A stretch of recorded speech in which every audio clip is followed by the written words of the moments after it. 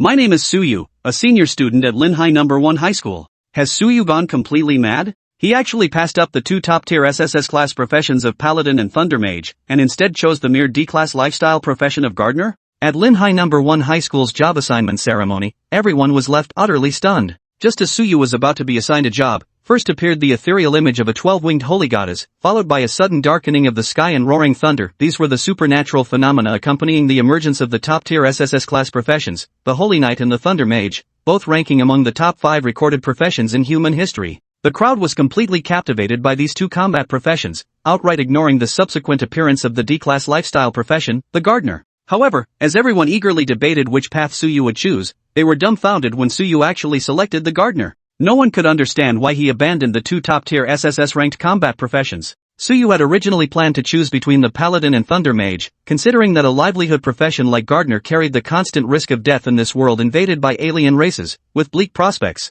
But just as he was deliberating, a prompt suddenly echoed in his mind, **, ding, gardener profession detected. Divine plant system successfully awakened, **.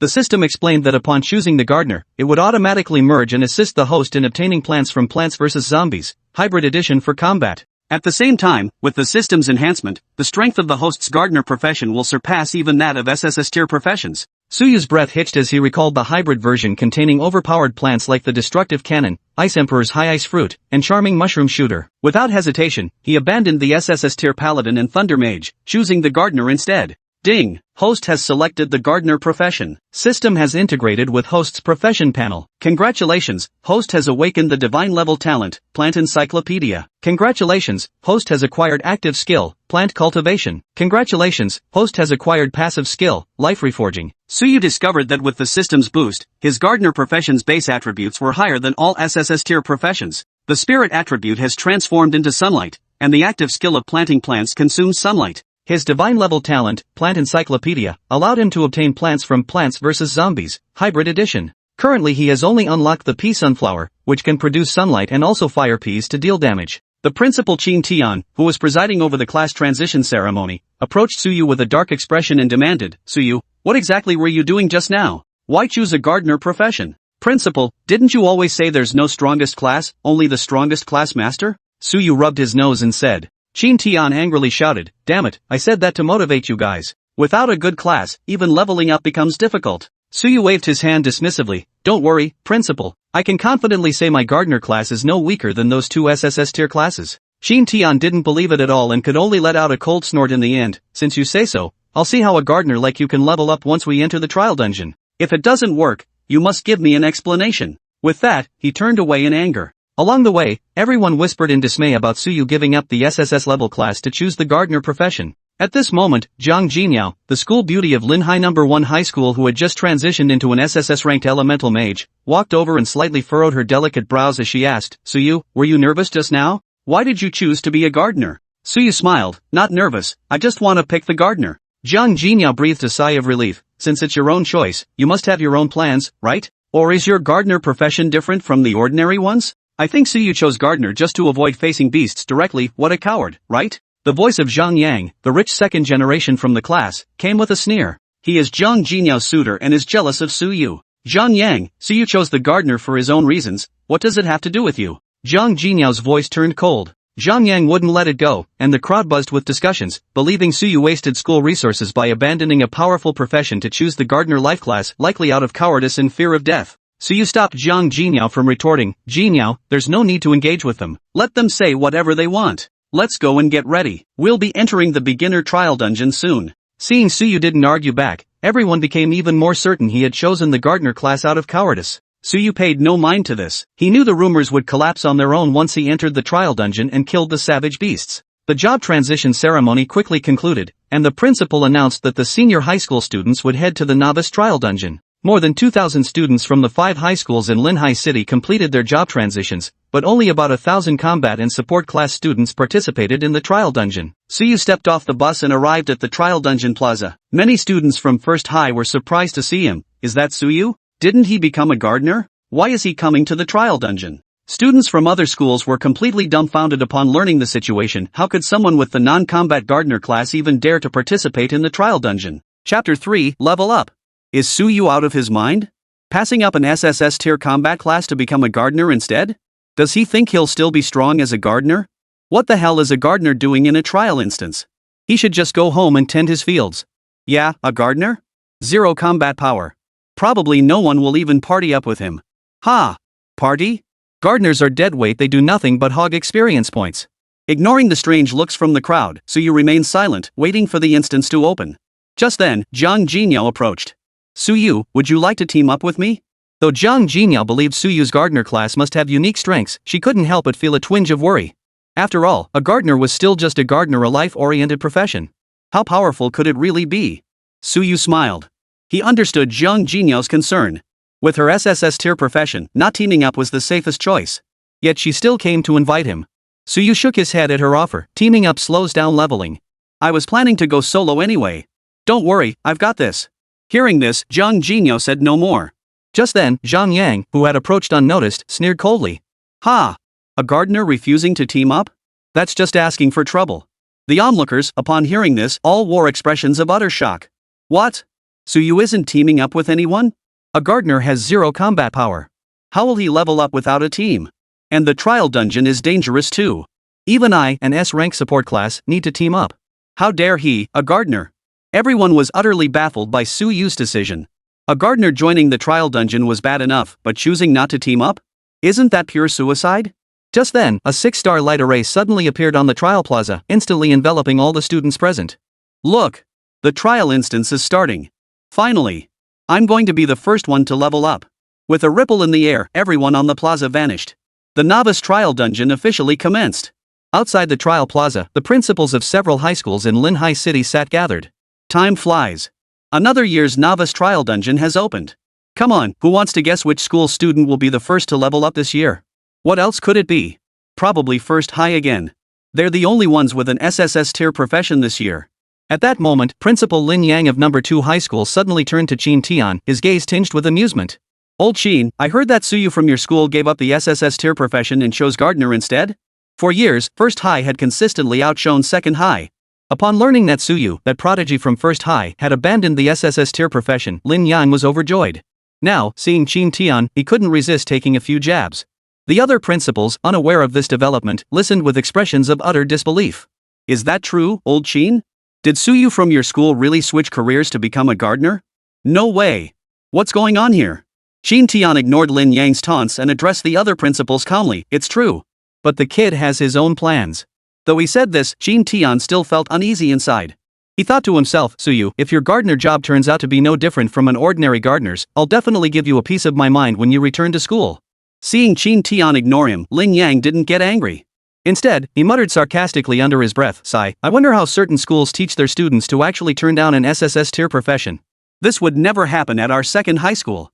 The other principals, upon hearing this, all silently looked up at the sky, saying nothing. Qin Tian shot back immediately, at least it's better than some schools where students don't even get SSS-tier professions and just mock others instead. Hearing this, Lin Yang's expression darkened. He thought to himself, fine. Just wait until Suyu emerges from the dungeon still stuck at level 1. I'll see if you, Qin Tian, still wear that smug look. Inside the novice trial dungeon. Nearly 1,000 students were all teleported to a vast open field. Boundless forests stretched endlessly in every direction.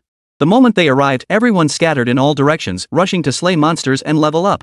After all, time was limited within the novice trial dungeon, and they needed to make every second count. Suyu didn't stand around either. He picked a random direction and headed deep into the forest. Before long, Suyu spotted several smaller beasts lurking in the undergrowth. However, the beasts were few in number and difficult to spot without careful searching. Thus, it was relatively safe. Of course, this was a characteristic of the novice trial dungeon. The outer areas were relatively safe, but the deeper one ventured, the greater the number of beasts and the higher their levels. Soon, Suyu's gaze fell upon a rabbit concealed within the grass. This rabbit was slightly larger than ordinary rabbits, covered in black scales. It was a scaled rabbit. This was a ferocious beast with relatively strong defensive capabilities. Suyu didn't want to alert it prematurely. He chose the pea sunflower and planted it. Sunlight 15. A prompt appeared, and before Suyu stood a pea sunflower. Its appearance was identical to the one in the game, even swaying rhythmically. The moment Suyu planted it, a pea shot fired out. Before the scaled rabbit could react, it was struck by the pea bullet. 303. A red number appeared above the rabbit's head, instantly depleting its health bar. Simultaneously, a notification flashed before Suyu's eyes. Killed level 1 scaled rabbit, experience plus 10. Instant kill. Seeing this result, Suyu felt a surge of excitement. He hadn't expected P Sunflower's attack power to be this high. With this damage output, even level 3 or level 4 beasts would likely fall to a single P shot. Suyu then opened his profession panel. Name, Suyu. Profession, gardener. Level, 15%. Strength, 10. Agility, 10. Sunlight, 520. Equipment, none. Plants planted, 110. Talent, Plant Compendium unlocks plants from Plants vs. Zombies Hybrid Edition. Skills, planting active skill, life reshaping passive skill. Experience bar increased by 5%. So killing one level 1 ferocious beast grants 5% more experience. That means I need to take down 20 level 1 beasts to level up, Suyu mused inwardly. Just then, Suyu noticed his sun had fully replenished to 20 points. He also roughly understood the sunlight production rate of the pea sunflower. Planting 1 pea sunflower consumes 15 sunlight points. Roughly 20 seconds have passed since then, and the pea sunflower has generated 15 sunlight points. Then, Suyu planted another pea sunflower. Sunlight 15. Plants planted, 210. Observing the planting count, Suyu pondered, currently, I can only plant up to 10 plants, but this limit should increase as my level rises. Just then, the barrels of the 2 newly planted pea sunflowers slowly pivoted, locking onto the other 2 scaled rabbits. 2 pea shots fired simultaneously. Killed level 1 scaled rabbits, experience plus 10. Killed level 1 scaled rabbits, experience plus 10. I never expected the pea sunflower's attack direction could actually be reversed, Suyu remarked, somewhat surprised. Even if it's only a slight adjustment, planting more of them would significantly expand the attack range. Then, Suyu didn't linger any longer. Using the sunlight generated by the pea sunflowers, he continued planting. In no time, Suyu had planted 10 pea sunflowers. 10 sunflowers, each facing a different direction, continuously fired peas, sweeping across a 20-meter radius of ferocious beasts. 310. 329. 308. Before Suyu could even pinpoint the beast's exact locations, peas struck one directly one-shot kill. Killed level 1 ferocious beast, scaled rabbit. Experience plus 10. Killed level 1 ferocious beast, long-tailed squirrel, experience plus 10. Killed level 1 ferocious beast, big-eared ferocious rabbit, experience plus 10. A continuous stream of notifications appeared. Suyu's experience bar rapidly climbed. In less than 3 minutes, every ferocious beast within a 20-meter radius was wiped out completely. Suyu's level successfully rose to level 2. However, Suyu remains somewhat dissatisfied with this pace, leveling up is a bit slow. For Suyu, the number of beasts here was simply too small. He thought to himself, I need to find a place with more beasts. Yet, just as Suyu was complaining about the slow leveling pace, a notification echoed throughout the entire dungeon. Ding! Trialist Suyu has reached level 2 first. Instantly, the entire instance erupted in chaos upon seeing this news. Chapter 4, The Gardener Breaks the Record? After entering the trial instance, everyone wasted no time, swiftly seeking out ferocious beasts to level up. However, they were all newly transferred, lacking combat experience. This meant most had only slain 1 or 2 beasts, still far from reaching level 2. And now, you're telling them someone has actually leveled up? How long has it even been? Holy crap, did I hear that wrong? Someone already leveled up? No way. We've barely been in the instance for 5 minutes. I'm still walking around, and you're telling me someone's already leveled up? Who is this Suyu? Is he an SSS-tier class? No, but I heard from First High that Suyu's class is Gardener. What? Gardener? Are you kidding me? How does a Gardener level up, and so fast at that? For a moment, students in the dungeon who didn't know Suyu's class stopped focusing on leveling up and started debating what his class actually was. Finally, after confirming Suyu's class was indeed Gardener, they were all stunned. A Gardener? How did he level up? And at that speed, he'd probably shattered every record in history? Deep within a dense jungle, Zhang Yang struggled, taking several swings before finally slaying the scaled rabbit before him. He paused, panting heavily. As an S-rank berserker, he hadn't joined a party. By now, including that scaled rabbit, he had slain a total of 5 ferocious beasts. Wiping the blood from his body, Zhang Yang murmured to himself, my monster killing speed should be considered fast now, right? This year, fewer than 10 people in the entire city of Linhai had advanced to S-rank combat professions, which was why Zhang Yang possessed this confidence. Then, Zhang Yang thought of Suyu, and a sneer spread across his face. Suyu, right about now, he's probably being chased by ferocious beasts somewhere, isn't he? Oof. A gardener daring to enter a dungeon solo? That's just asking for trouble. But just then, Zhang Yang received Suyu's level up notification. His expression immediately darkened. Impossible. How could Suyu have leveled up already? And so quickly? He couldn't believe his ears. As a berserker, he hadn't wasted a single moment, yet he'd only slain 5 ferocious beasts so far. Yet Suyu, a mere gardener, had already reached level 2? How could he have slain 20 ferocious beasts in such a short span? Zhang Yang took a deep breath, calming himself. Suyu must have gotten lucky, encountering beasts that couldn't attack. Or maybe Jin Yao was helping Suyu level up. Yeah, that must be it. Zhang Yang refused to believe a gardener like Suyu could level up that fast on his own. He was certain Jiang Jinyao was assisting Suyu. But the thought made Zhang Yang's expression darken further. Jinyao, I'll show you a gardener will always be a gardener. Even with your help, his leveling speed can't match mine. With that resolve, Zhang Yang pushed onward without rest. He was going to overtake Suyu. Meanwhile, upon receiving news of Suyu's advancement, Zhang Jinyao's face also flashed a hint of surprise. While she knew Suyu's gardener must be extraordinary, she hadn't expected him to reach level 2 so quickly. It had only been about 5 minutes, hadn't it? As an SSS-tier professional, she had only slain 10 ferocious beasts so far, with her experience bar barely reaching halfway. Snapping out of her astonishment, Zhang Jinyao's lips curved into a faint smile. She murmured to herself, Suyu, you've got secrets. I'm curious what makes your gardener so special that it surpasses even SSS rank professions? No wonder you gave up on Paladin and Thunder Mage. At your current leveling speed, gardener might even surpass both of those classes. But even if you're that powerful, I still want to compete with you again. Since childhood, Zhang Jinyao had always excelled academically. But since entering Linhai First High School and meeting Suyu, the girl who had always been number 1 found herself consistently outshone by him. Then, as she sought Suyu's help with academic questions more and more often, they gradually became friends. But this didn't mean Zhang Jinyao was content to be perpetually outshone by Suyu. She desperately wanted to beat Suyu just once. At that moment, outside the trial instance. After Qin Tian and Lin Yang had finished trading barbs, the other principals laughed to lighten the mood. Suddenly, one principal changed the subject. Speaking of which, last year the fastest student to reach level 2 took about 20 minutes, right? I wonder how long it'll take the fastest one this year. I reckon it'll be around 20 minutes too. Does anyone remember the all-time fastest record? If I recall correctly, it was 15 minutes. That person was an SSS-tier Thunder Mage. Upon hearing this, all the principals instinctively turned their gaze toward Qin Tian. After all, Suyu from their school had the opportunity to become a Thunder Mage during his class change.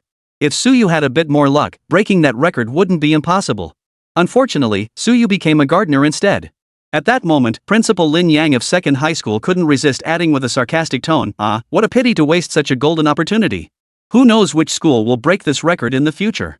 Beside him, Qin Tian remained silent upon hearing this. Because what Lin Yang said was true. The thought of it made Qin Tian feel a pang of regret too. A chance to break the historical record, and yet Suyu. Sigh.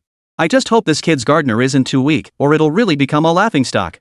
However, at that very moment, a light screen appeared before the crowd, displaying the trial instance prompt. Trialist Suyu reaches level 2 first. Trialist Suyu achieved the first level up in 5 minutes and 30 seconds, shattering the previous fastest record of 15 minutes and 20 seconds to become the new record holder. For a moment, all the principals were stunned. What? Someone leveled up? And broke the record? 5 minutes and 30 seconds? Is that even possible? Did I see that wrong? And the record breaker is Suyu? The very same Suyu we were just talking about, the gardener? Impossible.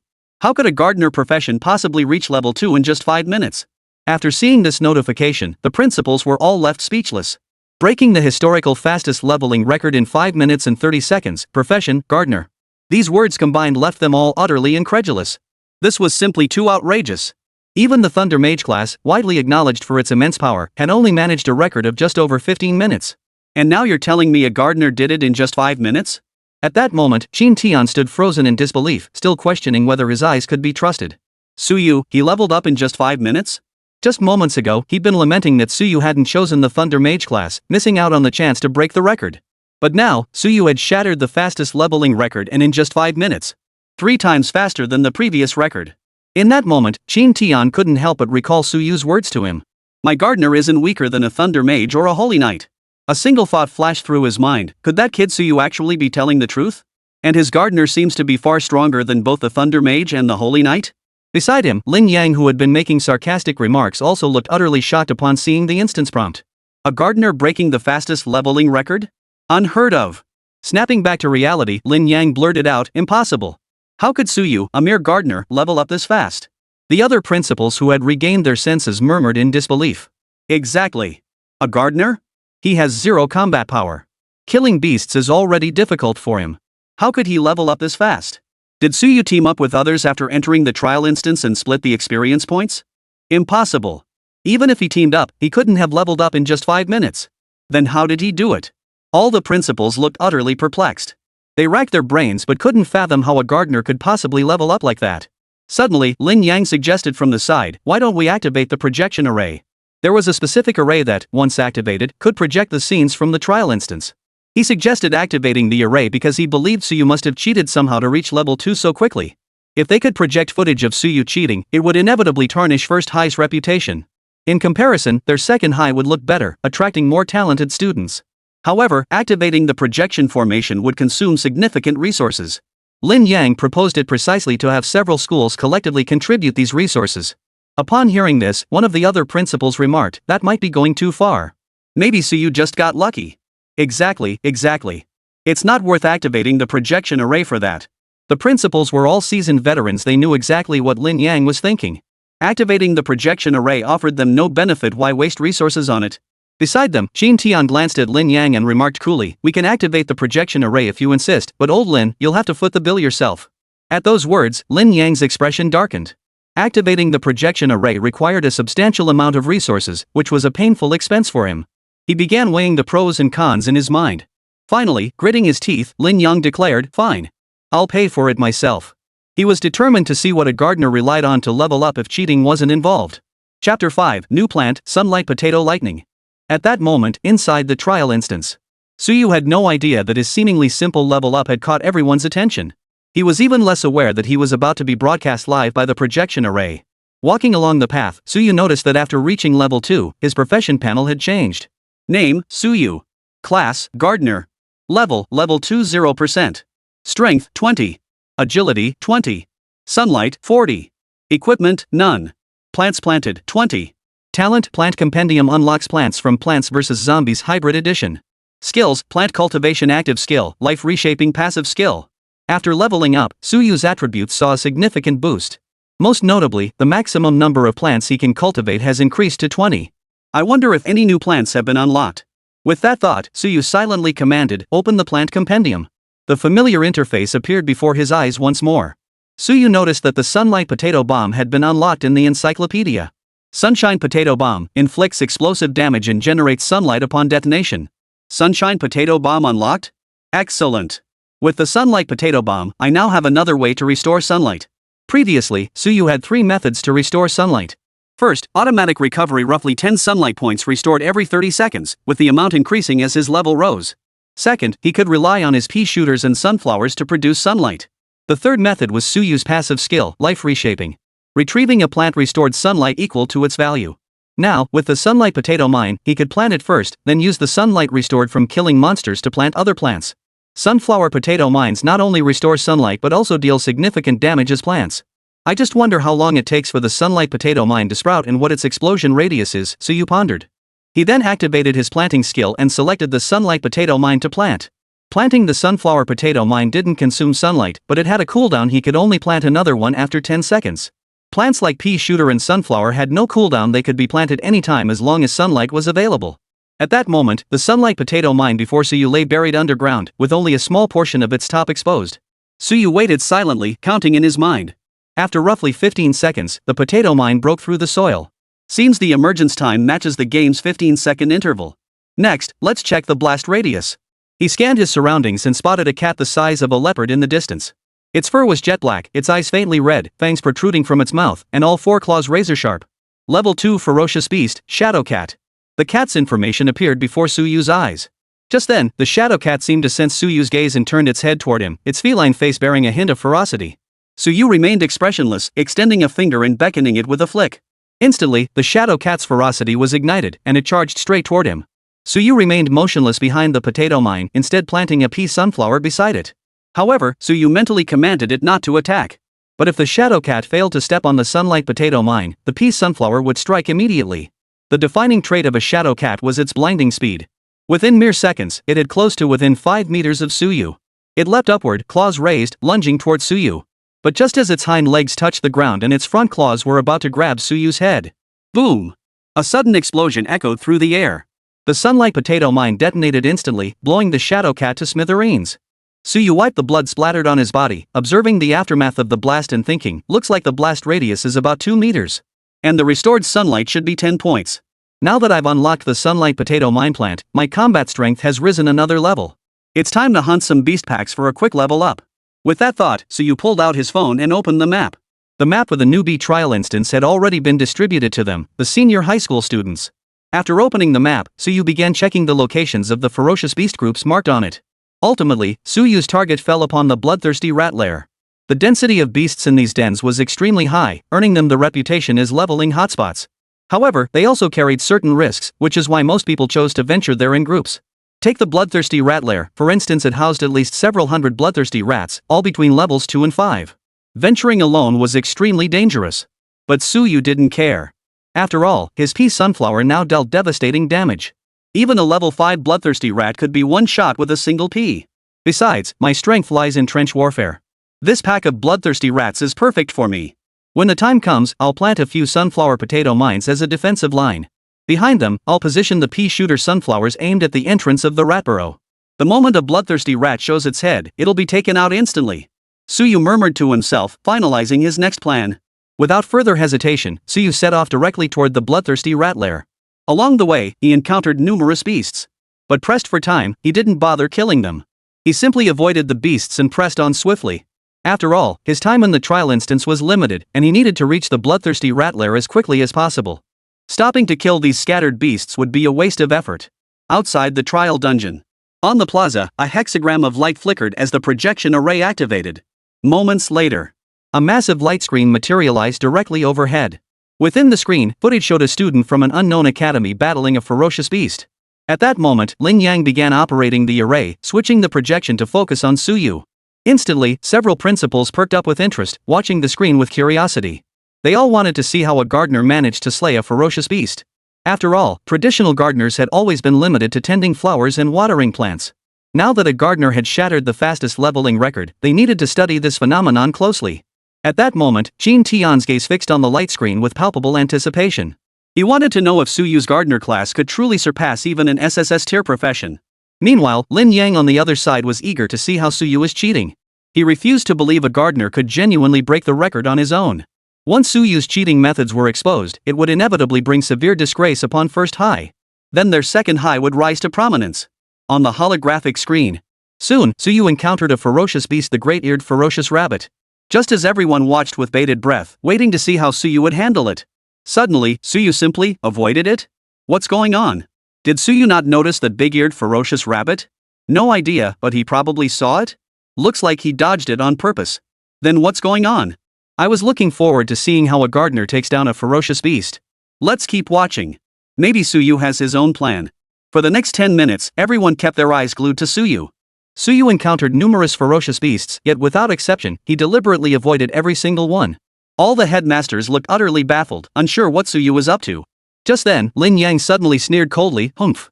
The way Suyu runs away from every ferocious beast? He clearly doesn't have the ability to kill them. I suspect his recent level up was achieved through some form of cheating." Hearing this, the principals began murmuring among themselves.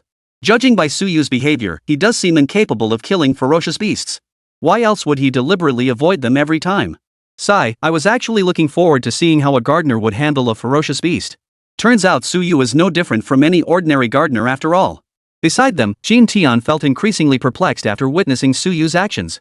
After witnessing Suyu shatter the dungeon record, he had initially believed Suyu's claims, convinced that his gardener class was no weaker than an SSS-tier profession. But now, witnessing Suyu merely dodge the ferocious beasts upon encountering them, a wave of unease washed over him. What the hell is this kid doing? Chapter 6, Bloodthirsty Rat Lair, Experience Skyrockets. Half an hour passed swiftly within the dungeon. By then, most students had already reached level 2. Suddenly, they all thought of Suyu. After all, Suyu, a gardener, had reached level 2 in just 5 minutes. Now that half an hour had passed, what level should he be? Some eagerly opened the level ranking panel, searching for Suyu's name. The moment they saw Suyu wasn't at the top, everyone froze in shock. What's going on? Suyu isn't ranked first? And it seems his name isn't even in the top 10. What's going on? I've scrolled through an entire page and still haven't seen Suyu's name. At the top of the rankings, Jiang Jinyao stood out prominently with a level 3 rating. While the rest of the top 10 were all level 2, their experience points had already surpassed the halfway mark. Finally, someone spotted Suyu's name on the last page of the rankings. Found it. Suyu's still level 2, and his experience is only at 5%. What? It's been half an hour already, and Suyu hasn't leveled up? His experience bar hasn't even budged? What's going on? Others have already reached level 3, yet Suyu is still stuck at level 2? Everyone inside the instance was baffled. They couldn't understand why, after half an hour, Suyu's level hadn't increased at all, and his experience hadn't risen even a bit. What do you think? Could it be that Suyu simply lacks the ability to kill beasts? After all, his class is just a gardener. Impossible. How else do you explain him reaching level 2 in just 5 minutes? Who knows? Maybe he's cheating with some special method. Otherwise, why hasn't his experience moved at all until now? Exactly. That must be it. I knew a gardener couldn't possibly level up in 5 minutes. Ah, that explains it. No wonder I kept wondering how a gardener could be stronger than an SSS-tier profession. Forget it. Let's not talk about him. We should hurry up and level up. Somewhere within the trial dungeon, Zhang Yang struggled to slay the level 2 ferocious beast, the Shadow Cat, before him. However, the Shadow Cat had also managed to scratch him several times. After all, the Shadow Cat was incredibly swift, making it nearly impossible to dodge completely. After downing a healing potion, Zhang Yang opened his class panel and checked his experience bar. Level 255%. My experience has increased a bit more. I'm one step closer to reaching level 3, Zhang Yang thought with a smile. I wonder where I rank now and what level Suyu is at. He then opened the level rankings. Seeing that Zhang Jinyao, not Suyu, held the top spot, Zhang Yang breathed a sigh of relief. And upon seeing his own name in 5th place, with Suyu's name nowhere ahead of him, Zhang Yang couldn't help but laugh aloud. See? Suyu, a mere gardener, can't hold a candle to me. Next, Zhang Yang began searching further down for Suyu's name. 1 page, 2 pages, 3 pages. The further he looked, the brighter the smile spread across Zhang Yang's face. Finally, on the very last page, he spotted Suyu's name only to discover that Suyu's experience points hadn't budged an inch. Zhang Yang couldn't help but let out a sneer. Humph, a gardener is just a gardener. Who knows what underhanded tricks he used to climb to level 2 so quickly. Now his true colors are showing. A gardener with 0 combat prowess. Suyu's probably hiding in some godforsaken corner right now, isn't he? Meanwhile, Zhang Jinyao also noticed Suyu's level hadn't budged. She frowned. What's going on? Why hasn't Suyu's experience increased at all after half an hour? Zhang Jinyao's heart began to race with worry. Could Suyu have encountered some danger? After all, Suyu's profession was ultimately that of a gardener, a life-oriented vocation. What Zhang Jinyao didn't know was that while she was still worrying about Suyu's safety, Suyu had already reached his destination, the bloodthirsty rat lair. Before him now was a stone cave, about half a person's height tall. At the entrance, several bloodthirsty rats scurried back and forth, occasionally emitting sharp squeaks. These bloodthirsty rats were larger than cats, with jet black fur, blood-red eyes, and razor-sharp claws, their appearance radiating pure ferocity. Suyu halted 10 meters before the cave entrance and did not advance further. He didn't want to alert the creatures prematurely, so he began quietly planting his crops. After all, with his current limited sunlight, he couldn't possibly plant 20 plants all at once. After about 5 minutes, Suyu finished planting 15 sunflower peas, along with 5 sun potato bombs planted several meters ahead of the sunflower peas. Suyu had his own strategy for this arrangement. Bloodthirsty rats typically attacked in large, coordinated waves. Once a bloodthirsty rat detected a fallen comrade, the entire pack would swarm forward in coordinated attacks. Therefore, the 5 sunflower potato mines planted in front were intended to blast densely packed groups of bloodthirsty rats. Next, Suyu relayed his command to the pea sunflowers. Fire! Instantly, all 15 pea sunflowers fired simultaneously, targeting the bloodthirsty rats near the entrance of their lair. 403. 420. 412. Before the bloodthirsty rats could react, they were struck by the peas. In an instant, every one of those bloodthirsty rats had their bodies pierced clean through by the peas. At that moment, it seemed some bloodthirsty rats within the lair sensed the deaths of their comrades. A series of squeaking sounds echoed from within the burrow. Moments later, a massive wave of bloodthirsty rats surged out of the lair like a flood. Dense and swarming, there were hundreds of them, like an advancing black carpet that could trigger anyone's fear of crowds. Faced with such a scene, even an SSS-tier combat specialist wouldn't dare engage head-on, forced instead to fight while retreating. But Suyu stood calmly behind the plants, showing no sign of panic. The pea sunflower continued firing peas relentlessly. Each time a pea struck a bloodthirsty rat, it died instantly. Killed level 2 bloodthirsty rat, gained 20 EXP. Killed level 3 bloodthirsty rat, gained 30 EXP. Killed level 4 bloodthirsty rat, gained 40 EXP. No matter the level, every bloodthirsty rat is one shot by a single pea. In just a few short seconds, dozens of bloodthirsty rats lay dead. Suyu's experience bar surged rapidly. At that moment, dozens more bloodthirsty rats were still charging forward, having reached the sunlight potato mine. Suddenly, boom! Boom! Boom! A series of explosions erupted. All 5 sunlight potato mines detonated simultaneously.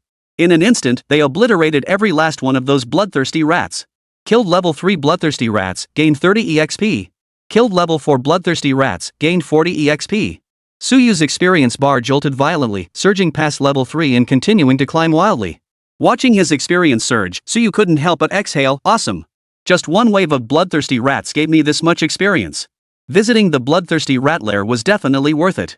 Before the next wave of bloodthirsty rats emerged, Suyu hurriedly replanted more sunlight potato mines. This time, Suyu planted 10 sun potato mines at once. After all, reaching level 3 had increased his planting capacity to 30, allowing him to plant significantly more sunflower potato mines. Moreover, once the sunflower bombs detonated, Suyu could swiftly replant pea shooters and sunflowers with the restored sunlight for another assault. Soon, the next wave of bloodthirsty rats charged out. The pea shooters began firing peas relentlessly. Suyu's experience bar began skyrocketing once more. Chapter 7, What kind of plant is that? Outside the trial dungeon. On the holographic screens before several principals, a student effortlessly slew a level 1 ferocious beast, the big-eared ferocious rabbit. Excellent. Seeing his school's student dispatch a beast so cleanly and decisively, Lin Yang couldn't help but give a shout of approval. The student in the footage was their second high school's top prodigy, AS rank fire element mage. Lin Yang couldn't help but glance at Qin Tian, wanting to show off. But Qin Tian beside him instantly saw through his thoughts. Before Lin Yang could speak, Qin Tian pointed to the level rankings displayed on the adjacent light screen and remarked, even if it's impressive, it's still only second place. This year's top spot will likely go to our first high school again.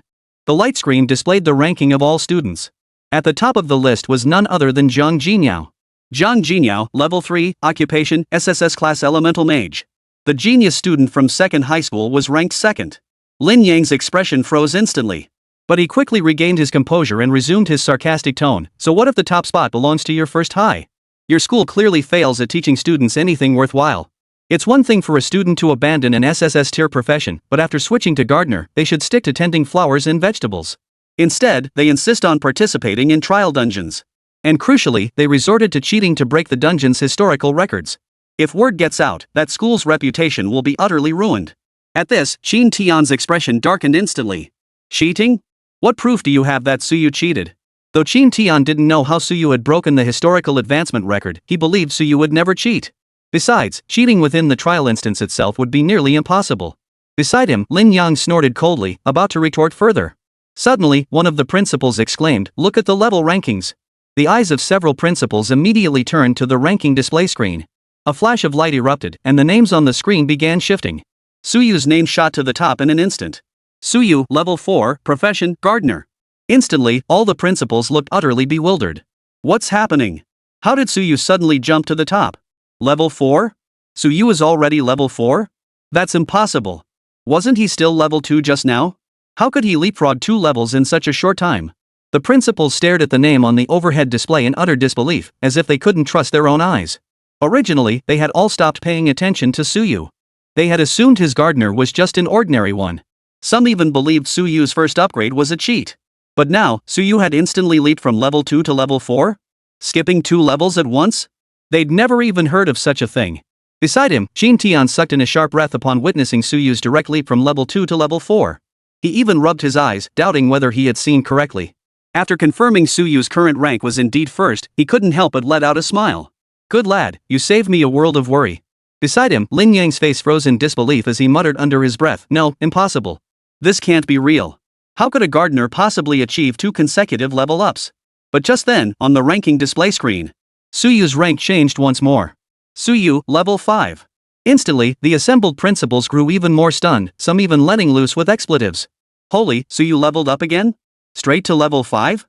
Damn it, that was barely 20 seconds ago. How did he level up again? This can't be real. Is Suyu cheating? Now, the principals were utterly dumbfounded. Leveling up twice in a row was bad enough, but now you've leveled up again in just 20 seconds? Even cheating couldn't be that fast. Suddenly, one principal suggested, could the projection array be malfunctioning? Check the projection array. Hearing this, the principals nodded in agreement. Exactly, it must be a malfunction in the array. Right, old Lin, go check the projection array immediately. The live broadcast on the light screen and the level rankings were all generated by the projection array. Now, witnessing Suyu's rapid ascent from level 2 to level 5, all the principals suspected the projection array was malfunctioning. Even Qin Tian couldn't help but doubt it. After all, Suyu's advancement speed was simply absurd. Upon hearing about the array malfunction, Lin Yang's expression eased slightly. Only a malfunctioning array could explain this situation. However, just as Lin Yang was about to inspect the projection array, a notification about the trial instance's advancement suddenly popped up. Trialist Suyu reaches level 5 first. This time, the principals were completely thrown into an uproar. Because the instance's notifications could never be wrong. Whenever someone became the first to reach level 2, level 5, or level 10 within the instance, an announcement would sound inside the instance, and a notification would also appear outside it. This situation meant Suyu had genuinely reached level 5. Therefore, his recent consecutive level ups rising from level 4 to level 5 in just 20 seconds were all genuine. The principals all froze in shock. Because Suyu's leveling speed was simply terrifying, completely shattering their understanding. After an unknown amount of time, one of the principals finally snapped out of his shock. He suddenly turned to Lin Yang and snapped, "Lin, quick! Switch the feed to Suyu immediately." At that moment, the other principals also snapped out of it. Right. Switch the feed to Suyu immediately. See how he's leveling up so fast. Exactly. See how this gardener is actually slaying ferocious beasts. His leveling speed is terrifying. Beside them, Lin Yang remained frozen in shock, muttering under his breath, "Impossible. This can't be happening." Seeing Lin Yang's state, one principal took control of the projection array himself and switched the view to Suyu. On the light screen, what met the eye was Suyu's tall, slender figure. Before him lay a dense carpet of bloodthirsty rat corpses, thick as a black rug. Upon seeing this scene, all the principals sucked in their breath in unison. Are these the corpses of bloodthirsty rats? Judging by the quantity, there must be hundreds of them? Did Suyu kill all these bloodthirsty rats? How is that possible? At that moment, one principal noticed the pea sunflowers in front of Suyu. Look, what is that? It looks like a plant, but why does it have such an unusual shape? What kind of plant is this? A hybrid? The back part looks like a sunflower, but what's the front part? Several principals stared at the 20-odd pea sunflowers, debating what exactly they were. Suddenly, another wave of bloodthirsty rats surged out from the rat lair. The 20-plus pea sunflowers began firing peas relentlessly. Each pea that hit a bloodthirsty rat caused it to die instantly. The principals who witnessed this scene were even more shocked. Chapter 8, Bloodthirsty Rats Rampage, Suyu in Peril? What's going on? What kind of plant is this? How can it fire green bullets? The damage output is absurd. A single pea can one-shot a bloodthirsty rat? And there are over 20 of these strange plants. No wonder Suyu's leveling up so fast. Now the principals understood why there were so many bloodthirsty rat corpses here, and why Suyu was leveling up so rapidly. With over 20 such powerful plants, each pea shot could instantly kill a bloodthirsty rat. It seemed every single bloodthirsty rat here had been killed by Suyu alone. For Suyu, this place was nothing short of a leveling paradise. Meanwhile, inside the trial instance, the students battling ferocious beasts also heard the announcement of Suyu reaching level 5. Their breath caught in their throats, nearly getting hit by the beasts' attacks. Only after swiftly dispatching the beasts before them did they turn to their companions to discuss. Holy crap, did I hear that right? Someone's already level 5? And it's Suyu? No way.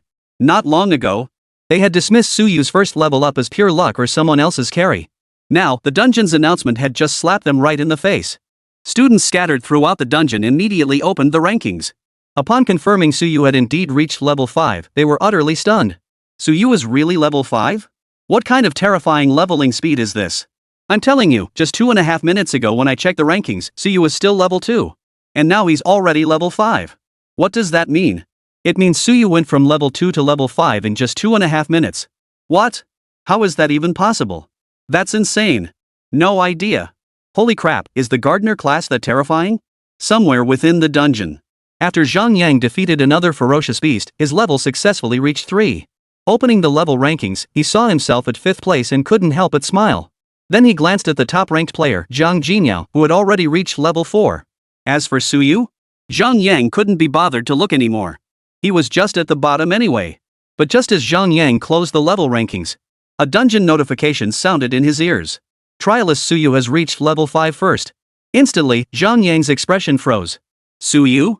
Level 5? Impossible. This can't be. Zhang Yang thought he must have misheard. He opened the level rankings again, his gaze settling on the first name. Suyu, level 5, profession, gardener. How is this possible? Zhang Yang's face darkened. Just moments ago, Suyu's name hadn't even made it onto the first page, meaning his level was still definitely level 2.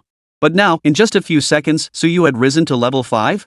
How the hell was he supposed to believe this? It's fake. Definitely fake. The rankings must be wrong. On the other side, Zhang Jinyao's face also betrayed a look of utter shock upon hearing the instance notification. Suyu is already level 5? After the initial shock, a faint smile appeared on Zhang Jinyao's face. As expected. Suyu, you're still so strong. But I won't concede defeat so easily. Just then, Zhang Jinyao suddenly heard a series of chirping sounds coming from the distance. Her dark brows furrowed slightly. She pulled out her phone to check her location, then looked toward the source of the sound. Is that the bloodthirsty rat lair up ahead? And judging by the sounds, it seems a squad has already gone to the bloodthirsty rat lair for leveling up. Zhang Jinyao concluded that only a team would dare venture into the bloodthirsty rat lair. After all, the monsters inside the bloodthirsty rat lair ranged from level 2 to level 5. There were hundreds of bloodthirsty rats inside. Even as an SSS-tier class, she wouldn't dare solo it alone. Moreover, even a 5-person squad would need every member to be level 4 and proceed with extreme caution. But right now, besides Suyu who's level 5, I'm the only one at level 4. Which team would dare venture into the bloodthirsty rat lair for leveling? Zhang Jinyao wondered inwardly.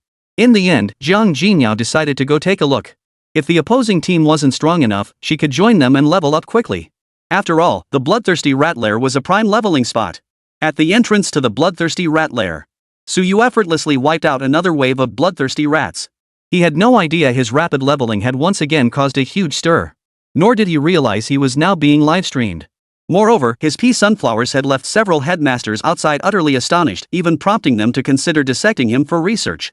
After a brief rest, Suyu continued replanting sunflower potato bombs. He also kept planting more pea sunflowers. Upon reaching level 5, the maximum number of plants he could cultivate increased to 50. Meanwhile, outside the trial instance, upon seeing Suyu still capable of planting more crops, the principal's faces once again contorted with astonishment. What? He can still plant those peculiar plants? Wait, he already has over 20 plants and he can keep planting more? Is there no limit to the number? If so, wouldn't Suyu be unstoppable? Originally, they believed planting over 20 pea sunflowers was already his limit. After all, that plant was absurdly powerful. A single pea could instantly kill a bloodthirsty rat. Having 20 plants was already incredibly powerful. But they never imagined Suyu could keep planting more. Just then, Principal Yu noticed the sunlight potato thunder Suyu had planted. He couldn't help but ask in confusion, "Look, what on earth is that thing Suyu planted?" "No idea. Looks like something buried underground." "Why bury it underground? This doesn't seem like it can attack like that plant earlier." Just as the principals were puzzling over the purpose of Suyu planting the sunlight potato mine, a shrill, chattering noise erupted once more from the bloodthirsty rat lair. Compared to the previous waves of rats, this sound was far more chaotic and frantic. Instantly, the expressions of several principals changed. This is, the bloodthirsty rats have gone berserk. This pack of bloodthirsty rats had a peculiar trait. When their numbers dwindled to around 100, they would burn their life force to enter a frenzied state. Their speed, attack power, and health all surged dramatically. In past beginner trial instances, some groups had come to the bloodthirsty cavern to level up. However, they would only kill 1 or 2 waves before retreating, never pushing the rats to the point of berserk. But now, Suyu stood before the bloodthirsty rat lair, slaughtering wave after wave. He was on the verge of wiping out the entire lair. Consequently, the last remaining wave of bloodthirsty rats burned their life force, triggering their berserk state. Standing before the bloodthirsty rat lair, Suyu, well versed in theoretical knowledge, was fully aware of the bloodthirsty rat swarm's tendency to rage. Although their speed, health, and attack power increased, the experience gained from killing a single enraged bloodthirsty rat was also significantly higher. Perfect. The final wave of berserk bloodthirsty rats means another huge wave of experience. Suyu retreated behind the plants, a smile curling his lips. Bring it on! Soon, the bloodthirsty rats, now in a frenzied state, surged out en masse, charging toward Suyu. Simultaneously, over 30 pea sunflowers began relentlessly firing peas. However, the frenzied bloodthirsty rats were incredibly swift. Even under such concentrated fire, half of them managed to dodge the pea barrage.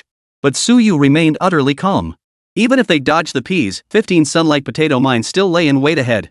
Outside the trial instance, several principals grew concerned upon seeing Suyu attempt to confront the bloodthirsty rats in their frenzied state head-on. Especially after witnessing the rats evade the pea attacks, their expressions darkened with worry. Shin Tian looked especially anxious. He had assumed Suyu, with his wealth of theoretical knowledge, understood just how dangerous a berserk bloodthirsty rat was. But he hadn't expected Suyu to stay put. And now, in this situation, the bloodthirsty rat horde was about to break through Suyu's plant defenses. Chapter 9, New Plants, Pea and Cattail. In mere seconds, the frenzied bloodthirsty rat horde had advanced nearly halfway, suffering only half casualties. The principals who witnessed this grew even more anxious. It's over. The bloodthirsty rats are about to break through the plant defenses. After finally finding a prodigy gardener like Suyu, is he really going to perish here? As all the principals stared anxiously at the holographic display before them, Suyu inside the instance remained utterly unfazed. Because at this very moment, all the potato mines planted before the pea sunflowers had finally broken through the soil. The frenzied bloodthirsty rats continued their relentless advance. Suddenly, boom, boom, boom. A series of explosions echoed. All 15 sunlight potato mines detonated simultaneously. The raging bloodthirsty rats, which had been charging madly, were instantly blown to pieces. Out of dozens of bloodthirsty rats, fewer than 10 remained, all severely injured. At that moment, the 30-plus pea sunflowers in front of Suyu unleashed another volley of peas. Under such intense fire, the remaining bloodthirsty rats were swiftly wiped out. Witnessing this scene, the principals all sucked in a sharp breath. What just happened? Dozens of rabid bloodthirsty rats were all blown to bits like that? What caused those explosions? It looked like that thing Suyu planted earlier, like a landmine. The moment the rats stepped on it, it exploded. No way, that thing must have insane damage output. And the blast radius seemed pretty huge too. This left the principals even more stunned. Originally, they had all assumed Suyu was in grave danger. But they never imagined that strange plant Suyu had planted earlier could explode and with such devastating force. Dozens of rabid bloodthirsty rats were obliterated, leaving nothing but scattered remains. At this thought, several principals couldn't help but marvel at how incredibly powerful Suyu's gardener was. Not only did he have plants capable of firing high-damage peas from a distance, but he had dozens of them. Moreover, there were plants that could explode to inflict area damage. This gardener was simply too overpowered. Inside the instance, Suyu remained unaware that his sunlight potato mine had once again shattered the principal's expectations. At that moment, his experience bar surged wildly, propelling him straight to level 6. Suyu opened his profession panel. Name, Suyu. Profession, gardener. Level, 630%. Strength, 60. Agility, 60. Sunlight, 120. Equipment, none.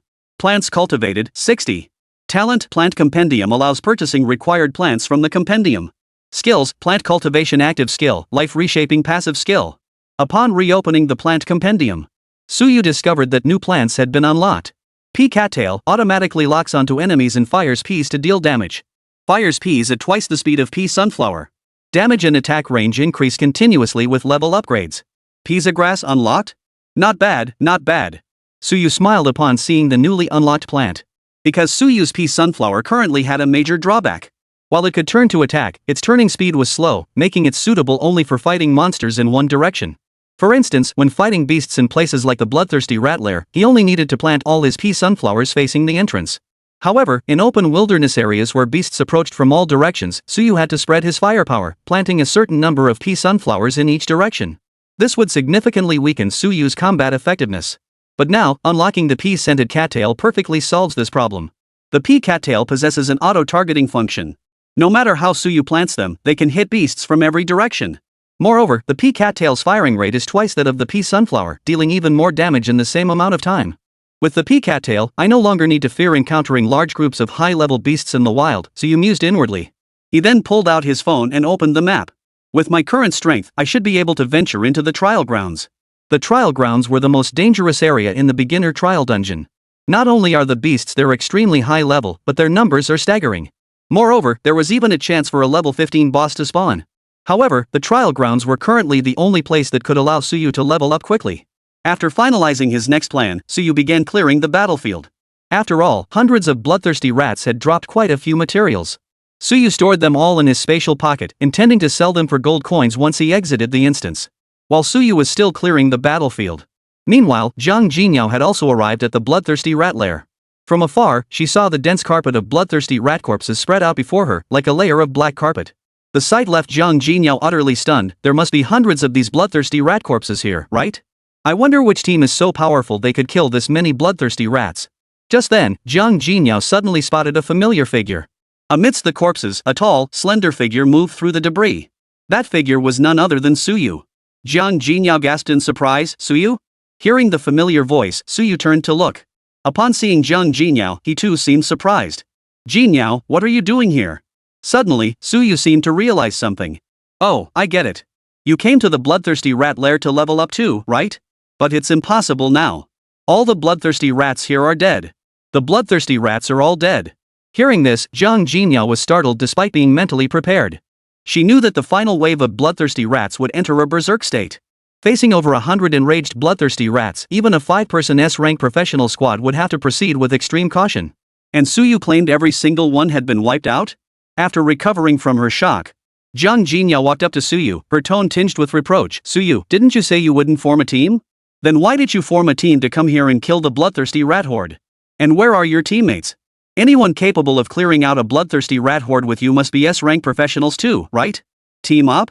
Suyu froze at Jiang Jinyao's words. After catching on, he scratched his nose and said, I didn't form a team. I killed all these bloodthirsty rats by myself. What? Jiang Jinyao was even more stunned by this. Even the usually composed Jiang Jinyao couldn't help but widen her eyes, her mouth slightly agape. Suyu didn't team up? He had killed every single bloodthirsty rat here all by himself? Even she, an SSS-tier professional elemental mage, could barely manage a single wave of bloodthirsty rats alone. And Suyu, a gardener, had single-handedly slaughtered every single one of the bloodthirsty rats here. Now, Jiang Jinyao finally understood why Suyu's level had risen so rapidly. Killing every single bloodthirsty rat in the lair, just imagine the experience points that must have been gained. It took Jiang Jinyao a long while to recover from her shock. She looked at Suyu before her with a complex expression. This time, she had been dealt another crushing blow. Just then, Suyu suddenly spoke up. Jinyao, I'm heading to the trial grounds next. Want to come with me? Hearing this, Jiang Jinyao furrowed her delicate brows. The trial grounds? Just the two of us? Shouldn't we find a few more people to form a party? In the past, few ventured to the trial grounds. Those who did usually formed 5-person squads. After all, the trial grounds were extremely dangerous. Suyu shook his head. Why bring others? Just to split the experience? The two of us are enough. Hearing this, Jiang Jinyao still felt a twinge of worry, but she chose to trust Suyu. Alright then. And so, Suyu and Jiang Jinyao set off toward the trial grounds. Meanwhile, outside the trial instance. After watching Suyu and Jiang Jinyao depart, the principals all grew curious. The two strongest players have teamed up. I wonder where they're heading to level up. Judging by their route, it looks like the trial grounds? What? They're heading to the trial grounds? That place is incredibly dangerous. I think Suyu, being such a powerful gardener, paired with Jiang Jinyao, an SSS-tier professional, should be able to escape safely even if there's danger, right? At that moment, Lin Yang, who had remained silent until now, spoke up. Escape safely? From what I observed earlier, Suyu's plants need to be planted in advance, and their attack direction is hard to change. They're only suited for positional battles like the bloodthirsty rat lair. And what is the trial ground? It's a place where ferocious beasts could appear anywhere. When faced with ferocious beasts closing in from all sides, how will Suyu handle it? At this point, Lin Yang sneered coldly. So what if his gardener profession is exceptionally powerful? Such reckless advancement will only lead to his demise sooner or later. Hearing Lin Yang's analysis, all the headmasters fell silent. Lin Yang was right. Suyu's gardener class had a major flaw: it was only effective in static battles. In open terrain, facing beasts attacking from all directions, Suyu would struggle to cope. Beside him, Qin Tian couldn't help but feel uneasy once more. That kid Suyu always does things that make people worry. And Jiang Jinyao, Suyu isn't thinking straight, you should try to talk some sense into him. What if something happens to either of you? Chapter 10, The Power of Peas and Cattails. Half an hour later. Some students had already begun voluntarily exiting the trial instance. After all, having spent so much time inside, some had already exhausted their healing potions. Without a support class in the party, stamina would inevitably give out. After some students emerged from the instance, they suddenly saw two enormous light screens in the sky above. One displayed the level rankings. First place remains Suyu. Suyu, level 6, class, gardener.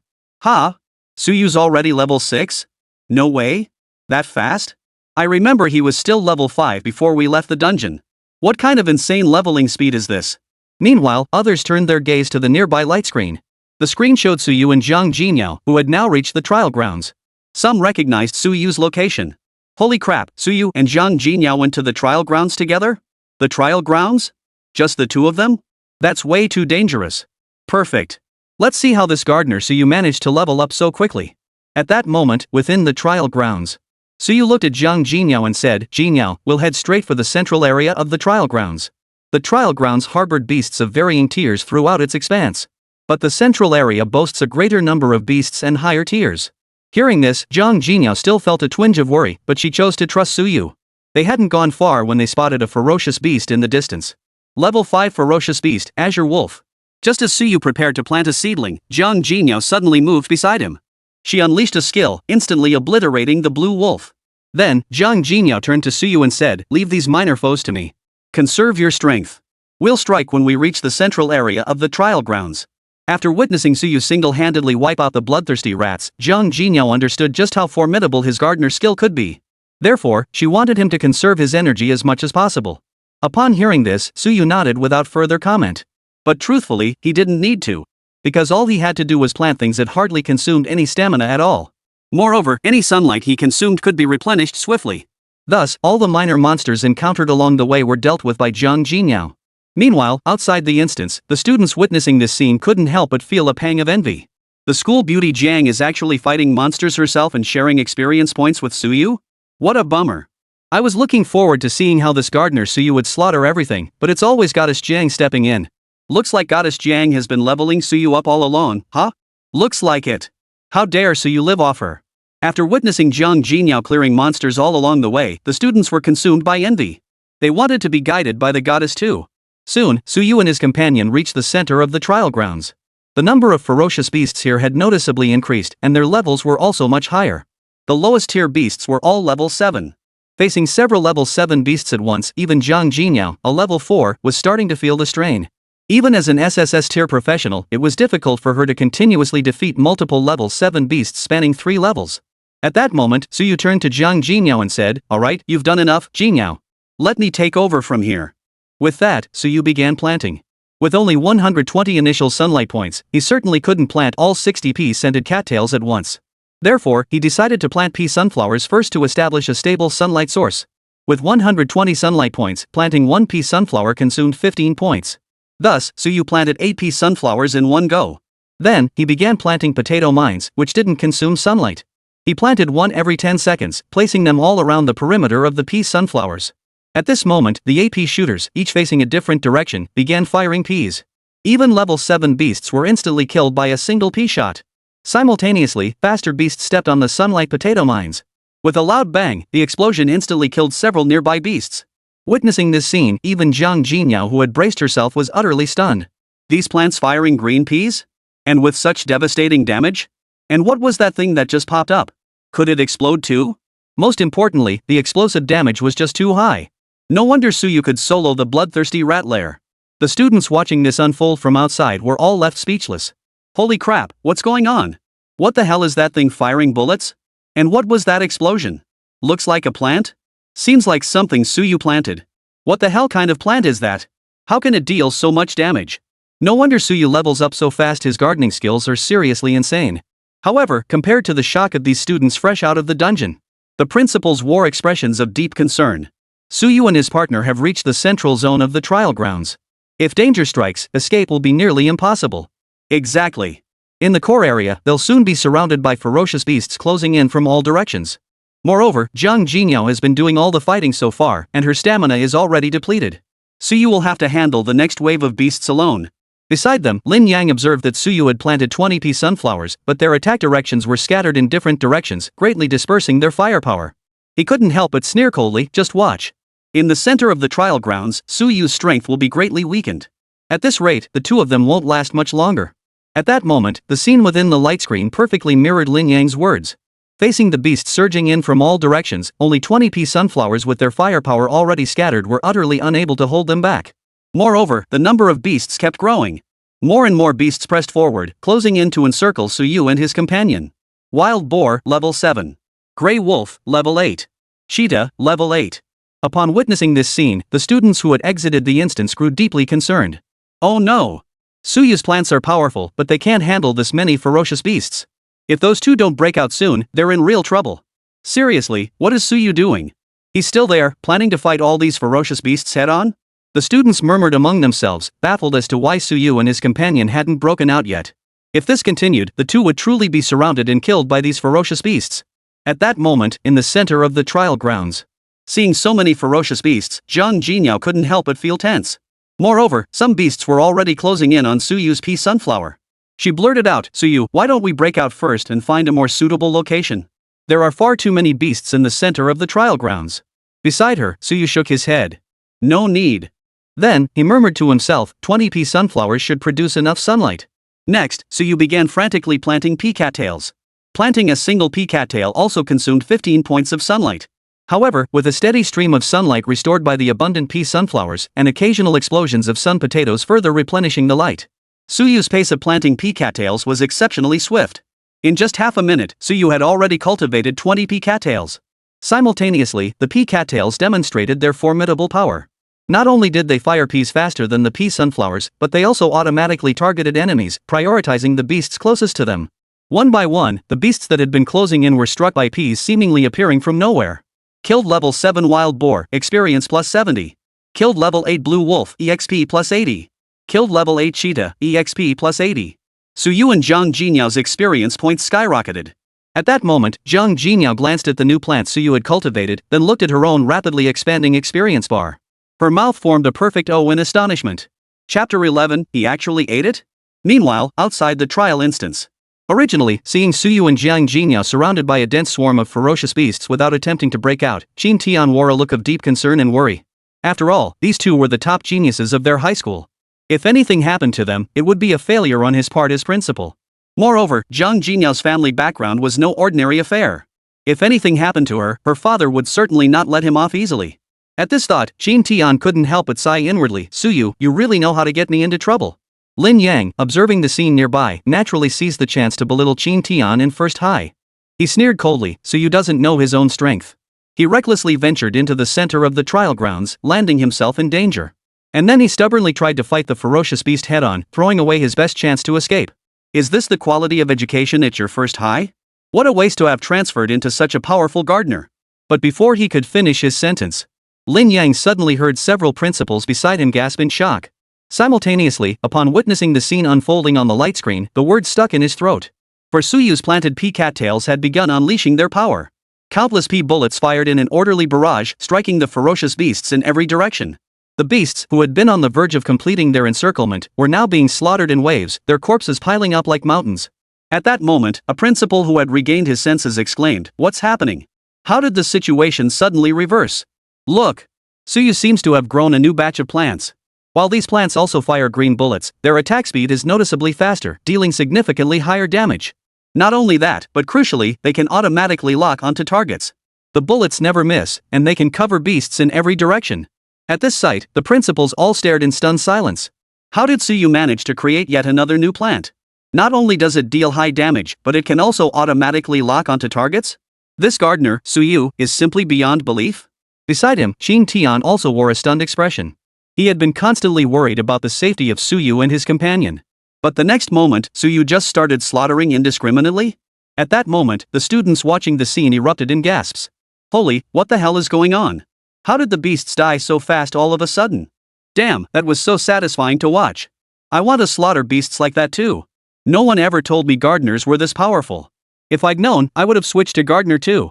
Ha, if you switched to gardener, you'd really just be watering plants and growing vegetables. Inside the instance. At this moment, Suyu had already planted 40 pea cattails. Combined with the 20 pea sunflowers, Suyu had reached his planting capacity limit. Although, with the passive skill life reshaping, Suyu could recall those pea sunflowers and replace them all with pea cattails. But Suyu felt it wasn't necessary. Because 40 pea cattails were more than enough. Dense pea bullets flew like precision-fired projectiles toward the surging beasts closing in from all sides. The number of beasts was rapidly decreasing. Moreover, most importantly, Suyu felt a bit hungry. After all, he hadn't eaten anything since entering the dungeon so long ago. Soon after, Suyu retrieved some dried provisions from his storage space.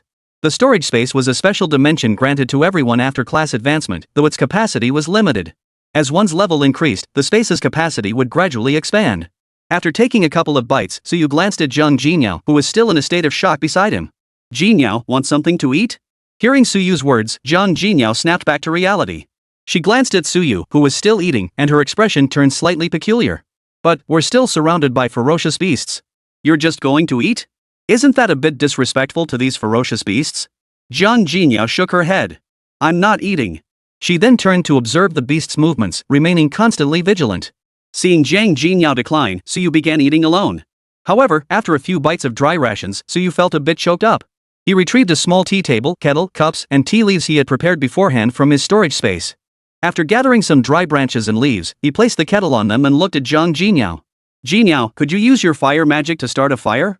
We could boil some water for tea. This time, Zhang Jinyao's expression grew even more peculiar. Eating was one thing, but now he wanted tea? And I'm an SSS-tier professional elemental mage and he wants me to use fire magic to start a fire? She couldn't help but remind him, Suyu, we're not here on vacation. There are still many dangerous beasts around. Suyu smiled and pointed at the plants. These plants are enough. I'm just a gardener, what use am I? Besides, there's no danger at all right now. Hearing this, Zhang Jinyao glanced at the plants. Under the dense pea shooter barrage, the surrounding beasts couldn't break through the defenses. It seemed as if there really was no danger at all. With that thought, Zhang Jinyao cast a fire spell, igniting the flames. After boiling the water, Suyu began brewing tea. Zhang Jinyao sat down beside Suyu, mimicking his actions. They ate a little, sipped their tea. Thus, a peculiar scene unfolded at the very center of the trial grounds. All around, ferocious beasts roared relentlessly as they advanced. In the middle, a man and a woman sat as if they were on a leisurely outing. Meanwhile, outside the instance, everyone witnessing this scene was utterly dumbfounded. Chapter 12, Unlocking Torchnuts, Boss, Berserk Giant Bear. Holy, Suyu's actually eating inside the dungeon? And he's even brewing tea? Wait, they're surrounded by ferocious beasts. So what if they're surrounded by beasts? Look at Suyu's plant, it's insane. The beasts can't even get close. The way they're acting, they don't look like they're here to kill beasts. More like they're on a vacation. At that moment, the students watching the scene were all filled with envy and jealousy. Killing beasts like this? It looked way too easy for Suyu. After all, they had to fight tooth and nail, expending tremendous effort just to take down a single beast. How could they compare to Suyu, who simply grew all these outrageous plants? No matter how many beasts came, he slaughtered them all effortlessly. All he needed to do was sit back, sip his tea, and enjoy the company of campus beauty Jiang Goddess by his side. The envy in their hearts was unbearable. Meanwhile, the few principals who witnessed this scene couldn't help but twitch their lips. Having tea inside a novice trial dungeon? That's a first. What can you do? Suyu's plants are just too powerful. Still, I think we should stay vigilant. What if the boss suddenly spawns? That could be dangerous. Hearing this, the other principals nodded in agreement. The reason the trial grounds are dangerous is not only because they are home to a large number of high-level ferocious beasts, but also because a level 15 boss could spawn at any moment. If a boss suddenly spawns without warning, it could spell disaster. Inside the instance at that moment. After eating and drinking his fill, Suyu stowed his items and opened his profession panel. He discovered that during the recent period, he had directly leveled up twice. Name, Suyu. Profession, gardener. Level, 82%. Strength, 80. Agility, 80. Sunlight, 160. Equipment, none. Plants planted, 60-80. Talent, Plant Encyclopedia allows purchasing needed plants from the encyclopedia. Active skill, plant cultivation consumes a certain amount of sunlight to plant one plant. Sunlight cost varies by plant type. Passive skill, life reshaping upon harvesting a plant, regain an equal amount of sunlight. Then, Suyu silently commanded, open the plant compendium. Upon viewing the plant compendium, Suyu discovered he had unlocked a new plant. Torch nut can absorb massive damage. Additionally, peas passing through the flame atop the torch nut transform into flame peas, significantly increasing their damage. Oh? Unlocked torch nut? This plant is great. Not only can it be planted up front as a meat shield for defense, but it also synergizes with peas. With that thought, Suyu decided to plant a torch nut and test it out. But just then, a sudden roar echoed from the distance. Suyu and Zhang Jinyao both turned to look. There, a colossal bear over 4 meters tall and 2 meters wide was advancing toward them. Its eyes glowed blood red, and like a colossal tank, it radiated a terrifying aura that sent shivers down the spine. Simultaneously, the ferocious beasts that had been attacking Suyu seemed to sense the giant bear's presence as well, all dropping to their knees. As if paying homage to a sovereign. Suyu used his detection technique to scan the giant bear's information. Frenzied giant bear boss. Level, 15. Strength, 800. Agility, 200. Spirit, 100. Stamina, 1000. Skills, Violent Collision, Cataclysm. Suyu was a bit surprised. Oh? I didn't expect the boss to respawn? I wonder how long this boss can withstand my plant army's assault. At that moment, outside the instance. Upon seeing the boss appear, the students all gasped in shock. Oh no, I didn't expect the boss to respawn. A level 15 boss, the Berserk Giant Bear. Can Suyu and Goddess Jiang take it down? I think it should be manageable. With Suyu's plants, they should be able to pull it off. It won't be that easy. Sure, Suyu's plants can one-shot level 7 or 8 beasts, but this is a level 15 boss. Meanwhile, upon seeing the boss spawn, the principals also began murmuring among themselves. A level 15 boss, the Berserk Giant Bear? I recall almost no one who entered the novice trial dungeon could defeat it before? Exactly. While some teams have ventured into the trial grounds before, very few have managed to take down this level 15 boss. Even if they succeeded, it would require a 5-person squad rated S-tier or higher. But with all those plants Suyu has, if we just stall it a bit, shouldn't it be manageable? At that moment, Lin Yang beside him sneered coldly, no problem? Everyone knows gardeners have low base stats. Even if Suyu's gardener is special and can cultivate so many powerful plants, his agility probably isn't high, right? How exactly does a gardener pull them off? And don't forget, the Berserk Giant Bear still has its second stage. At that moment, Qin Tian beside him sneered coldly, how exactly does he pull them? Don't forget it's not just Suyu. There's Zhang Jinyao too. Zhang Jinyao is an SSS-tier class with exceptional agility. If she can draw the Berserk Giant Bear's aggro, Suyu's plants will wear it down until it's finished. Hearing this, Lin Yang snorted coldly and fell silent. Inside the instance. Beside them, Zhang Jinyao glanced at Suyu after reading the boss's information. Suyu, this boss is a level 15 Berserk Giant Bear. I'll draw its aggro, then you control your plants to deal damage. Suyu shook his head. No need to make it so complicated. He reckoned this boss wouldn't last 5 seconds under his plant army's assault. And that was without even planting torch nuts. If he planted torch nuts and transformed his peas into flame peas, the Berserk Giant Bear wouldn't stand a chance. Beside him, Zhang Jinyao couldn't help but emphasize after hearing Suyu's words, this is a level 15 boss. And the Berserk Giant Bear is incredibly tanky. Also, the Berserk Giant Bear has 2 phases.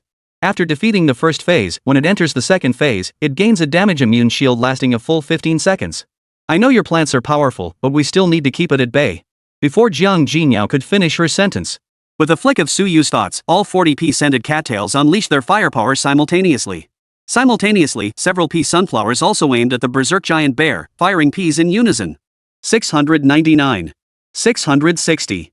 666. Damage numbers filled the screen in an instant. In just a few breaths, the Berserker Bear's health bar vanished completely.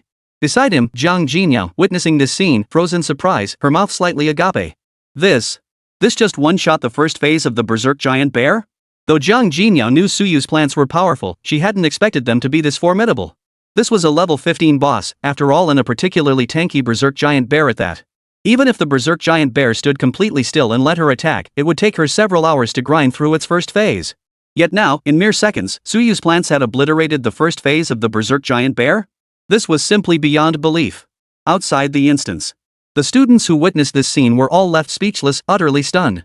Holy crap, that was an instant kill? Are you sure that Bear was the boss? No way. Even 5 level 10 SSS-tier teams would take an hour to take it down, right? And Suyu finished it in 3 seconds? Suyu's gardener is just too insane. Meanwhile, the principals who witnessed this scene all sucked in their breath in shock. They knew Suyu's gardener class was powerful, but this was beyond anything they could have imagined. Just moments ago, they were debating whether to stall? Pull, what the hell? Suyu's plant army had wiped them out in a mere 3 seconds. The Berserk Giant Bear probably hadn't even registered what was happening yet. Chapter 13, the torch nuts effect, another instant kill? After a long moment, the principals finally snapped out of their shock. Just then, Lin Yang's voice cut through the silence, cold and sharp, hold your excitement. The Berserk Giant Bear isn't dead yet. It's about to enter its second phase. And even if Suyu could take down the first stage of the Berserk Giant Bear, so what? The real challenge lies in the second stage. Because when the Berserk Giant Bear enters its second stage, it gains a 15-second damage immunity shield while its health and defense surge dramatically. And since Suyu and his companion lack any means of defense, within those 15 seconds, the Berserk Giant Bear could wipe out all of Suyu's plants. How will they possibly handle that? Hearing Lin Yang say such things again, Qin Tian sneered coldly, so what if Suyu's plants get destroyed by the Berserk Giant Bear? Can't he just replant them? And seriously, old Lin, how many times has Suyu already proven you wrong? What, you want to get humiliated again? At those words, Lin Yang's face darkened considerably. Indeed, ever since the trial dungeon began, he had consistently underestimated Suyu. But every single time, he'd been proven wrong. Still, he couldn't afford to lose face now. He snorted coldly, do you think Suyu can plant whenever he wants? Surely there must be some restrictions? Besides, from what I observed just now, all of Suyu's plants are offensive type. Without defensive plants to stall the Berserk Giant Bear's 15-second invincibility period, those two will definitely be in grave danger. Beside him, Qin Tian remarked indifferently, how can you be so sure? What if Suyu unveils a new defensive plant? A new plant? Hearing this, Lin Yang fell silent. Indeed, every time he doubted Suyu always managed to defuse the crisis with a new plant. But he refused to believe Suyu's gardener was truly that invincible, capable of producing yet another defensive plant. Inside the instance. The enraged giant bear, which had been knocked down by the pea shooter, suddenly became covered in black armor. Simultaneously, a thicker health bar appeared above its head as the Berserk Giant Bear rose back to its feet. The boss had entered its second phase. The moment the Berserker Bear rose, Suyu's pea-scented cattail and several pea sunflowers opened fire. However, the dense barrage of pea bullets bounced harmlessly off the Berserk Giant Bear, completely immunized. Oh? An immunity shield? Suyu noticed a 15-second full damage immunity shield had appeared on the Berserk Giant Bear. Beside him, Jiang Jinyao, witnessing this, exclaimed urgently, Suyu, your agility isn't up to par. You run first. I'll hold him off for 15 seconds. Before Jiang Jinyao could finish speaking, the enraged giant bear suddenly charged forward. As it charged, its massive paws crushed countless plants beneath its feet. The berserk giant bear activated its skill. And its target was none other than Suyu. Suyu, watch out. The berserk giant bear is about to use its violent charge skill. Jiang Jinyao cried out in alarm. But after activating violent charge, the bear's speed surged to an incredible level in that instant. Even if Jiang Jinyao tried to shield Suyu now, it would be too late. At the same time, the students outside the instance all gasped in shock upon witnessing this scene. Oh no, the berserk giant bear used its skill. Suyu's gardener physique is so fragile, can he even block this? No way. Suyu's in serious trouble now. Why isn't Suyu moving? If he sprinted now, he might still have a chance. This is killing me. Suyu, just run. Are you just going to stand there and let the berserk giant bear ram you? Seeing the berserk giant bear unleash its attack on Suyu while he stood frozen in place, every student was utterly baffled by his actions. They wished they could fly over and drag him to safety. At that moment, several principals watching the scene also felt their hearts sink. After all, if that berserk giant bear actually collided with Suyu, it could be deadly. Beside them, Lin Yang sneered coldly, looks like Suyu's been scared out of his wits, huh? Is your first high school so lacking in even basic psychological training? Faced with Lin Yang's taunt, Qin Tian had no energy left to retort. Though he believed Suyu must have some hidden card up his sleeve, seeing the colossal body of the berserk giant bear about to collide with him still filled him with unease. As everyone held their breath in anticipation. Inside the instance, Suyu remained composed as he selected the torch nut and planted it. In an instant, Suyu planted 3 torch nuts with lightning-fast speed. Before him now stood 3 connected nuts, each nearly half a person's height, forming a wall-like barrier.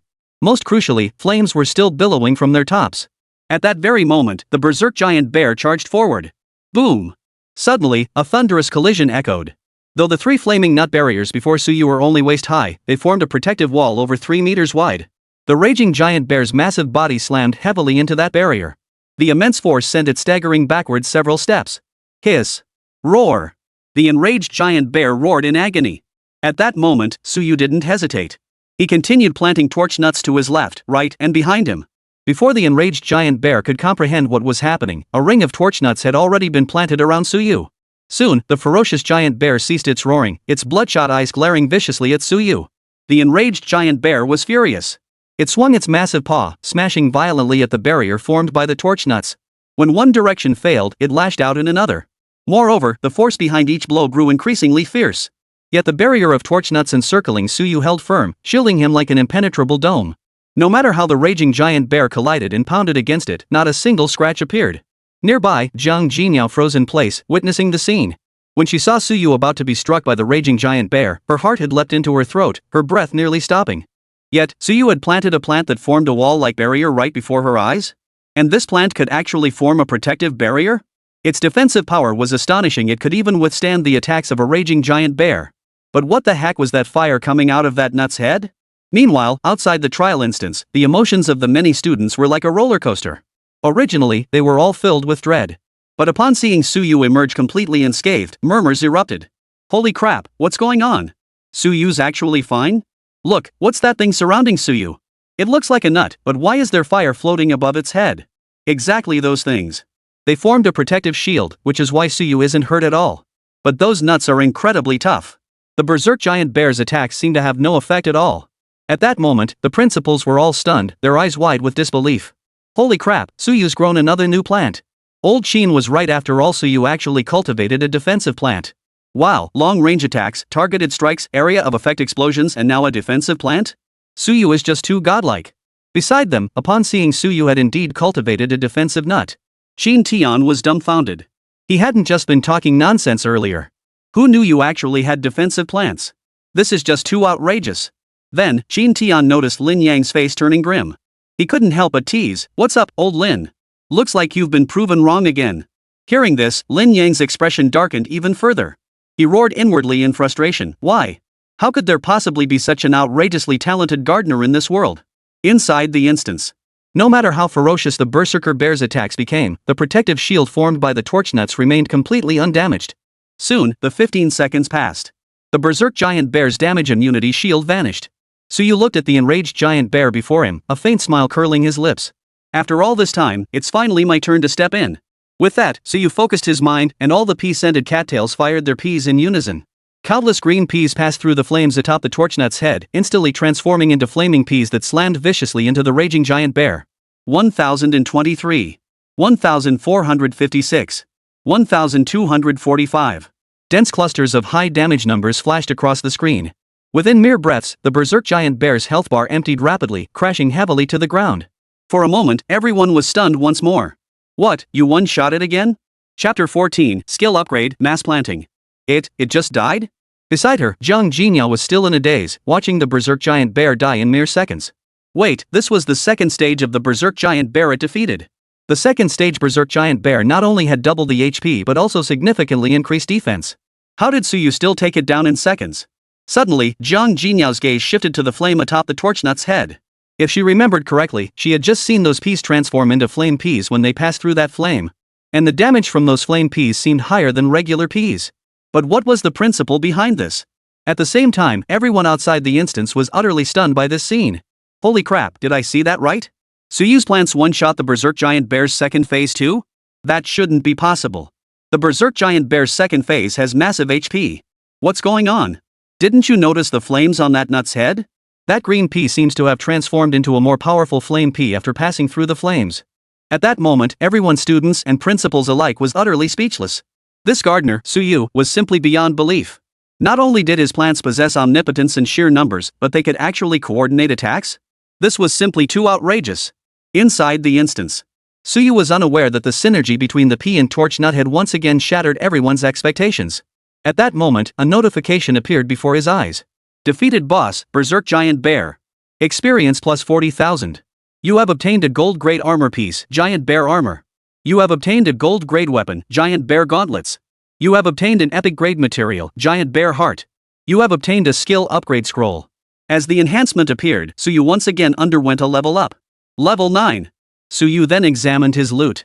Giant Bear Armor. Quality, Gold. Effects, Constitution plus 20, Spirit plus 20. Level requirement, usable at level 10. Giant Bear Gauntlets. Quality, Gold. Effect, Strength plus 20, Agility plus 20. Level requirement, available at level 10. Giant Bear Heart, Epic tier material, usable for crafting equipment. Skill upgrade scroll, used to enhance your skills. Usable at level 5. 2 gold grade equipment pieces, 1 epic grade material, and a skill upgrade scroll. Not bad at all. Suyu grinned as he surveyed his haul. But these giant bear gauntlets aren't much use to me. Because Suyu relied on cultivating plants to do the damage. He only needed to boost Constitution and Spirit Sunlight, making attack and agility enhancements largely useless. Thinking this, Suyu turned to Zhang Jinhao beside him and said, "Jinhao, I'll give you these giant bear gauntlets." Only then did Zhang Jinhao snap out of her stunned state. Hearing Suyu's offer, she immediately shook her head. "I don't need them. You killed all the beasts here. I didn't lift a finger to defeat the boss. These items should all be yours. Besides, you brought me along to level up this time. I'd feel guilty not giving you money or gear." Zhang Jinhao knew that if she'd been alone, reaching level 7 would have been impossible. She certainly couldn't accept Suyu's gear. Besides, if she wanted gear, she certainly wasn't lacking any. Seeing Zhang Jinhao refuse, Suyu said no more. He then activated the skill upgrade scroll. Skill upgrade scroll used successfully. Your skill plant cultivation has been upgraded to batch planting. Mass planting, after consuming sunlight, you may plant multiple desired plants at once. Oh? Mass planting? This skill is pretty good. Before this, Suyu had to plant each plant one by one. But with the mass planting skill, as long as sunlight was available, Suyu could plant any number of plants with just a thought. This greatly increased his planting efficiency. Next, Suyu closed his profession panel and began directing the plants to eliminate the remaining beasts. Why pass up this extra experience? After about 5 minutes, Suyu had cleared all the beasts from the central area of the trial grounds. He and Zhang Jinhao headed toward the dungeon exit that had spawned after the boss's death. The moment Suyu stepped out of the instance, a wave of cheers erupted. "Suyu's out. We all quit the dungeon because we couldn't hold on any longer, but he just killed the boss and had nothing else to do, so he left. Seriously, comparing ourselves to him is just depressing. Suyu Gigi, you're so awesome. Can you take me on a dungeon run? I'm a great healer." All the students stared at Suyu with looks of pure admiration. Suyu, however, walked calmly out of the crowd with Zhang Jinhao. Just then, Shin Tian approached. Upon seeing him, Suyu remarked, "Principal, now you believe my gardener is powerful, right?" Shin Tian paused, then replied with solemn seriousness, "What are you talking about? Have I ever doubted you? I've always believed your gardener was powerful. Suyu pursed his lips, thinking to himself, you sure didn't say that when I was choosing my gardener earlier. Just then, a middle-aged man appeared from the distance, having approached unnoticed. Ignoring Suyu and Shin Tian, he walked directly up to Jiang Jingyao and said, Miss, the family head has already arranged the location for your advancement. This time, your refusal to heed the family head's advice and participating in this novice trial instance has already angered him greatly. I hope you'll return promptly. Upon seeing the middle-aged man, Jiang Jinyao's delicate brows furrowed slightly. She replied indifferently, understood, Uncle Wang. Wait for me here. She then turned to Suyu. Suyu, thank you for bringing me to level up this time. I'll be going now. We'll meet again in a few days. With that, Jiang Jinyao turned and followed the middle-aged man away. Beside them, watching Jiang Jinyao's retreating figure, Shin Tian remarked, Kid, you must have guessed that Jiang Jinyao comes from a very influential family, right? Suyu nodded. I can roughly guess. Shin Tian continued, since you know that, if you want to pursue her, you'd better work hard. With your current rank and professional strength, getting into Jiangnan University should be no problem. But you're not just aiming for Jiangnan University, are you? Suyu nodded again. Exactly. I'm aiming for Beijing University. And my goal is to be the top scorer. With that, Suyu turned and left. He was preparing to leave the city to level up. After all, to gain admission to the nation's most prestigious university, the capital's university, one must reach at least level 15. Not to mention securing the top spot. Half an hour later. The newbie trial instance was about to close. All the students still inside the instance had now emerged. Among them, naturally, was Zhang Yang. At that moment, Zhang Yang sat on the ground, gasping for breath. He looked utterly disheveled, his clothes torn to shreds by the ferocious beasts. Holy, how did I end up facing an 8th level ferocious beast? I almost got killed. But then, a smug grin spread across his face. Killing an 8th level ferocious beast? Probably not many people have done that, right? But just then, he suddenly heard some students chatting in the distance. Hey, you didn't see it, but Suyu just single-handedly took down a level 15 boss of Berserk Giant Bear. What? A Berserk Giant Bear? Soloed? Are you serious? Why would I lie? Ask those who've already cleared the dungeon, they all saw it. Hearing this, Zhang Yang froze in place, his expression blank as if he'd been struck dumb. Chapter 15, Leaving the City. Suyu killed a level 15 boss, the Raging Giant Bear? Are you kidding me? I'm an S-rank berserker and I got beaten half to death by an 8th level ferocious beast. And now you're telling me Suyu, a lowly gardener class, single-handedly took down a level 15 boss? At this moment, Zhang Yang even began to doubt whether he was dreaming. Meanwhile, after leaving the trial plaza, Suyu headed straight for the exchange in Linhai City. Established by the Dragon Nation government, these exchanges were located in major cities nationwide. Within the exchange, any citizen of the Dragon Nation could freely buy and sell equipment, materials, and other items. This was Suyu's first visit to the exchange. Within the vast space stood dozens of stone pillars, each nearly half a person's height. Each pillar held a magic crystal sphere embedded within it. Transactions were conducted through these spheres. Suyu approached an unoccupied crystal sphere and placed his hand upon it. Initiating identity verification. Verification successful, Dragon Nation citizen, Suyu. Permission level 1. A virtual screen then appeared before Suyu's eyes. Displayed were items available for purchase on the exchange. Equipment, materials, potions, and more were all available. But every single item came with a hefty price tag. Suyu placed all the materials he had obtained from the dungeon onto the crystal ball, including that epic tier material, the Heart of the Fierce Bear. Instantly, a small formation appeared on the crystal ball, enveloping the items before vanishing. A prompt popped up on the screen before Suyu. Total value, 50,000 gold coins. Sell? Suyu clicked yes. After seeing the text notification confirming the gold coins had been credited, Suyu closed the transaction interface. He then purchased a map of the city's outskirts and some provisions before heading toward the city gates. He was heading out to level up. The monsters outside the city might have higher stats, but they also granted more experience.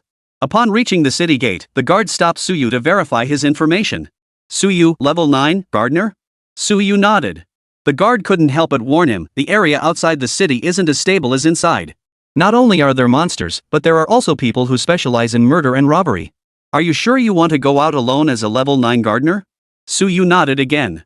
I'm certain. Seeing this, the guard said no more. Watching Suyu's retreating figure, he shook his head. Ah, young people these days are so bold. Even a level 9 gardener dares to venture out alone. After Suyu passed through the city gates, a cold wind swept over him, sending a shiver down his spine. Suyu could distinctly sense the sky had grown darker, while a heavy, oppressive atmosphere hung thick in the air.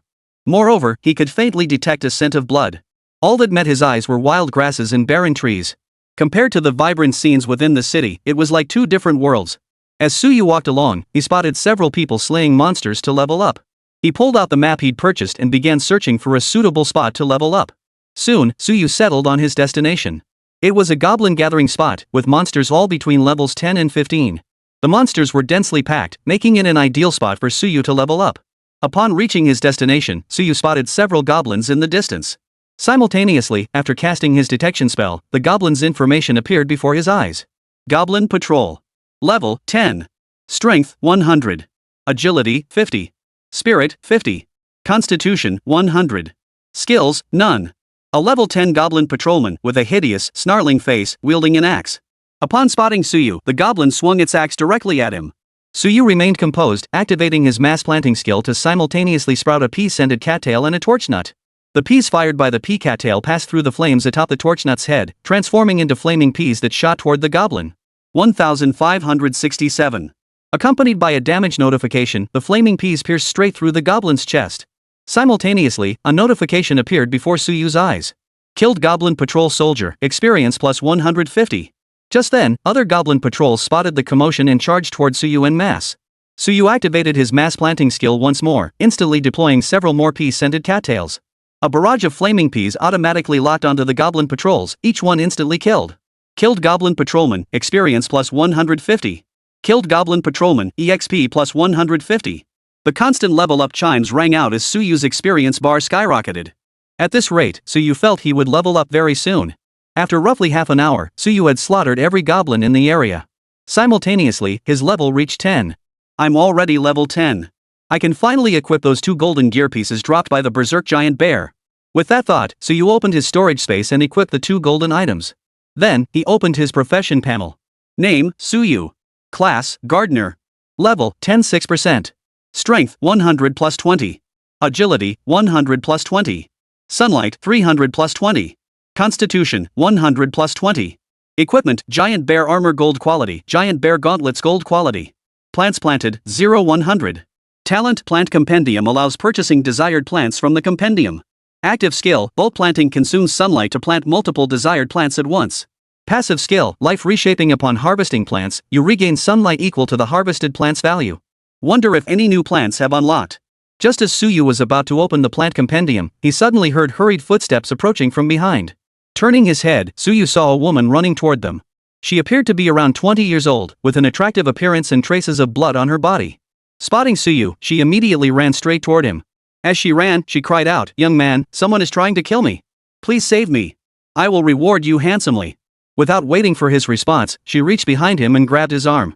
Suyu frowned, about to speak, when 2 men approached from a short distance away. The 2 men appeared to be about the same age as the woman. Judging by their appearance, one seemed to be a warrior and the other a mage. Upon spotting Suyu, they halted, their expressions turning wary. However, after using a detection spell to discern Suyu's profession and level, the 2 men instantly relaxed. One of them glared at Suyu coldly. "Kid, you know this woman, Xiaomei? Or are you here to play the hero and rescue the damsel in distress? But you, a mere level 10 gardener? You're nothing but a basic attack to me. A level 10 gardener?" Upon hearing the man's words, Xiaomei, standing behind Suyu, froze for a moment. She then used her scrutiny technique to check Suyu's information. Upon discovering Suyu was indeed a gardener, she suddenly said, "Little brother, I've already secured the advanced skill scroll. You hold them off. We'll meet at the agreed location later." With that, the woman turned to flee. Clearly, upon seeing Suyu was powerless to save her, she was now trying to make those 2 men believe Suyu was on her side. This way, Suyu could buy her some time against the 2 men. However, Xiaomei hadn't even taken 2 steps. Suyu moved his thoughts, and a ring of torch nuts instantly surrounded her, forming a sealed protective barrier. Xiaomei slammed into it with a thud, tumbling to the ground with a bump swelling on her forehead. The impact left her dazed and confused. Chapter 16, Tianhai Guild. Xiaomei stared at the strange, wall-like formation surrounding her, its top still spewing flames. She seemed utterly bewildered by what had just happened. She scrambled to her feet and attacked the barrier formed by the torch nuts, but the barrier remained completely undamaged. Suddenly, Xiaomei turned to Suyu and demanded coldly, "Did you do this?" Suyu said nothing, merely retracting the torch nuts. He then addressed the 2 men, "I don't know her. Settle your own grudges." With that, Suyu turned away, picked up the map, and prepared to head to the next leveling spot. He wasn't some brainless fool who'd rush in to save damsels in distress. Besides, that woman had just dumped her troubles on him. She was no good. Why save someone like that? Meanwhile, the 2 men who had witnessed the scene were left utterly dumbfounded. Originally, they assumed Suyu was actually working with Xiaomei. They planned to kill him first, then go after the fleeing Xiaomei. But who would have guessed Suyu would suddenly conjure up a strange barrier, blocking Xiaomei's escape route? Now, these two men realized Suyu wasn't just an ordinary gardener. What gardener possessed such abilities? Still, they didn't want to stir up more trouble. They immediately ignored Suyu and turned their attention back to Xiaomei. Xiaomei, hand over that advanced skill scroll. At that moment, Xiaomei's face, which had been tinged with panic, inexplicably grew calm. She glanced at the two men and sneered coldly, "Ha, you want the advanced skill scroll in my hands? I'm afraid you won't get the chance. If you don't run now, it'll be too late." Hearing this, the expressions of the two men changed. For they suddenly sensed the presence of several people approaching from the distance and their levels weren't low. Their faces darkened as they turned to Xiaomei, their voices icy. "I didn't expect your Mountain Sea Guild to arrive so quickly. Xiaomei, the Chen family will remember this today." With that, the pair turned and vanished into the distance. At that moment, Suyu had also confirmed his destination. However, just as he was about to leave, Xiaomei suddenly spoke up, "Did I give you permission to leave?" Suyu halted in his tracks and turned to face Xiaomei. Xiaomei's face remained cold as she said, "I don't know what makes you, the gardener, so special, but if you had managed to hold off those two for just a moment earlier, you would have earned this young lady's favor. Who knows? Perhaps in the future, this lady could even have someone from the guild help you level up. But you actually dared to block my path just now?" Suyu frowned slightly. "Why should I block them for you?" Just then, three men hurried over. Seeing Xiaomei unharmed, they said, "Miss, our apologies for arriving late." Xiaomei snorted coldly, "We'll settle this later." Turning back to Suyu, she coldly demanded, "Why should I help you block them?" "Because I'm the daughter of the Mountain Sea Guild's leader. Now, if you kneel and kowtow to beg this young lady, I might just spare you." Hearing this, Suyu's expression turned slightly cold. "No matter what kind of young miss you are, we've never met before. I had no obligation to save you. Besides, I only blocked you because I refused to take the fall for your mistakes." Xiaomei stepped before Suyu, her voice icy. "Then today, I'll show you the consequences of refusing to help this young lady." Before Xiaomei could finish her threat, Suyu's figure suddenly shifted. Before she could react, Suyu's hand shot out, landing a hard slap across her face. Smack! The sharp crack of the slap echoed through the air. The force of the blow sent Xiaomei flying several meters before crashing heavily to the ground. Her face was now swollen and red, and she remained in a state of utter bewilderment. She couldn't understand how could Suyu, a gardener, move so fast? And why was his strength so immense? Most of all, she couldn't fathom how Suyu dared to strike her in front of her bodyguards. After all, her 3 bodyguards were all above level 20. How could Suyu, a mere level 10 gardener, possibly dare? At that moment, the 3 guards, seeing their young mistress struck, rushed to Xiaomei's side. Simultaneously, one guard glared at Suyu and barked coldly, "How dare you strike my mistress? Do you know who she is? She is the daughter of the Tianhai Guild's guildmaster." The Tianhai Guild. In Linhai City, the Tianhai Guild was a renowned organization, ranking among the top 10 in overall strength. As the daughter of the guildmaster, Xiaomei could practically walk all over Linhai City. But who would have thought that today, she would be struck by Suyu, a mere level 10 gardener? Her face twisted in fury as she ordered in a cold, icy voice, "You 3. Beat that brat to a pulp. Leave him barely alive, I want to torture him properly." Hearing this, the 3 guards turned to Suyu, ready to strike. Their professions were archer, warrior, and mage respectively. The archer had already drawn his bow, ready to unleash his skill. The warrior drew his sword and shield, charging toward Suyu.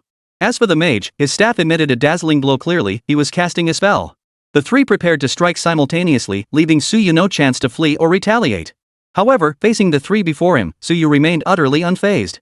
With a flick of his thoughts, 3 torch knots appeared before him. The 3 men froze upon seeing the peculiar plant before Suyu.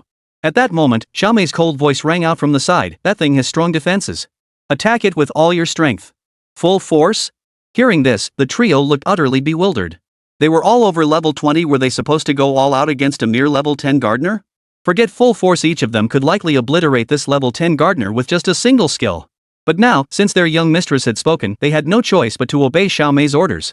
Then, a green glow emanated from the archer's bowstring. Next, an arrow shot forth. Arrow of swift wind. A green arrow beam shot towards Suyu at blinding speed, its whistling cut through the air. The sheer force behind this shot was evident. At the same time, the mage's incantation concluded. Fireball. A massive fireball materialized above the mage's head, hurtling straight toward Suyu. The fireball radiated intense heat, warping the very air around it, a testament to the spell's immense power. At that moment, the warrior charged forward, closing in on Suyu at astonishing speed. Seeing this, Xiaomei's face twisted into a maniacal grin. "Heh, you dare attack this lady? You'll taste the consequences soon enough." In an instant, the attacks of the 3 men closed in on Suyu's torch nut. The first to arrive was the swift wind arrow. The green arrow struck the barrier formed by the torch nut, clanging loudly before falling to the ground.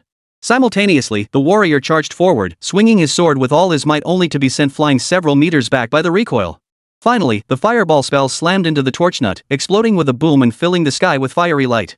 Xiaomei and the three men stared intently at Suyu's direction. When the flames finally died down, they saw that Suyu was completely unscathed. Chapter 17, Kill. How is this possible? Witnessing this scene, all three men wore expressions of utter shock. After unleashing their most powerful attacks, not only was Suyu completely unharmed, but even the strange plant before him seemed utterly undamaged. What on earth was that thing, and why did it possess such formidable defenses? And was it truly created by a mere level 10 gardener? At the same time, the maniacal grin on Xiaomei's face froze solid. Earlier, when Suyu had blocked her with the torch nut, she had already sensed its formidable defensive capabilities. But she never imagined it could withstand the full power attacks of her three guards. After all, her three guards were all above level 20. But Xiaomei quickly regained her composure. Her voice turned cold as she ordered, "Continue the assault. I refuse to believe its plant defenses can hold forever." Hearing this, the three guards exchanged glances and prepared to launch another assault. But Suyu wouldn't give them another chance to strike. With a flick of his thoughts, he activated the mass planting skill. After reaching level 10, Suyu's sunlight reached 300 points. Combined with the 20 sunlight points from the giant bear armor, he had a total of 320 initial sunlight points. He had just planted 3 torch nuts, consuming 30 sunlight points. But the remaining 290 points were more than enough to instantly plant 19 pea cattails. A cold gleam flashed in Suyu's eyes as he commanded the newly planted pea cattails, "Fire!" Since the enemy had already moved to kill him, he wouldn't hold back either. At that moment, the three men poised to attack froze slightly upon seeing the sudden appearance of so many new plants around Suyu. But the next moment, all the new plants began spewing green bullets. As they passed over the heads of the torch nuts, they transformed into flaming bullets. The warrior standing at the front reacted first. He sensed the terrifying power contained within those flame bullets. His face instantly paled as he swiftly raised his shield before him, activating his defensive skill to block the onslaught. As a level 23 warrior, his defense was exceptionally high. He could barely withstand even the most powerful spells from a mage of the same level without taking damage. But the moment the first flaming piece struck his shield, the warrior's expression instantly turned grim, tinged with a hint of terror. Before his shock could fully set in, several more fire pieces struck his shield. In the next instant, his shield shattered with a thunderous crash. The warrior was horrified and immediately activated his charge skill to flee into the distance. Originally, he thought the fire bullets were traveling in a straight line, so he ran straight to the side. But just as he let out a sigh of relief, thinking he had evaded the flaming peas, he saw the fire peas suddenly curve around and shoot straight back at him. Damn it! These fire peas can lock onto targets? The next second, several fire peas pierced straight through his chest, killing the warrior instantly. The entire sequence took no more than 5 seconds. Seeing the warrior killed so swiftly by the fire peas, the mage and archer's faces paled. By then, the flaming peas were already hurtling toward the two of them. The archer reacted first, spinning around and running for his life. As for his young mistress? His own life was in jeopardy, why bother with her? The archer possessed exceptional agility, and his equipment further boosted his speed, allowing him to move with remarkable swiftness.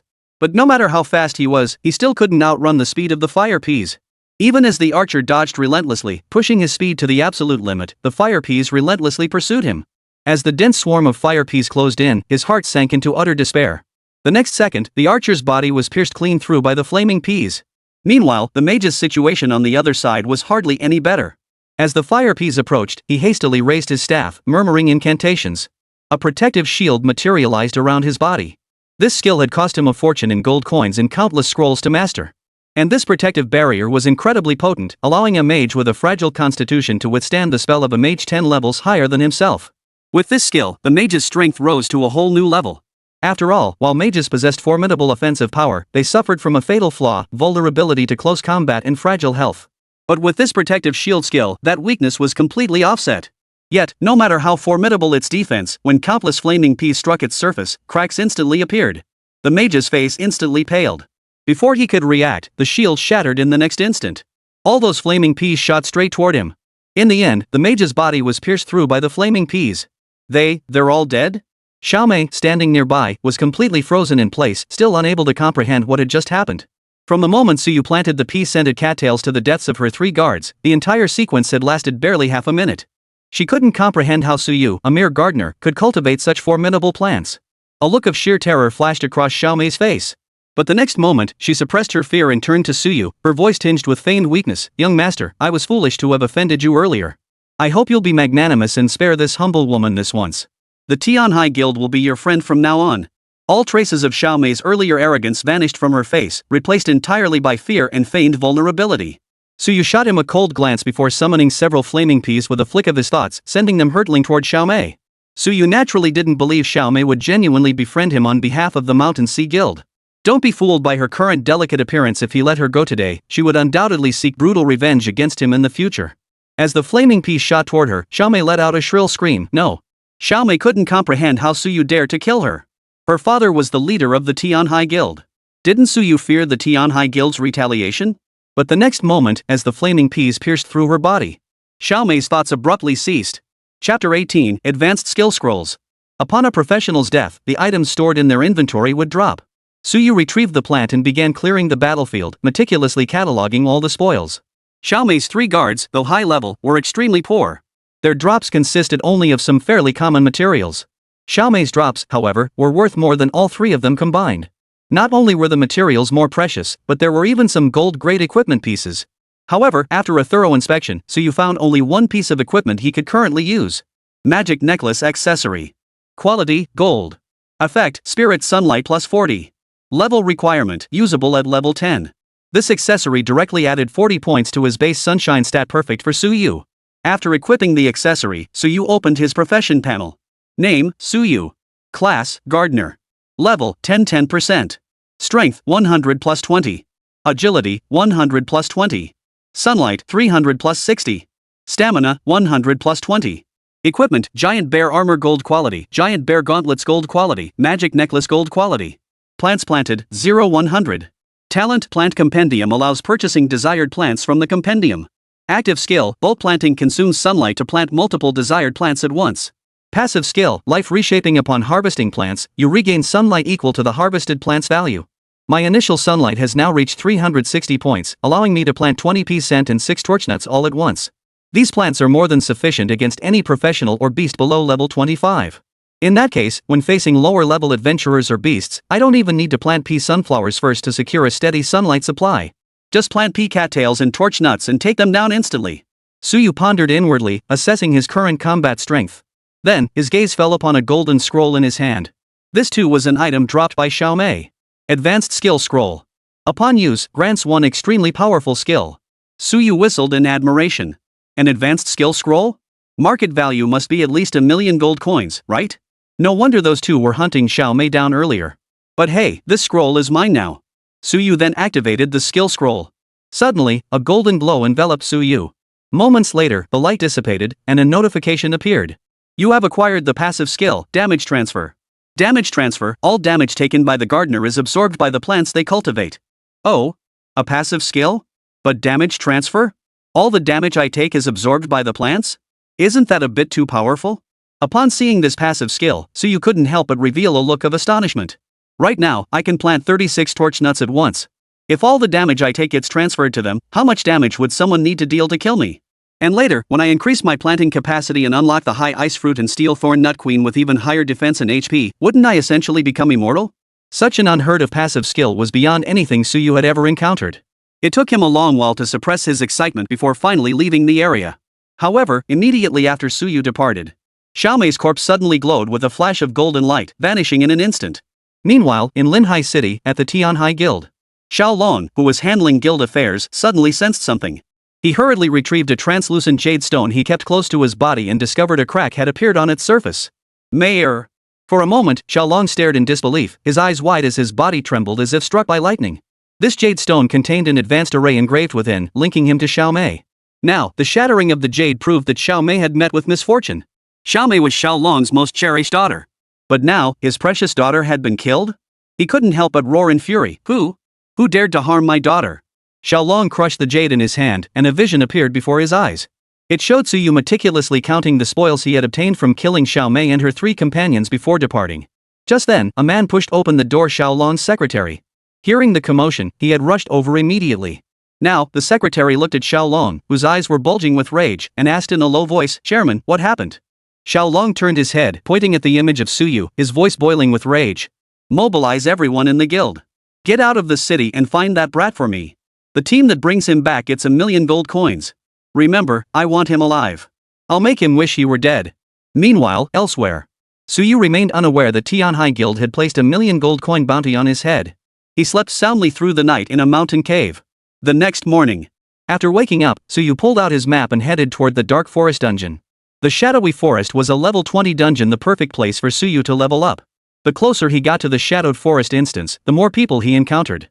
By midday, Suyu reached his destination. At the dungeon entrance stood a massive vortex, radiating an ancient aura. Entering it would teleport players into the dungeon. By then, a crowd had gathered at the entrance. Most of those still outside were forming parties. We're running normal difficulty here. Need one more warrior. Hurry up. Any guys interested in teaming up with me? I'm a healer with great healing power. Level 15 fire mage here. Any group needing a mage? Suyu ignored the others and walked alone toward the dungeon entrance. He planned to solo it. After all, while teaming up with others might speed things up, the experience would be split evenly. For Suyu, that drastically reduced his leveling efficiency. Just as Suyu walked alone toward the dungeon entrance, suddenly, a boy about Suyu's age approached him and said, "Hey, what class are you? What level? Want to team up with me?" Jiang Hao, observing Suyu's calm demeanor as he walked alone toward the instance, assumed he was a skilled player and approached to extend the invitation. Suyu waved his hand. "No need. I'll solo it." With that, Suyu walked to the instance portal entrance, preparing to select the difficulty level. Jiang Hao, who had been rejected by Suyu, wore a look of regret upon hearing his words. Solo run? Then he wasn't just an ordinary expert, he was a super expert. The crowd nearby murmured in low voices upon hearing Suyu's declaration. Holy crap, someone's actually going solo in the Dark Forest? Even the normal difficulty of the Dark Forest is tough to clear, and he's going solo? Wonder who this big shot is? Could it be an SSS combat class above level 15? Amidst the murmurs, Jiang Hao, who had just invited Suyu to join his party, couldn't resist his curiosity. He cast a detection spell on Suyu. Upon seeing Suyu's class and level, he froze in shock. Class, Gardener, level 10. Jiang Hao was utterly bewildered. Had he seen that correctly? A gardener? How did he reach level 10? And more importantly, a gardener was going solo in the Dark Forest dungeon? At that moment, Suyu had already selected the dungeon difficulty. Dungeons typically had 4 difficulty tiers: normal, hard, nightmare, and hell. The higher the difficulty, the richer the experience and rewards. Therefore, Suyu directly chose to solo hell difficulty. Upon seeing Suyu choose to solo the Netherwood dungeon on hell difficulty, everyone was stunned into speechlessness. Did I see that right? He picked hell difficulty? Holy crap, soloing hell difficulty? I don't think anyone's ever soloed hell difficulty before. What class is he? What level? At that moment, Jiang Hao, having regained his composure, said in a low voice, his class is Gardener. Level 10. At that, the entire crowd erupted in chaos. Chapter 19, Sunlight Bum. What? Level 10? And a Gardener? You gotta be kidding me. Damn, I thought he was some kind of pro. Turns out he's just a greenhorn. Must be some rich kid whose family carried him to level 10 with that trash gardener class, now sneaking out to prove himself. Upon learning Suyu was merely a gardener, everyone's attitude shifted completely. They now regarded Suyu as a clueless fool. Who in their right mind would solo the Dark Forest dungeon as a level 10 gardener? Especially on hell difficulty. Even if you're trying to show off, you don't go this far. Beside him, Jiang Hao was equally baffled. When he first saw Suyu planning to solo the Dark Forest, Jiang Hao had assumed Suyu was some kind of super skilled expert. But who could have guessed Suyu was just a gardener? Yet, Jiang Hao suddenly recalled Suyu's utterly composed expression earlier. He seemed incredibly confident. A thought he couldn't believe even himself began to form in his mind. Could he really solo hell difficulty? After entering the instance, Suyu was teleported into a forest. A thick mist shrouded the gloomy woods, the air thick with an oppressive atmosphere. Suyu followed the path ahead, but before long, several Minotaur-like monsters appeared before him. Raging Minotaur Enhanced Elite Monster. Level 15. Strength 800. Agility 200. Spirit 100. Stamina 1000. Skill Minotaur Charge. No wonder it's a hell difficulty monster, its stats are absurdly high. No wonder hardly anyone dares to challenge hell mode. This berserk Minotaur not only boasts massive health but also deals incredibly high damage, far exceeding the stats of level 20 monsters outside. But no matter how much health or attack you pack, can you withstand the damage from my plants? Suyu muttered to himself before activating his mass planting skill. 3 torch nuts were planted up front, followed by 10 pea shooters behind them. Instantly, all 10 pea shooters began firing peas. After passing through the flames atop the torch nuts, the peas transformed into flaming peas, hurtling toward the enraged Minotaurs. In just 5 seconds, all the berserk Minotaurs were dead. Killed level 15 Berserker Tauren, experience plus 1500. Killed level 15 Berserker Minotaur, experience plus 1500. Seeing the notifications, Suyu felt an overwhelming surge of excitement. To level up, hell difficulty is definitely the way to go. The monsters here grant 10 times the EXP compared to the outside world. If all the monsters ahead are like this, I'll level up again in no time. Suyu then recalled the plant. His passive skill, Life Regression, activated automatically, instantly restoring his health to full. Suyu pressed deeper into the dungeon. Along the way, he encountered several more groups of enraged minotaurs. He dispatched them all with ease, gaining massive amounts of experience. He also encountered other monsters, but they were all similar to the berserk minotaurs. He just slaughtered them all indiscriminately. After half an hour of relentless slaughter, a glow emanated from his body. Level up. Suyu opened his profession panel. Name, Suyu. Profession, gardener. Level, 11-2%. Strength, 120 plus 20. Agility, 120 plus 20. Sunlight, 400 plus 60. Stamina, 120 plus 20. Equipment, Giant Bear Armor Gold Quality, Giant Bear Gauntlets Gold Quality, Magic Necklace Gold Quality. Plants planted, 0-110. Talent, Plant Compendium allows purchase of required plants from the compendium. Active skill, Mass Planting. Passive skills, Life Reshaping, Damage Transfer. Then, Suyu silently commanded, open the plant compendium. Upon viewing the compendium, Suyu noticed that the Sunlight Bomb had unlocked. Detected that the host has unlocked the consumable plant Sunlight Bomb. This plant has been automatically converted into the host's active skill. Congratulations on acquiring the active skill, Sun Bomb. Sunlight Bomb consumes 20 sunlight to deal massive explosive damage to enemies within a 5-meter radius. Additionally, each enemy killed restores 5 sunlight. Cooldown, 2.5 minutes. Note, as the skill levels up, the explosion radius will continuously expand while the cooldown gradually decreases. Upon seeing this notification, Suyu raised an eyebrow slightly. Oh? A consumption-type plant ability becoming my active skill? But a 5-meter radius? Is the Sunlight Bomb's blast area really that large? But just as Suyu was marveling at the Sunlight Bomb's expansive blast radius, a swarm of monsters suddenly closed in around him. There were nearly 20 of them, and every single one was a level 15 elite monster. Even a 5-person squad with an average level of 20 in all S-rank professions would need to proceed with caution here. But Suyu didn't even flinch. Instead, a smirk curved his lips. Perfect. Time to test the Sun Bomb's power on you lot. Suyu first planted a ring of torch nuts around himself as a precaution. Then, once all the monsters had stepped into the blast radius, Suyu unleashed the Sunlight Bomb. Immediately, a twin sunflower appeared and began to swell rapidly. The next instant. Boom! The Sunlight Bomb detonated with a thunderous blast. The level 15 elite monsters were instantly reduced to ashes. At that moment, a notification popped up before Suyu. Killed level 15 Berserk Minotaur, experience plus 1,500. Killed level 15 Berserk Minotaur, experience plus 1,500.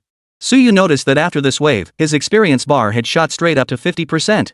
Keep in mind, he had just leveled up moments ago. And now, his experience was already halfway there. Suyu couldn't help but marvel, Sunlight Bomb is incredibly powerful. If I pull off another play like that, won't I level up again? Then, he thought of a way to level up quickly. I can lure the monsters into the explosion range and use the Sunlight Bomb. With that thought, Suyu wasted no time and pressed deeper into the dungeon. As Suyu continued his relentless rampage through the dungeon. Outside the Dark Forest dungeon. Over half an hour had passed since Suyu entered the instance. Some people, seeing that Suyu still hadn't emerged from the instance, began to discuss among themselves. What's going on? That kid went in over half an hour ago, right? Why hasn't he come out yet? No clue. Probably hiding in some backwater corner of the dungeon right now. Impossible. In a hell difficulty instance, monsters actively hunt down anyone who enters. There's no way he could hide. Then what's going on? Don't tell me he's soloing hell difficulty as a gardener and still holding out this long. You guys, don't tell me he died in there? No way. If he's in danger, he can always force quit the dungeon. When running these outdoor dungeons, if danger arises, players can force an exit midway. But there's a cost, you can't re-enter the instance for a certain period afterward.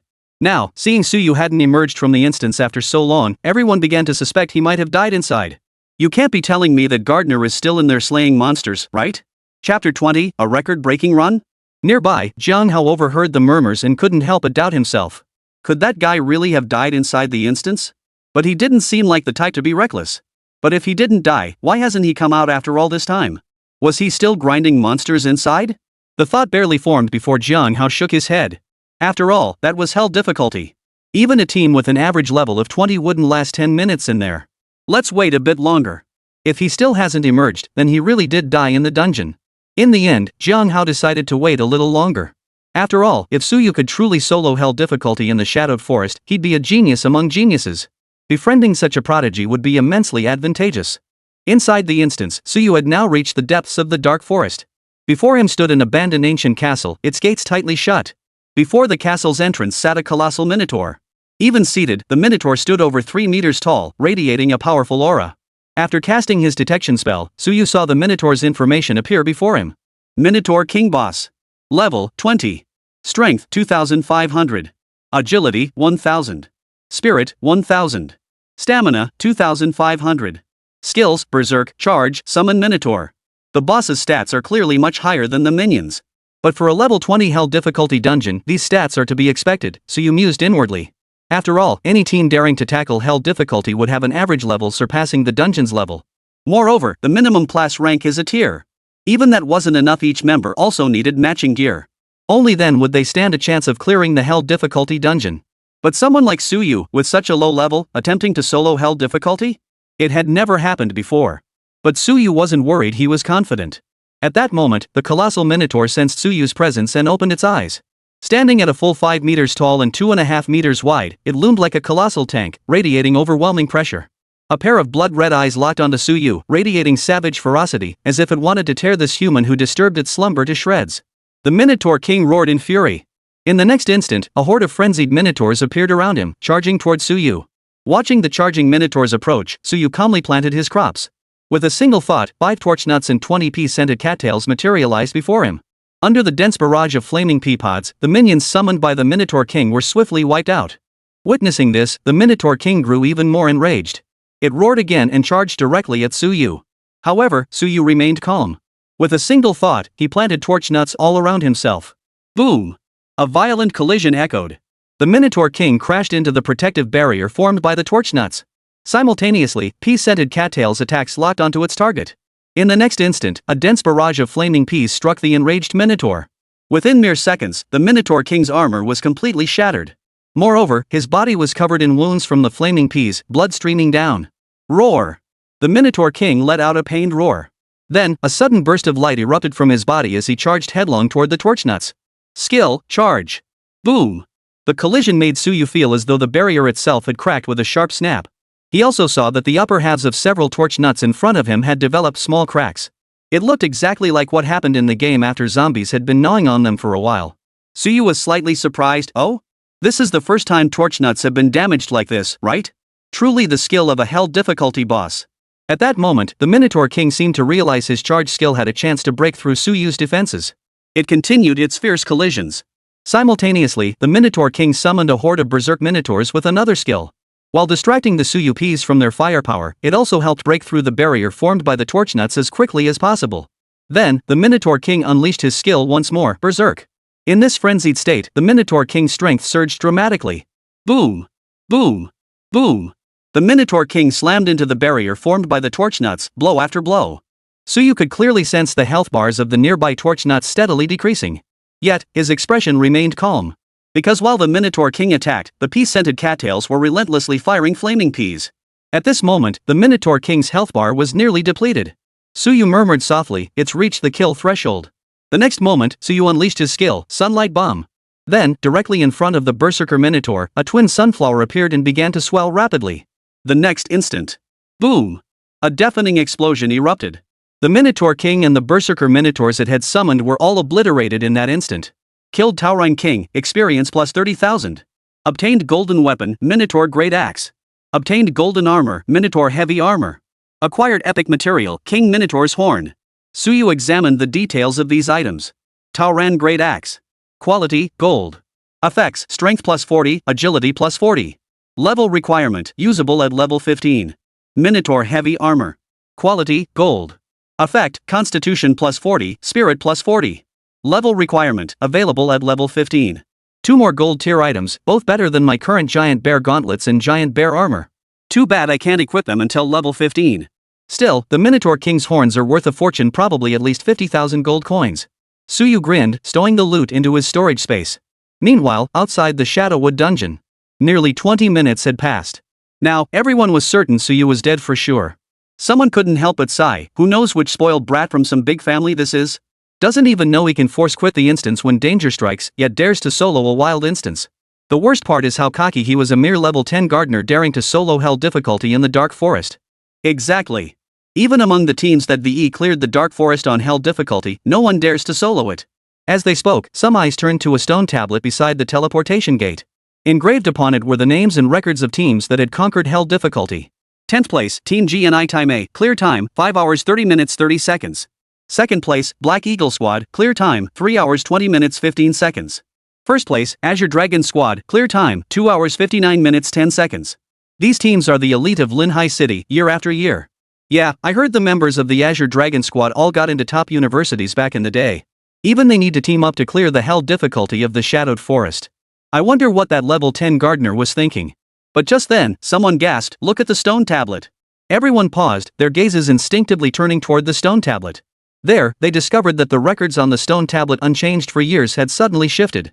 The 10th ranked Genie Time A squad had vanished. The Azure Dragon squad, which had previously held the top spot, had now slipped to 2nd place. As for the top spot, it was a solo clear? 1st place, Suyu solo, clear time, 57 minutes 29 seconds. Instantly, the entire crowd erupted in shock. Chapter 21, Demon Invasion Dungeon, Suyu in Peril? Holy, the hell difficulty record got broken? This record must be fake, right? Clearing hell difficulty in under an hour? And the kicker is he did it solo. Previously, they'd never heard of anyone soloing the Netherwood in hell difficulty. But now, not only did someone solo it, they actually broke the record. And it only took 1 hour. The previous fastest record was nearly 3 hours. At that moment, even some newcomers to the dungeon were utterly dumbfounded. After seeing the top name on the leaderboard, they couldn't help but ask, who is Suyu? Could it be some SSS-tier combat class powerhouse? But even SSS-tier combat classes would struggle to clear hell difficulty, right? Hearing this, those who had been waiting outside the instance finally caught on. In the past little while, it seemed like only one person had chosen to solo hell difficulty, right? And that person was the level 10 gardener. The gardener they had assumed was long dead inside the dungeon. For a moment, everyone froze in place. Beside them, Zhang Hao stared wide-eyed at the records on the stone tablet. Though he had held out some hope for Suyu, he never imagined Suyu could actually solo hell difficulty. And he'd done it in just 1 hour. Snapping out of his shock, he turned to those who still didn't know who Suyu was and explained in a low voice, during that period, only one person chose to solo hell difficulty, and that person was a level 10 gardener. Hearing this, everyone was utterly dumbfounded. A level 10 gardener? Are you kidding us? Soon, someone challenged, a level 10 gardener? Do you really think we're that gullible? Exactly. Do you really think we're idiots? Forget a level 10 gardener, even a level 100 gardener couldn't solo hell difficulty. But just then, someone came to Zhang Hao's defense. He's right. I've been at the dungeon entrance the whole time, and that level 10 gardener really was the only one who chose to solo hell difficulty. Exactly. I was there too. The only one who could have broken the record is that gardener. Seeing so many people vouch for him, the doubters fell silent. Everyone stared in utter disbelief, utterly shocked. A level 10 gardener soloing hell difficulty, breaking the record in just 1 hour. The combination of these words made it all seem unbelievable. This was simply too outrageous.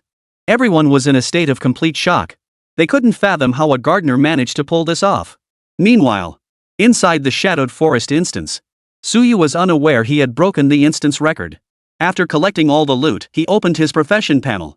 Name, Suyu. Profession, gardener. Level, 12-15%. Strength, 140 plus 20. Agility, 140 plus 20. Sunlight, 500 plus 60. Constitution, 140 plus 20. Equipment, Giant Bear Armor Gold Quality, Giant Bear Gauntlets Gold Quality, Magic Necklace Gold Quality. Plants planted, 0-110. Talent, Plant Compendium allows purchase of required plants from the compendium. Active skills, Mass Planting, Sunlight Bomb. Passive skills, Life Reshaping, Damage Transfer. Suyu silently commanded, open the plant compendium. Soon after, Suyu discovered another new plant had unlocked. Garlic Flower, for lower level monsters, the garlic flower will swallow them whole and digest them within 1 minute. For higher level monsters, it will force them to teleport away. Oh? Unlocked the garlic flower? Devouring low level monsters in 1 bite? That's kinda useless. After all, my peas can one-shot low level monsters. But forcing high level monsters to move? That's pretty powerful. Force displacement counts as a control effect. And control is exactly what Suyu lacks right now. More crucially, the force displacement from the garlic flower isn't just like making monsters shift rows in a Plants vs. Zombies hybrid version. If I encounter a powerful boss, could I plant a field of garlic flowers to surround it? Wouldn't that keep the boss perpetually forced to move, completely unable to attack? At this thought, Suyu couldn't help but feel excited. He even wanted to find a higher level boss to test it out right now. But for now, he needed to exit the instance first. Suyu then closed his class panel and began searching for the dungeon's exit. But he realized he couldn't find the exit. He searched everywhere but couldn't find it. He furrowed his brow slightly. This shouldn't be happening. Logically, after defeating the boss, the dungeon exit should appear, right? But why can't I see it? What's going on? Suyu was utterly perplexed. Finally, he decided to search again. While Suyu was still searching for the dungeon exit, outside the dark forest instance, everyone else had also recovered from their earlier shock. Now, anticipation filled their faces as they waited for Suyu to emerge from the dungeon. After all, Suyu had soloed the hell difficulty and broken the record at genius among geniuses with boundless future potential. Even if they couldn't befriend Suyu, they at least wanted to make a good impression in front of him. However, after several minutes passed without Suyu emerging, whispers began to stir among the crowd. What's going on? Why hasn't Suyu come out yet? No clue. Normally, after defeating the boss, you just collect the loot and exit. But it's been nearly 10 minutes, and Suyu still hasn't come out. Let's wait a bit longer. Maybe the hell difficulty dungeon has some special quirks. The group continued waiting patiently for Suyu to emerge. But then, suddenly, someone gasped, "Look at the instance entrance." All eyes turned to the vortex at the dungeon entrance. They saw the vortex slowly turning black. "Is this a demonic invasion of the instance?" someone exclaimed. Instantly, every face in the room turned pale. Demonic forces invading the dungeon. In this world, demons were the most terrifying of all alien races. Not only do they possess exceptionally high attributes across the board, but most crucially, they wield a unique ability. That ability is to invade dungeons and corrupt them. Once a demonic creature invades a dungeon, it corrupts every monster within. Once corrupted, these monsters see their attributes skyrocket by at least tenfold. Following this, the demonic entity leads the corrupted monsters out of the instance to invade the real world. Moreover, once a demonic entity invades a dungeon, entry and exit become impossible. Those trapped inside can only escape by slaying the demonic entity. Otherwise, there's only one outcome, being killed by the demonic entity. Holy, we're screwed. A demon capable of invading a level 20 dungeon must be at least level 25. Suyu is in grave danger. Truly, heaven envies talent. After such a prodigy as Suyu finally emerged, is he destined to fall by the demon's hand? At that moment, the expressions of everyone present changed drastically, their faces filled with profound worry. Chapter 22, The Garlic Flower Array. After all, demons were incredibly powerful beings. Even a level 25 demonic entity possesses attributes surpassing those of level 30 bosses found in dungeons. Even though Suyu had just broken the hell difficulty record, could he possibly defeat such formidable demons? Suddenly, someone shouted, "Quickly notify the demon suppression army." Right. Hurry and alert the demon suppression army. Otherwise, the monsters in the dungeon will become even more dangerous once corrupted by evil. The Demon Suppression Army is a special military force established by the state, composed of professional practitioners. Their primary duty is to deal with demonic invaders in wild dungeons. Upon hearing the mention of the Demon Suppression Army, someone hurriedly left the area, sprinting toward their base. If the Demon Suppression Army wasn't notified in time to deal with the demonic forces here, it would be truly dangerous when the demons emerged with the corrupted monsters from the dungeon. Within the Shadowed Forest dungeon, Suyu remained unaware that demonic forces had already invaded the Shadowed Forest dungeon. He continued searching for the dungeon's exit. Just then, a massive black shadow suddenly materialized behind Suyu. The shadow gradually solidified into a monstrous humanoid figure towering in stature, shrouded in dark mist, and wielding a massive axe. With a sudden leap, it swung the axe directly at Suyu's head. Though Suyu had sensed the terrifying aura emanating from behind the moment the monster appeared. But the monster's attack was simply too swift. There was no time left to dodge. Yet, just as the giant's axe was about to strike Suyu, it halted abruptly half a meter away. It was as if a strange force surrounded Suyu, preventing the axe from descending. Damage redirection. Suyu's passive skill had activated. All the damage he was taking was redirected onto the plants behind him. Specifically, to the torch nuts, the ones with the highest default defense and health. However, after absorbing that axe blow, Suyu could clearly sense the torch nut's health had plummeted. The torch nut was now in worse shape than after being rammed by the Minotaur King earlier. Not only was a large chunk missing from its head, but tears were streaming from its eyes. Its current state closely resembled that of a character in a game about to be devoured. Suyu felt a slight shock. What is this thing? How can its attack power be this strong? After all, even the level 20 boss, the Minotaur King, had only managed to chip off a piece after attacking for so long. Yet this monster before him had nearly killed the intact torch nut with just one axe swing? Suyu cast his detection spell, revealing the creature's information before him. Demon Giant. Level 30. Strength 5000. Agility, 3000. Spirit, 2000. Stamina, 6500. Skill, Wild Chop, Shockwave. A level 30 demonic entity? Suyu was startled. He was certainly aware of demonic entities, but he hadn't expected to encounter a demonic invasion during his very first outdoor dungeon run. Still, Suyu wasn't overly afraid. Behind him, the pea-shooting cattails began firing pea shots. A dense barrage of flaming peas struck the giant's body. 1780. 1867. 1724. No wonder it's a level 30 demonic creature, its health pool is incredibly thick. Suyu noticed that despite the barrage of flaming peas pelting the giant demon, its health bar barely budged. In the past, even bosses would see their health bars plummet visibly under such a barrage. Just then, the giant demon seemed to realize Suyu's damage output was exceptionally high. It charged towards Suyu once more. But Suyu wasn't about to give it the chance to close in. Perfect. I'll test my garlic flower array on you. With a flick of his thoughts, a ring of garlic flowers materialized around the demonic giant. Before the demonic giant could react, a single garlic flower lunged forward and bit into it. Instantly, the demonic giant halted its charge. A human-like expression of pain twisted across its hideously ugly face. Then, its body moved uncontrollably to the side. Though the demonic giant didn't understand what was happening, it still charged towards Suyu. But before it could move, another garlic flower bit down. The demonic giant involuntarily shifted sideways once more. Thus, whenever the demonic giant forced itself to move and attempted to attack, another garlic flower would bite down. Ultimately, the demonic giant could only dart wildly back and forth within the encircling garlic flowers, utterly unable to control itself. Witnessing this, Suyu let out a faint smile. Indeed, the garlic flower formation works exactly as I imagined. This means that even if I encounter monsters of higher levels in the future, I'll have a trump card up my sleeve. Suyu then continued planting pea-scented cattails. As the number of pea-scented cattails grew, the demon giant's health began to plummet rapidly. Roar! The demonic giant let out a furious roar. As a level 30 demonic giant, it should have been able to cleave this feeble human in two with a single swing of its axe. But it had no idea what trick this puny human was using. It couldn't move at all now. Feeling its health steadily drain away, it roared again in frustration, roar. Yet no matter how fiercely it roared, the demonic giant remained utterly unable to control its own body. Under the relentless assault of the flame peas, its health bar plummeted at a visible rate. Out in the wilderness, at the nearest demon-suppressing army garrison to the shadowed forest. Inside the office of the garrison's highest commander. A woman in demon-suppressing army uniform sat upright in her chair, handling military affairs. Her hair was neatly pulled back, her gaze sharp, her nose high and straight. Her dark-toned demon-suppressing army uniform clung perfectly to her figure, accentuating her icy demeanor.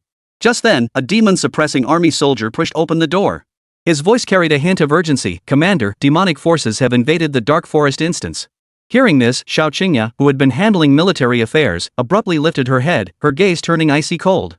Another demonic intrusion into the instance? What's the current situation in the Dark Forest? Are there still people inside the instance? The demon-suppressing soldier replied, "Yes, there's still a gardener inside the instance." Hearing this, Xiao Qingya frowned. A gardener? How did a gardener come to clear the Dark Forest dungeon? And there's only one gardener? So he chose to solo it? The soldier nodded. Yes, and he chose to solo hell difficulty. Xiao Qingya stood up abruptly, her voice thick with disbelief. What? Soloing hell difficulty? A chill settled over her expression. She couldn't comprehend how a gardener with no combat prowess dared to solo a dungeon. And on hell difficulty, no less. Now, demons had invaded the dungeon. The demon-suppressing army would have to expend significant time and manpower to rescue this gardener. But just then, the demon suppression army members suddenly interjected, "Commander, I just heard that gardener broke the record for the Darkwood Forest on hell difficulty. And she did it in just 1 hour." Hearing this, Xiao Qingya froze in place, utterly dumbfounded. The entire office fell into an eerie silence. Chapter 23, How did Suyu get out? Broke the record for the hell difficulty of the Dark Forest? And in just 1 hour? And by a gardener soloing it? She understood every word, but when they all came together, Xiao Qingya doubted her own ears. After all, in her mind, a gardener was purely a lifestyle profession. They could only plant flowers and water plants, possessing zero combat capability, let alone clear dungeons. Yet now, she'd heard a gardener solo a dungeon and shattered the hell difficulty record. It took Xiao Qingya a long moment to snap back to reality. She fixed her sharp gaze on the demon-suppressing army soldier before her, a hint of skepticism in her voice. "Are you certain that gardener broke the hell difficulty record?" The demon suppressor's voice trailed off. I'm not entirely sure. That's what the people who called for demon suppressor reinforcements said. They saw it before the shadowy forest. Hearing this, Xiao Qingya's expression immediately turned solemn. soloing the hell difficulty Shadowed Forest, breaking the record, and doing it in just 1 hour. This was a super genius. If such a prodigy were to be crushed by demonic forces, it would be an immense loss. With that thought, Xiao Qingye turned to the demon-suppressing army before her and commanded, "Transmit my order, summon all demon-suppressing army members not currently on missions. They are to depart with me immediately." The demon-suppressing army soldier responded with a loud shout before hurrying off to relay Xiao Qingye's orders. Meanwhile, within the shadowy forest dungeon, the demonic giant within the garlic flower array continued to be bitten by the garlic flowers, darting about wildly. Moreover, under the relentless barrage of flaming peas, its health was rapidly depleting. Facing imminent death, the demonic giant roared in frustration once more. At that moment, Suyu furrowed his brow slightly and muttered under his breath, "You're too noisy." With that, he unleashed a sunlight bomb. Boom! With a deafening explosion, the already critically wounded demonic giant was instantly obliterated by the sunlight bomb. A level 30 demonic giant was slain by Suyu, a mere level 12 gardener. You have defeated the demon giant. Experience plus 50,000. Equipment obtained, Demon Ring. Suyu examined the equipment's details. Demon Ring. Quality, unknown. Effects, Strength 50, Agility 50, Spirit plus 100. Special effect, when equipped, skill attack range doubles. Level requirement, usable at level 10. A demonic ring, quality unknown? Suyu was slightly taken aback. However, he was quickly captivated by the ring's effects. Strength and agility both 50, but spirit. Oh. For me, it's sunlight. Sunlight plus 100. Perfectly suited for me. For Suyu, as long as he had sunshine, nothing was a problem. After all, his plants offered both offense and defense, and now he had the garlic flower for crowd control. Plus, with his passive skill, damage transfer, no one could kill him. And wearing this ring doubles the attack range of my skills? This left Suyu even more astonished. Didn't that mean the attack range of all his plants would double? And the explosion radius of his active skill, Sunlight Bomb, would also double. That would be terrifying. The original explosion radius of Sunlight Bomb was 5 meters. Doubled, it would become 10 meters. Combined with its already massive explosive damage, it would be utterly unstoppable. Suyu didn't hesitate, he equipped the demon ring immediately. Then, suppressing his excitement, he headed toward the dungeon exit that appeared after defeating the demonic entity. At that moment, outside the Shadowed Forest instance, everyone was filled with anxious anticipation. Where is the demon suppression army? The monsters inside the dungeon are about to be corrupted by evil. They should be here soon. Once the demon suppressing army arrives, we might still have a chance to rescue Suyu. Just then, someone suddenly gasped, "Look! Is someone coming out?" Hearing this, all eyes turned toward the instance exit. To their astonishment, they actually saw someone emerging from the dungeon. What's going on? How could someone come out of the instance? Didn't they say once the demonic forces invaded the instance, no one could enter or exit? How did he get out? Upon recognizing Suyu's appearance, someone exclaimed, "It's Suyu!" Instantly, the crowd fell into even deeper confusion. The man before them was Suyu, the one who soloed hell difficulty and shattered the record? They had all assumed Suyu was as good as dead. But they never imagined Suyu would emerge completely unscathed. Didn't Suyu encounter any demonic entities? No idea. Probably not? Otherwise, how could he be completely unharmed? But how did he even get out? Just then, someone pointed toward the instance's exit and exclaimed, "Look! The entrance has returned to normal." Hearing this, everyone noticed the vortex at the instance entrance had changed from black back to its normal color. This meant the demonic entity had vanished from the instance. What's going on? How did the demonic entity vanish from the dungeon? Did the demonic entity leave on its own? Or did it escape? That shouldn't be possible. If the demonic entity left the instance, we should be able to see it. Since the demonic entity didn't escape the instance on its own, what do you think? Could it be that it was killed? Impossible. Any demonic entity capable of invading the shadowy forest is at least level 25. Who could possibly kill it? Suddenly, eyes turned toward Suyu. Could it be Suyu killed the demonic entity? At this thought, the intensity in everyone's gaze toward Suyu grew even more intense. Just then, Jiang Hao, the one who had invited Suyu to join his party earlier, suddenly stepped in front of him. He cautiously asked, "Big Wu boss, did you encounter a demonic creature in the dungeon?" Hearing this, Suyu looked at Jiang Hao. He recognized the man before him as the one who had invited him to join the team earlier. Suyu nodded. "Yes, I encountered one, a level 30 demon giant." Hearing this, everyone present looked utterly shocked. A level 30 demonic giant. Who would have thought the demonic invaders in the Dark Forest instance weren't level 25, but level 30? And a demon giant at that. Among the fiends, fiend giants not only dealt immense damage but also possessed incredibly thick health pools. A single swing from a level 30 demon giant could easily overwhelm even a level 25 tank. Jiang Hao was a bit taken aback at this point. Still, he pressed on, so, boss, how did you get out? Suyu remained composed, replying casually, after slaying that demonic giant, one naturally emerges. Instantly, everyone present erupted in shock. What? Killing the demon giant got you out?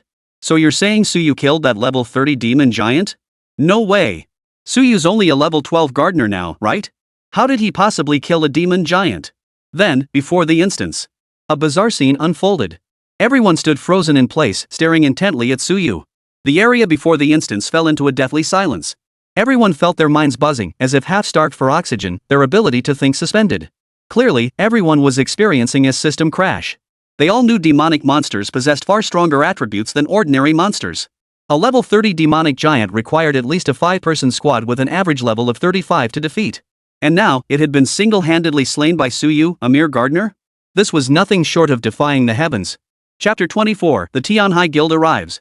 Suyu felt slightly uncomfortable under the intense stares of the crowd. He didn't linger, pushing through the crowd to find an empty spot where he sat down to rest. Though he hadn't lifted a finger during the dungeon run, the plants had done all the killing. But walking was exhausting too. More importantly, after clearing a dungeon once, he had to wait a while before he could run it again. I'm already level 12 now, and I'll hit level 13 soon. Running through the dark forest again later should get me to level 14, Suyu mused to himself. Meanwhile, after regaining their composure, the others saw Suyu resting and dared not disturb him. Though they were all dying to know how a level 12 gardener like Suyu had managed to take down a level 30 demon giant, no one dared to ask. Beside him, Jiang Hao also wanted to strike up a conversation with Suyu, but he remained still. The boss first cleared hell difficulty, then took down a level 30 demon giant. He must be exhausted now. Let's wait until the boss has rested properly before proceeding, Jiang Hao thought to himself. Meanwhile, Suyu retrieved the prepared rations from his storage space. After eating his fill, he took a short nap. An hour later, Suyu opened his eyes, rose, and stretched lazily. Then, he headed toward the instance entrance, preparing to run the dark forest instance again. However, just as he took a few steps, he suddenly heard a commotion in the distance. Turning his head, Suyu saw that a dozen or so people had appeared in the distance at some point. Each held a portrait in their hands as they approached the instance. Everyone over here. Tianhai Guild is looking for people. This is our Tianhai Guild's wanted target. See if anyone recognizes him. Anyone who can provide information on him will be rewarded with a piece of gold equipment. After hearing their words, Suyu's brow furrowed slightly. A wanted target of the Tianhai Guild. The Sky Sea Guild? Why does this feel so familiar? Right, isn't Xiaomei's father the head of the Tianhai Guild? Could it be that they're here to arrest me? Suyu's heart sank slightly. By now, the Tianhai Guild members had arrived at the dungeon entrance. They looked arrogant and forcefully demanded everyone assemble for a thorough search, one by one. Just then, Jiang Hao had quietly slipped up beside Suyu. He looked at Suyu, his voice tinged with urgency. Boss, I just saw that wanted poster. It seems the Tianhai Guild is after you. What did you do to offend them? Hearing this, Suyu thought to himself, so it seems the Tianhai Guild found out about me killing Xiaomei after all. He looked at Jiang Hao and said, I killed the daughter of the Tianhai Guild's leader. Hearing this, Jiang Hao's heart skipped a beat. Killed the daughter of the Tianhai Guild's leader? After all, the Tianhai Guild ranked among the top 10 guilds in Linhai City. He never imagined the big shot before him would dare kill the Tianhai Guild leader's daughter. Then, Jiang Hao urged anxiously, then you should run, big shot. Hearing this, Suyu remained motionless. He replied indifferently, run? Why should I run? Hearing Suyu's words, Jiang Hao froze in place. Why run? You killed the guild leader's daughter, you're now a wanted criminal by the entire Tianhai Guild. If those guys find you, you're done for. Moreover, all of those dozen or so members from the Tianhai Guild were above level 20. Even their leader has reached level 26. Facing such a force coming for you, shouldn't you run now? At that moment, the crowd gathered before the dungeon was forcibly pulled together by the Tianhai Guild. Though seething with anger, they dared not speak out. After all, they couldn't afford to cross the Sky Sea Guild. But then, upon seeing the target of Tianhai Guild's bounty, they were stunned. Wasn't that portrait of Suyu? After all, Suyu had not only shattered the hell difficulty record but also slain the demonic fiend. Their impressions of Suyu were deeply etched in their minds. It's him, the big shot, who smashed the record and slayed the demonic fiend. The Mountain Sea Guild is actually putting out a warrant for him? Seeing the reactions of these people, the Tianhai Guild members couldn't help but smile. Who would have thought the person the guild was hunting was right here? Suddenly, someone gasped, I see him. Right over there. A member of the Tianhai Guild spotted Suyu's location and pointed him out. Everyone turned to look, confirming it was indeed Suyu. Instantly, the dozen or so men who spotted Suyu acted like a pack of wolves spotting a lone sheep. After all, Suyu was worth a fortune. The guild leader had promised a reward of 1 million gold coins to whoever captured Suyu. Someone shouted urgently, seize him. the guild's bounty is ours. Instantly, the Tianhai guild members closed in on Suyu. Upon witnessing this scene, Jiang Hao murmured under his breath, "It's over." He knew Suyu could slay a level 30 demon giant. But the dozen-plus members of the Tianhai guild before him were clearly well-trained. They possessed every class imaginable. Such a squad, every member over level 20 and working together flawlessly, was likely no weaker than a demonic giant. Meanwhile, Suyu watched the approaching Tianhai guild members with an unflappable expression. He didn't take these dozen or so level 20-something individuals seriously.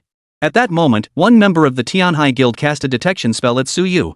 Upon seeing Suyu's information, he froze in place. He almost doubted his own eyes. The man before him was merely a level 12 gardener? Seeing his reaction, the others assumed Suyu must be a high-level, powerful professional. They all cast detection spells on Suyu as well.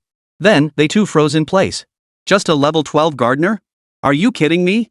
The person the guild offered 1,000,000 gold coins for is just a level 12 gardener? Meanwhile, as the Tianhai guild members cast their detection spells on him, Suyu also cast his detection spell on the dozen or so people before him. Zhang Hai, profession, Fire Mage, level 26. Zhao Tian, profession, Swift Wind Archer, level 23. Shenlong, class, Warrior, level 24. Every single one of these dozen or so individuals was above level 20. Warriors, mages, archers, support roles, all professions were represented, clearly forming a formidable team. Moreover, their equipment was perfectly coordinated, and they were clearly well trained. Just then, someone from the Tianhai guild sneered, "I thought the guild bounty was for some powerful individual. Turns out it's just a trash gardener." "Alright, you lot can stand down. I'll handle him myself." At that moment, a middle-aged man leading the Sky Sea Guild stepped in front of the mocking voice. He warned in a deep voice, "Don't underestimate him. He managed to kill the young lady and her 3 bodyguards. He's definitely no pushover. Plus, I just heard those guys say he broke some record and even killed a demonic fiend. He's definitely no pushover." But just then, one of their warriors charged toward Suyu. In his eyes, what strength could a gardener possibly have? He could kill him with a single basic attack. Especially since he'd already unleashed his full power, activating his charge skill. "Watch out. Big guy, watch out." At that moment, as the charging warrior approached, Suyu's mind flickered and 3 torch nuts materialized before him, forming a transparent barrier. The next instant, the soldier slammed into the protective barrier and was sent flying several meters away. Witnessing this scene, everyone present was utterly dumbfounded. Chapter 25, Kill Them All. What was that? How could a gardener possess such formidable defensive capabilities, even blocking a level 23 warrior skill? Everyone stared at the torch nut before Suyu, desperate to understand what it was. At that moment, the middle-aged man leading the Tianhai guild confirmed that Suyu was no ordinary opponent. He commanded his men behind him, agile archers, flank him. That strange thing only protects his front. Supports, buff the archer's attack. Everyone else, keep hitting the front, he won't last long. The order was given, and the entire squad obeyed without question. 2 archers swiftly closed in behind Suyu. Without delay, they unleashed their skills and fired their arrows. Flame arrows. Gale arrow. A fiery red arrow and an emerald green arrow shot toward Suyu's back. "Boss, watch your back. Someone's ambushing you from behind." Seeing this, the others all shouted in warning to Suyu. Yet Suyu remained utterly composed. With a single thought, his surroundings behind and to either side were instantly filled with flaming torch nuts. Ding! Both arrows struck the transparent barrier formed by the nut wall, clanging against it before falling to the ground. Seeing this, the middle-aged man leading the Tianhai guild's expression shifted slightly. They can actually cultivate this stuff? He had assumed the 3 torch nuts Suyu had cultivated were already the absolute limit. He never imagined Suyu could grow more. And not just one, but several. In that instant, Suyu conceived another thought and planted 30 pea-scented cattails in one go. Every pea shot from the pea-scented cattails locked onto the soldier position closest to the front. Seeing this, the warrior's face paled. He hastily raised his shield and activated his defensive skill. But in an instant, countless flaming peas shattered the warrior's shield and pierced through his body. Then, the peas continued firing toward the others. Seeing this, the members of the Tianhai guild all paled. What on earth was this? Why can it fire projectiles? Not only was the damage so high, but how could there be so many of them? The middle-aged man leading them bellowed, "Tanks and warriors, hold the front line. Mages and archers, keep firing from the rear. Break his defenses immediately. Support, buff the tank's defense and boost everyone else's damage output." As soon as he finished speaking, the Tianhai guild members immediately formed their battle formation. The middle-aged man drew his staff, murmuring incantations under his breath. The next instant, he roared, "Flame Dragon!" A fiery dragon surged towards Suyu. Flame Dragon? Isn't that an advanced spell only available to level 25 mages? Can Suyu's defensive plant block it? That strange plant seems to have formidable defense. It should be able to withstand it, right? It'll be tough. The fire dragon deals massive damage. Witnessing this scene, the onlookers couldn't help but worry for Suyu once more. Yet Suyu remained utterly composed. With a single thought, he planted 5 more torch nuts before him. Then, the flame dragon crashed into the massive barrier formed by the torch nuts and exploded with a thunderous boom. The immense damage was distributed across several torch nuts, yet they appeared completely undamaged. Seeing this, the middle-aged man's expression darkened even further. How can he keep planting them? Isn't there a limit to this? At that moment, Suyu's flame peas arrived en masse. Faced with a dense barrage of high-damage fire peas, the dozen or so members of the Tianhai Guild had no energy left to attack Suyu. Suddenly, several fire peas struck a mage. The mage let out a piercing scream as his health bar plummeted rapidly. The healer nearby reacted instantly, casting a healing spell to save him. But before the mage and healer could even breathe a sigh of relief, another barrage of flaming peas came flying at them. Suyu's current strategy was to prioritize attacking the squishy targets. Under his command, the fire peas automatically locked onto the mage, support, and archer. Even if the frontline tank tried to block the damage, the fire peas would curve around him, making it impossible to intercept. Tank! What the hell are you doing? Block the damage. Damn it, I can't block it. Stop barking like dogs and start dealing damage yourselves. I'm almost dead. Healer, where's the healer? Heal me now. No way, the healer's about to go down too. Let me heal myself first. At that moment, under Suyu's relentless assault, the Tianhai Guild members were in complete disarray. Suyu watched their health bars steadily drop, murmuring to himself, time to end this. With that, Suyu unleashed his skill Sunlight Bomb. In the next instant, a twin sunflower blossomed amidst the Tianhai Guild members, steadily swelling in size. Witnessing this, the middle-aged man leading the Tianhai Guild roared, "Run!" But it was already too late. The next instant, boom! A deafening explosion erupted. Within a 10-meter radius centered on the sunlight bomb, every member of the Tianhai Guild suffered massive blast damage. Even those quick enough to turn and flee were too late. The already severely depleted mages, support members, and archers of the Tianhai Guild were all blown to pieces. Only 2 tanks remained alive. But both of these tanks were barely clinging to life, their health bars completely depleted. In the next instant, the flaming peas pierced right through both of them. A fully manned squad of over a dozen members from the Sky Sea Guild was wiped out in an instant. The ground was littered with mangled corpses torn apart by the explosion. Scattered among them were items dropped from their storage spaces. Suyu walked calmly from corpse to corpse, collecting the spoils. Meanwhile, the crowd gathered before the instance watched the scene unfold, frozen in shock. Holy, a full squad of over a dozen members from the Tianhai Guild just got wiped out like that? That's Gardner? He's insane. What the hell are those plants? Some are super defensive, others deal insane damage way too strong. No idea. Has anyone ever heard of a gardener with abilities like this? Everyone present was utterly stunned. What just unfolded had completely shattered their expectations. A level 12 gardener had just wiped out a full squad averaging over level 20. Unheard of. Who the hell has ever heard of a gardener this god tier? Chapter 26, Hidden Dungeon.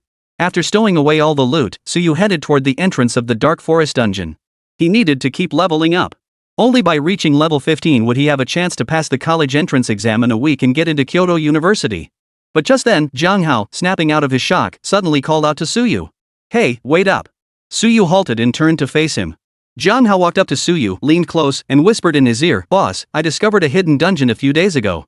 Want to team up and farm it with me?" Hearing this, Suyu perked up. A hidden instance? He knew hidden instances were a special type of dungeon. Not only did they offer extremely generous experience points, but the loot dropped after defeating the boss was also incredibly rare. However, hidden dungeons were notoriously difficult to discover. Moreover, some hidden instances imposed absurdly high-level requirements. Ordinary dungeons, usually around level 20, only allow players below level 30 to enter. But the hidden instance Zhang Hao discovered, though labeled as a level 20 instance, only allowed players below level 25 to enter. Moreover, the difficulty of that hidden instance was exceptionally high. That's why he came to the shadowy forest to find a party. And there he found a powerhouse like Suyu. At just level 12, he could slay a level 30 demonic giant and effortlessly wipe out a squad with an average level above 20.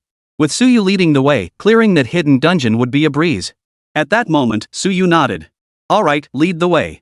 The experience from hidden dungeons far surpassed that of regular ones. With the hidden dungeon as a superior option, Suyu naturally had no intention of grinding the dark forest anymore. Seeing Suyu agree, Zhang Hao also broke into a smile. "However," he added, "would you mind bringing one more person along?" Suyu nodded, indicating he didn't mind. After all, the hidden dungeon offered exceptionally rich experience rewards.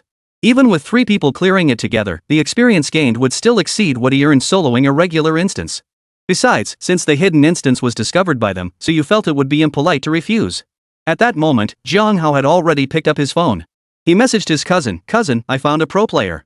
With him, we breezed through that hidden dungeon. Hurry up and get ready to leave the city. Me and the big shot will meet you at the city gate." Then, Jiang Hao turned to Suyu, "Let's go, big shot. Grab that guy, and we'll head to clear the hidden dungeon."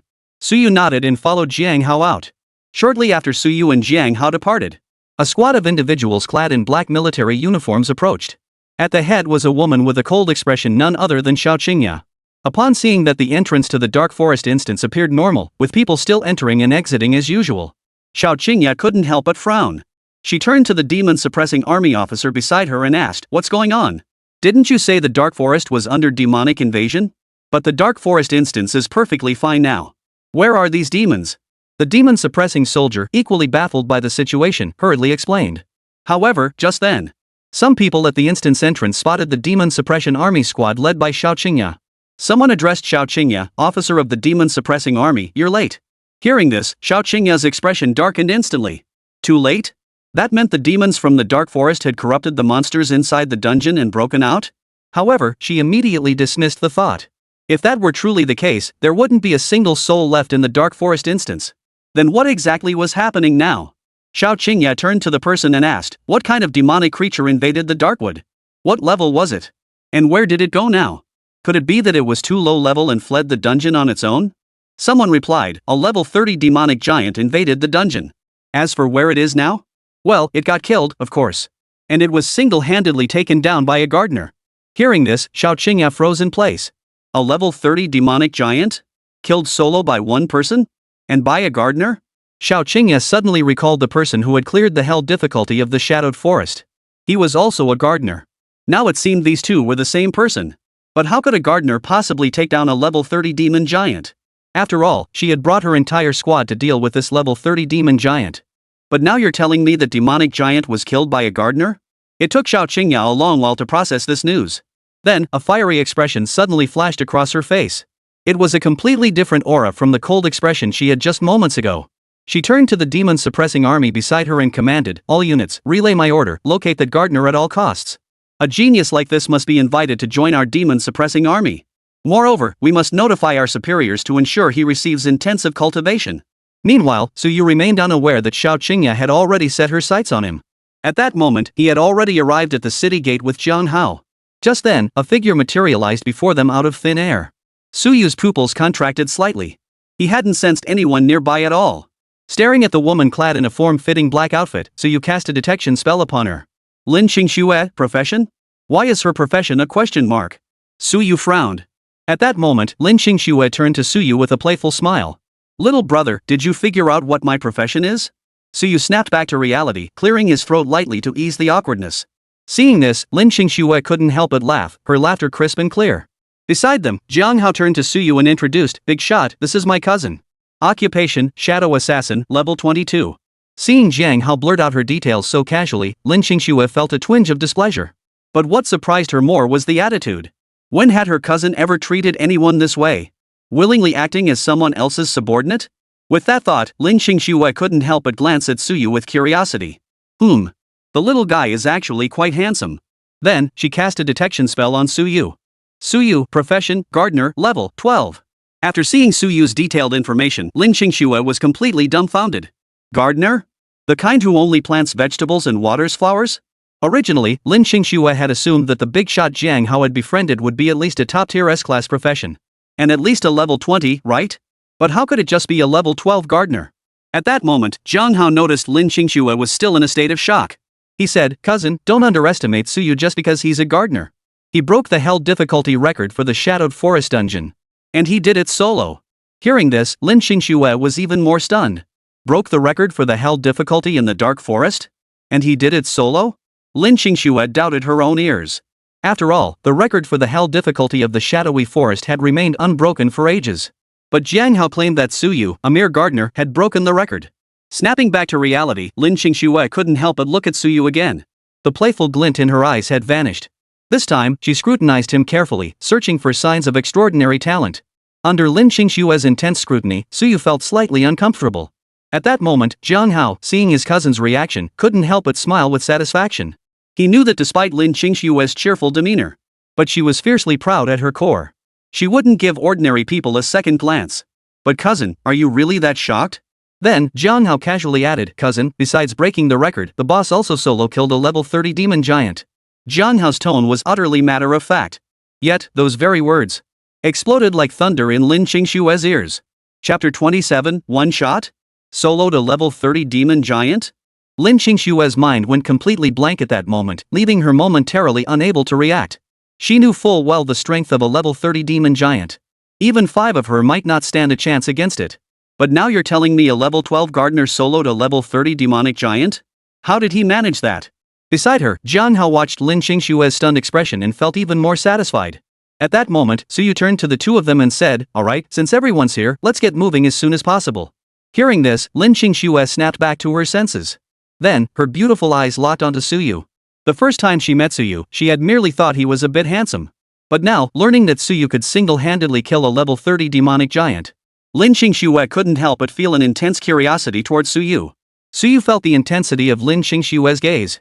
That gaze felt like she was trying to strip him naked to examine him thoroughly. He instinctively turned away and addressed Jiang Hao, let's get moving. Lead the way. Got it. Jiang Hao stepped in front of Suyu and headed toward the hidden instance. Along the way, Lin Qingshuo kept asking Suyu question after question. She wanted to know how a gardener like Suyu managed to slay monsters.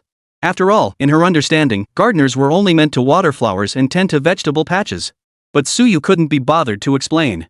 No matter how many questions Lin Qingshuo asked, Suyu simply replied, you'll find out once we're inside the instance. Seeing Suyu's dismissive attitude toward her, Lin Qingshuo couldn't help but mutter under her breath, what a boring guy. Led by Jiang Hao, the trio was nearing their destination after roughly an hour. Lin Qingshuo took the initiative to tell Suyu about the hidden instance. This hidden instance is called Roland's Forest, a level 20 instance. However, it grants 5 times the experience of a regular instance, and only players below level 25 can enter.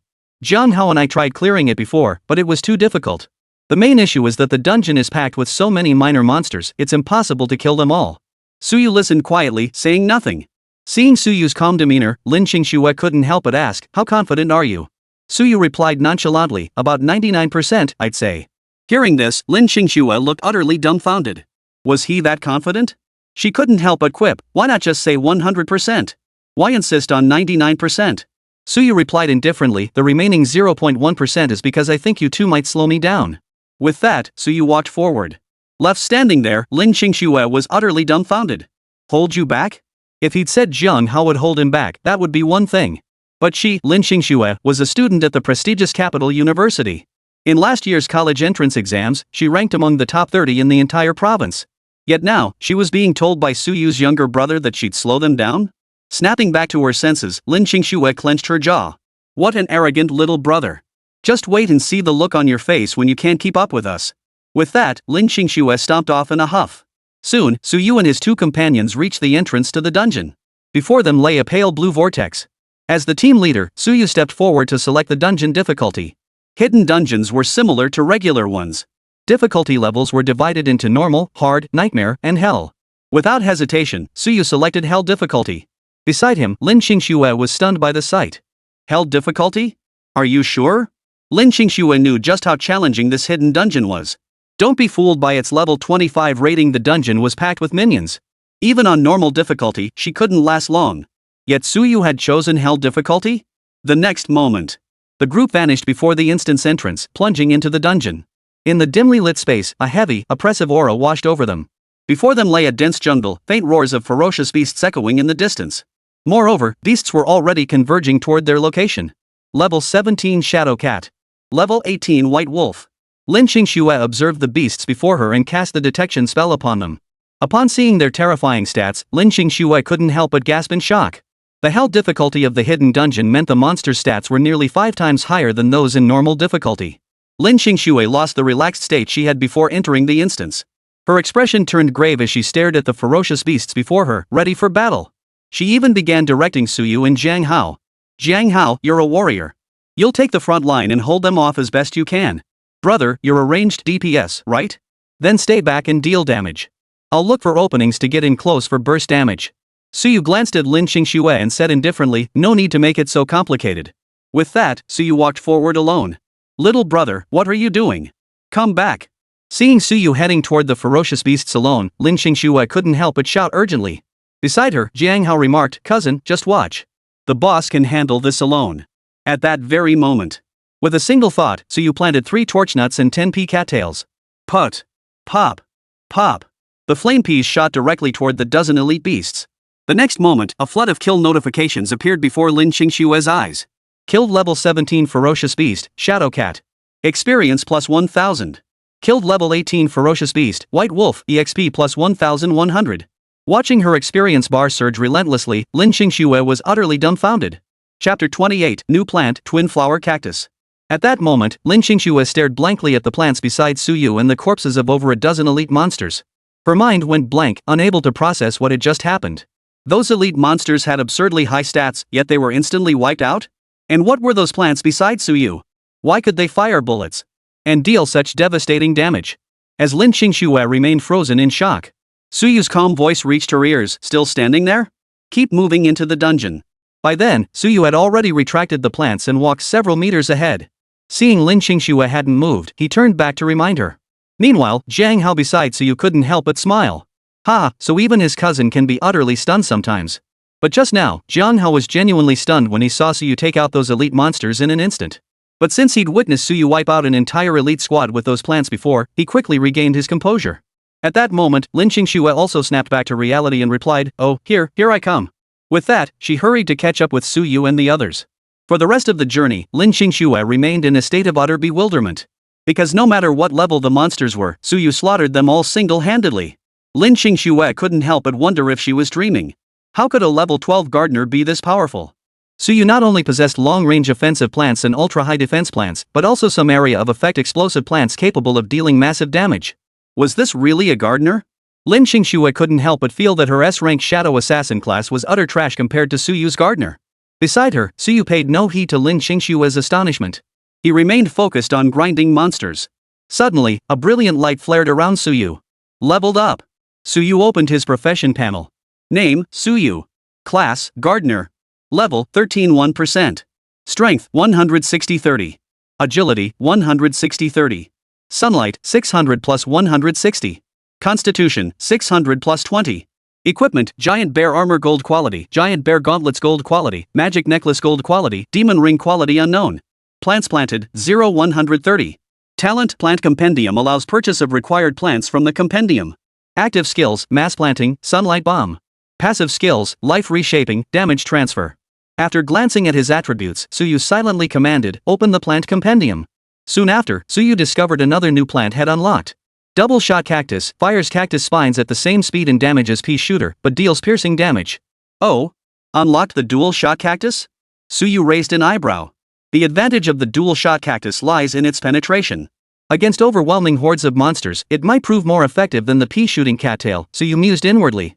Just then, the trio had reached a valley. Towering mountains flanked the valley, forming a narrow passageway in the center.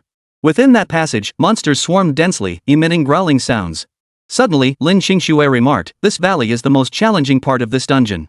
The terrain is extremely narrow, and the passage is packed with monsters. Getting through here is incredibly difficult. Jiang Hao and I got stuck here before and couldn't get through. Should we discuss how to tackle this? Lin Xingxue turned to Suyu, clearly viewing him as the leader. Suyu shook his head and replied calmly, no need. A large number of monsters? Perfect opportunity to test his dual shot cactus and see how it performs.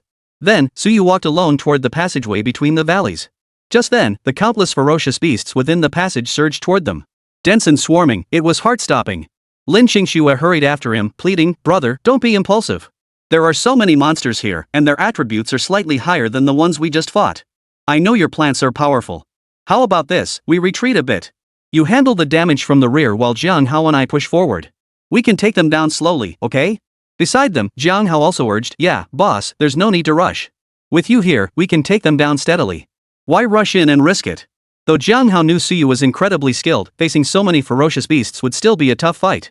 They only needed to stay outside the passageway and slowly eliminate the beasts that emerged. There was absolutely no need to risk charging headlong into the passageway. However, Suyu paid no heed to their pleas. He had already stepped into the canyon's passageway. Then, with a flick of his thoughts, he mass-planted dual-stem cacti. His current base sunlight stood at a full 760 points, and each twin branch cactus consumed 20 points of sunlight. Thus, Suyu planted 33 double-branched cacti in one go.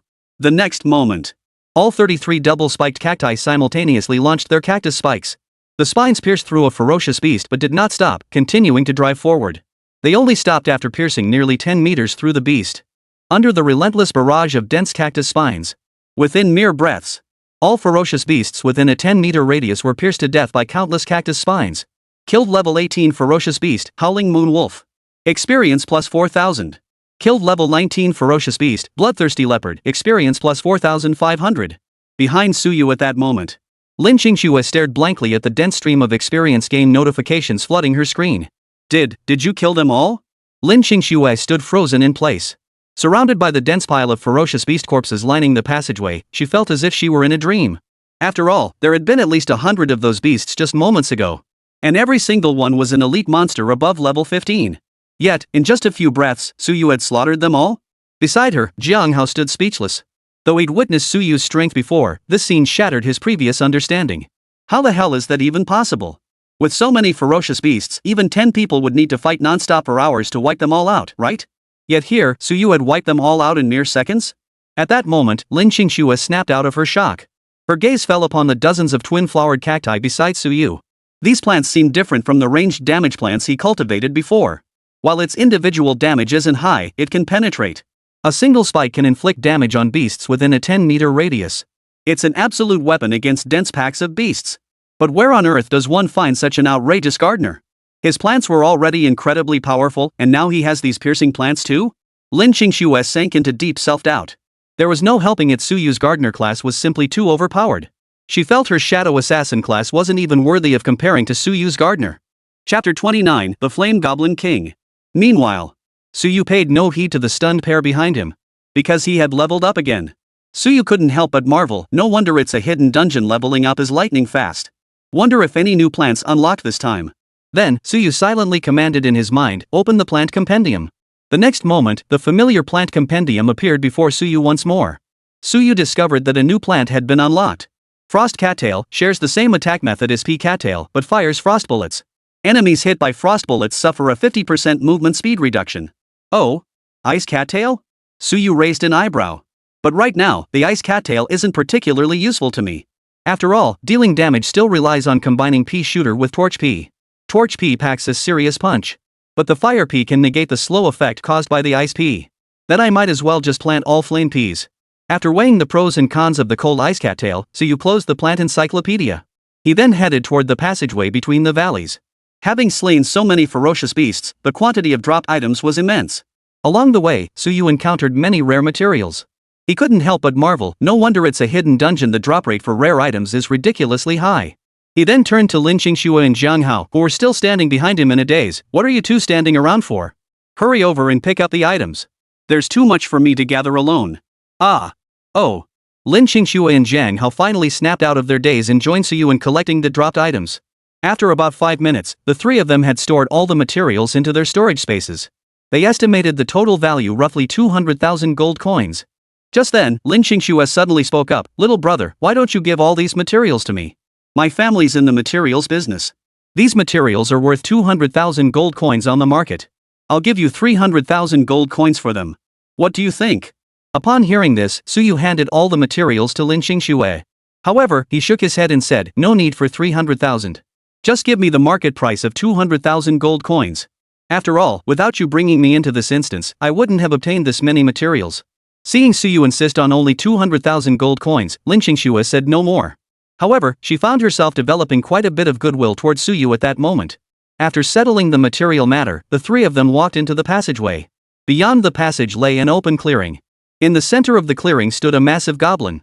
Unlike the goblins Suyu had encountered before, this one possessed crimson skin.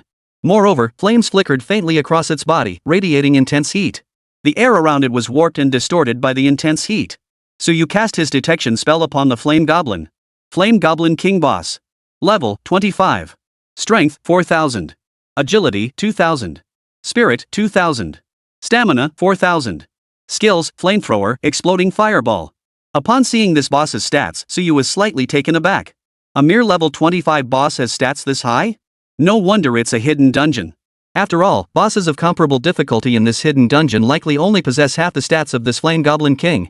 Still, this Flame Goblin King's stats aren't as high as that level 30 demon giant we faced earlier. I wonder how long it can hold out against my plant army's assault. Suyu murmured under his breath. At that moment, Lin Qingxue and Jiang Hao beside him also gasped upon seeing the Flame Goblin King. Whoa, this boss has such high stats? They had encountered level 25 bosses before, but none possessed such formidable stats. At that moment, the Flame Goblin King sensed the presence of Suyu and his companions. It had risen to its feet, its pair of crimson eyes seemingly ablaze with fire as it fixed its gaze upon Suyu and his companions. Suyu moved his thoughts. 5 torch nuts and 30 pea cattails sprouted instantly. For boss fights, the combination of pea cattails and torch nuts proved slightly more effective than the double shooter cacti. The next moment, countless flaming peas struck the Flame Goblin. 666. 678. 645. Seeing the damage dealt, Suyu couldn't help but frown. Why is the flame pea doing so little damage to this flame goblin? After all, earlier, his flame peas could deal over 1,000 damage in a single shot even against that level 30 demon giant. But now, against this level 25 flame goblin king, it only dealt a few hundred damage? Just then, a notification appeared before Suyu's eyes. Flame goblin is a fire type boss, immune to 70% of fire damage. Immune to 70% fire damage? Suyu was taken aback. This was the first time he'd encountered a boss with such a special buff. Meanwhile, Lin Qingxue beside him also noticed the abnormal damage output from his plant attacks. After all, she had witnessed firsthand just how devastating Suyu's flame peas could be. However, Lin Qingxue felt inexplicably pleased at that moment. She looked at Suyu and said with a smile, "Little brother, guess you can't one-shot this boss anymore, huh?" Previously, every monster they encountered had been instantly killed by Suyu alone.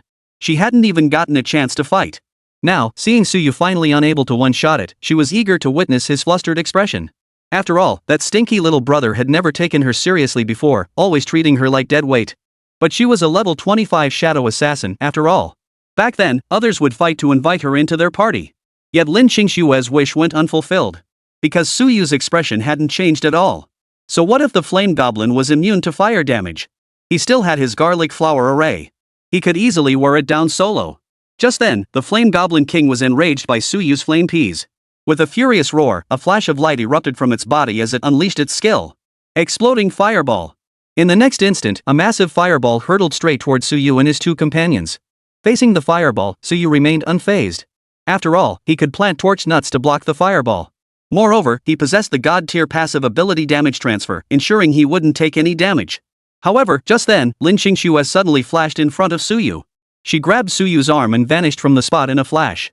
But Jiang Hao, who remained behind, wasn't so fortunate. Even with his defensive skills activated, he still took significant damage. Watching his cousin drag Suyu away without a second glance, Jiang Hao couldn't help but wear a look of utter misery.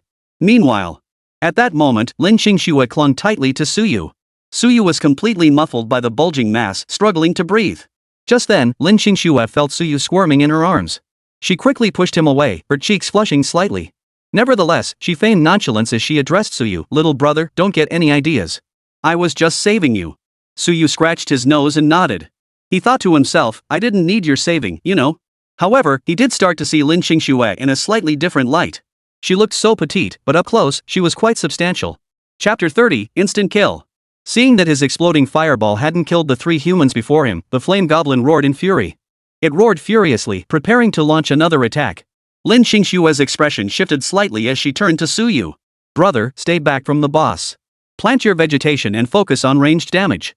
She then turned to Jiang Hao. "Jiang Hao, push forward and create an opening for me and my brother to attack." On the other side, Jiang Hao, already down to half health. Nevertheless, he charged forward. After all, among the 3 of them, only Suyu could deliver exceptionally high sustained damage. Only by creating a suitable environment for Suyu could they defeat this boss. After issuing her command, Lin Qingxue activated her stealth ability and crept toward the boss. She stood ready to unleash a burst attack on the boss at any moment.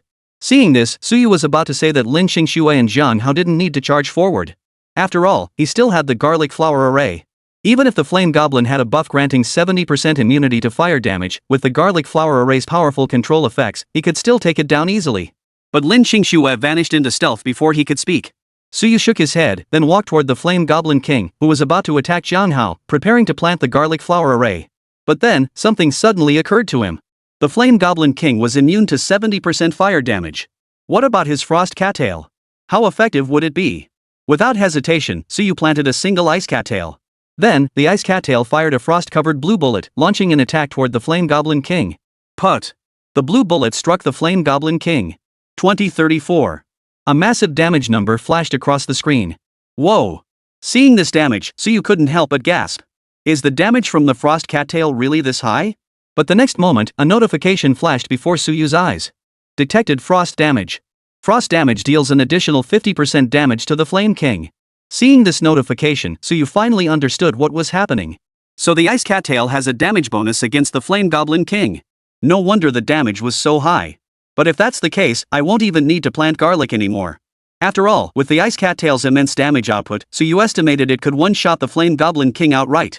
Then, Suyu recalled both the torch nuts and pea cattails. The next moment, Suyu activated his bulk planting skill and planted the frost cattail. Planting one ice cattail required 20 sunlight points.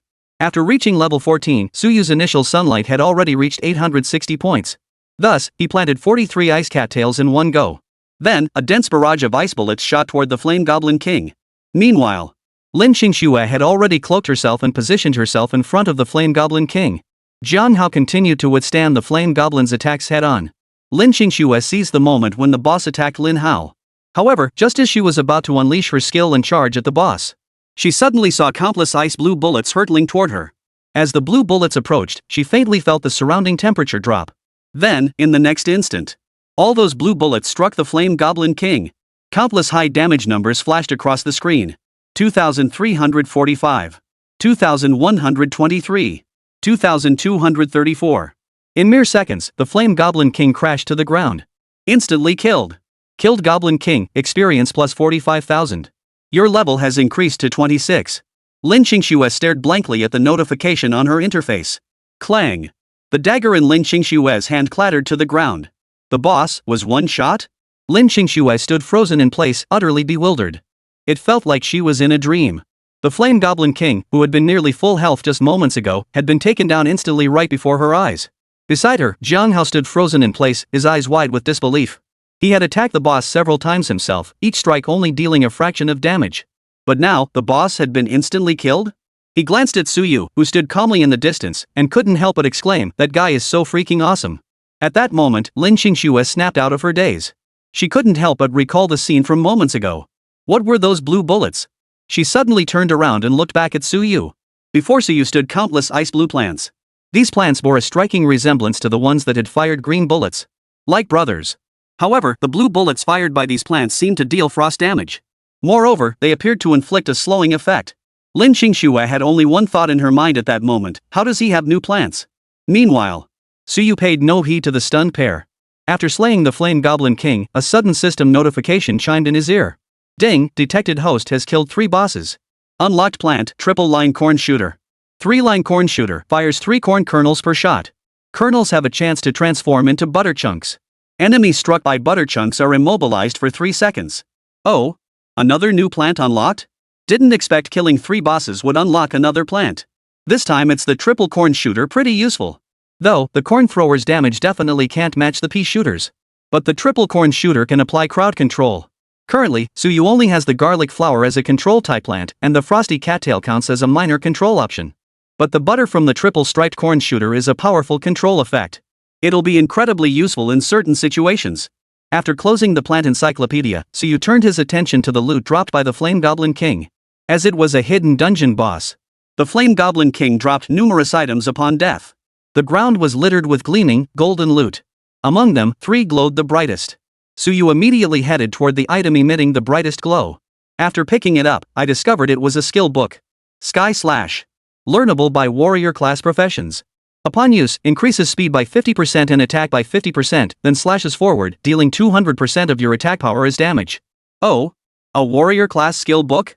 Upon hearing Suyu's voice, Jiang Hao immediately leaned in. Upon seeing the skill book's attributes, Jiang Hao sucked in a sharp breath. Whoa! A skill book for Sky Slash? Jiang Hao knew full well that Sky Slash was one of the strongest skills in the warrior class. He had spent a fortune trying to buy one before, but never imagined it would drop in a hidden dungeon. He turned to Suyu, his voice trembling with excitement. Big shot, would you sell me this skill book? I'll pay 500,000 gold coins. After all, Jiang Hao knew his place. Up until now, Suyu had been the one leading them in leveling up. The boss had been instantly defeated by Suyu, with neither he nor Lin Qingxue contributing much effort. Therefore, Jiang Hao tacitly accepted that all these drops belonged to Suyu. Chapter 31, Encountering Demonic Forces Again. At that moment, Suyu froze upon hearing Jiang Hao's words. 500,000 gold coins.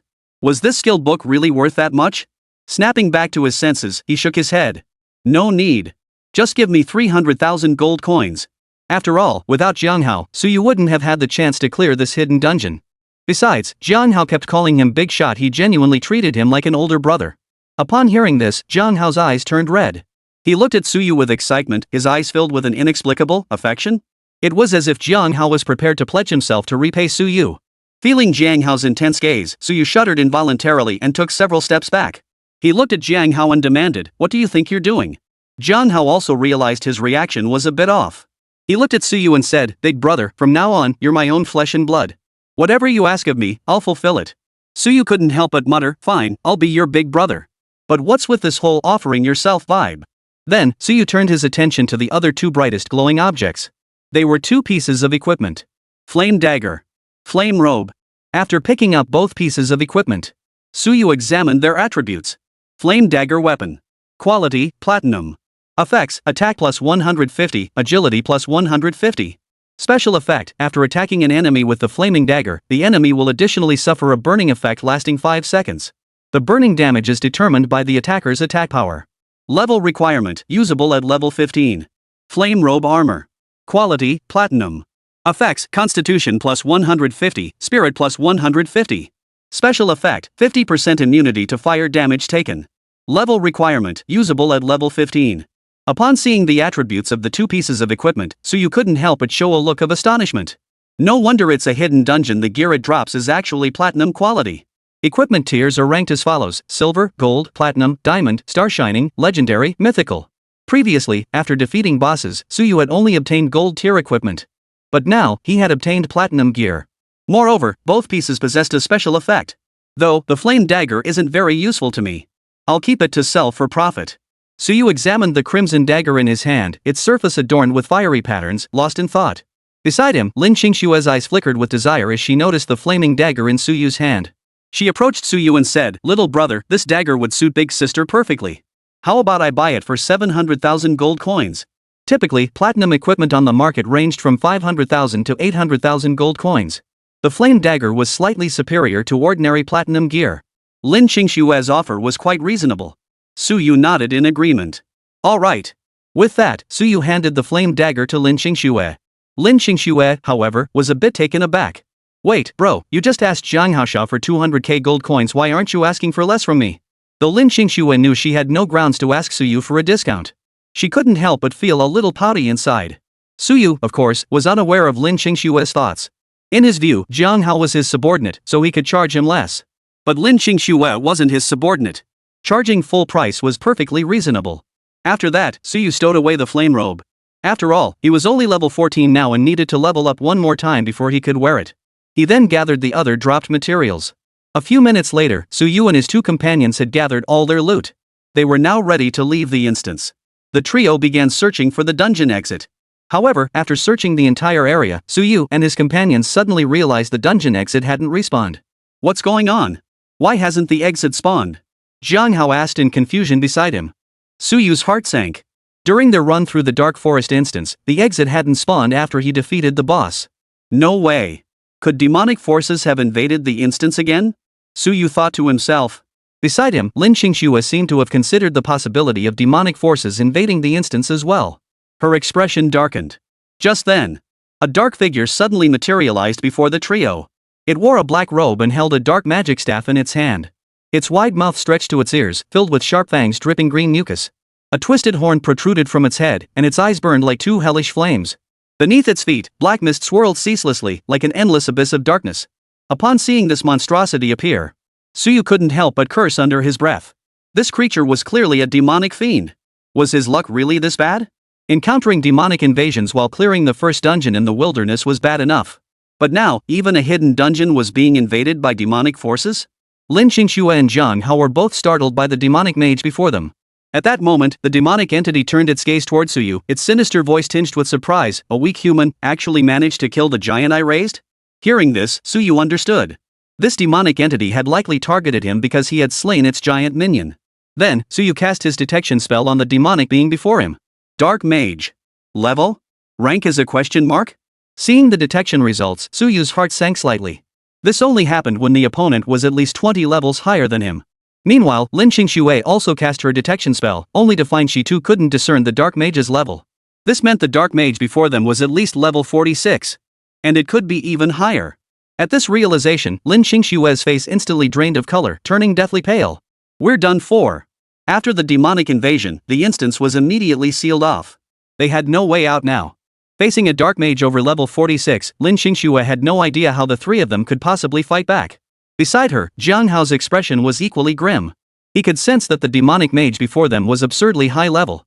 He could only turn his gaze towards Suyu, pinning all their hopes on him. Just then, the Dark Mage let out a sinister, cold laugh. He drew his staff and slammed it into the ground. Since you weak humans killed my pet, you shall pay with your lives. With that, a dark fireball hurtled towards Suyu. Watch out, kid. Big brother, watch out. Seeing this, Lin Qingxue and Jiang Hao cried out in unison, deeply worried for Suyu. After all, this was a demonic creature above level 46. And a demonic mage at that its skill damage was absurdly high. Even a level 40 tank wouldn't stand a chance against a single one of its skills. Let alone Suyu, a mere gardener. At that moment, Suyu also sensed the immense power contained within the black fireball. His expression shifted slightly, and with a single thought, he planted 10 torch nuts. The next instant, the black fireball slammed into the massive barrier formed by the torch nuts with a loud bang and exploded violently. Though it blocked the strike, all 10 torch nuts before Suyu vanished without a trace. Suyu's pupils contracted slightly. This was the first time he'd encountered a monster capable of instantly obliterating his torch nuts with a single strike. And 10 of them at once. It was clear just how powerful the Dark Mage before them was. Meanwhile, Lin Qingxue and Jiang Hao were mostly stunned. They never imagined Suyu could withstand the Dark Mage's attack and emerge unscathed. They had seen Suyu's torch nuts before and knew these plants possessed formidable defensive capabilities. But they never imagined it could be this formidable. This defense must surpass even a level 40 tank class, right? Chapter 32, The Garlic Flower Array returns. Upon seeing his skill blocked by Suyu, the Dark Mage now wore an expression of astonishment. His voice was cold and menacing. I never thought a weakling like you could block my attack? Then I can't spare you any longer. The next moment, the Dark Mage prepared to unleash another attack. But Suyu wasn't about to stand there and take it. The instant he parried the dark fireball, he seized the opportunity while the Dark Mage spoke. With a flick of his thoughts, he planted a ring of garlic flowers all around the Dark Mage. The Dark Mage naturally noticed the strange circle of objects surrounding him. But he dismissed it as merely another of Suyu's attack tactics, paying it no mind. In his eyes, Suyu's attacks couldn't possibly harm him. However, the very next moment, a garlic flower bit into his flesh. Then, the incantation murmuring from the Dark Mage's lips abruptly halted. A twisted expression involuntarily spread across his face as his body jerked uncontrollably to the side. Moments later, the Dark Mage snapped back from the forced displacement. He glared at Suyu and coldly demanded, "What did you just do?" But before he could finish the sentence, another garlic flower bit down. The Dark Mage lost control of his body once more, shifting sideways again. Thus, whenever the Dark Mage's forced movement ended, another garlic flower would bite him. Ultimately, the demonic giant could only dart wildly back and forth within the encircling garlic flowers, utterly unable to control himself. His face contorted as he moved, his voice filled with fury as he demanded of Suyu, "Human, what exactly did you do?" However, Suyu paid no heed to the Dark Mage's words. He directly planted pea-scented cattails and torch nuts before him. In the next instant, a dense barrage of flaming peas struck the Dark Mage's body. The Dark Mage's health bar began plummeting at a visible rate. Beside him, Lin Qingxue, who had been filled with worry moments ago, was utterly dumbfounded by the sight. What was going on? Why was the Dark Mage darting around as if completely out of control? Then, Lin Qingxue noticed the circle of white flowers Suyu had planted around the Dark Mage. What kind of flowers were these? It seemed that whenever the flowers bit the Dark Mage, he would be forced to move. Though the effect appeared temporary, only forcing the enemy to shift a short distance. But with a whole circle of garlic flowers planted together, the Dark Mage was completely immobilized. Realizing this, Lin Qingxue was utterly shocked. Is this another new plant created by Suyu? And this plant could actually control a 46th level Dark Mage? Consider this, even a 35th level control type class would struggle to restrain a Dark Mage here. So how did Suyu, a mere level 14 gardener, manage this? Beside him, Jiang Hao stood speechless, utterly stunned. Seriously, dude, you're this powerful? He'd already considered Suyu formidable after slaying a level 30 demon giant, annihilating Tianhai Guild's elite squad, and instantly defeating the Goblin King boss. But now, the boss could actually lock down a 46 plus level Dark Mage? And with the damage output of your plants, it probably won't take long before you wear this demonic mage down completely. That's a level 46 plus demonic being. Even a 5-man squad with an average level of 40 would struggle to defeat this demonic mage. This guy is just too god tier. At that moment, the dark mage trapped within the garlic flower array remained utterly baffled. He couldn't fathom why, after being bitten by that white flower, he was suddenly forced into uncontrollable movement. His face contorted as he glared at Suyu and roared, "Human! What kind of trick is this?" He had assumed he could easily eliminate this weak human before him with a single strike. But he never imagined this human before him would prove so troublesome. Not only could he block his attacks, but now he was even forcing him to keep moving against his will. Upon hearing the dark mage's words, Suyu remained expressionless, offering no reply. He continued planting pea-scented cattails and torch nuts using the naturally restored sunlight. Thus, more and more flaming peas struck the dark mage. In just a few minutes, the dark mage's health had plummeted by half. The dark mage felt his health steadily draining. Originally, he had assumed the human's control wouldn't last much longer. But now it seemed clear if this continued, he would die right here. To die at the hands of this seemingly weak human before me. With this thought, the dark mage's will stirred, and his staff emitted a sinister glow. Then, the aura emanating from his body surged violently. This was one of his forbidden secret arts. Upon casting it, he entered a frenzied state, immune to minor crowd control effects, such as slowing, silencing, and so forth. Naturally, this included garlic flower's force displacement. However, casting this forbidden technique left him vulnerable for a period afterward. That's why he hadn't used it until now. But now, he has no choice but to use it. After casting the forbidden spell, the dark mage stood within the garlic flower formation, allowing the surrounding flowers to bite at him relentlessly, yet they had no effect whatsoever. He glanced at Suyu with a cold sneer, sneering contemptuously, "Human, do you truly believe such methods could kill me? The power of demonic forces is something you insignificant humans could never comprehend." Upon seeing that Suyu's white flower had inexplicably lost its effect on the dark mage, the excitement vanished from Lin Qingshue's face. Originally, she had believed Suyu could wear down the demonic mage through the control of the garlic flowers and the sustained damage from the fire peas. Little did she know the demonic mage also held a trump card. She had underestimated the dark mage's capabilities. Now that the dark mage had broken free, they were truly in danger. Beside her, Jiang Hao's face betrayed a look of panic. This is bad. How could the dark mage be this powerful? How did he break free? Could it be that they were truly going to die here today? At this thought, Jiang Hao turned to look at Suyu. His only hope now rested on this powerful figure, Suyu.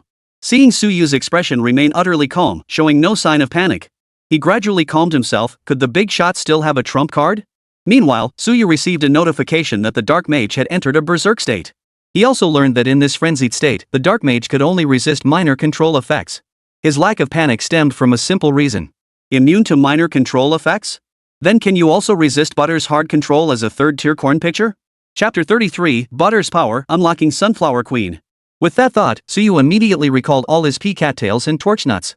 As he recalled these plants, Suyu's passive skill, Life Reshaping, activated. His sun energy instantly refilled to full. Then, with a thought, he selected the triple-line corn shooter and initiated bulk planting. After reaching level 14, Suyu's sunlight had already surpassed 700 points. Planting a single 3-line corn shooter consumed only 20 points of sunlight. Thus, Suyu planted nearly 40 3-line corn pitchers. Upon witnessing Suyu's actions, the dark mage within the garlic flower array sneered coldly. "Weakling human, you'd better stop messing around. The fact you managed to chip away half my health just now was all thanks to that white flower's control. Now that I'm immune to that white flower's control, do you really think you can hit me?" Meanwhile, Lin Qingxue, observing Suyu's actions, also wore an expression of astonishment. Had Suyu planted yet another new plant? How many plants did he have, anyway? But this plant looked remarkably like corn. I wonder how damaging this plant is. But now that the white flower's control was gone, even if this corn dealt high damage, it wouldn't be much use against a dark mage, right? Just as Lin Qingxue was still worrying. Yet, the very next moment, nearly 43 line corn throwers simultaneously began hurling corn cobs. With so many 3-line corn throwers, the probability of producing butter was naturally extremely high. In the very first round of attacks, over a dozen butter kernels slammed directly into the dark mage's head. Then, the dark mage's cold sneer froze on his face, leaving him speechless. Only his eyes, like ghostly flames, kept flickering. The dark mage was utterly dumbfounded. Originally, he believed Suyu's bizarre attacks wouldn't deal much damage. But how could this thing still inflict control effects? And it could even inflict a powerful immobilizing control? Nevertheless, the dark mage quickly regained his composure. He refused to believe this powerful control could last forever. He vowed that the moment the immobilization lifted, he would instantly obliterate that puny human. But the dark mage's plans were dashed. because before the butter-like control effect on his head had even faded, the next wave of 3-point shooters projectiles arrived. This round still contained over a dozen butter projectiles. Thus, the Dark Mage remained frozen in place by the butter, utterly immobilized. His health bar began to plummet once more. The Dark Mage snapped. He went completely berserk. What the hell is this thing? How could such a seemingly weak human possess such a powerful and disgusting technique? Meanwhile, Lin Qingxue, witnessing this scene, was utterly dumbfounded once more. This corn plant could actually cast control spells? And those yellow cubes it was throwing were hard control spells. It could even forcefully control this high-level Dark Mage right before her eyes, rendering him completely immobilized. However, Lin Qingxue noticed that the corn plant didn't always cast the yellow square, it mostly threw corn kernels instead. But that didn't matter much against Su Yu's sheer numbers. 43-line corn shooters could fire nearly 120 projectiles in a single round. Even if the probability of throwing butter cubes was low, butter was bound to appear. At this realization, Lin Qingxue was utterly stunned. Capable of unleashing an indefinite, immobilizing hard control effect. Seriously, this gardener is just too outrageous. Beside him, Jiang Hao was equally stunned, utterly speechless. Wait, you actually have a trump card? But this trump card is insane? At that moment, the Dark Mage remained rooted to the spot, immobilized by the butter block. His health bar steadily drained downward. Soon, the Dark Mage's health was nearly depleted. But then, a black light suddenly flared around the Dark Mage. His staff trembled violently, and his body dissolved into a cloud of black mist before vanishing. At that moment, Su Yu and his two companions heard the Dark Mage's chilling voice echo in their ears. Human, you just wait. This Dark Mage will spare you for now. Once I find other demonic beings, I will join forces with them to kill you. Watching the Dark Mage vanish before their eyes, Su Yu frowned slightly. He escaped? He hadn't expected that this would actually allow the Dark Mage to escape. Looks like that Dark Mage still has some tricks up his sleeve. He won't go down that easily. I'll have to be extra cautious when facing high-level demonic beings in the future, Su Yu mused inwardly. Just then, a notification popped up before all three of them. Defeated level 55 Dark Mage, experience plus 300,000. Su Yu remained expressionless, still regretting that he hadn't managed to kill the Dark Mage. After all, if he had truly succeeded in killing that Dark Mage, the experience gained wouldn't have been so meager. Plus, there was a chance it could have dropped some seriously high-quality gear. But beside him, Lin Qingxue sucked in a sharp breath, her small mouth gaping slightly. A level 55 Dark Mage? Originally, Lin Qingxue had assumed the Dark Mage was at most level 50. But 55? The crucial point was that level 55 Dark Mage had been driven off by Su Yu? That's just too strong.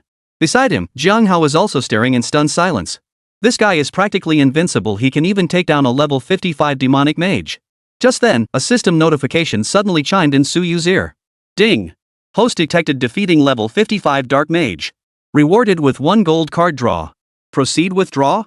Gold card? Upon hearing the system's prompt, Su Yu paused in surprise before erupting with excitement. After all, in the hybrid version of Plants vs. Zombies, the plants on gold cards were incredibly powerful. If that was the case, he'd actually welcome more demonic foes. Without hesitation, Su Yu silently answered in his mind, draw. Immediately, several plant cards appeared before Su Yu. All of them were gold cards from the Plants vs. Zombies hybrid edition. High Ice Fruit, Destruction Cannon, Pea Shooter, and more. Then, a golden frame began spinning wildly. Finally, it settled on a plant. Sunflower Queen. Sunflower Queen fires flame peas auto-targeting, ignites regular peas, and generates massive sunlight. Additionally, when enemies approach, Sunflower Queen deals continuous burn damage and applies a slow effect. I didn't expect the unlocked golden card to be the Sunflower Queen? Su Yu was slightly surprised. The Sunflower Queen is also known as the Queen Flower. In the game, there's a saying, start with the Queen Flower and you're halfway to victory. After all, the Queen Flower's utility is immense. Not only does it unleash auto-targeting flame peas, but it also synergizes perfectly with regular peas. But most importantly, it produces an enormous amount of sunlight. With the Sunflower Queen, you'll never have to worry about running out of sunlight. After a long moment, Su Yu suppressed his excitement. He then followed Lin Qingxue and Jiang Hao toward the dungeon exit. Chapter 34, Parting. Linhai City, Tianhai Guild Headquarters. Xiao Long had been in a terrible mood these past few days, prone to sudden outbursts of rage. For it had been several days since his precious daughter was murdered. Yet the guild's investigators had returned with absolutely no leads. At that moment, Xiao Long's fingers gently traced the contours of a photograph of Xiao Mei. He murmured coldly, Mayor, just wait a few more days. Just a few more days, and Daddy will avenge you. Once that bastard who killed you is caught, I'll make him suffer terribly to avenge you. Xiao Long spoke with confidence, backed by his position. His Tianhai Guild ranked among the top 10 guilds in Linhai City. The lowest level member in the guild was already at level 15. Not to mention the numerous elite squads, each over level 20, equipped with top-tier gear and operating with seamless coordination. This time, to capture Suyu, he had dispatched squads of over a dozen members each, with an average level hovering around 25. In Xiaolong's estimation, given Suyu's age, his level couldn't possibly exceed 25. With so many men deployed and a million gold coin bounty offered, there was no way he wouldn't capture Suyu. Just as Xiaolong was still gently stroking Xiaomei's photo, the door suddenly swung open. Xiaolong's secretary rushed in. Upon seeing the secretary, Xiaolong set down Xiaomei's photo and impatiently asked, "Have you caught that kid yet?" At the question, the secretary's body jerked violently. Unable to meet Xiaolong's gaze, he whispered, a team spotted him, but that team was. What happened?" Xiaolong's cold voice cut through the air. The secretary's body shook violently once more before he closed his eyes and blurted out, "They were wiped out." Hearing this, Xiaolong froze in place. He wondered if he'd misheard. An elite squad from their Tianhai guild had been wiped out by that seemingly young kid? Snapping back to reality, Xiaolong erupted in fury. "Are you sure?" Xiaolong's eyes locked onto the secretary. The secretary felt fear welling up under Xiaolong's intense stare, but forced himself to reply, yes, it happened right before the dark forest dungeon. Many people witnessed it. Hearing this, Xiaolong suppressed his rage. Standing motionless, his expression blank, he spoke in a detached tone, "It seems I underestimated that kid." He then turned to the secretary and ordered coldly, "Notify the guild elders above level 35 to leave the city with me. This time, the highest level members of our Tianhai guild will handle it personally. I don't believe that brat will survive." Meanwhile, Suyu had no idea that Xiaolong had already mobilized the highest level members of the Tianhai guild to kill him. He had just emerged from the hidden dungeon alongside Lin Qingxue and Zhang Hao. Lin Qingxue turned to Suyu and asked, "Little brother, where are you headed next? Want to join us sisters for more dungeon runs?" Before the dungeon run, when Suyu had looked down on her so harshly, she had felt a bit resentful. After all, she was a level 25 shadow assassin. When had anyone ever ignored her like this? But after Suyu led them through the hidden dungeon, and even witnessed him repel a level 55 dark mage, Lin Qingxue's attitude had completely shifted. Because the man before her was the real deal, a true powerhouse among powerhouses. She had already tasted the sweetness of success. This was the first time she'd ever cleared a dungeon so effortlessly, without lifting a finger herself. What kind of grueling days had she endured before? When she tried soloing dungeons, she couldn't clear them. When she teamed up, she'd get stuck with useless teammates, slowing her leveling progress to a crawl. "Just carry me, little brother? I can pay you, you know." Lin Qingxue's voice even carried a hint of coaxing. Beside her, Lin Hao couldn't help but stare in shock. When had his cousin ever acted like this toward a guy?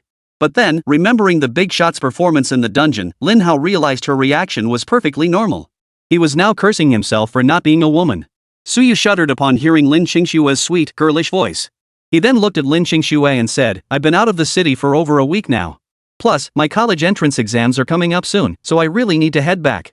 Hearing this, Lin Qingxue felt a pang of disappointment, but she understood. However, she suddenly asked, "Brother, did you say your college entrance exams are coming up soon?" Suyu nodded. "Yes. Why?" At that moment, Lin Qingxue and Zhang Hao both froze in shock. They never imagined Suyu could be this powerful, and he was still just a high school student. However, upon realizing Suyu was only in his teens in terms of rank, Lin Qingxue and Zhang Hao quickly snapped back to their senses. Indeed, with strength like this, if Suyu weren't a senior who'd just changed jobs, his level would probably be absurdly high. Snapping out of their daze, Lin Qingxue exclaimed excitedly, "Little brother, with your abilities, getting into Kyoto University should be a breeze, right?" Hearing this, Suyu didn't mince words. "Based on my current situation, I could indeed get into Kyoto University with ease." Her eyes lit up at his words. She then looked at Suyu and said, "I'm at Kyoto University too, you know. See you there when you start school. Then you'll have to help your sister level up, okay?" Suyu sighed helplessly and nodded. Beside them, Zhang Hao quickly chimed in, "Big shot, I'm also attending university in Kyoto." "Well, it's Kyoto Vocational University, right next to Huaqing University, which is next to Kyoto University. Big shot, can you take me along too?" Hearing this, Suyu's lips twitched involuntarily. Zhang Hao added, "I won't ask you to take me for free, boss. I'll pay my share." In the end, Suyu could only nod helplessly once more. Then Lin Qingxue said, "Well, little brother, I guess we'll part ways here. You've really crushed my spirits today. I'm off to grind some dungeons." Zhang Hao also bid farewell, "See you later, boss. Catch you in the capital." Suyu nodded and turned to leave. At the demon-suppressing army garrison near the Dark Forest dungeon, Xiao Qingya, clad in black military attire, sat upright in her chair, handling military affairs. However, unlike her usual cold and focused demeanor, she seemed somewhat distracted today. She fiddled with one of her fingers, occasionally rising to glance out the window. "Has that gardener still not been found?" Seeing that no one had come to report any news, Xiao Qingya's sharp brows furrowed. Today, upon learning that Suyu had broken the hell difficulty record in the Dark Forest dungeon and slain a level 30 demon giant, she immediately dispatched several members of her team to search for Suyu. After all, a genius like Suyu, if recruited into the demon-suppressing army and properly cultivated, would undoubtedly become one of their top-tier guardians commanding a region in the future.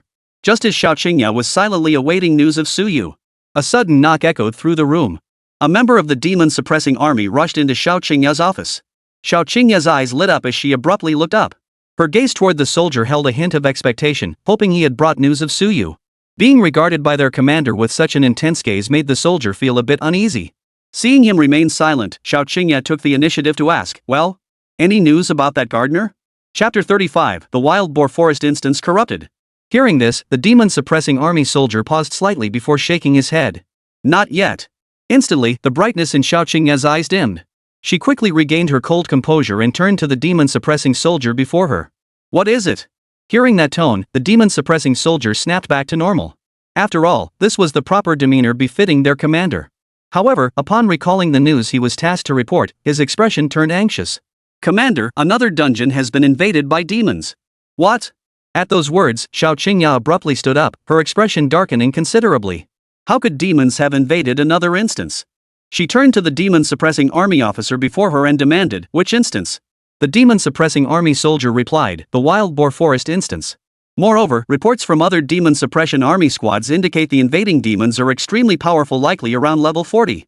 Currently, the Wild Boar Forest instance has been completely corrupted by that demonic creature, and all the ferocious beasts within have broken out. Several demon suppression army squads from the northern part of Linhai City have already been dispatched to provide support. Hearing this, Xiao Qingya's expression darkened further. A 40th level demonic entity? The Wild Boar Forest instance has been completely corrupted? And all the ferocious beasts inside have broken out too? It must be noted that when beasts within a dungeon are corrupted, their attributes increase dramatically. If corrupted by a level 40 demonic entity, their stats would at least triple. Though Boarwood Forest is only a level 10 dungeon, the beasts now rampaging outside are likely comparable to level 30 beasts. Just imagine how dire the situation is now. Xiao Qingya suppressed her rising panic and turned to the demon-suppressing army, demanding, "How could a level 40 demonic entity invade a level 10 dungeon? This shouldn't be happening."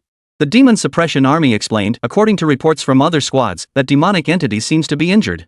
It invaded the dungeon to absorb its energy and heal its wounds. Hearing this, Xiao Qingya froze in place. Injured? So someone had seriously wounded that level 40 demonic entity? Who possessed such formidable power? Xiao Qingya snapped back to her senses and addressed the demon-suppressing army before her. "Notify everyone in our team who is level 30 or above to come with me. We're heading to the Wild Boar Forest instance to provide support."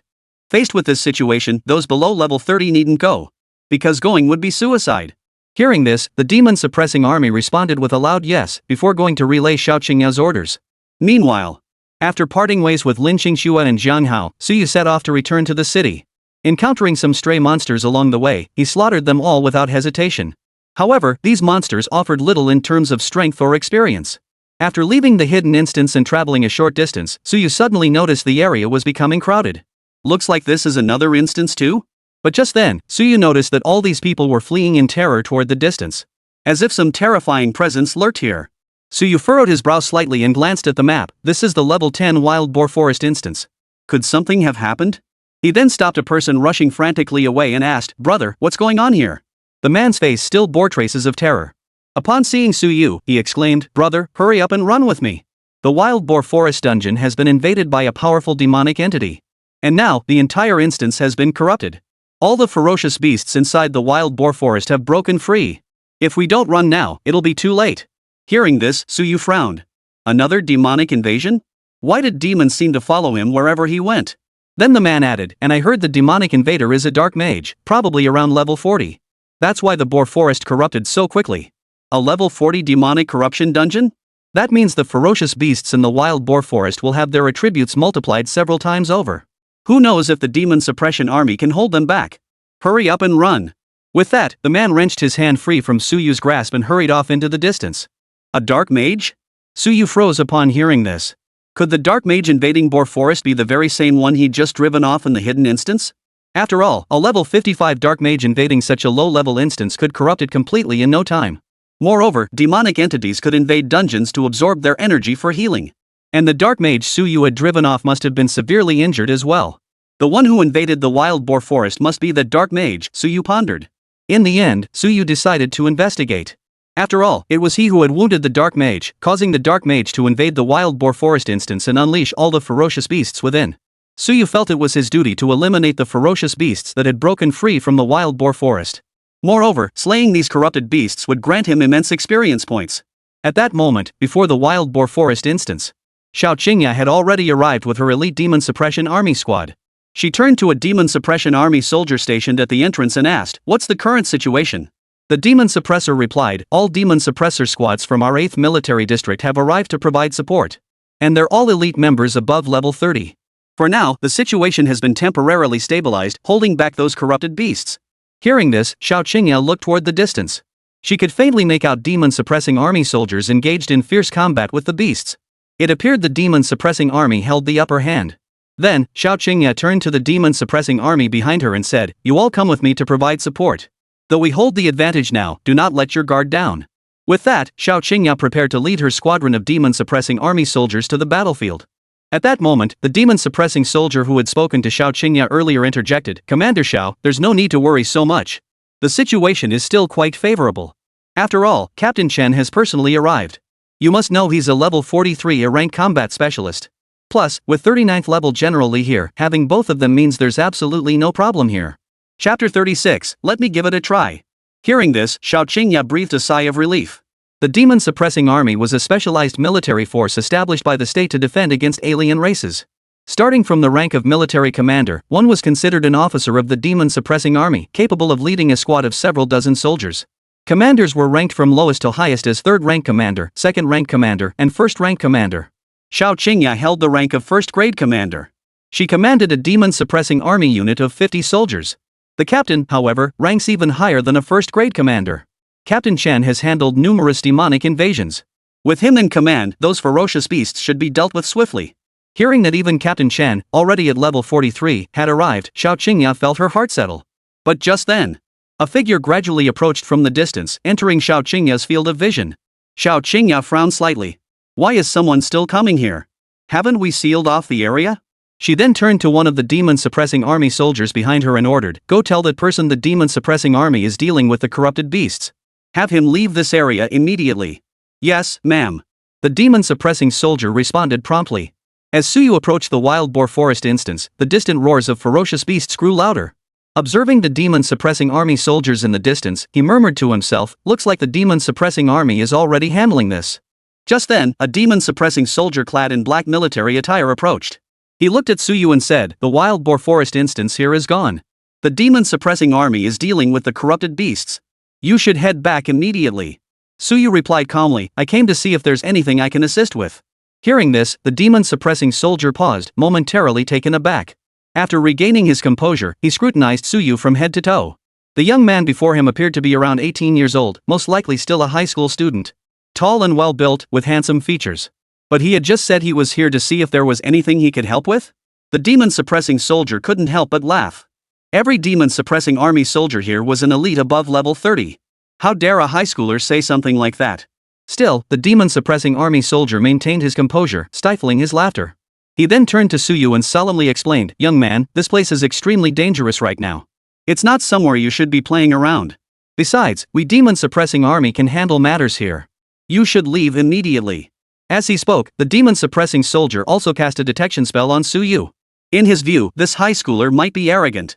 But someone bold enough to come here and speak with such arrogance probably wasn't a complete fool. Most likely, he possessed some real strength but was just trying to show off. However, such individuals, if properly cultivated by the demon-suppressing army, could become elite members in the future. But upon seeing the information that appeared before them, the demon-suppressing army was utterly dumbfounded. Occupation, gardener, level 15. How could it be a level 15 gardener? But the next moment, the demon-suppressing army seemed to suddenly realize something. Gardener. Didn't the commander order them to find that gardener? And that gardener was also a young man.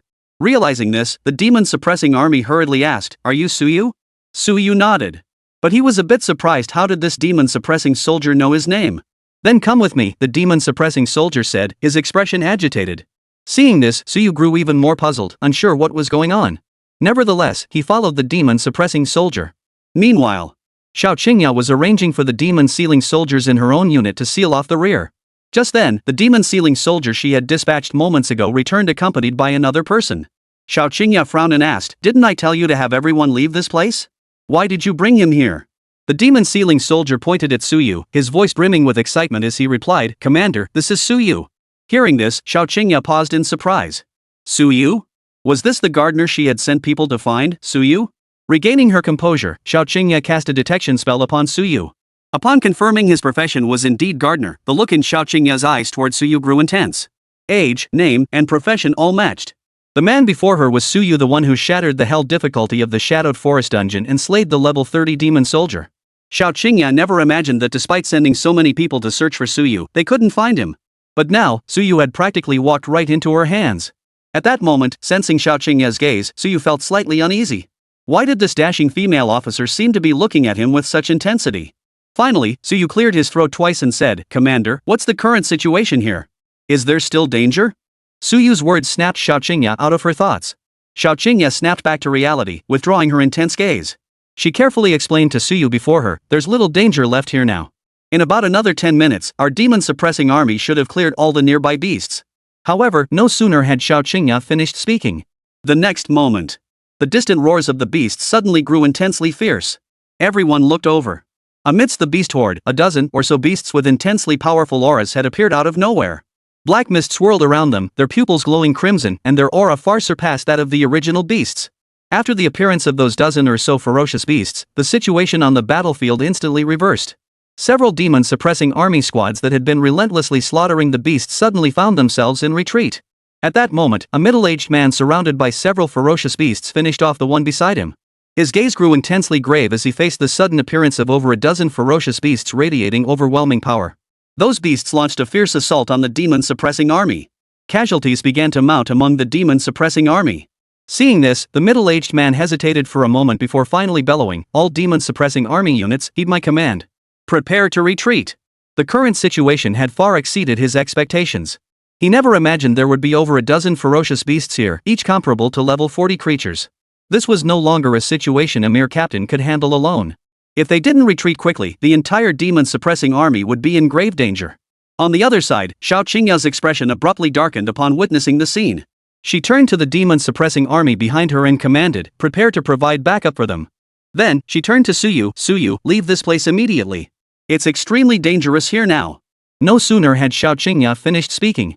At that very moment, two middle-aged men suddenly appeared. Both looked rather disheveled, their clothes stained with blood.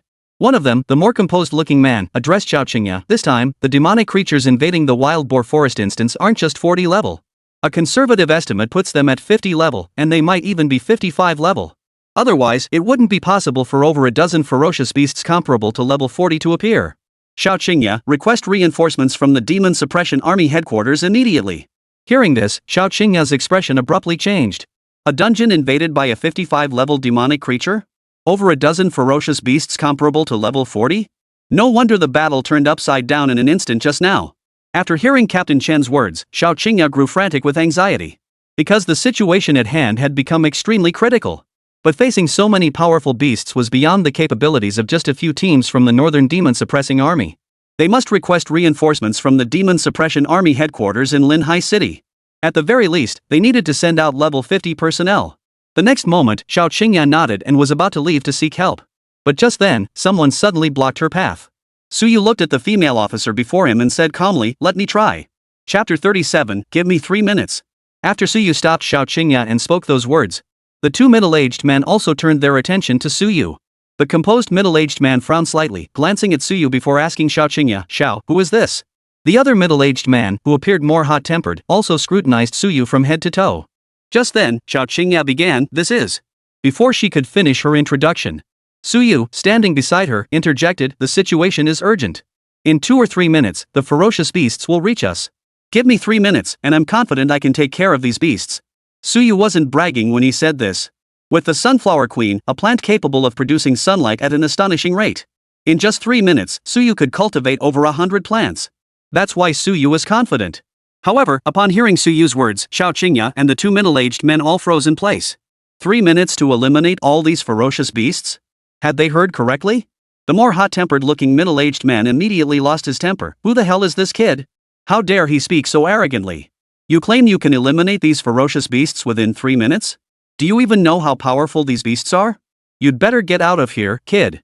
Don't cause us any trouble. Beside him, the more composed-looking middle-aged man also wore a displeased expression.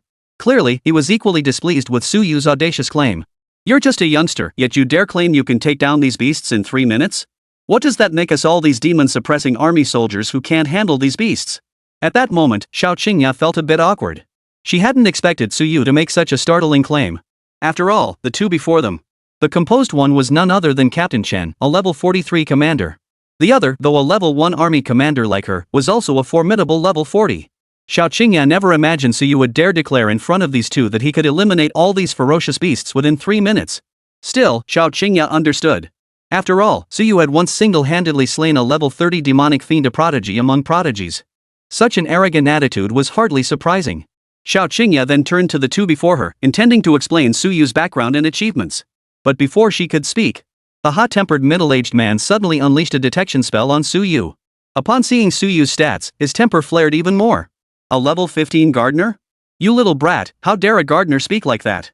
Major General Xiao, who exactly is this brat? Take him away immediately. Hearing this, even the usually composed Captain Chen's expression darkened considerably. This young man was merely a level 15 gardener? Originally, seeing how boldly he spoke, Chen had assumed he was some high-level S-rank professional. But to discover he was merely a level 15 gardener? How could a gardener possibly have the qualifications to be here? Then, Captain Chen turned to Xiao Qingya and said, Xiao, we'll deal with you after this matter is resolved. For now, take this kid and head to the Demon Suppression Army headquarters immediately to request reinforcements. Seeing the grim expressions on both faces, Xiao Qingya quickly nodded, no longer mentioning Suyu. Now was not the time for explanations. She planned to find a more suitable moment later to address Suyu's situation. However, just as Xiao Qingya was about to lead Suyu away, she suddenly realized Suyu had already started walking forward. He was heading straight toward the ferocious beast. At that moment, Suyu found a suitable spot and began planting. Planting a single sunflower queen consumed 50 sunlight points. Thus, with a flick of his thoughts, Suyu directly planted nearly 20 sunflower queens. Meanwhile, the people behind Suyu, upon seeing his actions, were all a bit perplexed. They couldn't fathom what this level 15 gardener was up to. By the looks of it, was he really planning to take on those ferocious beasts alone? But what good were all those fiery red sunflowers? Was it to show off your new plant varieties as a gardener? Xiao Qingya hurried to Suyu's side and said, Suyu, the beasts here are too powerful. You can't handle them alone. Let's leave first. Suyu looked at the female officer before him, shook his head, and said calmly, trust me. Hearing this, Xiao Qingya froze. For some reason, seeing Suyu's calm demeanor, she found herself actually beginning to trust him. At this moment, Suyu possessed 20 sunflower queens, allowing him to restore sunlight at an astonishingly rapid pace. Soon, his sunlight gauge was full again. Then he resumed planting the twin-leaf cacti and sweet pea cattails. Under these circumstances, the double-horned cactus's piercing damage proved highly effective against large numbers of low-level beasts. As for the pea cattail, Suyu used it to focus fire and instantly eliminate those dozen or so beasts comparable to level 40. Meanwhile, behind Suyu, the hot-tempered General Li Jun grew increasingly furious upon seeing that Xiao Qingya hadn't taken Suyu away. Seeing Suyu still planting all sorts of strange, plant-like things only fueled his rage. Commander Xiao, what the hell are you doing? Why haven't you taken that brat away yet? Since you can't control your own men, I'll handle it for you. I'll knock him out for you. Get him out of here fast, at least that's better than him dying here. With that, General Li moved to act. However, before he could reach Suyu, his expression abruptly changed. Because at that moment, he had approached the Sunflower Queen. The Sunflower Queen inflicted massive fire damage on nearby targets while slowing enemies. Nearly 10 Sunflower Queens ignited simultaneously at their roots, dealing damage to General Li.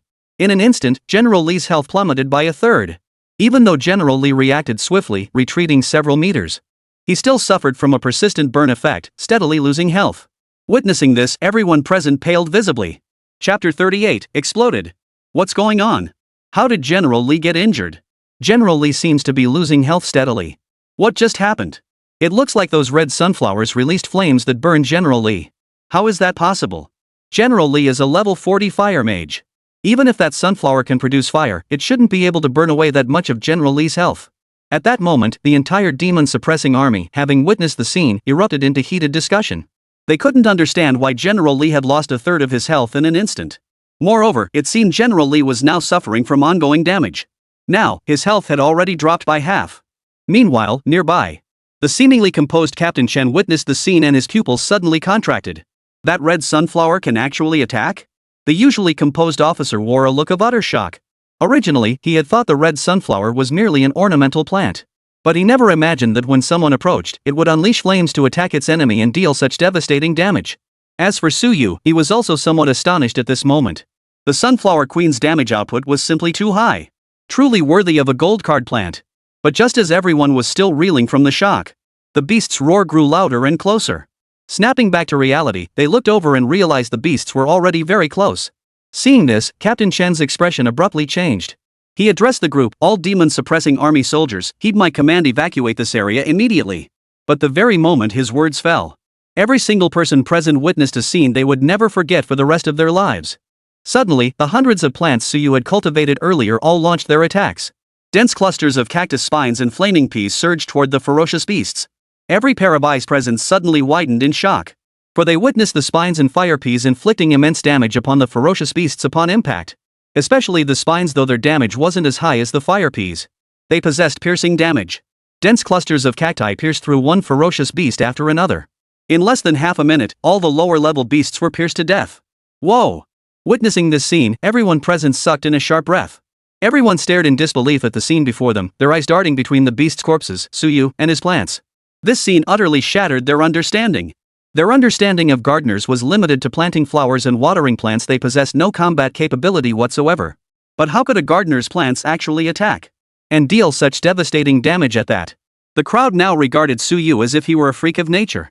Suddenly, it dawned on them, Suyu, who had cultivated these plants, was only level 15.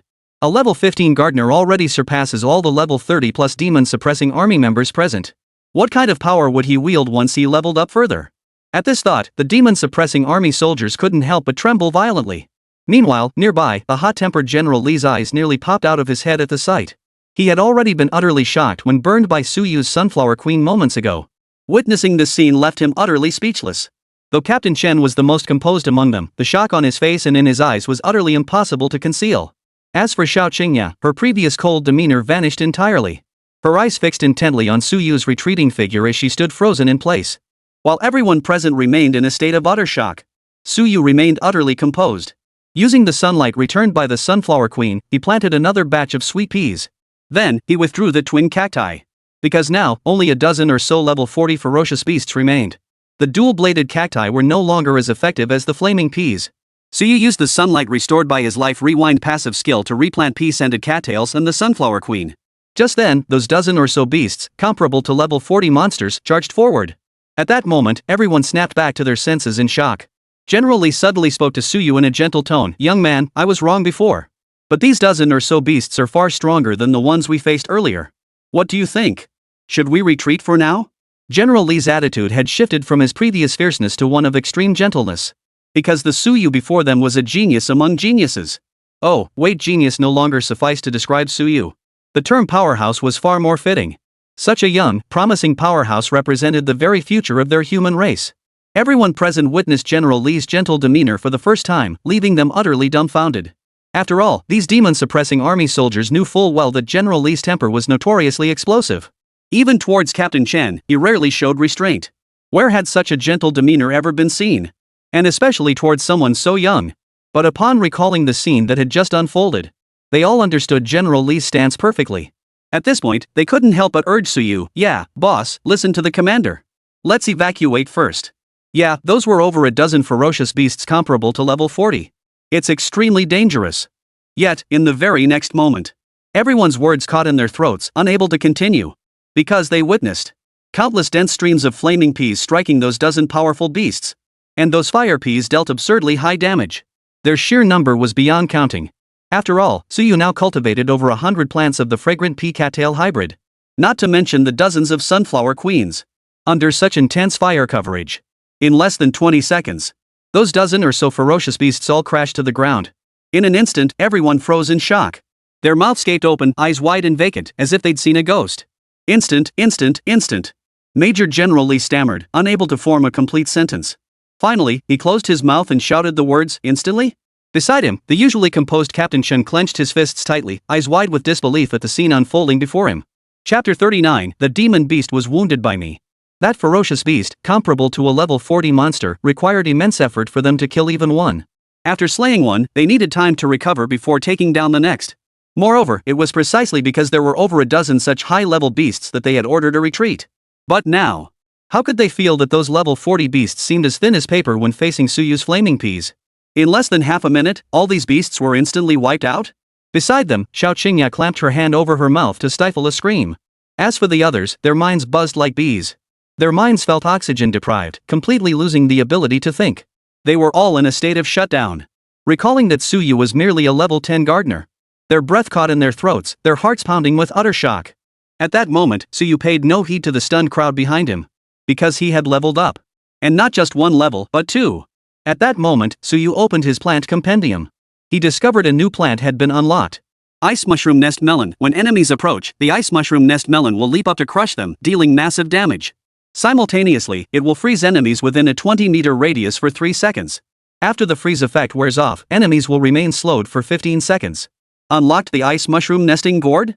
This plant is awesome. The Ice Mushroom Nest Melon is a hybrid plant created by crossbreeding nest melons and frost mushrooms. It combines the high damage of the Wogwa with the full-screen freeze effect of the Ice Mushroom. It's incredibly useful whether facing bosses or hordes of minions. Suyu then closed his class panel. He then recalled all the cultivated plants and turned toward the demon-suppressing army. Every demon-suppressing army soldier present held their breath, watching his approaching figure with dazed expressions. Xiao Qingya suddenly recalled Suyu's earlier words. "Give me 3 minutes." She pulled out her phone and glanced at the time.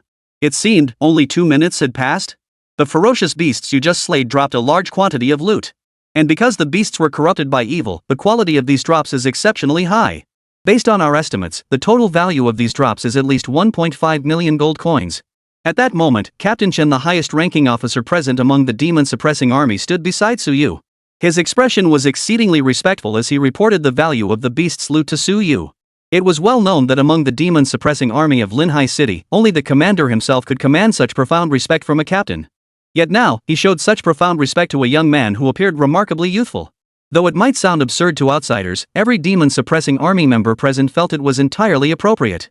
After all, within their demon suppression army, strength was the ultimate measure of respect. Moments ago, they had all witnessed Suyu single-handedly take on nearly 100 powerful ferocious beasts and dispose of them with ease.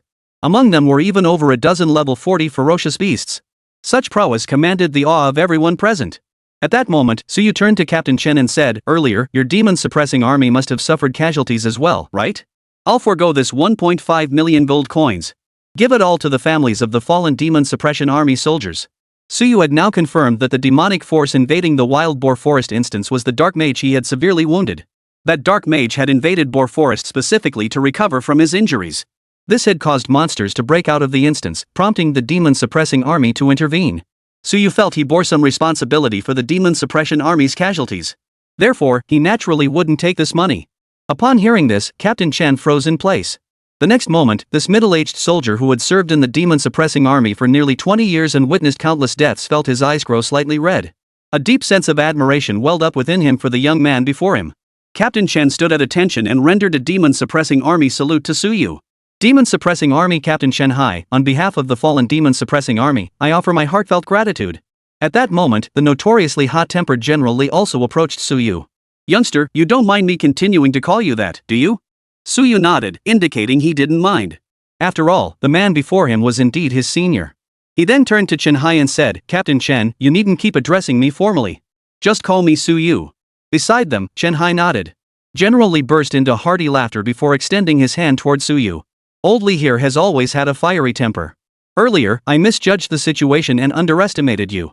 I apologize." Suyu extended his hand to shake General Li's. "It's fine. I wasn't holding it against you. After all, you were only trying to help me earlier."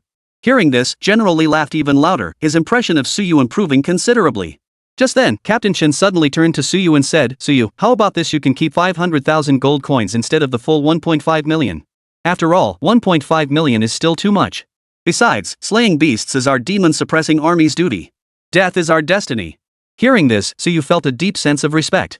He felt a deep sense of admiration for every member of the demon-suppressing army before him. Suyu understood that it was precisely because of the demon-suppressing army's existence that he had been able to live safely within the city until the age of 18. Then, turning to Captain Chen, Suyu said, while slaying beasts is indeed the demon-suppressing army's duty. But to be honest, this demonic invasion of the wild boar forest instance is somewhat connected to me. Hearing this, Chen Hai looked puzzled and asked, how could it be related to you? Suyu explained, because the demonic mage who invaded this instance was wounded by me. He invaded the wild boar forest instance specifically to recover from his injuries. And that's precisely what indirectly led to the casualties among your demon suppression army. Boom! The dark mage who invaded this instance was wounded by me. When Suyu uttered these words, everyone present froze in place. Their minds buzzed with disbelief. As for what Suyu said afterward, they hadn't heard a word.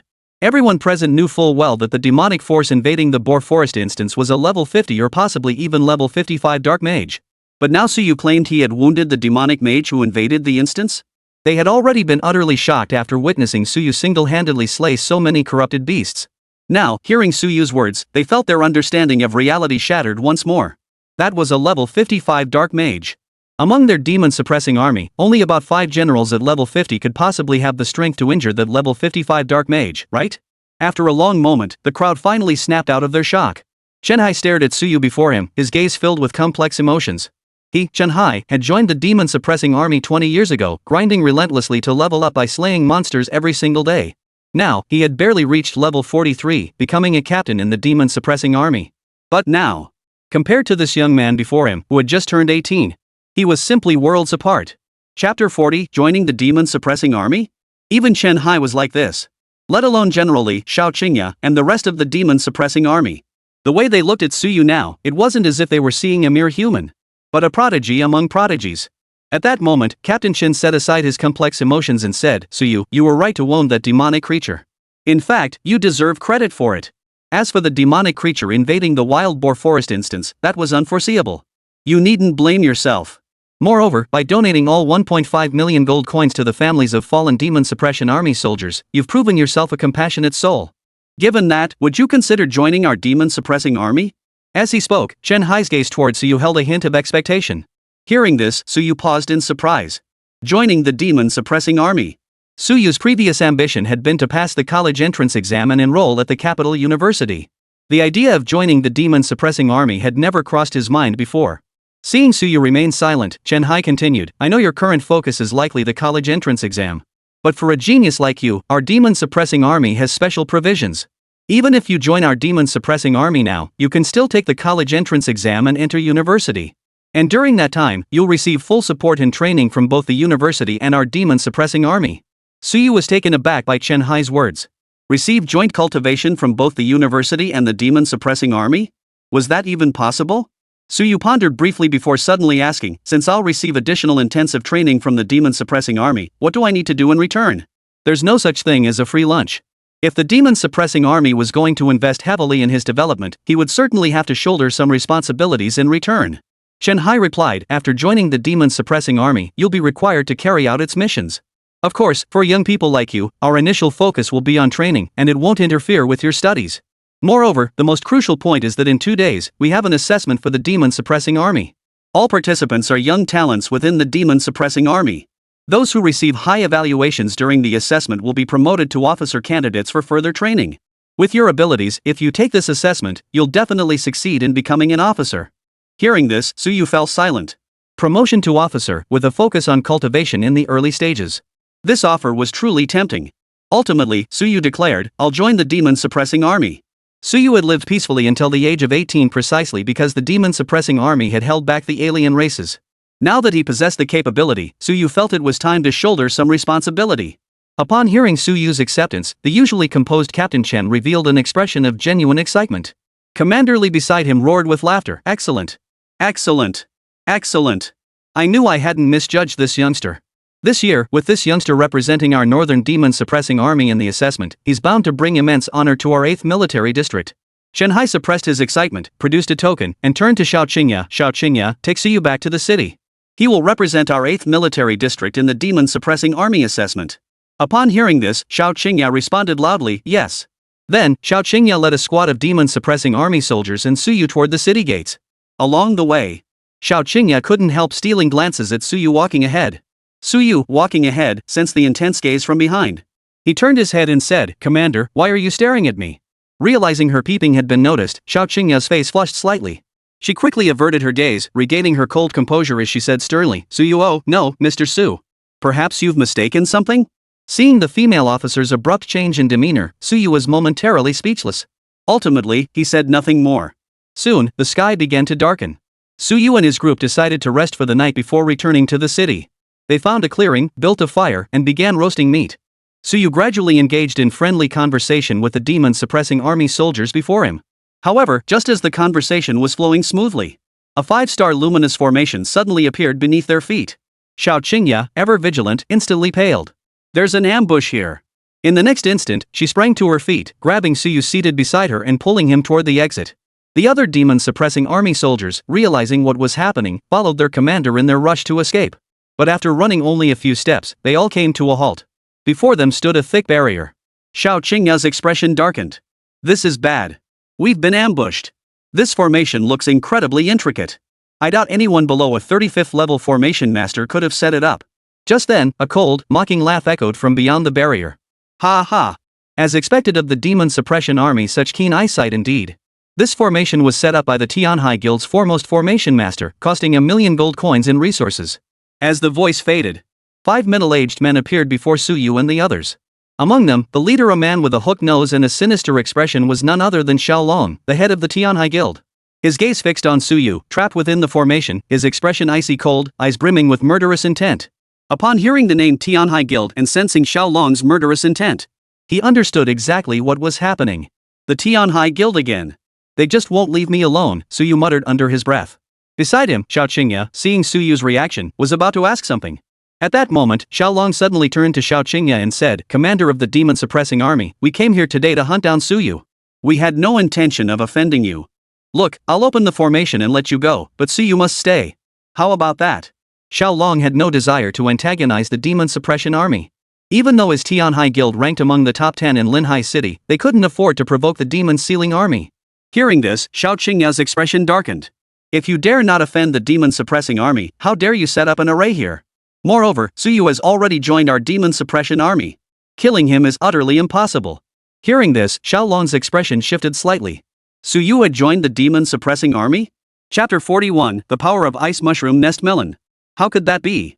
Xiaolong's expression shifted. After all, even though his Tianhai Guild ranked among the top 10 in Linhai City, they wouldn't dare lay a finger on the demon-sealing army.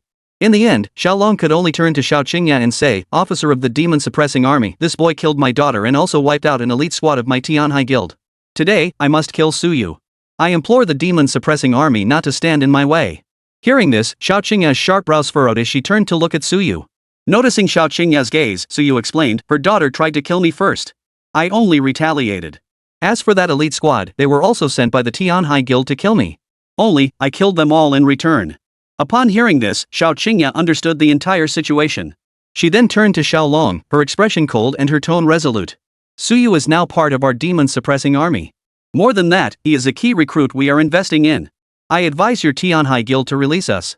Otherwise, your Tianhai Guild will have no reason to exist in Linhai City. Xiao Qingya spoke with confidence. After all, as an official force, the demon-suppressing army naturally held no regard for a mere Tianhai Guild.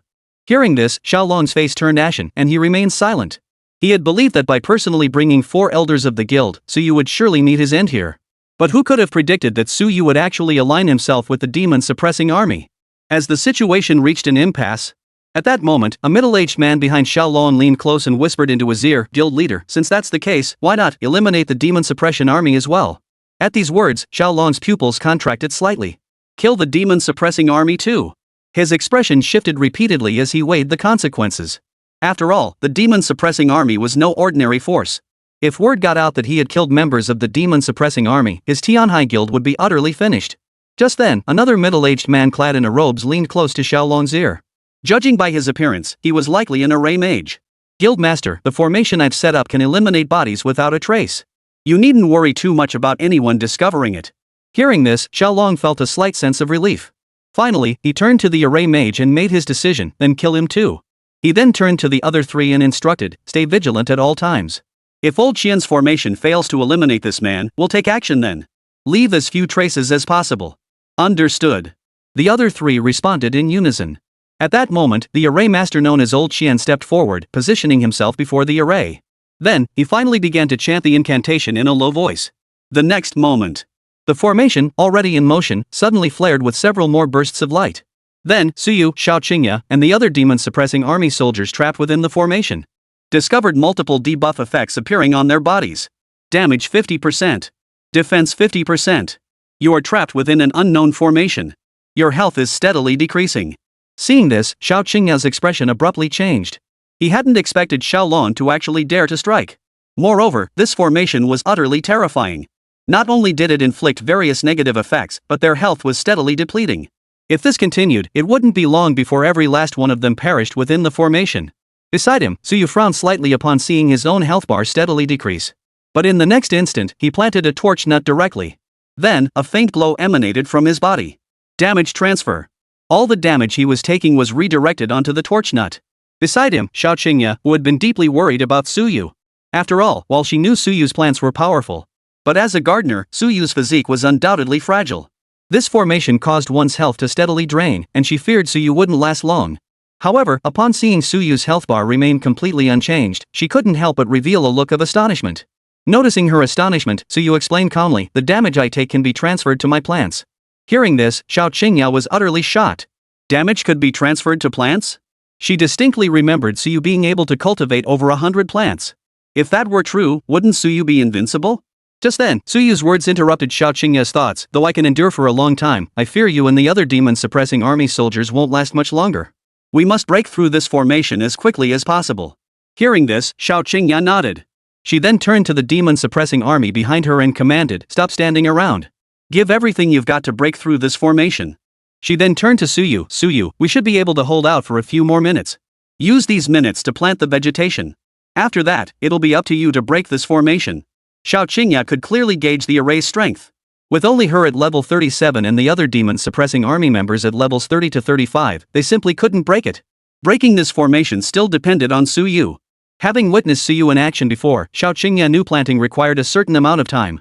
However, at that moment, Suyu shook his head and said, "No need." For Suyu, facing an array set up by an array master below level 40, he felt he could break it by planting a wave of plants using his current sunlight. There was absolutely no need to use the restored sunlight to plant a second round of plants. With that, he walked over to the demon-suppressing army already attacking the formation. Then, with a flick of his thoughts, he directly planted several sunflower queens and dozens of flame peas. Meanwhile, outside the formation, Xiaolong and the others, upon seeing the demon-suppressing army attacking the formation, all wore expressions of contemptuous amusement. They're trying to break this formation together? How utterly overconfident. At that moment, the array master, Old Xian, chuckled. "Exactly.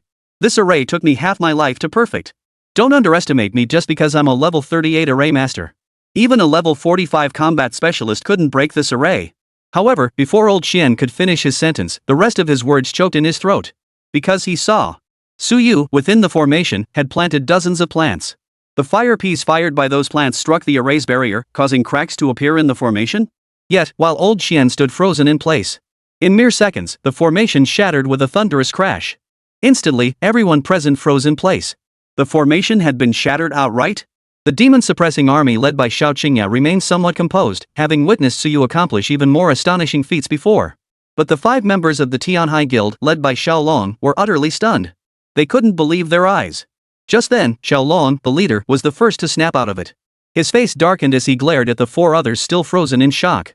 Attacked together, he barked coldly. With that, Xiaolong, a level 40 warrior, charged straight at Suyu.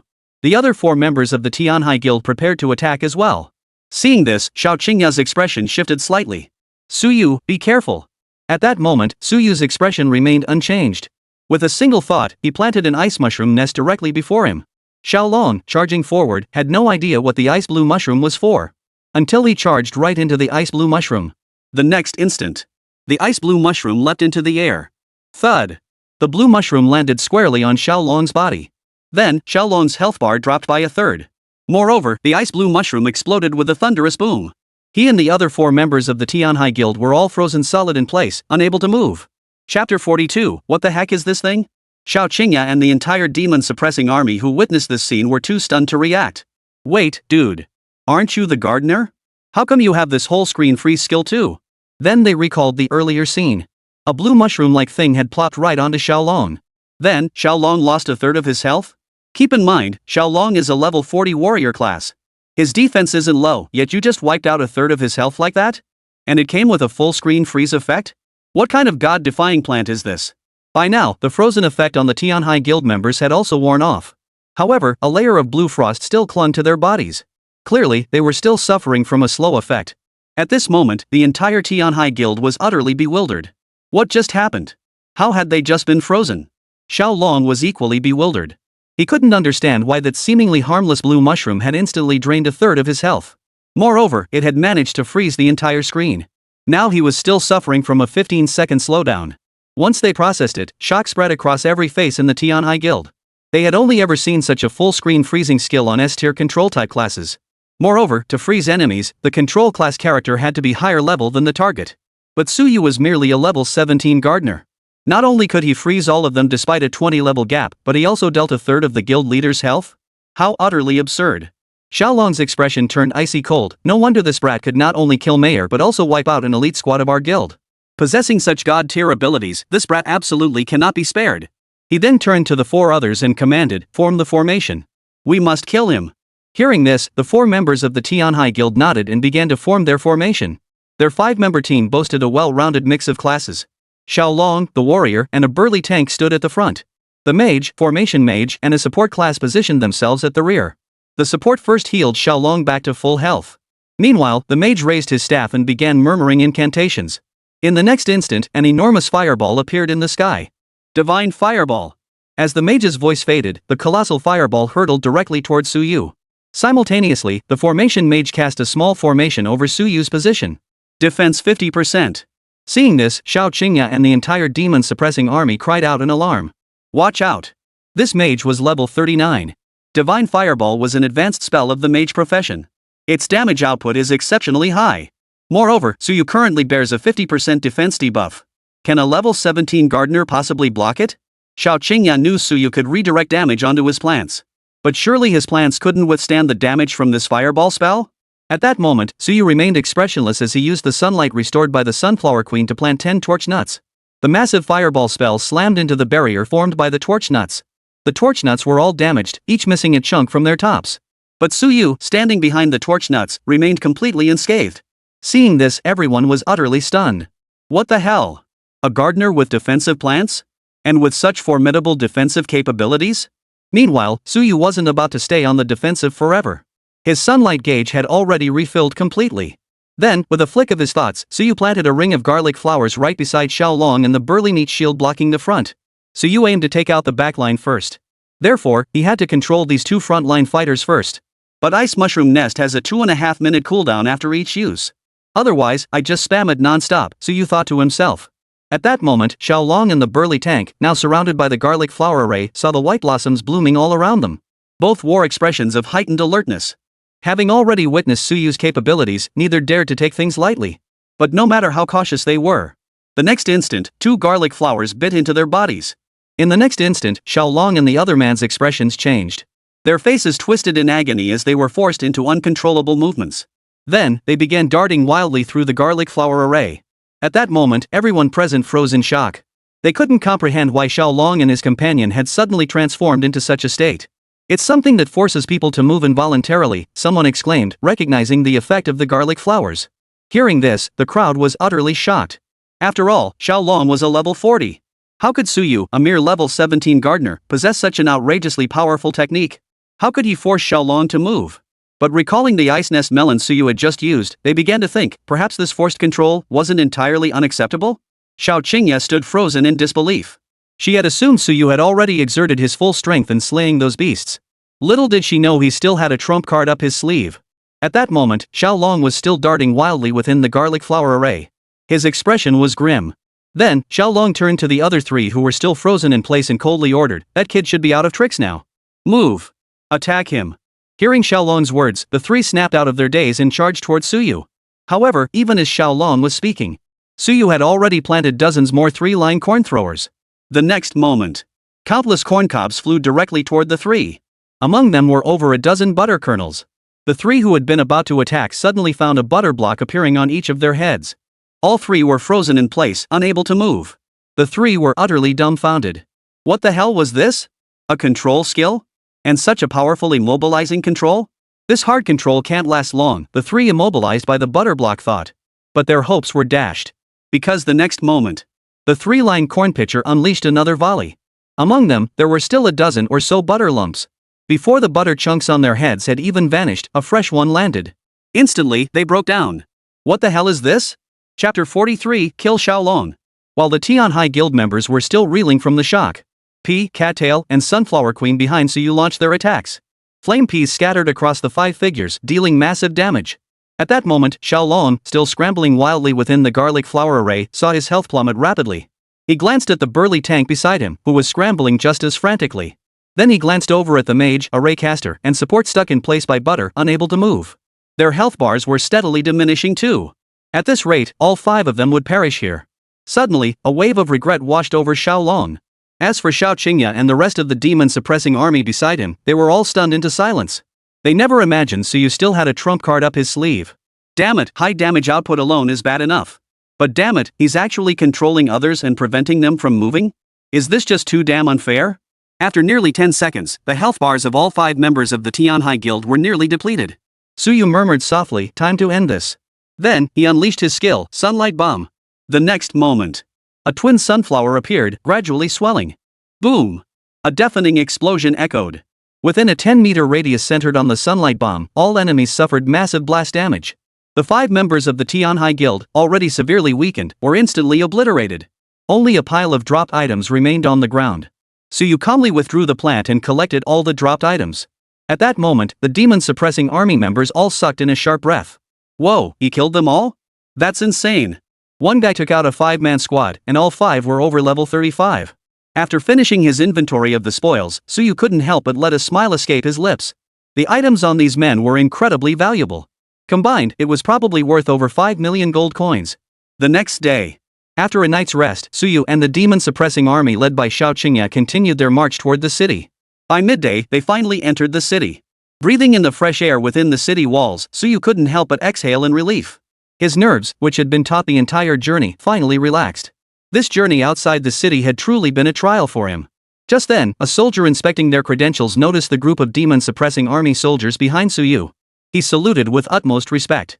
This soldier was just an ordinary soldier, but the demon-suppressing army was a special force. He too longed to join the demon-suppressing army, but his profession was too weak, leaving him no chance. As the soldier gazed enviously at the demon-suppressing army troops passing by him, he suddenly noticed Suyu standing beside Xiao Qingya. The soldier froze in surprise. Ha! This man, why does he look so familiar? Suddenly, it dawned on him. Wasn't this the gardener who had left the city that day? Because Suyu was quite handsome, very young, and a gardener, the soldier had remembered him distinctly. But he never expected Suyu to return alive from outside the city? And it seemed he had somehow become involved with the demon-suppressing army? At this thought, the soldier instinctively cast a detection spell on Suyu. Soon, Suyu's information appeared before his eyes. Occupation, gardener, level 17. Whoa! Upon seeing Suyu's details, the soldier sucked in a sharp breath. He recalled that when Suyu left the city, he seemed to be only level 10? And hadn't he left the city less than 7 days ago? And now he's already level 15? Moreover, it appeared the demon-suppressing army held him in considerable respect. This thought filled the soldier with regret. If only he hadn't spoken to Suyu like that when he left the city. Perhaps if he'd casually helped Suyu back then, he might have reaped a significant reward by now. Meanwhile, after entering the city, Xiao Qingya first settled her squad of demon-suppressing army troops. Then, she led Suyu to the demon-suppressing army headquarters in Linhai City. Along the way, Xiao Qingya explained the assessment details to Suyu. The assessment location for the demon-suppressing army this time is an artificial dungeon. Ultimately, your performance within the instance will determine your final rating. Only the top 3 performers will have the opportunity to be promoted to officers. Upon hearing this, Suyu nodded, gaining a preliminary understanding of the assessment. Just then, the two arrived at their destination. Before them stood a massive military base. At the main gate, numerous guards clad in the black uniforms of the demon-suppressing army stood sentry. Xiao Qingya led Suyu through identity verification before they entered the military zone. They boarded an armored vehicle and drove deeper into the military zone. The armored vehicle came to a halt in front of a courtyard. The demon-suppressing army soldier driving it stated, "Commander, this is the registration site for the assessment." Xiao Qingya nodded and stepped out of the vehicle with Suyu. Just as Xiao Qingya was about to lead Suyu into the courtyard, 2 figures suddenly emerged from within. The one in front was a man in his 30s. He too wore the black uniform of the demon-suppressing army, and by his appearance, he was a commander like Xiao Qingya. Behind him stood an indifferent-looking youth, appearing quite young, probably only a year or two older than Suyu. The commander seemed slightly surprised upon seeing Xiao Qingya. Well, if it isn't Commander Xiao from the 8th Military District? You brought your 8th Military District personnel to participate in this assessment? Xiao Qingya shot him a cold glance but said nothing. The man before her was a military commander from the 7th Military District, stationed adjacent to Xiao Qingya's territory. In the past, she and Zhang Qinghe had frequently clashed over military merits. Consequently, she held no warmth toward Zhang Qinghe either. Suyu, standing nearby, also noticed that Xiao Qingya and this man didn't seem to get along well. Seeing Xiao Qingya's silence, Zhang Qinghe showed no sign of awkwardness. He smiled and shifted his gaze toward Suyu standing behind Xiao Qingya. Is this the genius your 16th Military District sent to participate in this assessment? Well, he doesn't seem particularly strong. As he spoke, he cast a detection spell on Suyu. Profession, gardener, level 17. Then, Zhang Qinghe froze. Occupation, gardener? Are you sure you didn't make a mistake? He cast the detection spell again. After confirming the information was accurate, the stunned Zhang Qinghe suddenly burst into laughter. He looked at Xiao Qingya and sneered, Commander Xiao, did your 8th Military District come here to make a joke this time? You sent a level 17 gardener to participate in this assessment? Hearing this, Xiao Qingya's expression turned cold. Who says gardeners are weak? Hearing this, Zhang Qinghe instantly felt shaken by Xiao Qingya's words. Gardening is a useless profession, isn't that common knowledge? It's a life-supporting profession, one with absolutely no combat capability whatsoever. What? Judging by Xiao Qingya's tone. As if this gardener were stronger than an SSS-tier class. Zhang Qinghe spoke up, fine, since you put it that way, how about this, dare you take a bet with me? Bet 500,000 gold coins. Let's see if your gardener shines brighter in the assessment, or if the prodigy from my 8th Military District comes out on top. What do you say? Hearing this, Xiao Qingya didn't immediately agree. She deliberately flashed a hint of hesitation before coldly replying, only 500,000 gold coins? I, Xiao Qingya, have no interest. Chapter 44, the assessment begins. With that, Xiao Qingya turned to lead Suyu into the courtyard, as if eager to escape the situation. Zhang Qinghe, observing Xiao Qingya's reaction. Since General Xiao has no interest in 500,000 gold coins, how about we wager? 2 million gold coins instead? What do you say? Hearing this, Xiao Qingya's expression flickered, but she remained silent. At that moment, Zhang Qinghe pressed, Xiao Qingya, are you afraid to take the wager? Xiao Qingya clenched her teeth and retorted, bet it is. Who's afraid of whom? Her reaction seemed as though Zhang Qinghe's words had provoked her. She accepted this wager only because of orders from above. Ha ha ha ha. Excellent. Since that's the case, the wager is settled. Zhang Qinghe burst into laughter upon hearing Xiao Qingya's acceptance. Then, he turned to the youth behind him and said, Sun Peng, you've been needing a full set of gear, right? This 2 million gold coins should be more than enough for you to buy a full set of platinum gear. A smile spread across the youth's face. Commander Xiao, my class is the S-rank blazing warrior. As for my level, I'm already at 19. Then I'll take General Zhao's 2 million gold coins, thank you. Hearing this, Xiao Qingya feigned shock, her expression turning incredulous. Her pupils even contracted slightly. Then, her face darkening, she turned to Zhang Qinghe and exclaimed, an S-rank class? Seeing Xiao Qingya's reaction, Zhang Qinghe felt satisfied. He couldn't help but laugh triumphantly, what's the big deal? Just an S-class profession. Is General Xiao that surprised? But our wager is already set. Remember, 2 million gold coins. Don't try to back out. With that, Zhang Qinghe and Zhao Peng walked away, laughing. Once Zhang Qinghe was gone, Xiao Qingya, who had been looking grim, instantly regained her cold composure. Watching Zhang Qinghe's retreating figure, she coldly uttered a single word, idiot. Seeing this, Suyu couldn't help but twitch his lips. He hadn't expected Xiao Qingya's acting to be this convincing. Xiao Qingya turned to Suyu and said that Zhang Qinghe has always been incredibly arrogant. Since he stole some of my military merits before, let him repay them with these 2 million gold coins. Suyu. After registering them, Xiao Qingya led Suyu to their lodgings.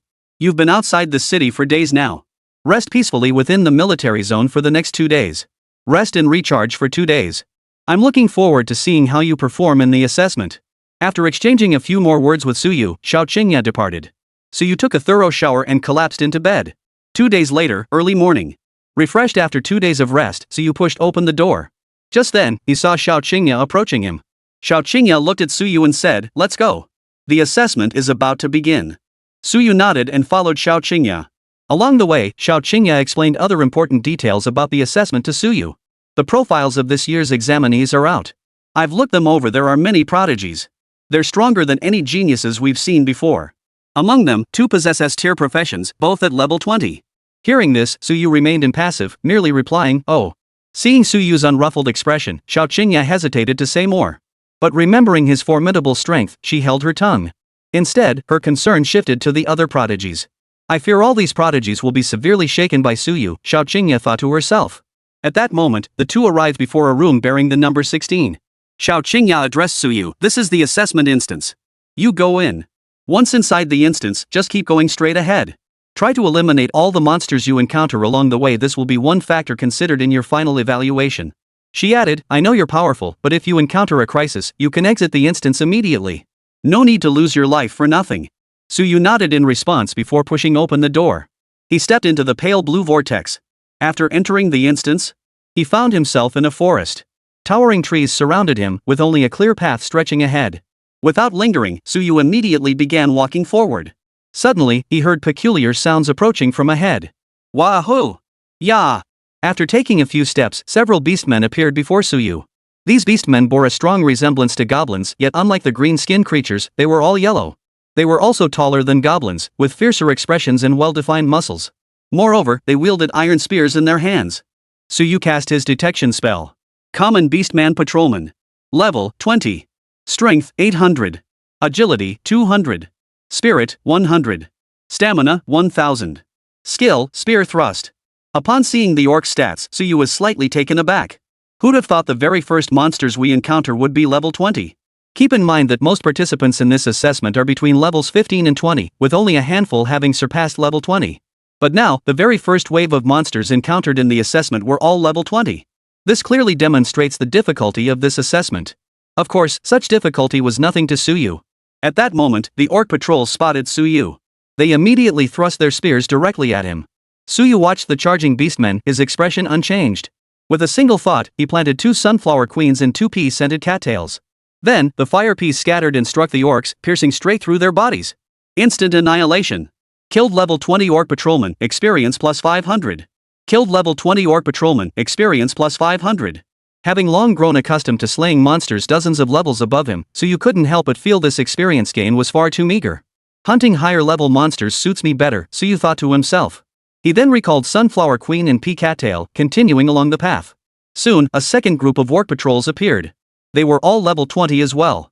Suyu planted 2 Sunflower Queens and 2 Pea Cattails once more. Instant kills again. Chapter 45, How did a gardener pull this off? At that moment, in the demon-suppressing army military district of Linhai City. Inside a vast conference hall. A massive LCD screen dominated one entire wall. Seats were arranged in rows before the screen. Commanders from various military districts, clad in the black uniforms of the demon-suppressing army, took their seats one by one. Xiao Qingya was among them. At that moment, Zhang Qinghe, who had entered unnoticed, spotted Xiao Qingya and greeted her. Xiao Qingya. Xiao Qingya ignored Zhang Qinghe, her expression cold as she found her seat and sat down. Zhang Qinghe showed no sign of annoyance, instead flashing a smug smile. In his eyes, Xiao Qingya's behavior was nothing but a furious outburst. Just then, a middle-aged man with an imposing presence and reserved demeanor entered the room. Upon seeing the middle-aged man, all the military commanders present from various military districts rose to their feet and saluted. General Sunday. The man before them was the supreme commander of Linhai City's demon-suppressing army. Sun Yunhua. His military rank was general. Zhang Yunhua glanced at the assembled commanders and nodded. Sit down. All the division commanders sat down in unison. Sun Yunhua took the seat at the head of the table, then turned to an officer standing nearby and asked, "Has the assessment begun?" The officer reporting to the general, "It has just started. The top talents from all military districts in Linhai City have just entered the simulation." As he spoke, the large LCD screen before them lit up with an image. The screen displayed scenes of the military district prodigies just entering the dungeon. Sun Yunhua nodded. "The monsters in the dungeon have been arranged according to the rules, correct?" The officer replied, "Everything has been arranged exactly as you requested." However, the officer hesitated slightly before murmuring, "But General, isn't the difficulty level too high with these monsters?" Sun Yunhua replied calmly, "Not at all." Overhearing their exchange, all the corps commanders present grew curious. Were the monsters assigned for this assessment all high level? Otherwise, why would the officer mention the difficulty? Before they could ponder further, Sun Yunhua turned his gaze to the screen before him and inquired, "Among the geniuses participating in this assessment, there should be 2 S-rank professionals, correct? Zoom in on their screens first. Then, adjust the size of each genius's screen based on their progress within the instance." The officer acknowledged the order. Soon, two large windows dominated the center of the screen, occupying nearly 60% of the display. The left frame showed a petite young woman. The officer reported to Zhang Yunhua, "This is Yi Tian, the prodigy from Military District 2. She holds an S-class profession as a Holy Light Mage, currently at level 23.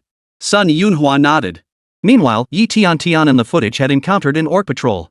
Upon seeing the patrol's level, all the commanders finally understood why the officer had mentioned the assessment's heightened difficulty earlier. They were facing a level 20 monster right at the start? And multiple ones at that? What about the geniuses in their military district? Would they be eliminated before even making it through the first round? But then, on the screen, the petite girl raised her white staff high. The next moment, a holy light enveloped the orc patrols before her. After about 10 seconds, all the orc patrolmen lay dead. Seeing this, the military commanders couldn't help but reveal expressions of astonishment. Truly worthy of an S-class profession dispatching a wave of level 20 monsters with such ease. Sun Yunhua nodded with satisfaction, then shifted his gaze to the screen on the right. Before the officer could explain to Sun Yunhua, Zhang Qinghai suddenly stood up and announced, "General Sun, this is Zhao Ping, the prodigy of our 7th military district. He's an S-rank flame warrior, level 23. As Zhang Qinghai finished speaking, the screen showed Zhao Ping wielding his flaming blade, slashing at the orc patrol soldier. In about 10 seconds, Zhao Ping concluded the battle. Another S-class professional. Zhao Ping is no slouch either. You're right, old Zhang. Your 7th military district has truly produced a prodigy this time. Old Zhang, you sure know how to keep secrets. We're just now learning your 17th military district has S-rank professionals." Instantly, several military commanders who knew Zhang Qinghai turned to him with expressions of astonishment. Hearing the other commanders' praise, Zhang Qinghai couldn't help but feel a bit elated. He then sat down with a calm expression, his gaze immediately shifting toward Xiao Qingya. He casually addressed Xiao Qingya, "Don't forget our wager." Seeing Zhang Qinghai's smug, petty expression, Xiao Qingya sneered in disdain and didn't even bother to acknowledge him. Among the dozen screens before her, she located Su Yu. What she witnessed was Su Yu once again using Sunflower Queen and Pea Cattail to instantly wipe out a wave of orc patrols. Then, in the next instant, the images on the LCD screens before her refreshed. Su Yu's image suddenly zoomed in, completely overshadowing the previous footage of those two S-rank prodigies. Seeing this, everyone except Xiao Qingya was stunned, unable to comprehend what had just happened. What's going on? Which military district is this genius from? No idea. His image suddenly zoomed in, even overshadowing those two S-tier geniuses. Doesn't that mean he's advancing the fastest right now? Are you saying he's even stronger than those two S-rank professionals? That shouldn't be possible. Could this be an overlooked S-rank talent? At that moment, Sun Yunhua frowned slightly as he watched Su Yu's progress on the screen. He turned to the officer beside him and asked, "Which military district is this genius from?" The officer retrieved the data and replied, "This is Su Yu, the prodigy from Military District 8. As for his profession." At this point, the officer seemed to freeze in place, as if his words had stalled. Seeing this, the other generals began to urge him on. "What's the profession? Just tell us already." "Yeah, what's the job? Is it also an S-class combat class?" Sun Yunhua also turned his gaze toward the officer. The officer finally snapped back to reality, took a deep breath, and declared, "Su Yu. Profession, gardener." Boom! As the officer's words fell, everyone present was stunned. Occupation, gardener? Could it be that a gardener had actually made it into this demon suppression army assessment? How could a gardener, someone with zero combat capability, possibly be participating in this assessment? Moreover, right now, the gardener's screen was the largest, which meant he was currently advancing through the dungeon at the fastest pace. Faster than both other S-rank classes. How did a gardener manage that? Meanwhile, Zhang Qinghai, who had just finished showing off to Xiao Qingya, was also a bit stunned upon seeing Su Yu's enormous screen before him. What the hell? The gardener Xiao Qingya brought along had the fastest progress? Faster than Zhao Ping, an S-class professional? How could that be? Zhang Qinghai considered a possibility and suddenly blurted out, "Could it be that Su Yu didn't kill any monsters he encountered? Did he just dodge them all? Otherwise, how could a gardener advance faster than an S-rank professional?" Chapter 46, Bullets Can Bend? Hearing this, the military commanders all snapped to attention, nodding in agreement. That must be it. Otherwise, how could a gardener with no combat ability move that fast? Exactly. I can't fathom how a level 17 gardener could take down those level 20 orc patrols. Exactly. That Su Yu must have dodged every monster he encountered. The generals murmured among themselves before turning their gaze toward Sun Yunhua seated at the front. After all, if encountering monsters and simply dodging them counted as completing the assessment progress, that would defeat the entire purpose of this evaluation. They were here to select genuine geniuses with real combat prowess. Just then, Sun Yunhua suddenly declared, "Progress will not be counted if monsters encountered along the route are not eliminated." Hearing this, the generals present all froze in surprise. No progress if you didn't kill the monsters you encountered? So that meant Suyu had killed every monster he encountered along the way? And his advancement speed was genuinely the fastest? Didn't that imply that Suyu, a mere gardener, was actually stronger than those two S-rank prodigies? How did a gardener manage that? At this realization, everyone couldn't help but gasp in astonishment. Sun Yunhua, too, wore a look of curiosity as he stared at the image of Suyu before him. I'm also curious, how could a gardener achieve such an astonishing advancement speed? No sooner had Sun Yunhua finished speaking. In the scene, Suyu encountered another wave of beastmen. However, this third wave of beastmen was different from the previous two. This wave consisted entirely of higher level 23 beast warrior enemies. Seeing this, the generals began murmuring among themselves once more. Already level 23 monsters? This assessment is way too difficult, isn't it? Perfect. Let's see how this gardener takes them down. Exactly. I'm also curious how a gardener could be stronger than S-rank professions. At that moment, on the screen, Suyu observed the group of beastman warriors, his expression as calm as ever. To him, these level 23 orc warriors were no different from the two waves of level 20 orc patrols he'd faced earlier. After all, they were all one-hit kills anyway. With that thought, Suyu moved his mind. He planted 2 sunflower queens and 2 pea-scented cattails once more. The others, seeing Suyu's actions, couldn't help but grow curious. What are those things? Looks like plants. Did Suyu plant them? Could Suyu be dealing damage with these plants? Just as the discussions were ongoing. Then, in the next instant, the pea-scented cattail and sunflower queen unleashed their flaming peas, firing them toward the beastmen warriors. 2,303. 2,234. 2,132. As the damage numbers flashed, the orc warriors were instantly obliterated. Instantly, the crowd's murmurs fell silent as everyone stared blankly at the scene before them. Sun Yunhua, too, couldn't help but pause, sitting up straight. A few seconds later, a collective gasp of shock rippled through the conference room. Whoa! What the hell is this? Plants can fire bullets? And with such devastating damage? Even a level 23 orc warrior got one shot? Isn't this a bit over the top? As for Xiao Qingya, her expression remained utterly unflinching. After all, she'd witnessed Suyu pull off even more astonishing feats than this. However, seeing the military commanders all staring in stunned silence, Xiao Qingya felt an inexplicable sense of superiority welling up inside her. She couldn't help but think to herself, you provincial commanders, so easily shocked by this? Just wait, Suyu's true strength will scare the living daylights out of you. Just as Xiao Qingya felt a strange sense of satisfaction. She noticed Zhang Qinghe staring at her with utter astonishment. A teasing smile curved at the corners of Xiao Qinghe's lips as she turned to Zhang Qinghe and said in a casual tone, don't forget our wager. Inside the instance, Suyu remained unaware that his routine maneuvers had left the onlookers outside utterly stunned. Staring at the corpse of the beastman warrior before him, he muttered under his breath, these monsters are still a bit weak, huh? Then, shaking his head, Suyu retracted the plant. He continued walking along the path before him. After walking for a short while, Suyu emerged from the forest. Before him now lay an open clearing. Lying sprawled across the clearing was a colossal beast. It was a cat larger than a tiger, with glossy black fur as dark as ink and vertical pupils glowing a blood-red hue. Its jaws held sharp fangs, and the claws on its paws stretched nearly half a meter long, razor-sharp and deadly. Suyu cast a detection spell upon the beast. Shadow Cat Elite Monster. Level, 25.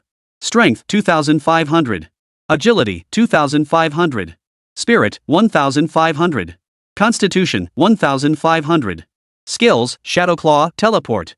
Traits, possesses not only immense attack power but also blazing speed. Upon seeing the Shadow Cat, the assembled military commanders watching the scene before them all gasped in unison. A level 25 Shadow Cat? Are you sure this is part of the assessment? No way. We're barely halfway through the assessment and already a level 25 elite monster appears? The problem is, this dark nether cat is incredibly powerful. Not only is it fast, but its damage output is extremely high. Yeah, is this year's assessment getting way too difficult? The generals murmured among themselves. After encountering the level 20 orc patrol and level 23 orc warrior earlier, they had already felt the immense difficulty of this trial.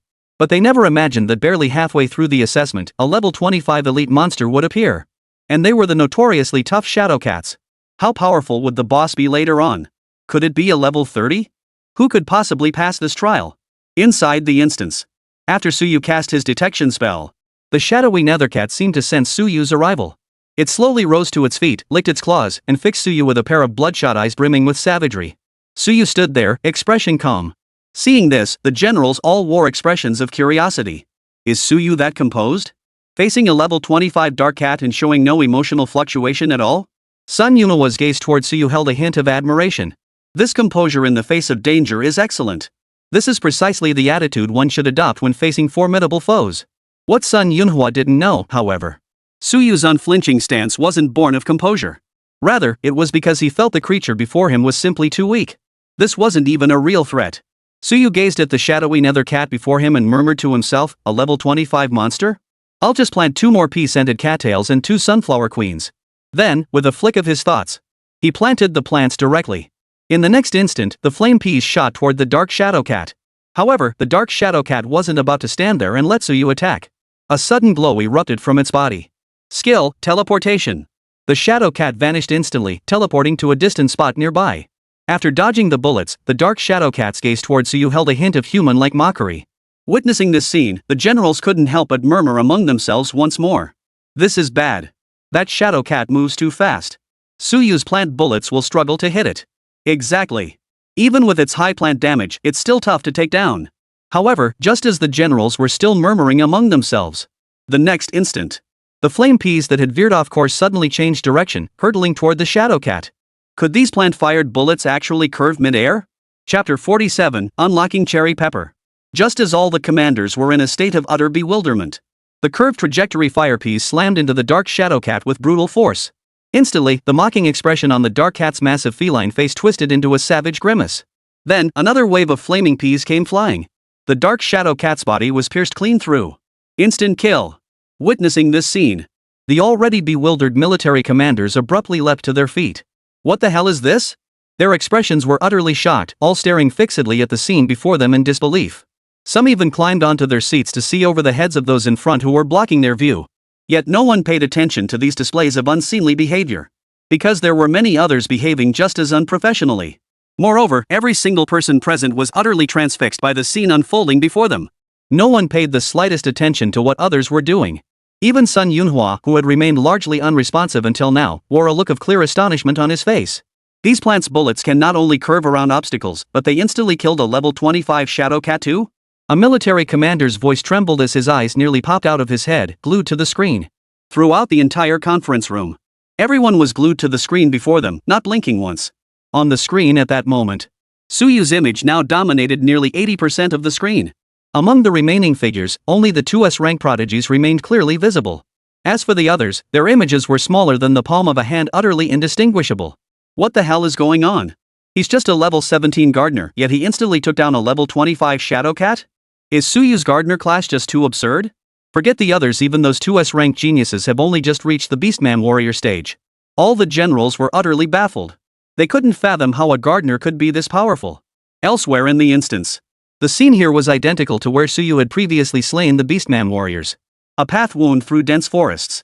At this moment, the petite Tian took nearly 2.5 minutes to eliminate the wave of orc warriors before her.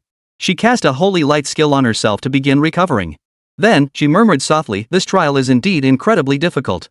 It's only just begun, and already level 23 monsters have appeared. Next up, it should be level 25 monsters, right? Also, the only one who can compete with me in this trial is probably that S-rank flame warrior. I need to pick up the pace."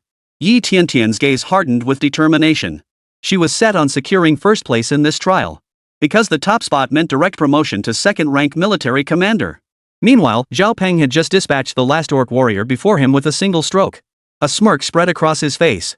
A wave of level 23 beastmen warriors, and I wiped them all out this quickly. That's just like me. Then, Zhao Peng couldn't help but think, my current advancement speed should be the fastest, right? Right now, those army commanders outside must be terrified by my strength. Oh, write that wager. 2 million gold coins will easily buy me a set of higher tier gear. At this thought, Zhao Peng couldn't help but laugh out loud. Of course, those two geniuses couldn't possibly imagine. Suyu had already slaughtered all the beastmen warriors 3 minutes earlier. Now, he had even slain the shadowed nethercat before him. At that moment, a kill notification flashed before Suyu's eyes. Defeated level 25 shadow cat, plus 3000 EXP. Then, a light suddenly shone from his body. Leveled up. Suyu opened his profession panel. Name, Suyu. Class, Gardener. Level, 18 0.05%. Strength, 260. Agility, 260. Sunlight, 1100. Stamina, 260. Equipment, Giant Bear Armor Gold Quality, Giant Bear Gauntlets Gold Quality, Magic Necklace Gold Quality, Demon Necklace. Plants planted, 0 180. Talent Plant Compendium allows purchasing required plants from the compendium. Active skills, mass planting, sunlight bomb.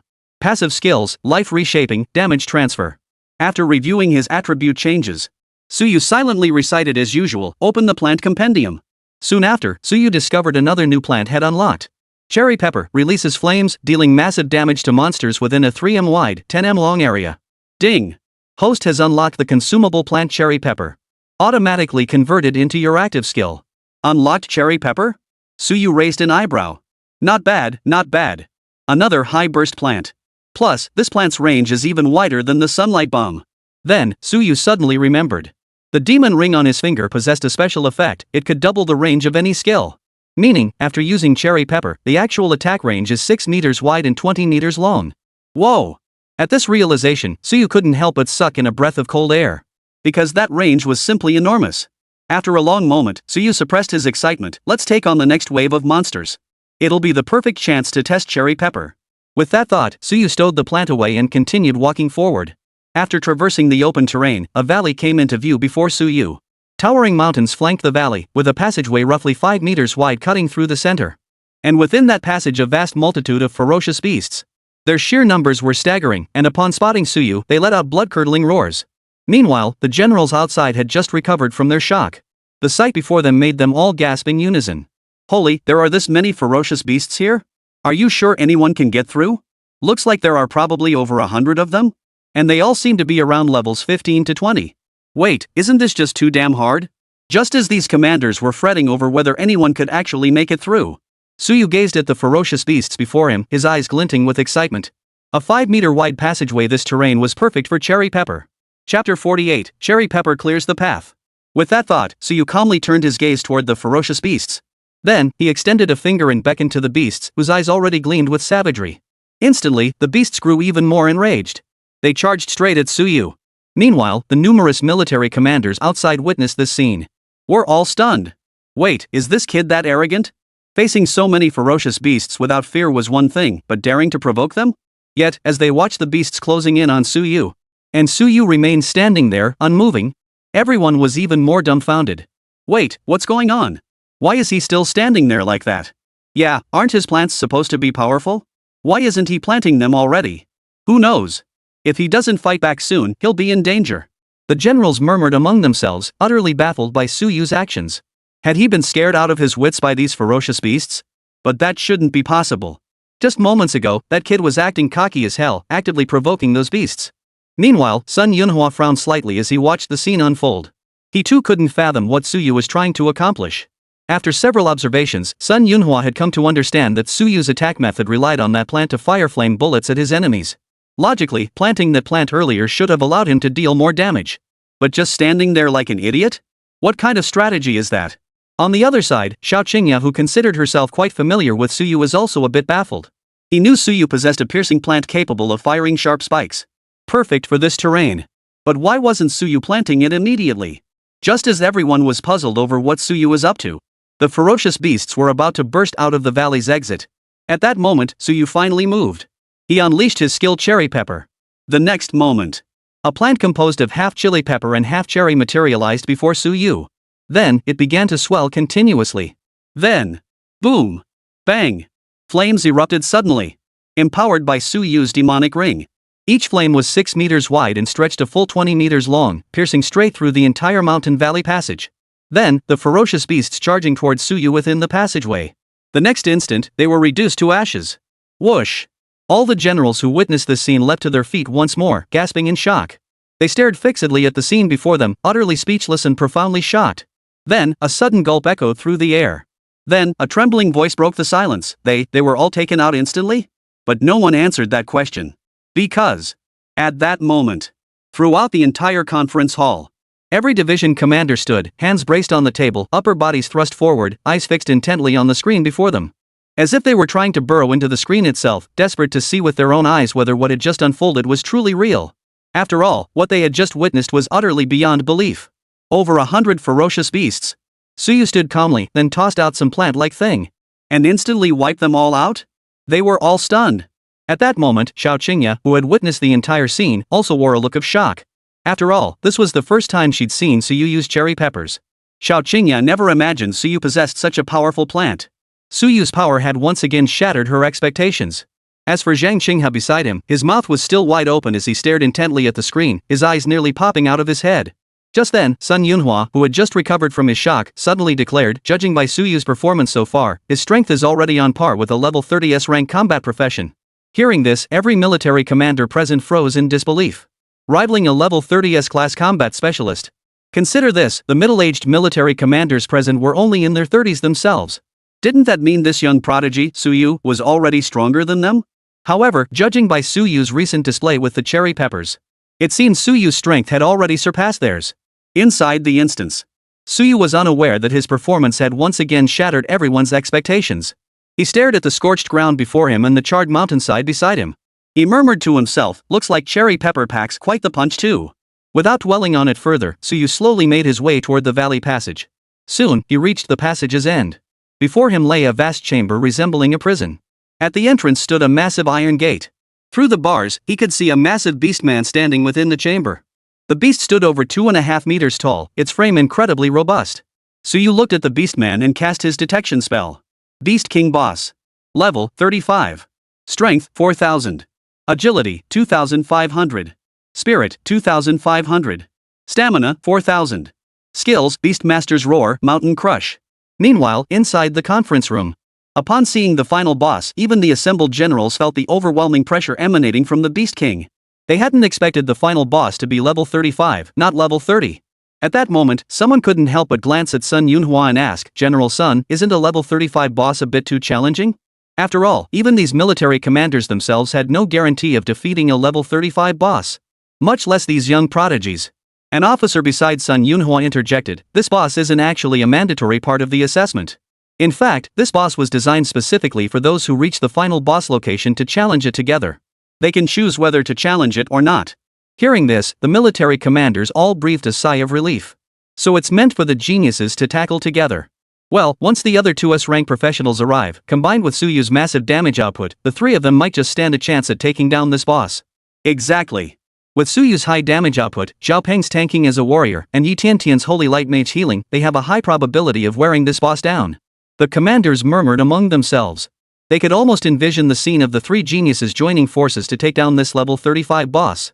Of course, in past assessments, while as class professions had appeared before, they never dared imagine those prodigies could take down a level 35 boss. Now, it was precisely because they witnessed Suyu's devastating damage output that they believed victory was within reach. At that moment, Suyu had already approached the massive iron gate. There, he noticed a lever on the adjacent wall, accompanied by some inscriptions. After reading the text, Suyu murmured softly, do we still need to team up to take down a level 35 boss? Not for me, Suyu replied, shaking his head indifferently. Then, in the next instant, he pulled the lever. The massive iron gate slowly rose. Instantly, everyone who witnessed this scene paled in shock. Chapter 49, instantly taking down the boss? At that moment, an eerie silence descended upon the entire conference hall. Everyone stared at the scene before them, their expressions frozen in shock. There, the imposing figure of the Beast King, radiating overwhelming power, had slowly emerged from the iron gates. After a long moment, a trembling voice finally broke the silence within the conference room. Suyu is? Is he actually going to challenge this boss alone? At that moment, everyone in the conference room was frozen in shock. They couldn't comprehend how Suyu dared to face the Beast King alone. Suyu was being far too reckless. Given Suyu's incredibly high plant damage, could he actually take down this boss alone? Impossible. Even with his high damage, he'd be incredibly fragile standing still. That Beast King could probably one-shot him with a single punch. Exactly. Without anyone tanking up front to create an opening for Suyu, he'll likely struggle to take down this boss. Everyone was buzzing with debate, opinions divided. Xiao Qingya watched their discussion with keen interest. She found it utterly thrilling to know the answer while watching others argue fiercely. In her mind, Xiao Qingya had already envisioned the scene, Suyu slaying the boss moments later, leaving everyone stunned once more. At that moment, the generals watched the scene before them. Suyu stood before the Beast King, his expression unchanged. After all, Suyu had repelled a level 55 dark mage, how could he possibly fear this mere level 35 boss? Just then, the Beast King stepped out of the iron gate. Then, it leapt into the air, swinging a fist as large as a human head, smashing it down toward Suyu. Seeing this, a flicker of concern arose in everyone's hearts. Yet, in the next instant, with a flick of Suyu's intent, a ring of flaming nuts appeared around him. Boom! The Beast King slammed headfirst into the barrier formed by the torch nuts. The torch nuts surrounding Suyu instantly cracked, each missing a corner. The Beast King was knocked back several steps by the shockwave. He actually blocked the Beast King's attack? Inside the conference room, the generals were stunned to see Suyu unscathed. They hadn't expected Suyu to possess such formidable defensive capabilities. He had even blocked the attack of a level 35 Beast King. At the same moment, a look of astonishment flashed across the Beast King's beastly face. It clearly hadn't anticipated that this seemingly weak human before it could withstand its assault. This realization ignited its fury. A blinding light erupted from its body. It directly unleashed its skill, Mountain Crush. The Beast King charged toward Suyu once more. But Suyu wasn't about to stand there and take the hit. The moment the Beast King charged forward, Suyu's intent flickered and he instantly planted the ice mushroom nest melon. Before the Beast King could even close in on Suyu, ice mushroom nesting gourd leapt straight up and slammed down hard onto the Beast King. In an instant, the Beast King's health bar plummeted by a third. Simultaneously, the Beast King was frozen solid in place, unable to move an inch. Witnessing this scene, the assembled commanders froze in shock once more. What the hell was going on? The boss lost a third of its health? And he's been immobilized? But before their shock could fully register, Suyu unleashed another skill. Sunlight Bomb. Cherry Pepper. The next moment, Sunlight Bomb and Cherry Pepper detonated simultaneously. Boom! Boom! The detonation of the Sun Bomb and the crackling flames of the Cherry Pepper erupted, dealing massive damage directly to the boss. Then, the boss's health bar was instantly wiped clean. A level 35 boss, taken down in an instant. At that moment, inside the conference room, Sun Xiaohua abruptly leapt from his chair. His eyes widened as he stared intently at the scene before him. Instantly, defeated? On the screen, it was the scene of Suyu unleashing a sunlight bomb and a flame pepper in quick succession, instantly killing the Beast King. The entire conference room fell into a deathly silence. Their minds were frozen in shock. Because the scene they just witnessed had delivered an utterly devastating blow. A level 35 boss, right before their eyes, had been instantly obliterated by a gardener in under 2.5 seconds. Who the hell would believe that? Xiao Qingya, too, wore a look of utter astonishment. She knew Suyu was formidable, but never imagined he was this formidable. How could Suyu possess such a technique to instantly kill a level 35 boss? After a long moment, the crowd in the conference room slowly came to their senses. Sun Yunhua suppressed his excitement and sat back down. Then, he turned to the officer beside him. After a moment's thought, he said, "You go adjust the dungeon settings and spawn another level 40 boss for him." At this, everyone's expressions changed. Refresh another level 40 boss just for Suyu? Someone couldn't help but ask, "General, isn't a level 40 boss too dangerous?" After all, the difficulty of a level 40 boss skyrockets in one go. Hearing this, Sun Yunhua paused briefly before turning to Xiao Qingya and asking, "Commander Xiao, what do you think?" Xiao Qingya's expression remained unchanged as she replied, "General, I think it's feasible." After all, Xiao Qingya knew that Suyu had once single-handedly slain over a dozen level 40 beasts corrupted by darkness without a scratch. Now, it was merely a level 40 boss, something he could dispatch with ease. Hearing this, everyone present looked utterly stunned. Wait, this is the genius of your 8th military district? Just like that?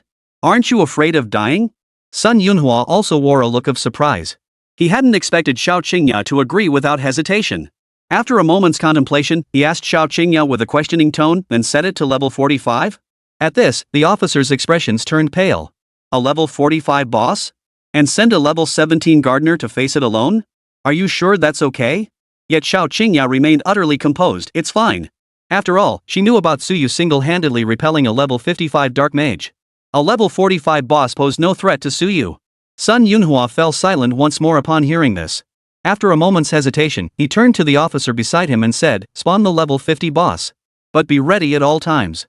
If danger arises, launch a swift rescue." Hearing this, the assembled commanders were utterly furious. They're mad. They're all out of their minds. This damn level 50 boss, if they went to fight it, they'd be one shot instantly. And now they're sending a level 17 gardener to challenge it? This is absolutely insane. Chapter 50, Pumpkin Nuts and Chili Peppers. Inside the dungeon. Defeated boss, Beast King. Experience plus 30,000. Ding. Host has killed 5 bosses. New plant unlocked. Please check. Oh, another new plant unlocked? Upon hearing the system prompt in his mind, Suyu didn't hesitate. He silently commanded, "Open the plant compendium." Then, Suyu discovered that this time, 2 plants had been unlocked. Nest Gourd Nut can withstand massive damage. Upon death, it leaps upward to crush enemies, dealing enormous damage. Note, after planting 10 nest melons, subsequent plantings will enter a cooldown period. Firecracker Nut Wall can withstand massive damage. When attacked, enemies suffer scorching damage. Upon death, releases flames dealing massive damage to enemies within a 1m wide, 10m long area. Note, after planting 5 fiery nut walls, subsequent plantings enter a cooldown period. 2 types of nuts unlocked? Suyu was slightly surprised upon seeing the unlocked plants. Still, even though they're 2 different nuts, they're incredibly useful. After all, the nesting nut possessed the nesting melon's high burst damage, while the explosive nut wall delivered the explosive pepper's high burst area damage. Previously, Suyu's plants with high burst damage included sun bomb, cherry pepper, ice mushroom nesting gourd, and sun potato mine. However, all these plants had significant cooldowns, limiting Suyu to using them only once in a short period. Especially the sunlight potato mine, which also required a sprouting time extremely inconvenient. But the nesting nut could be planted in batches of 10. The blazing nut wall can also be planted in batches of 5. This meant Suyu could now have 15 additional high burst damage sources in a short period. But these 2 nuts have one flaw: they're only truly effective against higher level bosses. After all, if the monster is low level, it's not even certain whether it can defeat the nut to trigger its death rhyme, let alone whether it's worth using it, Suyu pondered. After clarifying the uses of these 2 nuts, Suyu closed the profession panel. He then scanned his surroundings, searching for an exit. After all, he reasoned, having defeated the boss, this trial should be over. But Suyu found no exit. His mind instinctively jumped to the possibility of demonic interference. But he quickly dismissed the thought. That doesn't make sense. This dungeon is man-made, and it's within the Demon Suppression Army's military zone. It should be safe. Demonic entities shouldn't be able to invade. Just as Suyu remained in a state of confusion, a message suddenly appeared before his eyes. The assessment is not over. A more powerful boss is about to appear.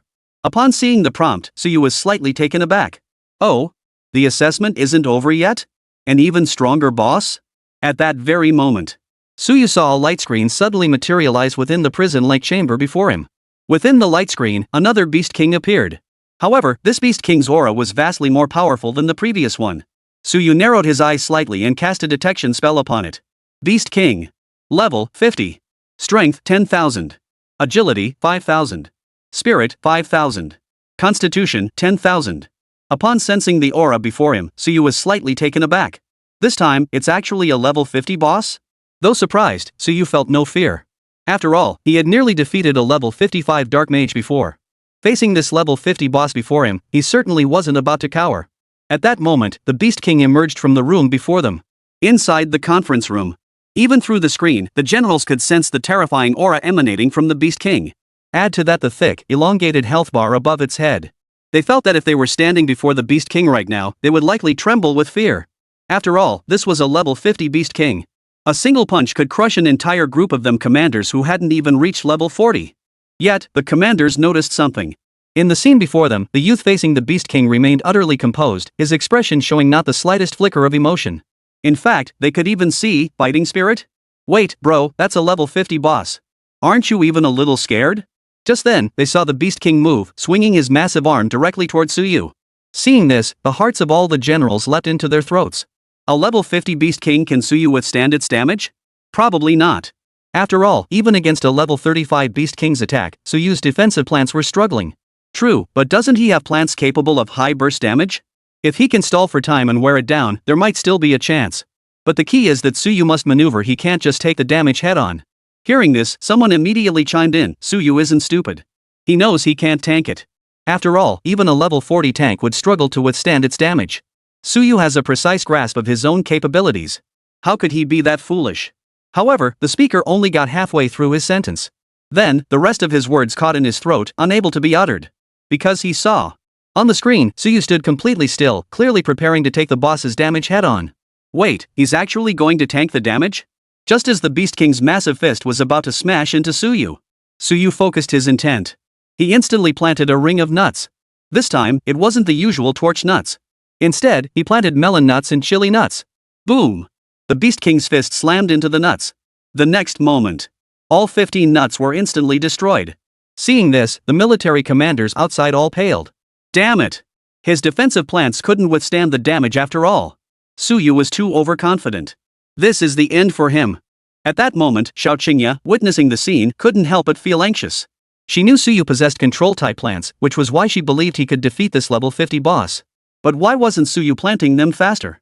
Sun Yunhua's expression also shifted slightly. He turned to the officer beside him and said urgently, "Take care of this boss immediately." Before Sun Yunhua could finish his sentence, everyone present witnessed a scene they would never forget. Chapter 51, another instant kill? They saw. On the screen. After the Beast King's single punch killed all 15 nuts surrounding Suyu, the 10 white gray nuts suddenly leapt high into the air and slammed down hard onto the Beast King. 5 red nuts exploded with a boom, unleashing a long trail of flame. Then, the next instant, the Beast King's once thick and lengthy health bar was instantly wiped clean. In that instant, the entire conference room fell into a deathly silence. Everyone stared blankly at the scene before them. All they could feel was a buzzing sensation in their heads. Everyone's minds had frozen. That was a level 50 boss, right? Instantly wiped again? What the hell was that? Sun Yumawa's body trembled as he stood there. Who would have thought our demon-suppressing army would produce such a prodigy this year? With careful cultivation, he'll surely become a young general within 3 years. Hearing this, everyone present fell into a daze. A young general. After all, most of them had to struggle for over a decade, even 2 decades, just to become a military commander. Yet Suyu would become a general in the very near future.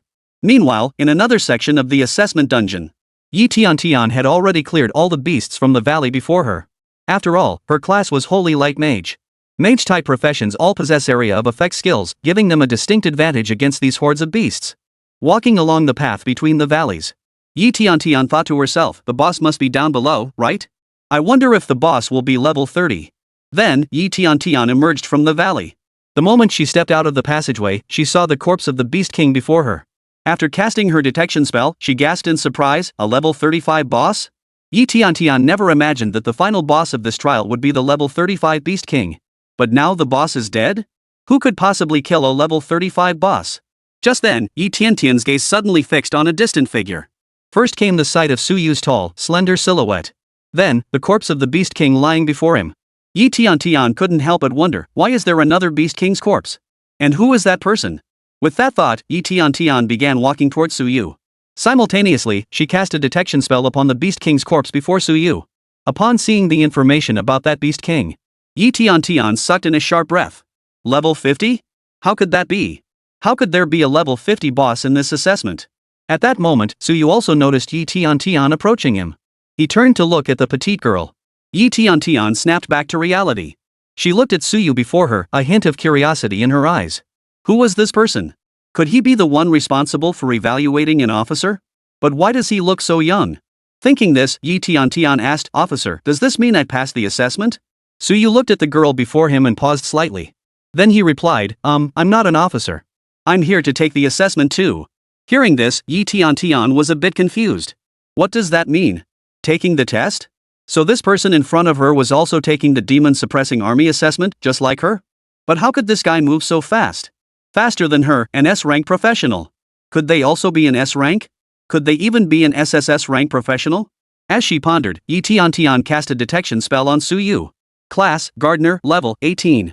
Yi Tian was momentarily stunned. Gardener? How did a gardener end up here? And what's with all these boss corpses? Don't tell me you killed this level 35 and level 50 boss. A huge question mark appeared above Yi Tian's head. Meanwhile, Suyu looked at the still dazed girl before him, feeling a bit puzzled. Then, noticing the instance exit had appeared, Suyu didn't linger. He headed straight for the exit. Meanwhile, inside the conference room, the assembly debated what military rank to bestow upon Suyu. Sun Yunhua sat at the head of the table, addressing the assembled military commanders. Originally, we had decided that the top-ranked genius in this assessment would be promoted to a level 2 military commander. However, Suyu is an exception. I have decided to grant him the rank of first-class military commander. What are your thoughts? Upon hearing this, none of the attendees voiced any objections. After all, Suyu's strength far surpassed that of any of these military commanders. Moreover, his strength was likely already comparable to that of a captain, wasn't it? No, he might even surpass a captain. At this thought, everyone felt a bit dazed. A young man was about to be granted the rank of first-class military commander. Higher than the ranks held by these middle-aged men. And crucially, Suyu is only in his teens. What kind of strength would Suyu possess in the future? At this thought, everyone couldn't help but exclaim that it was absurd. Seeing no reaction from the others, Sun Yunhua declared, then it's settled. We'll confer upon Suyu. But just then, a voice cut him off. Hold on. Instantly, all eyes turned toward the source of the voice. It was Xiao Qingya. Rising to her feet, Xiao Qingya addressed Sun Yunhua, Commander, I believe Suyu should be promoted directly to captain. Whoosh. Xiao Qingya's words sent ripples of discussion through the assembled crowd. Promoted to captain? Promotion to captain requires military merit. Does Suyu have that? That's right, Commander Xiao. Suyu doesn't meet the requirements for promotion to captain yet. Sun Yunhua also frowned slightly, turning his gaze toward Xiao Qingya. Just as he was about to speak, Xiao Qingya suddenly interjected, "A week ago, Suyu slew a level 30 demonic beast." He slew a level 30 demonic giant? Is that true? It should be true. After all, with Suyu's strength, slaying a level 30 demon giant shouldn't be a problem. But a single 30th level demon giant isn't enough for military merit. Exactly, it still wouldn't be enough. At that moment, Xiao Qingya added, 3 days ago, a dungeon in our 17th military district was invaded by demons. The dungeon was invaded by a level 55 demon mage. Moreover, the instance was quickly corrupted, and all the beasts inside broke free. In fact, there were over a dozen beasts comparable to level 40. Hearing this, the assembled military commanders were all stunned. A level 55 dark mage invaded the instance? The instance was completely corrupted? Monsters broke out? And over a dozen beasts comparable to level 40? Commander Xiao, what's the current situation? Why didn't you mention this earlier? Exactly. Can your military district handle beasts this powerful? At that moment, Xiao Qingya said, "It's already been resolved." Hearing this, everyone was stunned. Already taken care of? Isn't the highest ranked officer in your military district Lieutenant Colonel Chen at level 43? How did you handle it? Suddenly, a name flashed through their minds.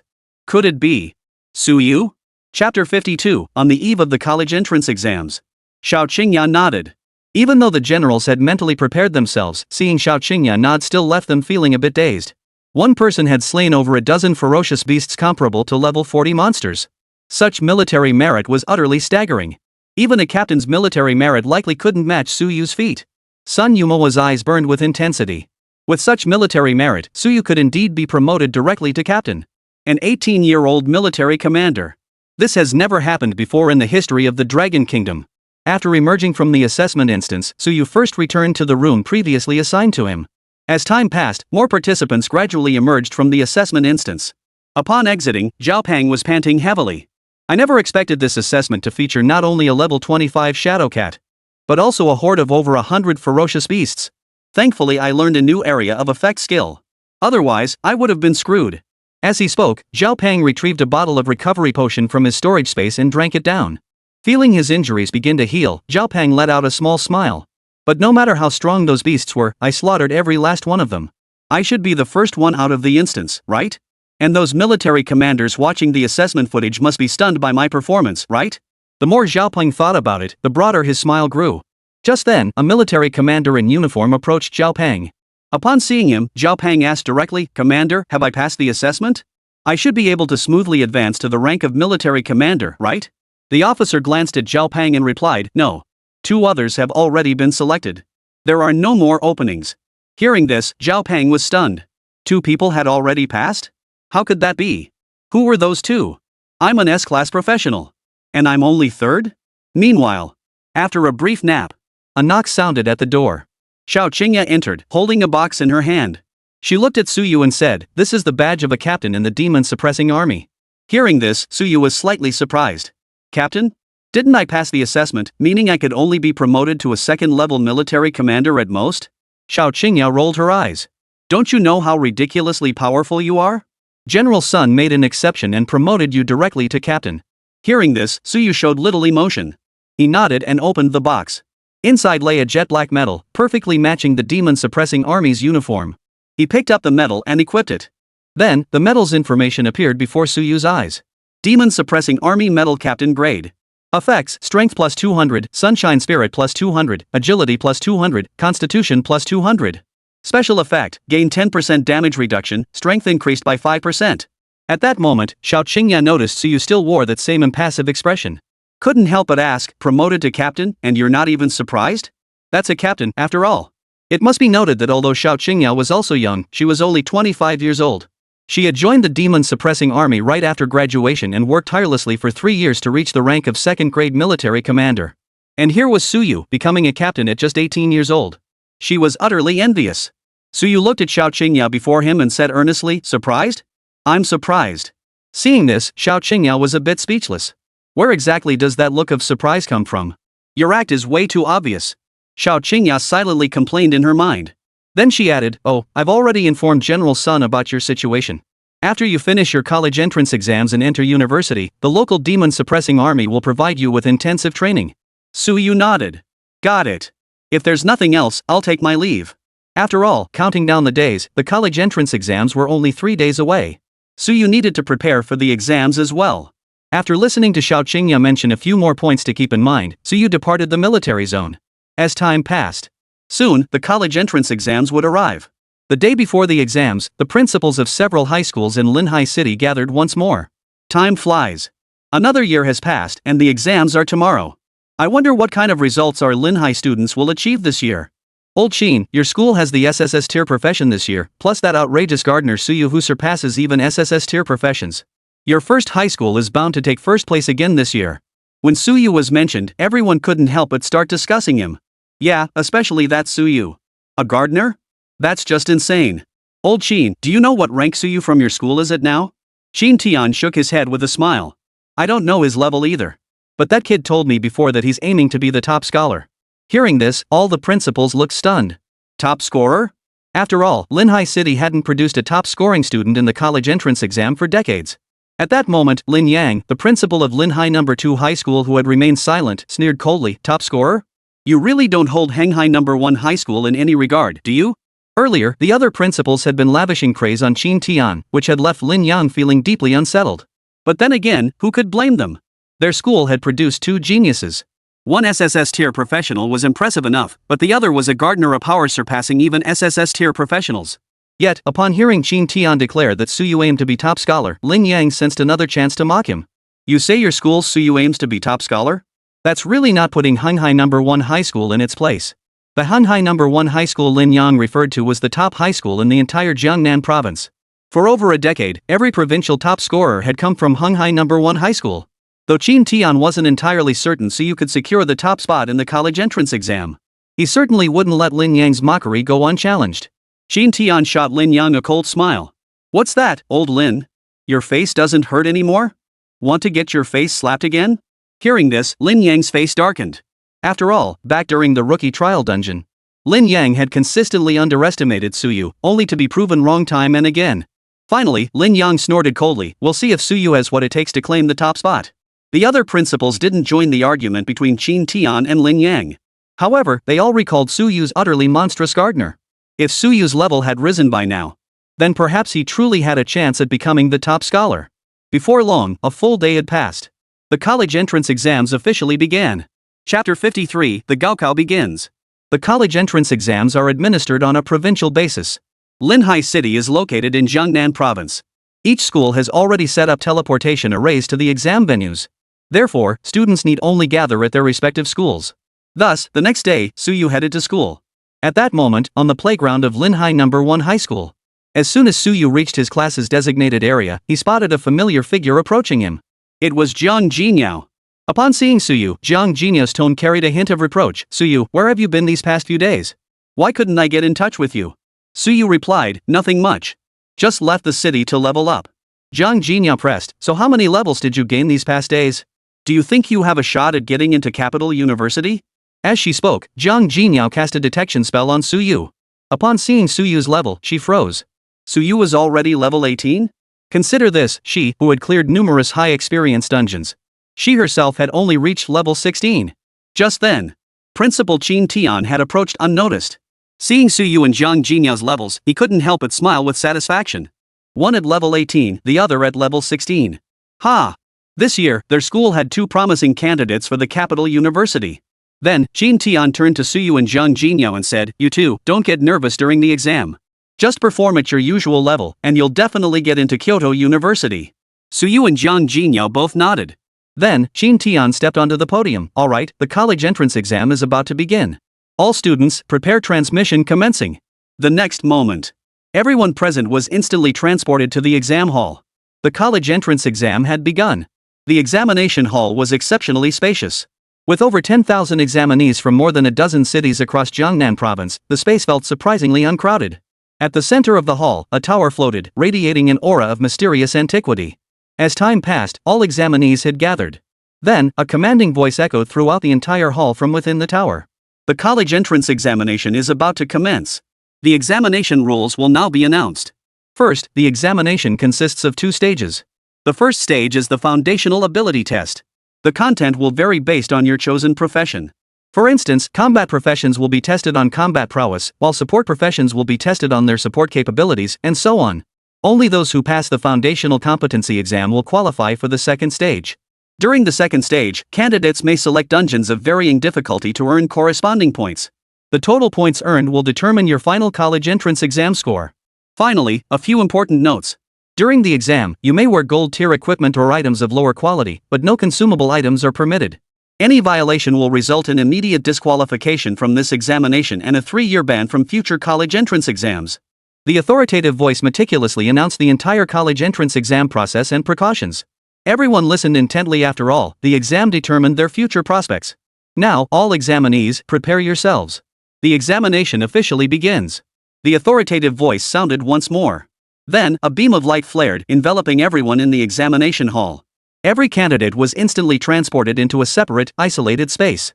At that very moment, on the top floor of the trial tower stood several middle-aged men with stern expressions. They were the examiners responsible for this year's Jiangnan Province College Entrance Examination. This year's college entrance exams have begun. I wonder what kind of geniuses Jiangnan Province has produced. In previous years, 1/3 of the top 100 scorers in Jiangnan Province came from Honghai City. This year, we've heard that 3 SSS-tier professions emerged from Honghai City. The top scorer will likely come from among them. Not necessarily. Linhai City also produced 1 SSS-tier profession this year. Just then, one examiner suddenly wore a look of astonishment. Gardener? There's actually a gardener taking the college entrance exam this year? What? Gardener? Are you sure you didn't misread that? Then, an image of Suyu appeared before all the examiners. Suyu, level 18, gardener. There really is a gardener? And he's from the class of 18? A gardener pursuing a vocational career. Why skip the specialized exams for vocational schools and take the college entrance exam instead? At that moment, Suyu stood in an open space resembling a sports field. Before him stood a robot. A timer was attached to the robot's body. Combat profession assessment, full power attack test robot. Inflict maximum damage within 2.5 minutes. Suyu stared at the prompt before him and murmured softly, testing damage output? Then, as the timer began its countdown, Suyu hesitated not a moment. With a thought, he planted the plant directly. Currently, his initial sunlight points exceeded 1,000. Therefore, he planted 5 sunflower queens directly in front. Behind them, he planted nearly 50 cattails.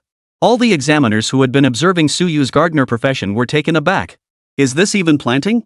But what's the point of planting so many? Can these plants even attack? However, the very next moment, the examiner who had spoken those words suddenly widened his eyes. For there, the plants actually attacked. They all fired bullets toward the test robot. 2,394. 2,234. 2,145. Dense damage numbers flashed by. Countless fire peas slammed into the robot. In the blink of an eye, the test robot was blown to smithereens. Staring at the fallen robot, riddled with bullet holes, Suyu froze in shock. Isn't it a bit too weak? At that very moment, in the top floor chamber of the trial tower, several examiners' expressions turned pale. One examiner even slid off his seat in shock. The test robot got blown to bits? This can't be real. Isn't the test robot supposed to withstand up to 500,000 damage? How did it get blown to bits in a single second? Is it a bug? Did Suyu's test robot have its parameters set incorrectly? Everyone stared at the scene unfolding before them in disbelief. After all, that test robot had a whopping 500,000 HP. Even if a level 30 combat class came over, they couldn't have blown it up outright. But now, that test robot was destroyed by Suyu, an 18th level gardener? This is utterly absurd. At that moment, the lead examiner declared, refresh another test robot and retest it. Then, before Suyu, another test robot spawned. Suyu stared at the reappearing test robot. As expected, the college entrance exam isn't that simple. Then, countless dense streams of flaming peas erupted once more. Boom! The test robot was blown to smithereens once more. The top floor of the trial tower fell into an eerie silence once more. Blown up again? This time, the examiners finally understood. There was no bug at all the first time. It was simply that Suyu's damage output was too high. He obliterated a test robot with 500,000 HP in a single second. Instantly, the examiners' gazes towards Suyu shifted, as if they were looking at a monster. Chapter 54, Defense this strong too? Is this guy really a gardener? 500k damage in 1 second? All the examiners were utterly dumbfounded. Such an outrageous occurrence had never been seen in history. What do we do now? What rating should we give Suyu? All eyes then turned to the chief examiner, Zhang Yuan. Professor Zhang, what do you suggest we do? Zhang Yuan paused briefly before saying, refresh another test robot for him, with health increased to 5 million. That should allow us to accurately gauge his combat strength. 5 million HP. Even a level 40 combat class would be able to demonstrate their combat strength against that. Upon hearing this, the examiners agreed, that's a good idea. Set the HP to 5 million. I bet that Gardener won't be able to destroy it. Right, let's test him again this way. Exactly. This time we'll definitely uncover Suyu's true combat limit. Then, the examiners refreshed another test robot for Suyu. HP, 5 million. Suyu looked at the reappearing test robot. He noticed the health points of the test robot before him had increased significantly. Oh? Has the difficulty level been raised? Suyu murmured under his breath.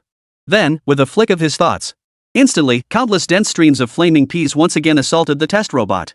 This time, it didn't explode instantly. The examiners watching this scene all breathed a sigh of relief.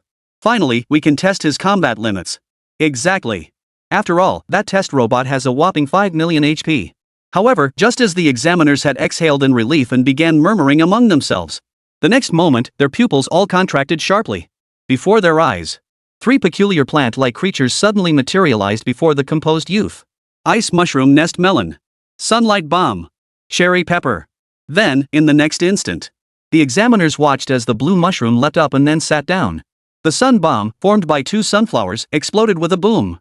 Cherry peppers blasted flames onto the test robot. The next instant, the test robot's health bar was instantly depleted. It was blown to bits again. And it happened in under 3 seconds, an instant kill. Now, the entire top floor of the trial tower fell into a deathly silence. It got destroyed again?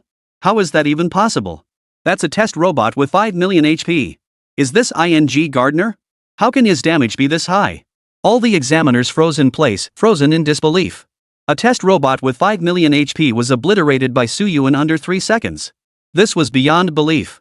After a long silence, one examiner finally turned to Zhang Yuan, the lead examiner, and asked in a low voice, Examiner Zhang, what should we do now? Hearing this, Zhang Yuan snapped out of his shock. After a moment of silence, he said, that's it. No need for further testing. Since the basic test couldn't gauge his full combat potential, we'll wait for the advanced exam. As for Suyu's rating, let's set it at SSS-tier. Hearing this, all the examiners wore expressions of astonishment. SSS grade. It must be noted that in the foundational assessment, the highest possible rating was merely S-class.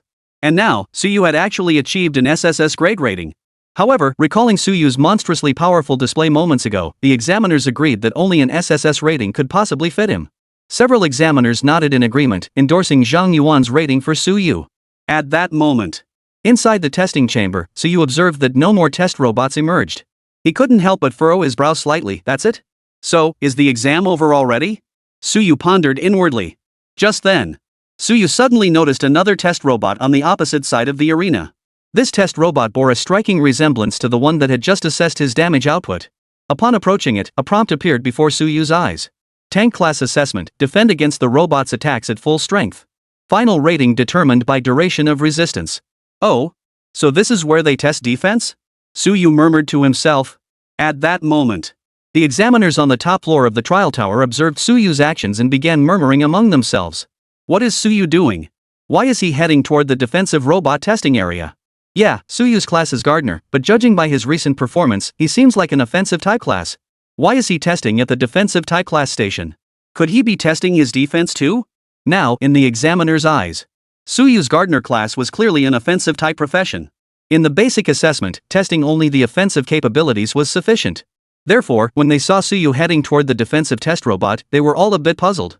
At that moment, Suyu had already reached the defensive testing robot. Then, a prompt appeared before his eyes. Defense profession assessment, the test robot will initiate an attack in 10 seconds. Prepare accordingly. Then, with a thought, Suyu instantly planted a ring of torch nuts. 10 seconds later, the test robot initiated its assault on Suyu. However, no matter how fiercely the test robot attacked, the protective barrier formed by the nuts remained completely undamaged. Instantly, the examiners on the top floor of the trial tower all wore expressions of astonishment. This Gardener Suyu actually possesses defensive capabilities? Looks like the plants surrounding him are defensive. Seems pretty strong, too. Wonder how long he can hold out? All the examiners watched Suyu with eager anticipation. Originally, they had been stunned by Suyu's off-the-charts offensive capabilities. Now, witnessing this scene, they were all watching to see just how strong his defenses could be. 3 minutes later, the examiners were all dumbfounded. Because they realized. The defensive plants in front of Suyu had endured 3 minutes of relentless pounding from the test robot and remained completely unscathed. Keep in mind, that test robot's attack power was comparable to a level 30 combat class. Simply enduring 2.5 minutes under its assault would already qualify for an S rank rating. And typically, only S rank or higher tank classes could achieve that. But Suyu, a gardener, had endured 3 full minutes without a scratch? All the examiners stared wide-eyed, as if unable to believe what they were witnessing. Could it be no bugs this time? How could the college entrance exam possibly have 2 test robots with faulty parameters at the same time? So that means Suyu's defense is genuinely stronger than an S-rank tank class? Is this guy really a gardener? This has to be fake. At that moment, even Zhang Yuan, the lead examiner, wore an expression of utter shock. After a moment, he spoke slowly, let's wait and see how long he can hold out. Then, the examiners stopped paying attention to the other candidates' assessments. All eyes were fixed on Suyu's screen.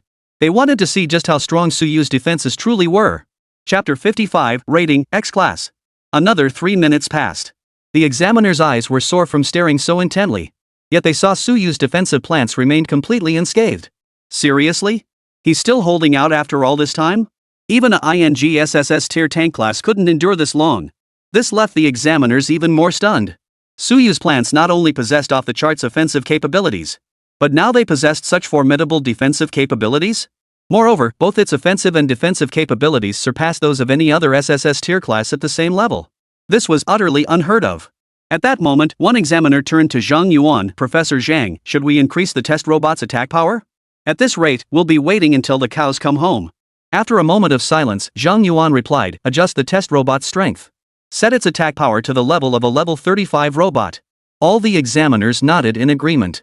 Soon, the test robot's strength was enhanced. Suyu also noticed the robot's attacks had grown stronger. However, for Suyu, this level of attack was still insufficient. Torchnut could still withstand it. Upon witnessing this, the examiners all turned their gaze toward Zhang Yuan once more. After a moment of silence, Zhang Yuan declared, set the robot's attack level to 50. Hearing this, several examiners visibly paled. Level 50? Isn't that a bit dangerous? It should be fine, but we must remain vigilant at all times. If Suyu can't withstand it, halt the attack the instant the test robot breaches his defenses. After hearing this, the examiners all agreed. Then, the damage output of the test robot facing Suyu increased again. This time, it was a significant jump in power. Suyu was slightly taken aback. Oh? Has the damage increased this much? Because Suyu noticed that his nuts were already chipped and cracked. With each successive attack from the test robot, the nut's health was rapidly depleting. At that moment, several examiners witnessed this scene and smiled. Finally, we can measure Suyu's defense. It's been such a struggle. But who would have thought Suyu could actually withstand several hits from a level 50 test robot? That's just insane. Then, the examiners continued watching Suyu's screen. It looked like Suyu's nuts were about to be crushed. Zhang Yuan remarked from the sidelines, be ready to halt the test robot's attacks at any moment. In the end, the nuts in front of Suyu were still crushed by the test robot's punch. However, just as the test robot was about to halt its assault, they suddenly saw several nuts reappear before Suyu. Instantly, the smiles vanished from the faces of the principals. Hee not hee. Wait, what the hell is this?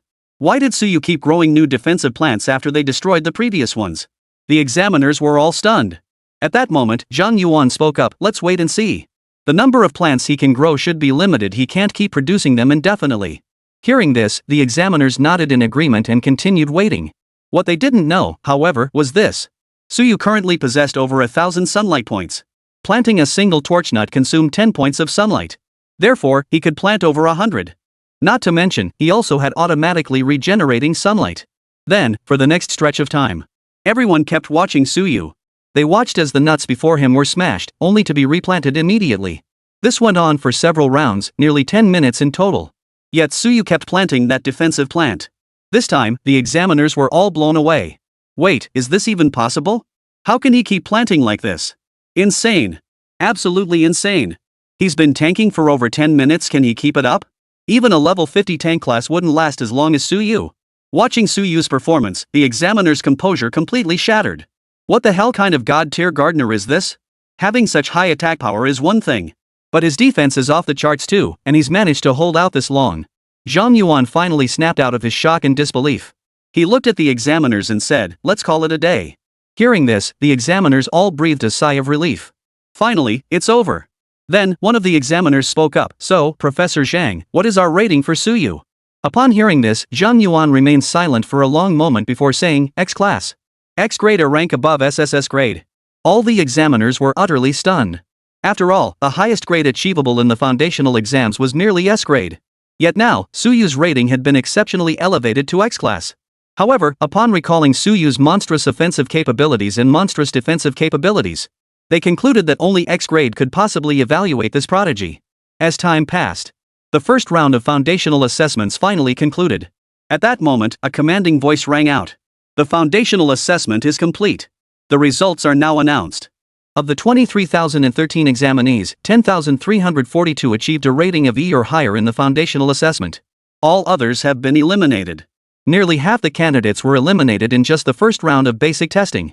Simultaneously, the remaining candidates saw their individual scores and rankings appear before them. First place, Suyu, X grade. Second place, Wang Chen, S rank. Third place, Zhang Jinyao, S rank. Ninth place, Yi Tiantian, S rank. Suyu wore a look of astonishment upon seeing his rating. X class? Was there a mistake? He recalled that even the highest rating in the foundational college entrance exams was S class. How could there be an X grade? However, Suyu quickly suppressed his astonishment. He knew his gardener was a tad stronger than others. Granting an X grade as an exception, that should be perfectly reasonable, right? Just then, the system's voice suddenly echoed in Suyu's mind. Ding! Host detected achieving the first ever X grade in the college entrance exam evaluation. Reward, randomly unlock one new plant species. Upon hearing the system's announcement, Suyu raised an eyebrow. A bit surprised, he murmured, "Oh? This can unlock plants too?" He then opened his plant compendium and discovered a new entry.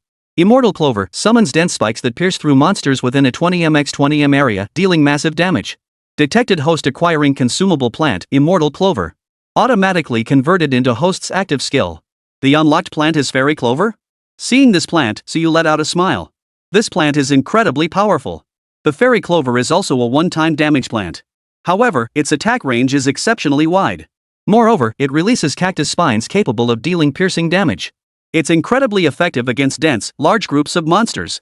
And with the Demon Ring's passive effect, the Cactus Clover's attack range expands to 20 meters by 20 meters. That range is ridiculously huge. Suyu murmured softly, his heart racing with excitement. Chapter 56, Second Round Assessment. At that moment, all the examinees saw the rankings from the first round. Upon seeing the assessment rankings, they were all completely stunned. First place, Suyu, rated X grade? What the hell? How could there be an X grade? Isn't the highest grade supposed to be S rank? This must be a glitch? Inside an assessment chamber, Wang Chen, the prodigy from Honghai City, paled instantly upon seeing the tier rankings. He was a student at Hanghai No. 1 High School and had always dominated the rankings as the top student in the entire school. It was common knowledge that among all high schools in Jiangnan Province, Hanghai No. 1 High School stood as the absolute pinnacle. And the top student at Hanghai No. 1 High School invariably became the provincial top scorer. Wang Chen's goal was precisely to become the provincial top scholar. Originally, he believed he could easily secure first place in the foundational assessment of the first round. But unexpectedly, he ended up second. I'm only second? How could this be? Who the hell is Suyu, the first place winner? Wang Chen stared at the rankings before him, murmuring under his breath. In another space, Yi Tiantian was also stunned upon seeing Suyu ranked first with an X rating. However, she quickly accepted the result. After all, during the demon-suppressing army assessment just days prior, she had already witnessed Suyu's formidable strength. When she learned that Suyu had single-handedly defeated that level 50 boss, and compared it to her own situation, Suyu achieving an X grade in the college entrance exam didn't seem so outlandish after all. Zhang Jinyao stared blankly at Suyu's rating. Originally, she had hoped that as her own level rose, the gap between her and Suyu would narrow a bit. But now it seemed that hadn't happened at all. At that moment, outside the Jiangnan Province Examination Hall, all the principals of Jiangnan Province's high schools had gathered together. Before them, a massive light screen materialized. Displayed upon it were the results and rankings of the first round of assessments. Upon seeing Suyu ranked first and Zhang Jinyao third, several principals from Linhai City began fawning over Qin Tian. Old Qin, Suyu's first place means he might actually become the top scholar. Indeed, and Zhang Jinyao is third as well. Finally, Linhai City will have its own top scholar. Watching everyone fawn over Qin Tian, Ling Yang's expression darkened. Meanwhile, upon hearing this, the principals from the other cities all cast envious glances at Qin Tian. Just then, a commanding voice rang out once more. The second stage of the advancement assessment will commence immediately. The assessment consists of a solo trial instance. Candidates may select their dungeon difficulty and monster count. Defeating monsters of varying difficulty will yield points. Note, casualties may occur during the advancement exam. Candidates must select dungeon difficulty and monster count appropriate for their capabilities. A commanding voice announced the rules for the second round of assessment. The difficulty level of the dungeon determines the points awarded for defeating monsters. Normal difficulty, killing one monster yields 10 points. Hard difficulty, 20 points per monster killed. Nightmare difficulty, 30 points per monster killed. In Hell difficulty, defeating one monster yields 50 points. Each candidate may choose their own dungeon difficulty and monster count. However, the maximum number of monsters in a dungeon is capped at 200. Moreover, no one has ever dared to choose 200 monsters before. Someone once tried it and died. At that moment, in the center of the examination hall, a blue screen appeared before each examinee.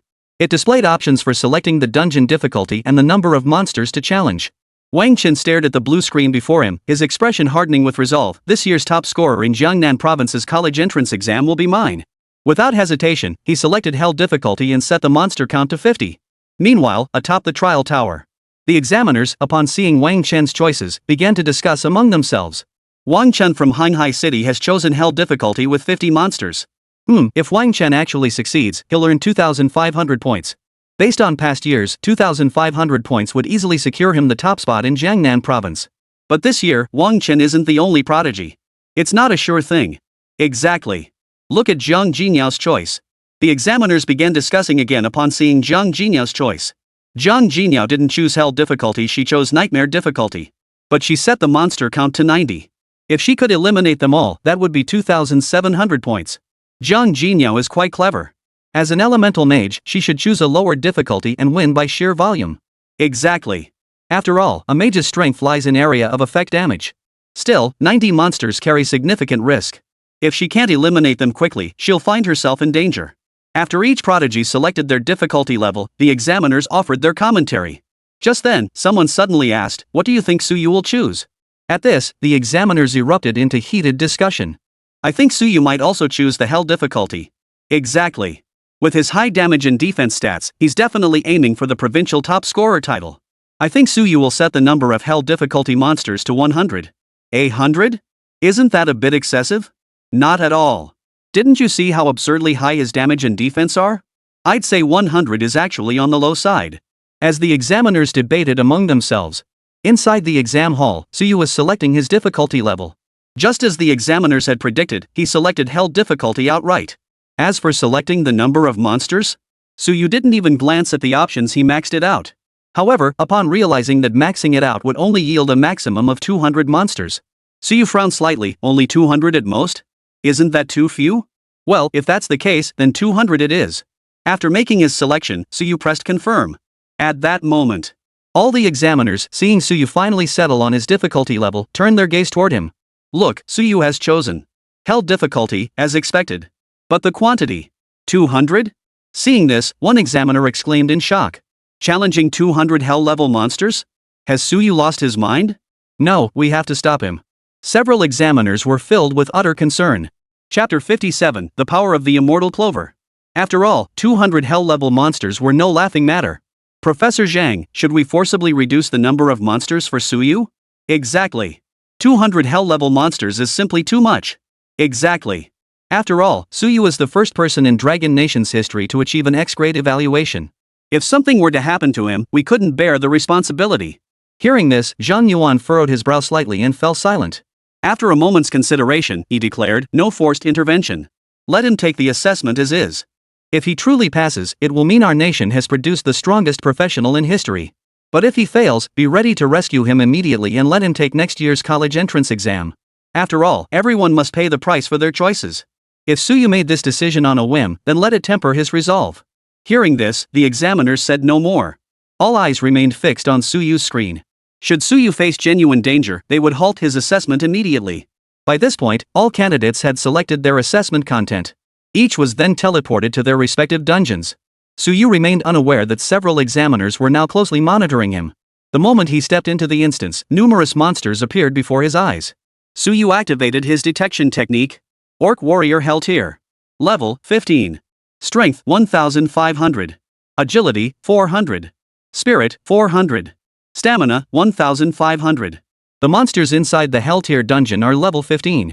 I reckon only top tier S-class players around level 17 or 18 could stand a chance against them.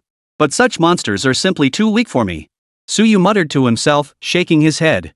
Still, this is the college entrance exam. They wouldn't set monsters with impossibly high difficulty, Suyu mused inwardly. At that moment, in the topmost chamber of the trial tower, the examiners also noticed Suyu's expression. What's with that look? He seems disappointed? Could it be he regrets seeing the monster's numbers and levels are too high? No way. To me, he looks like he thinks these monsters are too weak. The examiners murmured among themselves, unsure of Suyu's true intentions. At that moment, inside the instance, Suyu turned his gaze toward the monster charging at him. Well then, I'll just make short work of this. Then, the Beastmen warriors spotted Suyu. They all charged toward Suyu. And their numbers kept growing. But Suyu showed no sign of panic. He merely watched the beasts calmly, waiting for them to gradually gather together. He intended to test the immortal clover. The examiners, observing Suyu's behavior, grew frantic. What's going on? Why isn't Suyu moving? Could he be intimidated by so many monsters? No, we have to stop Suyu's assessment. Otherwise, he'll be in danger. Several examiners were puzzled as to why Suyu remained standing there motionless. The 200 Beastmen warriors were about to charge right at Suyu. Why wasn't he attacking or dodging? Zhang Yuan frowned deeply, poised to issue the order to halt Suyu's assessment at any moment. But just then, inside the instance, Suyu suddenly activated his skill, Immortal Clover. Then, in the next instant, Suyu felt a violent gust of wind surge from behind him. Next, countless dense cactus spines erupted from behind him, shooting directly toward the Beastmen warriors. A 40-meter by 40-meter area instantly engulfed the 200 Hell tier monsters before him. Countless cactus spines pierced through one Beastman warrior after another. In under 3 seconds, every single Beastman warrior was impaled to death. Dungeon cleared successfully in 30 seconds, breaking the record. Points doubled upon settlement. Earned 20,000 points. Current rank, 1.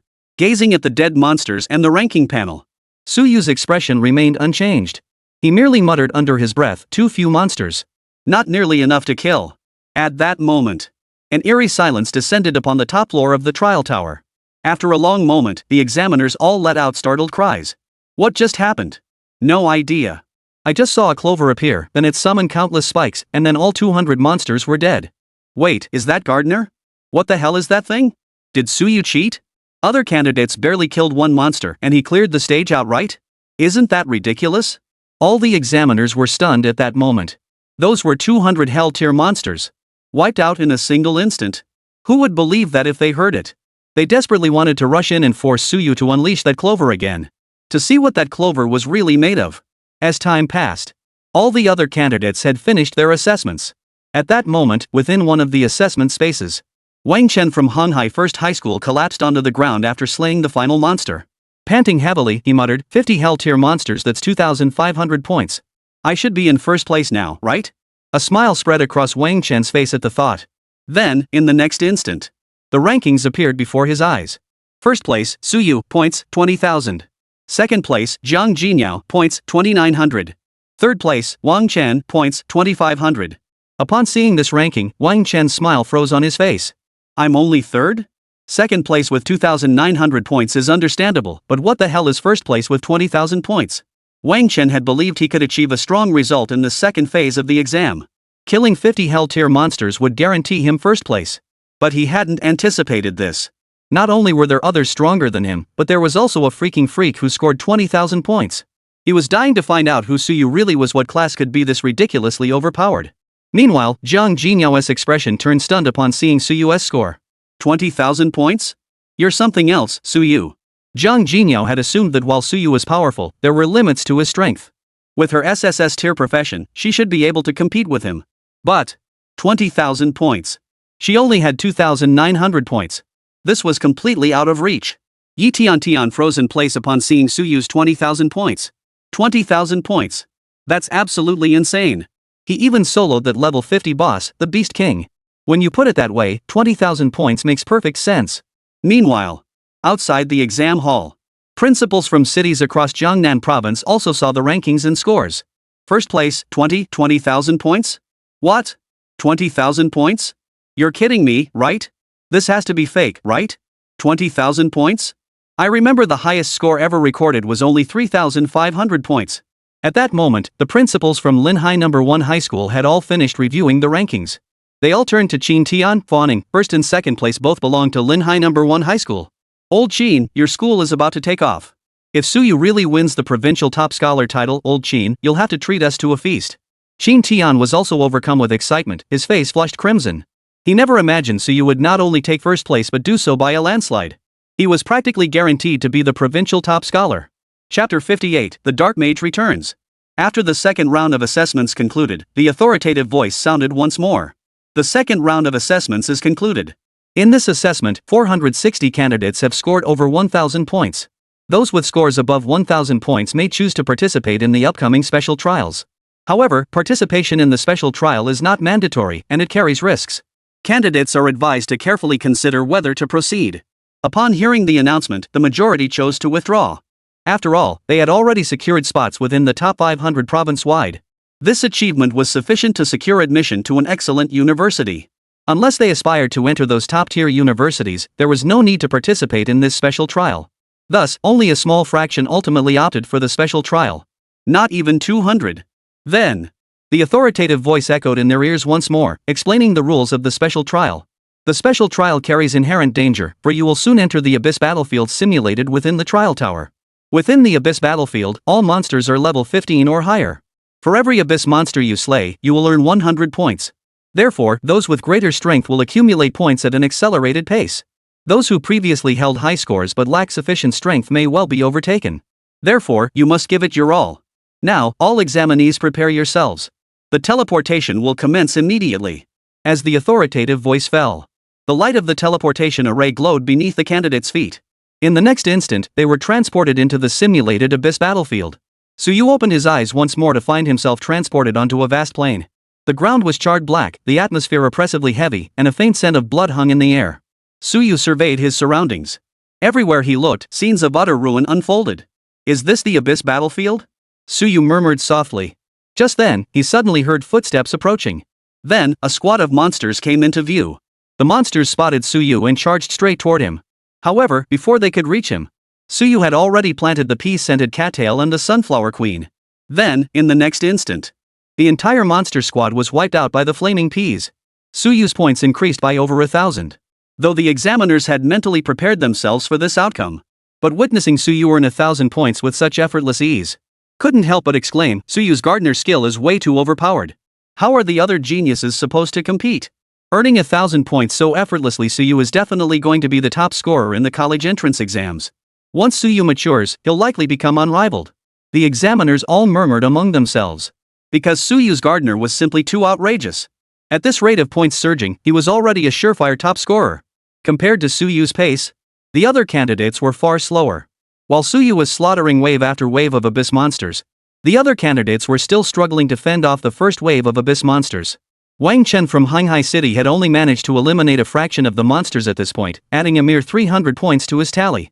However, in previous college entrance exams, this rate of point accumulation was already considered exceptionally fast, easily securing the provincial top scorer title. But now, no matter how many he killed, it was utterly useless. After all, Suyu was simply too overpowered. At that moment, above the trial tower, a dark cloud suddenly materialized. Then, a demonic entity of the Abyss emerged from within. It was none other than the demonic mage Suyu had driven back earlier. Now, it was shrouded in a mysterious and powerful aura, making it nearly impossible to detect. With the anger-suppressing artifact bestowed by the demon lord, no one has detected me after all, the dark mage murmured to himself. The examination hall for the college entrance exam had long been sealed off. Moreover, numerous high-ranking figures were stationed there. Under normal circumstances, a mere level 55 demonic creature would never have been able to infiltrate. But it was precisely because the dark mage possessed the item bestowed by the demon lord that he managed to infiltrate. Moreover, this gift from the demon lord grants me immunity to control spells. This time, I will definitely kill that human brat. This time, the dark mage was fully prepared, with one target, to kill Suyu. Then, the dark mage produced a vial of black potion. Then, it waved the black staff in its hand. Then, the bottle's cap opened, and the black potion poured onto the barrier of the trial tower. The next moment, the barrier master on the side covered by the black potion gradually vanished. Then, the dark mage charged directly into the trial tower.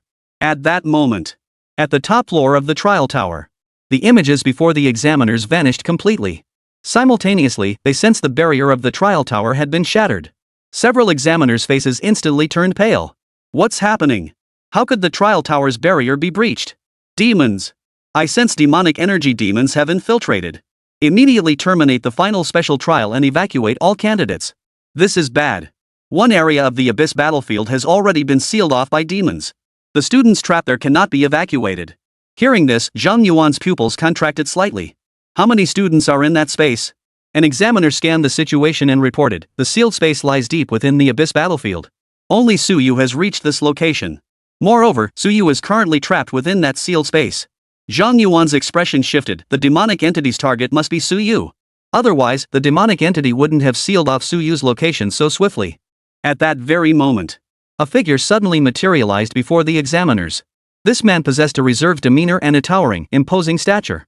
The moment he appeared, every examiner felt the terrifying aura emanating from him. Instantly, all the examiners' expressions shifted to one of profound respect, God of War Meng. The middle-aged man before them was none other than one of the war gods of the Dragon Nation. Meng Changfeng.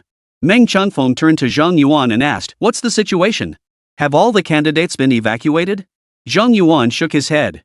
One candidate remains trapped inside, sealed by that demonic entity. Chapter 59, Slaying. Unlocking Watermelon Cattail.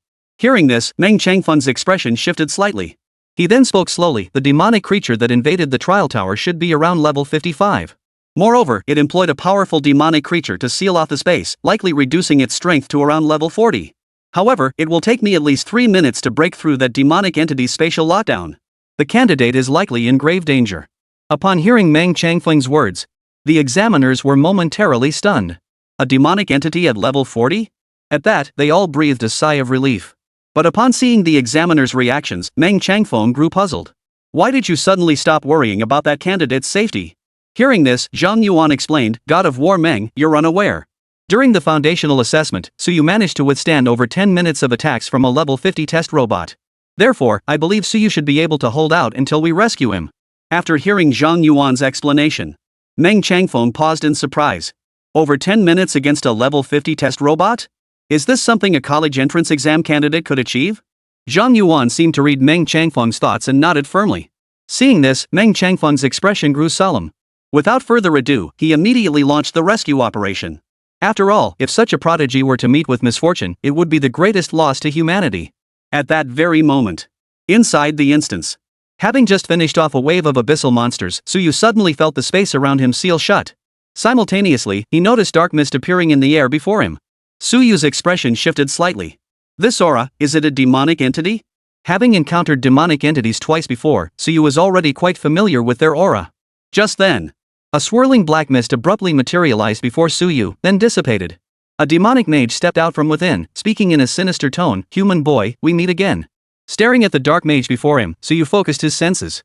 After sensing that the mage's aura wasn't overly powerful, he breathed a slight sigh of relief. He coldly retorted, it's you? What? After I drove you away last time, you're back now to die? At these words, a cold, sinister smile spread across the dark mage's face. However, he quickly regained his composure. Human, last time you only managed to drive me back by relying on those underhanded control skills, didn't you? Now, with the treasure bestowed upon me by the Demon Lord, I'm completely immune to your control skills. Before me, you are nothing but an insignificant insect. With that, the dark mage swung his black staff. Then, all the abyssal monsters within this space converged toward him. Black mist emanated from their bodies as their aura surged violently. Suyu discovered this after using his detection spell. These abyss monsters, originally around level 20, now possessed attributes comparable to level 30. Moreover, there were over 100 of them. The dark mage spoke with a sinister chill, human, today I will kill you. The next moment, all the abyss monsters closed in on Suyu. Suyu murmured to himself, kill me today? I'm not the same person I used to be. Then, he activated the immortal clover. The next instant, countless dense spikes erupted from behind him. Within mere breaths, every abyss monster was impaled to death. The dark mage who witnessed this scene paled visibly. Over 100 abyssal monsters, wiped out in an instant? A wave of terror washed over him. Such power if this human boy were allowed to grow stronger. Then their demonic forces would be in grave danger. Still, it's fortunate his attack was an area of effect spell. The damage wasn't enough to wound me. With this thought, a sinister expression crossed the dark mage's face. Boy, I never expected you to be this strong already? Then I absolutely cannot let you go this time. Prepare to die. The next moment, The dark mage swung his staff again, unleashing another spell. Suyu replied indifferently, prepare to die? We'll see who ends up dead. Previously, when facing the dark mage, Suyu could only rely on control to slowly wear him down. Now, though the dark mage had become immune to control, but Suyu now possessed numerous high-burst plants. There was no need to drag things out anymore. This time, Suyu struck immediately. Ice mushroom nest melon. Sunlight bomb. Cherry pepper. These 3 high-burst plants were hurled forth. The ice mushroom gourd leapt up and slammed down hard on the dark mage, knocking out a third of his health. Seeing this, the dark mage, who had been casting a spell, was once again filled with dread. Clearly, he hadn't anticipated Suyu possessing such tactics. Moreover, he could sense it. That icy blue mushroom possessed a control effect upon landing. Had he not possessed immunity to control effects, he would likely have been frozen solid on the spot. But just as the dark mage breathed a sigh of relief, the sunlight bomb and cherry pepper both detonated simultaneously. The next moment, the dark mage's health bar plummeted rapidly, nearly depleted in an instant. Instantly, terror washed over the dark mage's face. How is this possible? What is this thing? How could the damage be this high? Suyu offered no reply, merely planting 2 sunflower queens and 2 pea-scented cattails with a calm expression. Then, in the next instant, the fire peas struck the dark mage, piercing straight through his body. Killed level 55 dark mage, experience plus 300,000. Ding! Host has slain a demonic fiend. Rewarded with 1 gold card draw. Proceed? Upon hearing the system's notification, Suyu paused in surprise before his face lit up with excitement. Another golden card draw. It seems that every time I repel or slay a powerful demonic fiend, I gain a chance at a gold card draw, Suyu mused inwardly. Without further hesitation, he silently commanded, draw. Then, just like last time, several plant cards appeared before Suyu once more. All of them were gold cards from the Plants vs. Zombies Hybrid Edition. Then, a golden frame began spinning wildly. Finally, it settled on a plant. Watermelon cattail. Watermelon cattail throws watermelons at enemies, dealing massive damage, automatically locks onto targets, attack speed identical to pea shooter. Additionally, watermelons inflict area of effect damage. It's watermelon cattail that got unlocked? Seeing this, Suyu was thrilled beyond belief. Like pea cattail, watermelon cattail auto-targets enemies and boasts a rapid attack speed. Most crucially, watermelon cattail deals significantly higher damage than pea cattail. Moreover, watermelon cattail dealt area damage. With the watermelon cattail plant, I won't need the pea cattail anymore. Using watermelon cattails combined with ice cattails would be a low-cost version of ice melon, Suyu pondered inwardly. After a long moment, he finally suppressed his excitement. At that moment, Suyu noticed. After the dark mage's death, another item had dropped, emitting a pitch-black glow. Suyu retrieved it and examined its properties. Evil Mage Robe. Quality, unknown. Effects, Strength 100, Agility 100, Spirit plus 200. Special effect, when worn, you gain immunity to control effects for 10 seconds per instance. Level requirement, wearable at level 15. Upon seeing the information about the dark magic robe, Suyu was utterly astonished. Evil magic robe? And its quality is also unknown? Seems quite similar to my demon ring. Chapter 60, Top Scholar. Earlier, when Suyu had slain the demon giant, it had dropped a demon ring. The demon ring is also an item of unknown quality. It possesses a unique effect, doubling the range of his skills. As for this dark magic robe before him, it grants immunity to control effects. After a moment's thought, Suyu ultimately chose to don the dark magic robe. At that very moment, outside the trial tower, Meng Changfeng, who was breaking through the demonic seal spatial barrier, suddenly froze. Seeing this, all the examiners wore puzzled expressions. War God Meng, what's going on? Has he already broken through the spatial lockdown? But it's only been a minute. Could it be something happened to Suyu? At these words, all the examiners turned to Meng Changfeng with concern. Meng Changfeng took a deep breath and looked at Zhang Yuan. You told me Suyu's defenses were formidable? Zhang Yuan nodded, a wave of unease rising within him. Could it really be that something happened to Suyu? At that moment, Meng Changfeng declared, nonsense. That kid's offensive power is clearly stronger. It's only been a minute, right? That demonic creature has already been killed by Suyu. There's absolutely no need for me to intervene now. Hearing this, Zhang Yuan and the other examiners all froze in shock. 1 minute? The demonic creature was already slain by Suyu? The words echoed in the examiners' ears, their minds going blank. That was a level 55 demonic mage. All the examiners fell silent. They knew Suyu was powerful, but they never imagined he was this powerful. He could kill a level 55 dark mage? Could a high school student really accomplish that? After a long pause, Zhang Yuan finally snapped back to reality. Since the demon threat has been dealt with, teleport all the candidates back. The final trial continues. Additionally, award Suyu an extra 100,000 points. Hearing this, all the examiners were utterly stunned. 100,000 points. It was well known that even the top scorers in past college entrance exams had only ever received a maximum of 20,000 points. Yet Suyu had just earned 100,000 points in one go. However, upon realizing he had slain a level 55 Dark Mage, the examiners understood. Moreover, even without adding these 100,000 points, Suyu's total score would likely surpass 100,000. All students were teleported back into the simulated Abyss battlefield. The final trial continued. Meanwhile, Suyu, who had already been in the Abyss battlefield, swiftly slaughtered the Abyss monsters. His points were skyrocketing at an astonishing rate. At the same time, Zhang Yuan retrieved the combat footage of Suyu's recent defeat of the Dark Mage. Several examiners watched alongside Meng Changfeng. A gardener class, yet capable of cultivating plants that can attack? Not only that, but these plants deal exceptionally high damage. The plant types are remarkably diverse, some provide sustained damage, others burst damage, and some even offer defense. As Meng Changfeng and the examiners observed Suyu's combat footage, the final trial drew to a close. Final trial concluded. All candidates, please note, you will now be teleported out of the Abyss battlefield. Within the Abyss battlefield, Suyu finished off the last Abyss monster. He then retrieved the plant. The next moment, he was transported to the plaza beneath the trial tower. The other candidates participating in the final trial were also transported here. Zhang Jinya walked straight up to Suyu and asked, "Suyu, how did you do on the exam?" Suyu replied, "Not bad." Hearing Suyu say it was okay, Zhang Jinyao's expression turned slightly peculiar. Why did she get the feeling he seemed somewhat dissatisfied? Had he not performed to his full potential? At that moment, a commanding voice echoed through the trial tower. The college entrance exam has concluded. We will now announce the final exam results. First place, Suyu, points, 220,000. Second place, Wang Chen, points, 20,000. Third place, Zhang Jinyao, points, 18,000. The final points rankings were announced. Upon seeing Suyu's staggering 220,000 points, the crowd erupted in shock. 220,000 points? Are you kidding me? Isn't that ridiculous?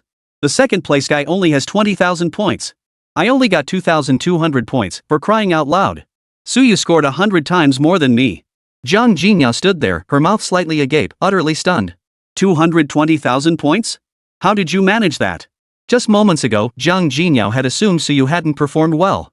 But now, Suyu's points were 220,000. Her own points hadn't even reached 20,000. And just moments ago, Suyu had been wearing a look of dissatisfaction. Zhang Jinyao was utterly speechless. Not far away, Wang Chen also wore a look of shock upon seeing the ranking. This can't be possible. 220,000 points? How could anyone possibly earn that many points? He then shouted toward the trial tower, "I request to review Suyu's assessment footage." 220,000 points? There must be an error somewhere. All the other candidates turned their gaze toward the trial tower. They all demanded to see Suyu's assessment footage. After all, 220,000 points was simply absurd. The highest recorded score in the college entrance exams had only ever reached 30,000 points. The exam footage has already been personally reviewed by War God Meng. Suyu's exam results are authentic. Request to view the footage is denied. A cold voice echoed from within the trial tower. Instantly, expressions of utter disbelief spread across the faces of all the examinees. God of War Meng personally reviewed it? So that means Suyu didn't cheat? But isn't Suyu's score outrageous? How did he possibly achieve 220,000 points? Just as the candidates were still murmuring among themselves, a voice rang out. The Jiangnan Province College Entrance Examination is hereby concluded. This year's top scorer in the Jiangnan Province Gaokao is Suyu. Suyu remained calm and composed upon hearing the examiner's announcement. Zhang Jinyao, standing beside him, shot him a glance tinged with defeat. She quickly composed herself. She turned to Suyu and smiled. "Suyu, congratulations on becoming the top scorer in Jiangnan Province." Suyu nodded. "I was just lucky. And you're pretty strong too." Upon hearing Suyu's words, Zhang Jinyao was at a loss for words. Winning the provincial top scholar title was just luck? She fought tooth and nail just to secure third place. And the first place winner was light years ahead of her. Zhang Jinyao snorted lightly. "Suyu, you're really crushing my spirit."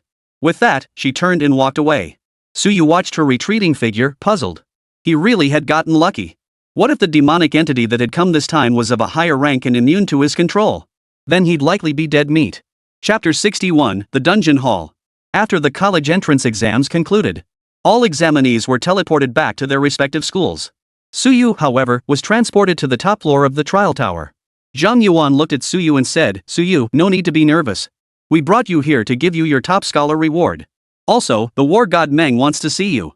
Suyu turned his gaze to the middle-aged man beside Zhang Yuan. Meng Changfeng, one of the war gods of the Dragon Nation. Suyu had heard of Meng Changfeng's exploits. He just didn't know why Meng Changfeng had come looking for him. At that moment, Meng Changfeng scrutinized Suyu from head to toe.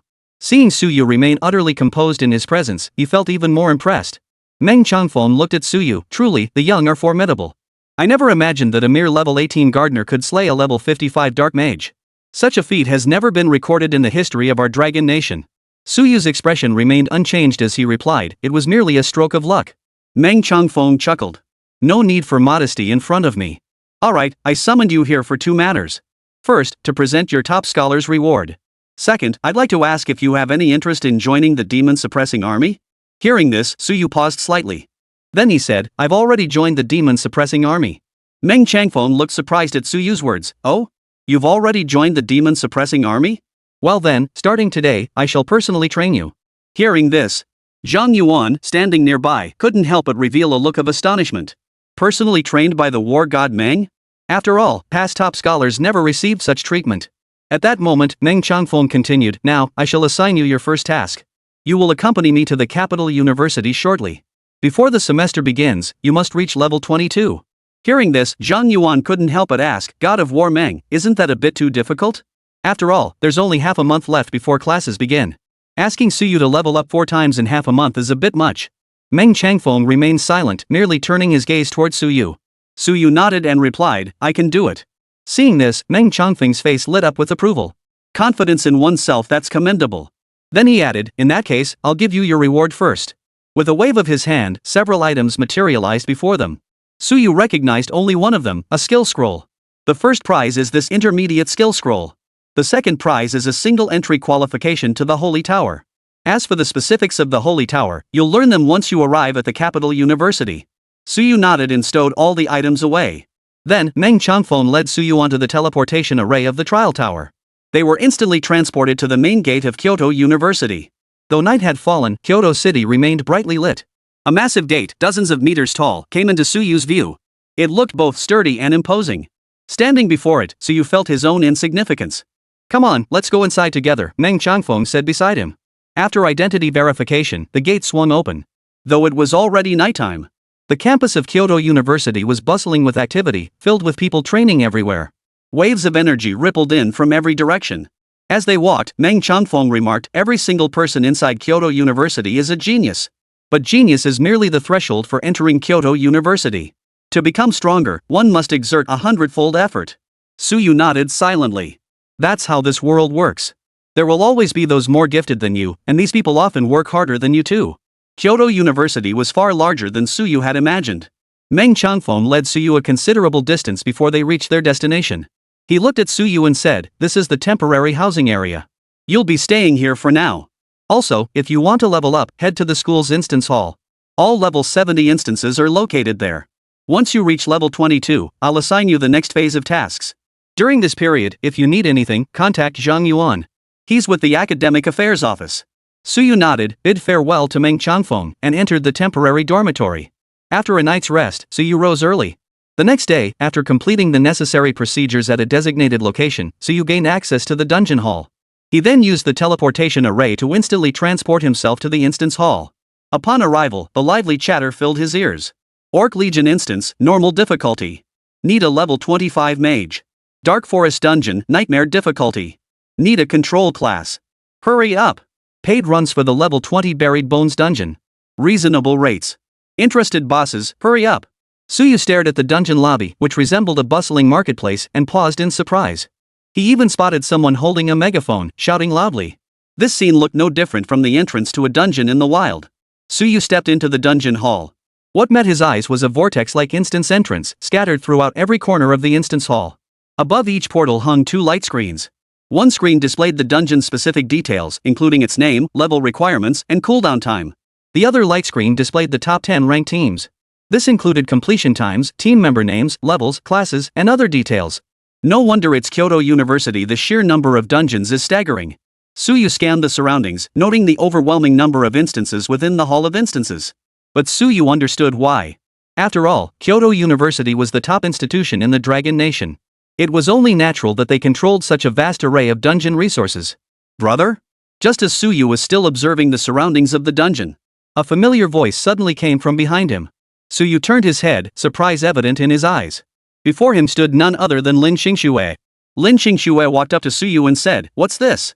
Only a few days have passed and you've already forgotten your big sister?" Suyu smiled. "Not at all. Glad to hear it. So, did you finish your college entrance exams, little brother? How did you do?"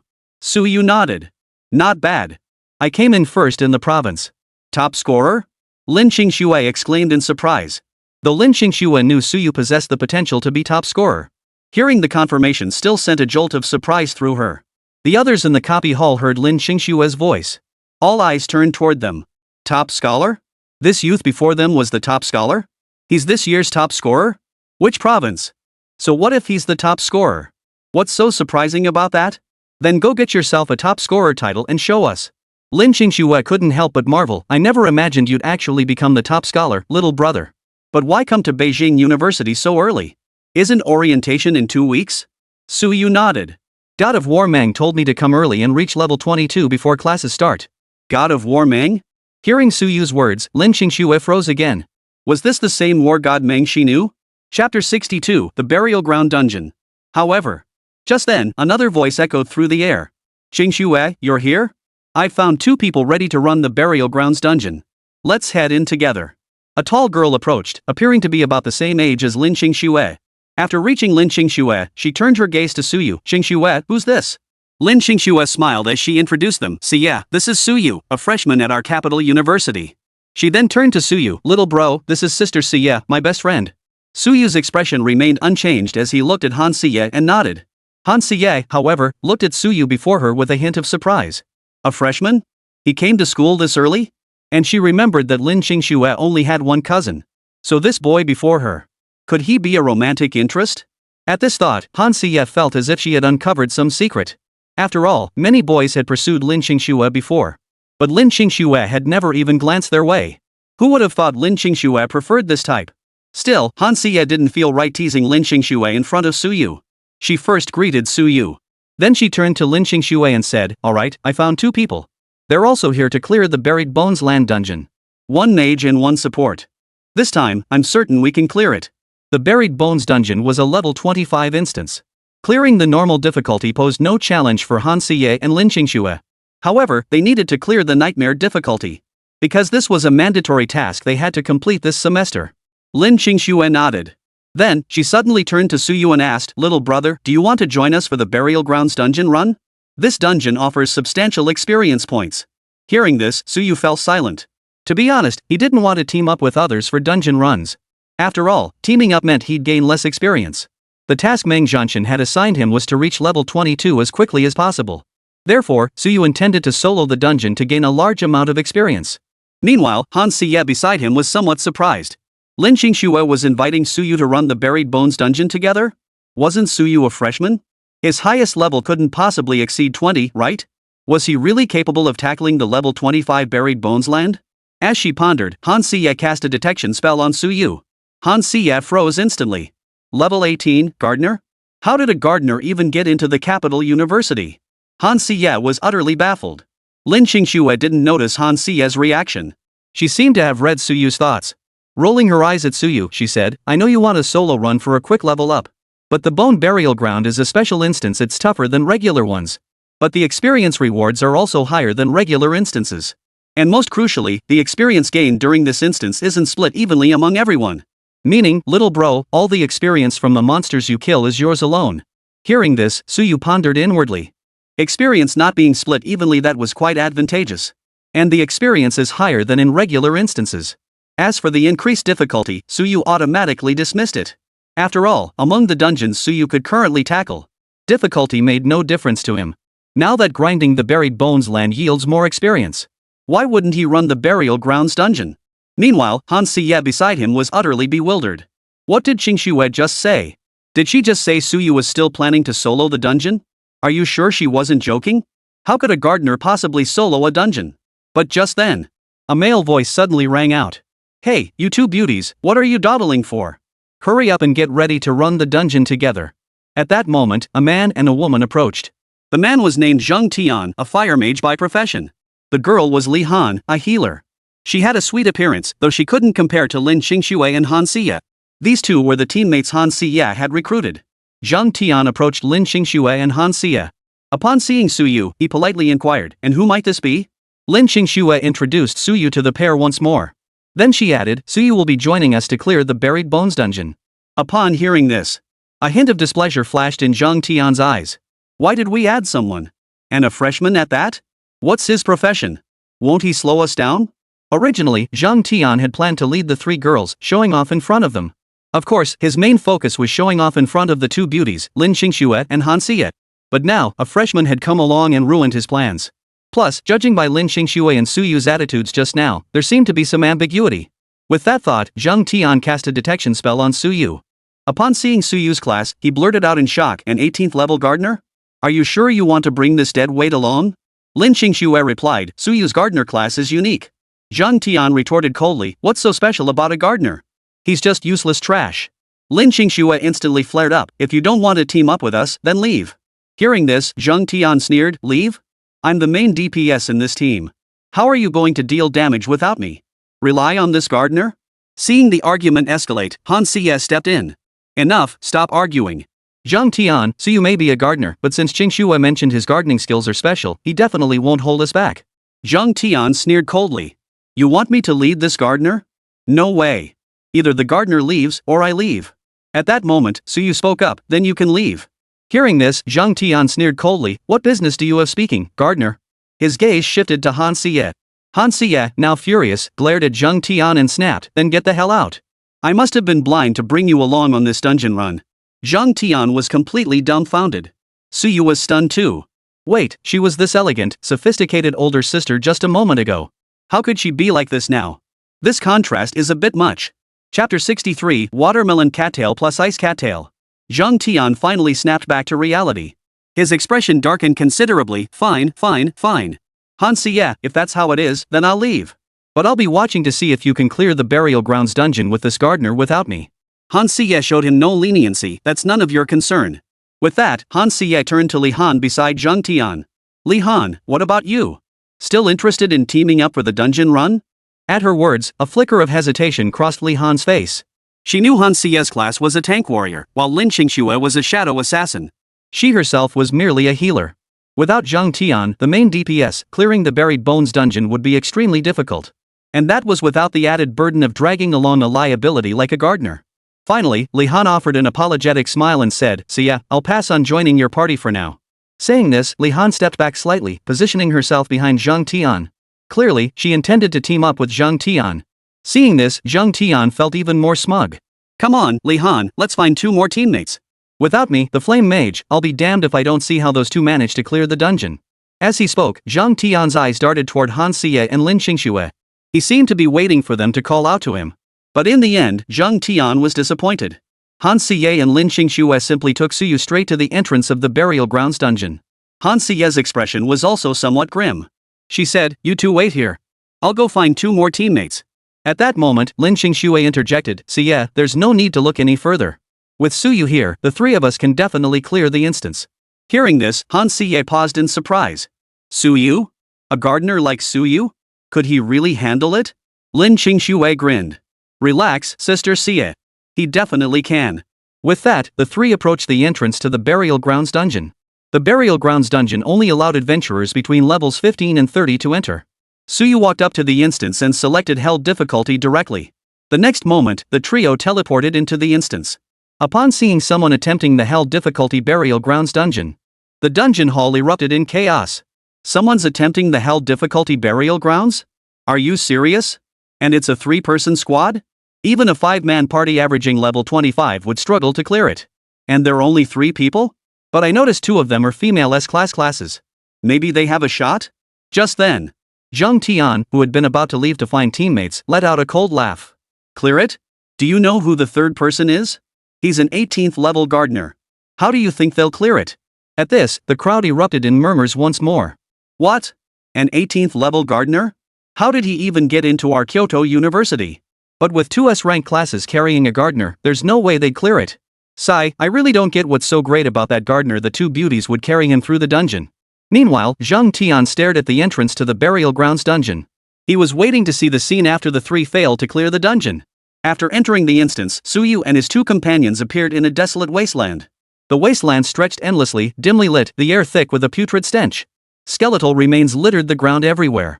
Han Siye led the way, bearing a massive shield that seemed incongruous with her elegant demeanor. The burial grounds' hell difficulty is extremely challenging. Stay behind me. Lin Qingxue grinned. Don't worry, Sister Siye.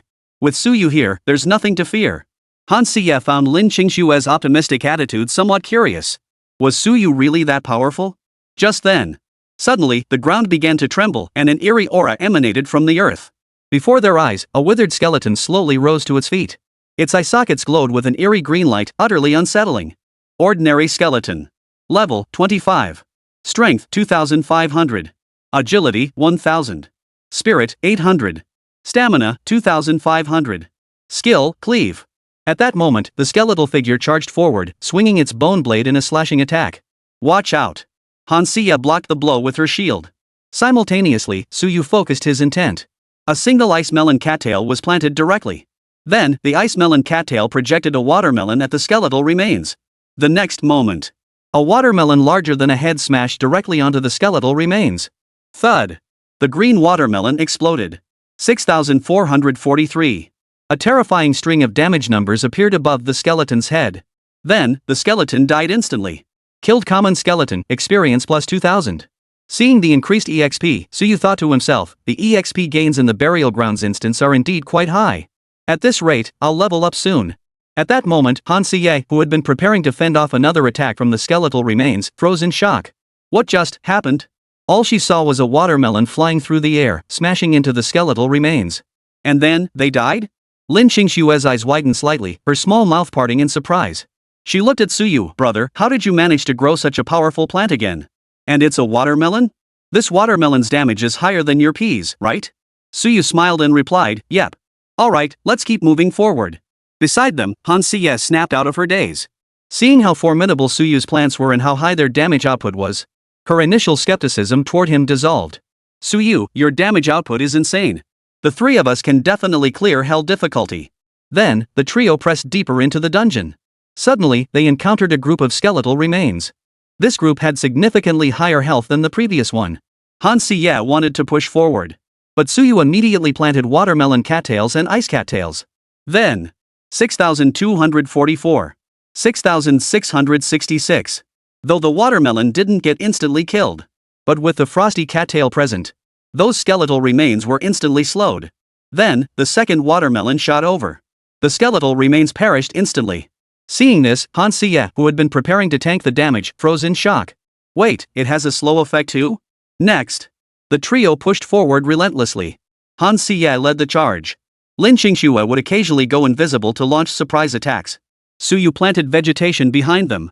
Every withered skeleton they encountered was swiftly dispatched. Of course. To be precise. Most of the monsters were killed by Suyu alone. Because the skeletal remains were instantly obliterated by Suyu's water caltrip the moment they emerged. Nearly 10 minutes passed.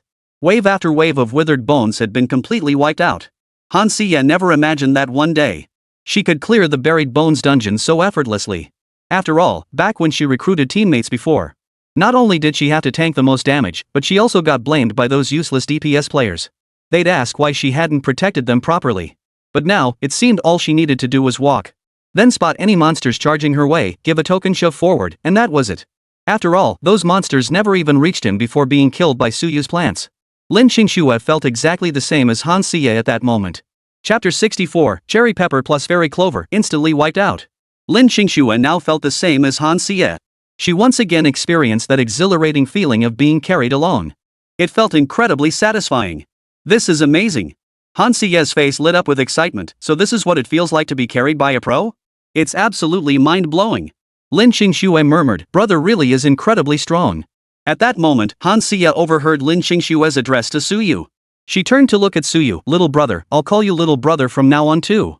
Suyu sighed helplessly and nodded. Han Siye dropped the playful tone. She then looked at Suyu and said, little brother, the next wave of monsters will be much tougher.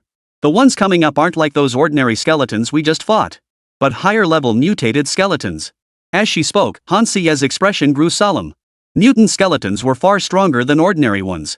However, Suyu didn't seem particularly concerned. To him, monsters of this tier were all the same. He just slaughtered them indiscriminately anyway. The trio continued deeper into the dungeon. After traveling some distance, Hansiye, who was leading the way, suddenly halted. Her face flashed with alertness as she scanned ahead. Before them lay a field strewn with skeletal remains. These bones seemed to radiate a more potent aura than the previous ones. Suddenly, the pile of bones before the trio began to shift. The skeletons slowly rose to their feet. Their bones had turned black, clearly far stronger than ordinary skeletons. Moreover, their numbers were staggering. There seemed to be dozens of them. Seeing this, Hansiye's expression grew serious. "Little brother, stand behind me. I'll take the damage for you up front. And Qingxue, go invisible and look for an opening to take out the skeletons." Lin Qingxue nodded. However, Suyu felt this wasn't necessary. He had just used his detection technique to check. These mutated skeletons were only level 28. Though their stats were relatively high. He believed he could take them down instantly with 2 high-burst plants. Therefore, Suyu stated directly, "Let me handle this." As he spoke, Suyu sidestepped Hansiye's large shield and moved to stand before her. Seeing this, Hansiye's expression shifted slightly. "Little brother, come back. That mutated skeleton deals heavy damage." Lin Qingshue's face also showed concern. "Yes, little brother. I remember you have that piercing plant, right? You could plant those piercing plants behind Sister Sia. That way, we could wipe out these skeletons quickly." Suyu paid no heed to their words. Just as the skeleton charged toward him, Suyu planted the immortal clover and cherry pepper. These 2 plants not only dealt area of effect damage with high burst potential, but also had the widest range. They could completely cover the entire group of mutated skeletons before him.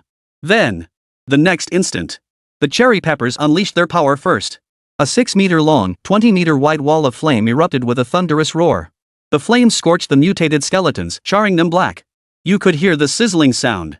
Then, the immortal clover summoned a dense forest of sharp thorns. All of them shot toward the mutated skeletons. The cactus spines pierced through one mutated skeleton after another. Finally, all the mutated skeletons perished. Seeing this, Hansiye and Lin Qingxue froze in place. The 2 stared blankly at the scene before them. Dozens of mutated skeletons all wiped out instantly? Whoa! Both of them sucked in a sharp breath. After a long moment, Hansiye and Lin Qingxue finally snapped back to reality. Lin Qingxue said, "Brother, those 2 you just used, are they new plants? That's just too powerful." Hansiye's gaze toward Suyu was filled with astonishment. She never imagined a gardener could possess such formidable combat prowess. To possess so many formidable plants. The watermelon with that high sustained damage was one thing. But to have high burst AoE attacks too. Soon, Hansiye suppressed her shock. She looked at Suyu and said, "Brother, next up is the boss. The boss is level 30, and its stats are incredibly high. This time, you probably won't be able to one-shot it alone, right?" Hansiye had been hit hard by Suyu's words. She had thought her tanking abilities could withstand some damage. But ever since that skeleton ambushed her during the first wave and she took that one hit, she hadn't taken a single hit since. Because before the monster's attacks even reached her, Suyu had already instantly killed them all. This time, facing the boss, Hansiye felt she could finally be useful. Soon, the trio pressed deeper into the dungeon. Soon, the trio reached the very depths of the dungeon. Before them lay a sea of skeletal remains. The next moment, the scattered bones trembled slowly, then began to coalesce gradually. Within seconds, the bones coalesced into a 5-meter-tall skeletal giant. Suyu cast his detection spell. Skeleton Giant Boss. Level 30. Strength 4,500. Agility 2,000. Spirit 1,500. Stamina 4,500. At that moment, the skeleton giant's ghostly green eyes, like flickering flames, fixed upon Suyu and his 2 companions. In the next instant, its arm transformed into a massive bone blade. Then it charged straight at the 3 of them. Hansiye stepped forward and declared, "I'll take the hits for you." In the next instant, Hansiye unleashed her skill. A massive shield materialized before her, preparing to withstand the skeleton giant's blade. At that very moment, Suyu thought it, immediately planting watermelon cattails and ice cattails. Watermelons hurled at the skeleton giant dealt massive damage. The cold ice cattails also shot toward the skeleton giant. In an instant, the skeleton giant's charging movement halted. It was slowed by the cold cattails. At that moment, the skeleton giant's speed became extremely slow. It was practically shuffling toward them as it attacked. Hansiye watched the sluggish skeleton king before him and couldn't help but twitch his lips. "Wait, dude. How come you're still slowing down? At this rate, when the hell is this skeleton king ever going to hit her?" Han Siye stood there, shield raised, watching the slow-moving skeleton king advance toward her, waiting for its attack. Meanwhile, Lin Qingxue activated her stealth skill, preparing to occasionally stab the skeleton king with her dagger. Simultaneously, countless watermelons were hurled toward the skeleton giant. Then, Suyu unleashed his ice mushroom nest melon. At that moment, as the skeleton king approached Han Siye, a flicker of excitement flickered in Han Siye's eyes. Finally, it's come before me. I can finally block the attack. I'm finally useful. However, just as Han Siye was brimming with excitement, she suddenly saw an ice blue mushroom appear before her eyes. Then, the mushroom leapt high into the air, landing with a thud directly on the skeleton king's body. Then, the skeleton king stood there motionless. Ice mushroom nest, freeze. Han Siye, how come they're still freezing? The next moment, countless watermelons were hurled at them once more. The skeleton king's health bar drained instantly. Instant kill. The boss is dead already? Han Siye looked utterly stunned. Chapter 65, Solo Run. Inside the dungeon hall at that moment, a dazzling light suddenly flashed across the holographic screen of the Burial Grounds dungeon. Seeing this, everyone turned to look. Holy crap, the Burial Grounds dungeon record's been broken. Which team did it? Let's go check it out. In an instant, the crowd in the instance hall surged toward the Burial Grounds instance. The glow on the light screen faded. A new record replaced the old one. Burial Grounds Hell. Fastest record, 30 minutes 24 seconds 3-player party. Everyone present stared intently at the record displayed on the light screen, utterly incredulous. They broke the strongest record? This can't be real. And it's a 3-person squad?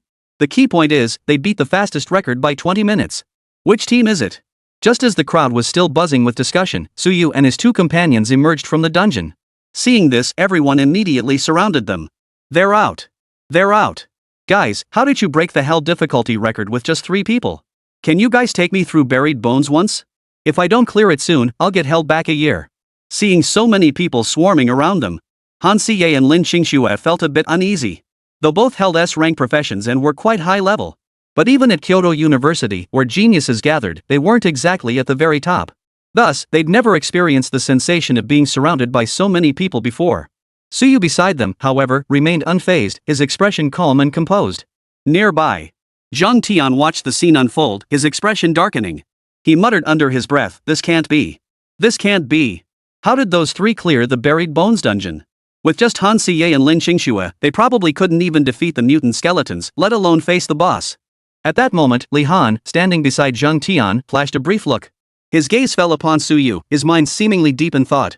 Suddenly, someone exclaimed, "Didn't someone just mention a team with a gardener?" Right. Could that guy be the gardener? That gardener guy, wasn't he led by 2 goddesses? I'm so jealous of him. I wish I could be led by 2 goddesses too. Hearing the crowd's murmurs, Lin Qingxue and Han Siye both frowned slightly. It was clearly Suyu who was leading them. How did it become that they were the ones guiding Suyu? They certainly didn't have that kind of ability. Lin Qingxue explained to the crowd, "It was Suyu who led us." Han Siye nodded in agreement. Exactly. Without Suyu, we never could have cleared the Buried Bones dungeon, let alone breaking the record. Hearing this, the crowd erupted in astonishment. The gardener carried us? How could that be? Seeing the skepticism in their eyes, she turned to Suyu and said, "Little brother, aren't you going to keep grinding dungeons? This time, why don't you solo the Buried Bones dungeon?" Suyu nodded. He didn't need to prove anything to anyone. He ran dungeons solely to level up. However, Suyu realized he couldn't run the Buried Bones dungeon again right now. After clearing it, there was a cooldown period he had to wait before attempting it again. Lin Qingxue produced a cooldown talisman and used it to remove the cooldown for Suyu. "Little brother, this cooldown scroll isn't cheap. Consider it payment for bringing your sister along." Suyu said nothing in response and re-entered the Buried Bones land instance. Upon seeing Suyu actually enter the instance alone, the crowd present erupted into murmurs. What?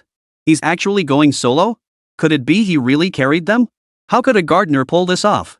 Everyone watched with curiosity, eager to see if Suyu could truly clear it solo. At that moment, Zhang Tian snorted coldly. He declared, "How could a gardener possibly solo clear the Buried Bones dungeon? Especially on hell difficulty."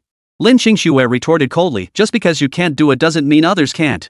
Hearing this, Zhang Tian's expression darkened. However, he said nothing more.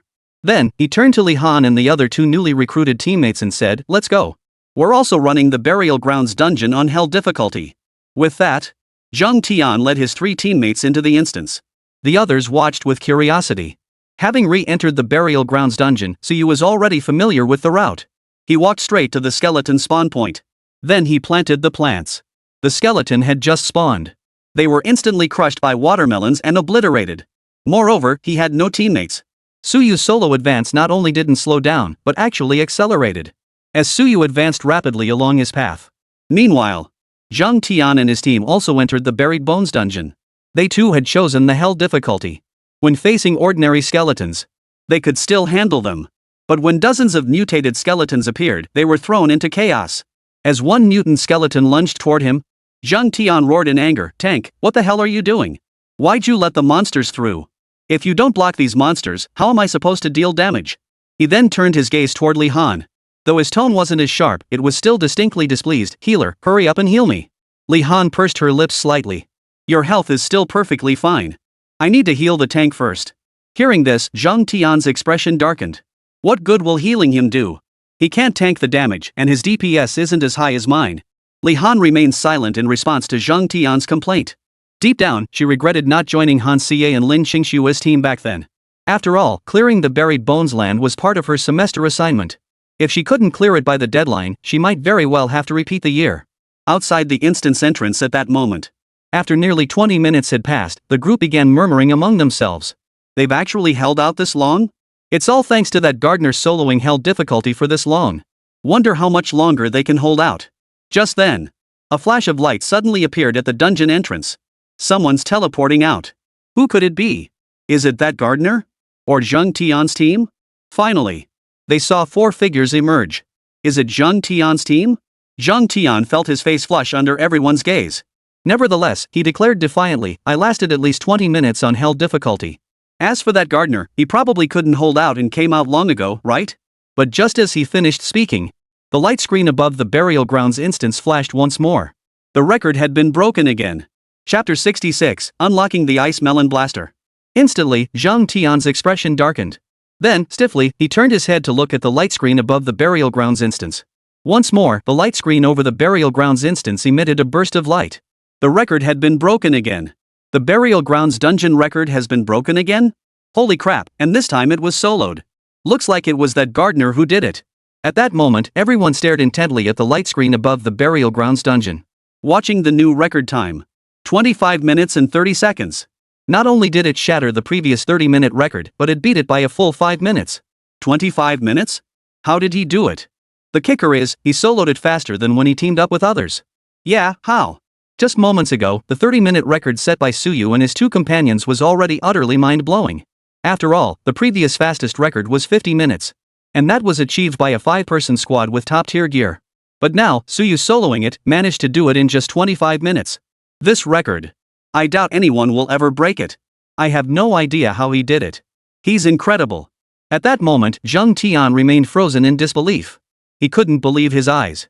He kept murmuring under his breath, "Impossible. This can't be possible." Inside the burial grounds dungeon.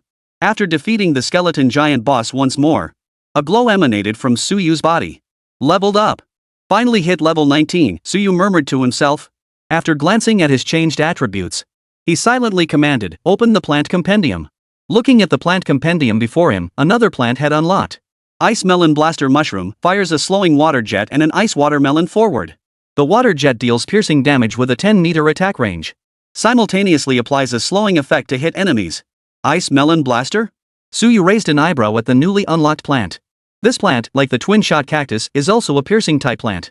Plus, the Ice Melon Blaster has a longer attack range than the twin-shot cactus, and it has a slowing effect. With the Ice Watermelon Blaster, I can replace the twin-shot cactus.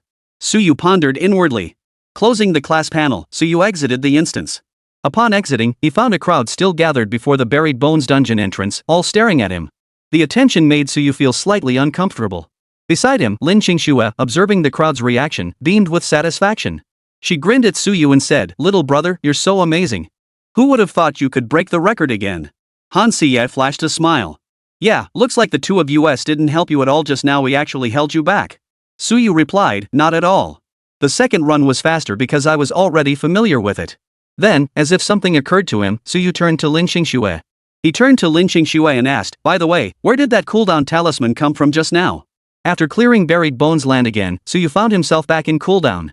To attempt burial grounds again, he'd have to wait a while. But that cooling symbol Lin Xingxue had just given him had instantly eliminated his cooldown. Now, if Suyu wanted to level up quickly, he needed to eliminate the cooldown period. Upon hearing Suyu's question, Lin Xingxue replied, "The cooldown talisman? You can exchange credits for them." Upon hearing this, Suyu inquired, "How does one obtain credits?" Lin Xingxue explained, "Credits can be earned by completing semester tasks or other assignments released by the school. But since you haven't started classes yet, there shouldn't be any semester tasks available for you. You'll have to go to the school's task hall and pick up assignments posted by the school instead." Suyu understood after hearing Lin Xingxue's explanation. Just then, Lin Xingxue handed him the cooling talisman she held. "Here, sis still has 3 uses left on this cooling talisman. Consider it a gift. Consider it a reward for helping me clear the buried bones land this time." Hearing this, Suyu felt a bit embarrassed. After all, he had soloed the buried bones dungeon, reaping nearly all the experience himself. Moreover, Lin Xingxue had just used a cooldown scroll to remove one of his cooldowns for him, which was already a form of compensation. Now, Lin Xingxue was offering to give him that cooldown scroll. After pondering for a moment, Suyu said, "Well, how about I take you through a few more dungeons? The kind where we split the experience evenly." Lin Xingxue waved her hand. "No need. I know you're in a hurry to level up now, so I won't leech your experience. Just take me when you have time later." Suyu nodded at her words. "Definitely. But could you recommend which dungeon gives the most experience?" At that moment, Han Siye, standing beside Lin Xingxue, spoke up, "For dungeons with high experience rewards, it's got to be the ant nest. The sheer number of monsters inside means the experience rewards are incredibly generous." Lin Xingxue agreed, "Exactly. The ant nest has always been known as a leveling paradise. You can farm this dungeon, little brother. With your strength, you should be able to clear it solo. Alright, no need to say more. Sister Siye and I will be heading out now. You stay here and grind the dungeon." With that, Lin Xingxue and Han Siye departed together. After the 2 women departed, Suyu approached the entrance of the ant nest dungeon. This was also a level 25 dungeon, sharing the same level restriction as the buried bones dungeon. Suyu selected the hell difficulty and entered the instance. The surrounding crowd, witnessing this, began murmuring among themselves. "Holy crap, the big shot's going solo again. He's tackling the ant nest this time?" After entering the instance, Suyu heard a series of eerie sounds. The sounds were like gusts of wind whistling through the cavern, utterly unsettling. Suyu found himself deep within a cavern. The light was dim, casting a faint gloom. Surveying his surroundings, Suyu saw nothing but rock walls, save for a passageway ahead leading to an unknown destination. He entered the passageway and walked a short distance. A dense swarm of ants came into view. These ants were enormous, entirely crimson in color, and their numbers were staggering. Scarlet ants. Level 20. Strength 1000. Agility 1000. Spirit 500. Constitution 1000. At that moment, the red ants seemed to sense Suyu's presence. They all charged toward him. Chapter 67, Clearing the Ant Nest. Suyu remained unfazed, immediately planting ice melon giant mushrooms. After several ice melon giant squirt mushrooms sprouted, he immediately sprayed them directly at the ants. Killed level 20 scarlet ant, experience plus 2000. Killed level 20 scarlet ant, experience plus 2000. Killed 20 level scarlet ant, exp plus 2000. One by one, the experience gain notifications popped up. The scarlet ants were numerous, and each kill yielded a substantial amount of experience. Thus, Suyu's experience bar rose at a visible pace. However, Suyu remained vigilant. He planted a ring of nuts around himself. He kept watch in all directions at all times. Though these crimson ants aren't particularly powerful individually, their sheer numbers are overwhelming. Even ants can bite an elephant to death when they're numerous enough, Suyu thought to himself. With this thought in mind, Suyu seized a suitable opportunity and planted a cherry pepper. Boom! Flames erupted, scorching the dense swarm of crimson ants. In the next instant, the vast majority of the crimson ants were reduced to ashes. However, the flames from the cherry pepper seemed to have alarmed countless ants within their nests. Suyu scanned his surroundings. He noticed ants continuously crawling out from every direction. Meanwhile, Suyu continued planting ice melon giant mushrooms. Those ants, emerging from who knows where, were instantly sprayed to death. Killed level 20 spiny ants, experience plus 1000. Killed level 20 scarlet ant, exp plus 1000. Suyu's experience bar surged wildly. Watching his experience points steadily climb, Suyu's face lit up with delight. The ant nest really is a leveling paradise. Meanwhile, inside the dungeon hall. Upon seeing Suyu enter the ant nest dungeon, the crowd buzzed with speculation. He's not going to set another record, is he? Who knows? But the ant nest dungeon offers tons of experience. But without AoE attacks, it'll be tough to clear. The crowd discussed while watching the instance entrance with anticipation. They wanted to see if Suyu would break the record again. At that moment, Suyu was steamrolling through the dungeon, under the relentless barrage of the ice melon mushroom's firepower. The ants couldn't even get close to Suyu. Just in case, Suyu had planted a ring of nuts around himself. Continuously slaying ants, Suyu's experience points kept soaring. He glanced at his experience bar, it was already at 60%. Keep in mind, he had only just reached level 19. Now, the experience bar was already more than half full. The experience here is incredibly rich, Suyu remarked with a delighted expression. Next up should be the boss. Suyu then ventured deeper into the dungeon. After walking for a while, an entrance appeared before him. But the entrance was swarming with ants. The moment they spotted Suyu, they all charged toward him. Planting another ice melon giant mushroom, Suyu effortlessly eliminated all the ants. He then proceeded toward the entrance. Inside was a vast cavern. Before Suyu stood a colossal ant, its body stretching 2 to 3 meters long. Each of its 6 legs was thicker than a human thigh. Especially its front pair of legs, which bore 2 pincers that looked incredibly sharp. If caught in them, they could likely crush human bones with ease. Suyu immediately activated his detection technique. Cockroach Ant Queen Boss. Level 30. Strength 5000. Agility 4500. Spirit 1000. Stamina 5000. As Suyu cast his detection spell, the Cockroach Queen also spotted him. Without waiting for it to attack, Suyu planted his vegetation first. This time, he planted watermelon cattails. After all, when fighting a boss, water caltrip was more effective due to its faster firing speed and higher single target damage.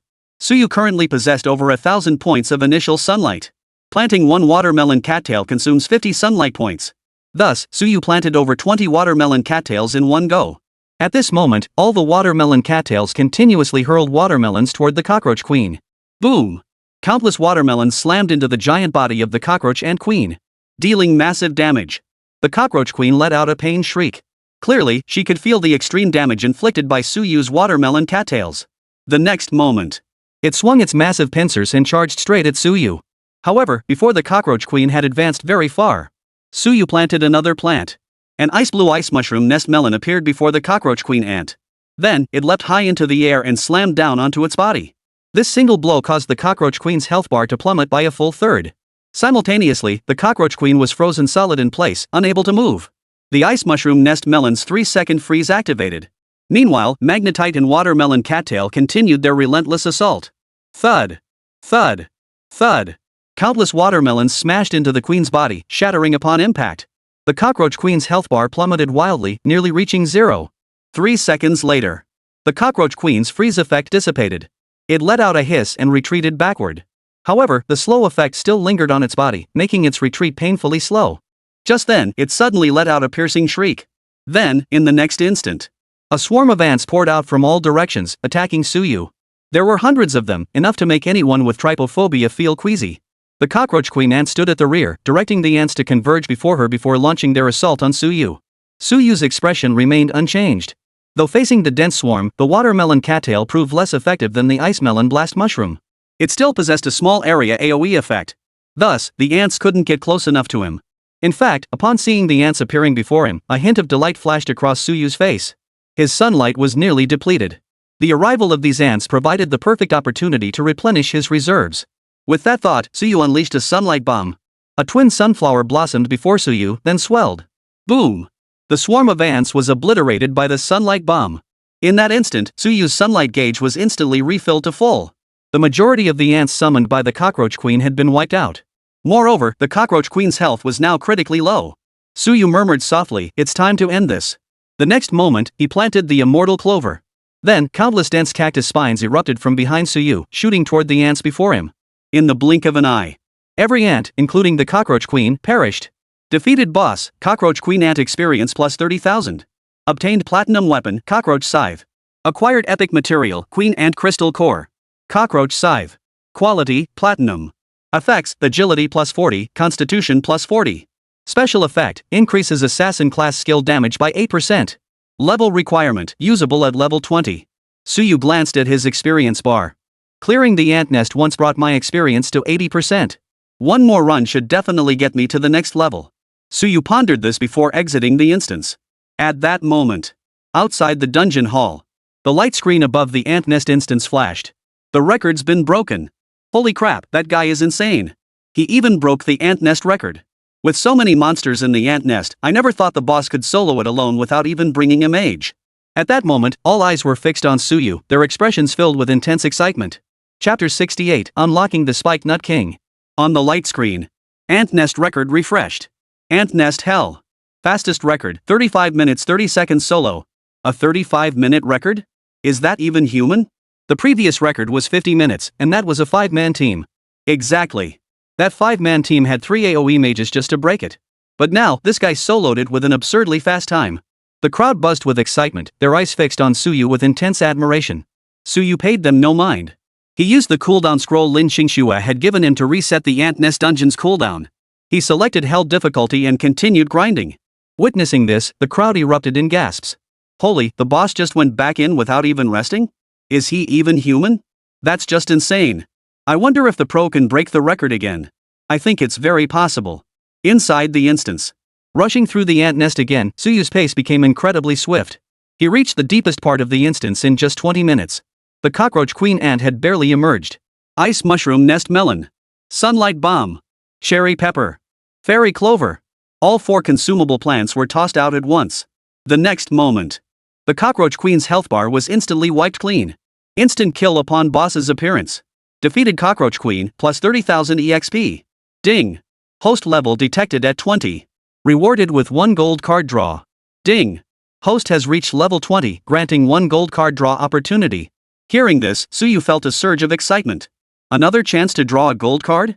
System, direct lottery draw. Then, several plant cards appeared before Suyu once more. All of them were gold cards from the Plants vs. Zombies Hybrid Edition. A golden frame began spinning wildly. Finally, it settled on a plant. Spiky Nut King.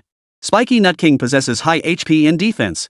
Additionally, when enemies approach, the spikes beneath the Spiky Nut King deal continuous damage to them. Oh? Spiky Nut King? Seeing this, Suyu felt a surge of delight. The Spiky Nut King boasts incredibly strong defense. Its defense is twice that of nuts like the torch nut or the nest melon nut. Plus, enemies approaching it take damage from its sharp spikes. With the Hardthorn Nut King, I won't have to fear encountering higher-level bosses in the future, Suyu mused inwardly. Previously, when facing higher-level bosses, the torch nut struggled to withstand the damage. He had to either take down the boss instantly in a short time, or rely on control-type plants. However, many high-level bosses possessed skills that granted immunity to control effects. Therefore, facing these bosses still carried significant risk for Suyu. Now, however, with the Spiked Nut King, its defense had significantly increased, and Suyu no longer feared them. Afterward, Suyu recalled his plants and exited the instance. At that moment, inside the instance hall, everyone wore expressions of utter shock. Because Suyu had just broken the record for the Ant Nest instance once more. Ant Nest Hell. Fastest record, 30 minutes 23 seconds solo. This record was a full 5 seconds faster than Suyu's previous one. Holy, he shaved off another 5 minutes? That's insane. Who the hell is gonna break this record now? I doubt anyone at Kyoto University will break this legend's record within a century. Forget a century, I doubt anyone will break it in 500 years. The crowd buzzed with discussion. Then, Suyu still paid them no mind. He didn't rest, preparing to continue grinding the Ant Nest dungeon. After all, the Ant Nest dungeon was currently the fastest way for him to level up. I still have 2 uses left on my cooldown talisman. That means I can clear the Ant Nest twice more. If I run it twice more, I should be able to hit level 21, Suyu mused inwardly. Without hesitation, he activated the cooldown scroll and plunged back into the instance. When the others present saw Suyu still refusing to rest and re-entering the Ant Nest dungeon, were all stunned. Who the hell had ever seen someone run the Ant Nest dungeon multiple times in a row?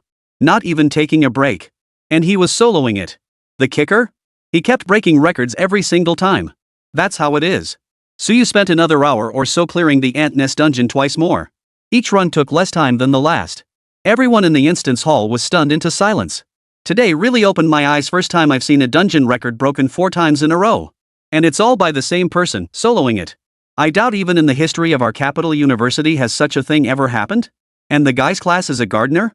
How did he pull this off? The crowd buzzed with whispers, all eyes fixed on Suyu as he emerged from the dungeon. Suyu paid no heed to the stares. Now, my level has successfully reached 21. But the cooldown scrolls Qingxue gave me are all used up. If I want to run the Ant Nest dungeon again, I'll have to wait quite a while. But for me, the experience from other dungeons I can run doesn't match what I get from Ant Nest. So I need to get more cooldown scrolls.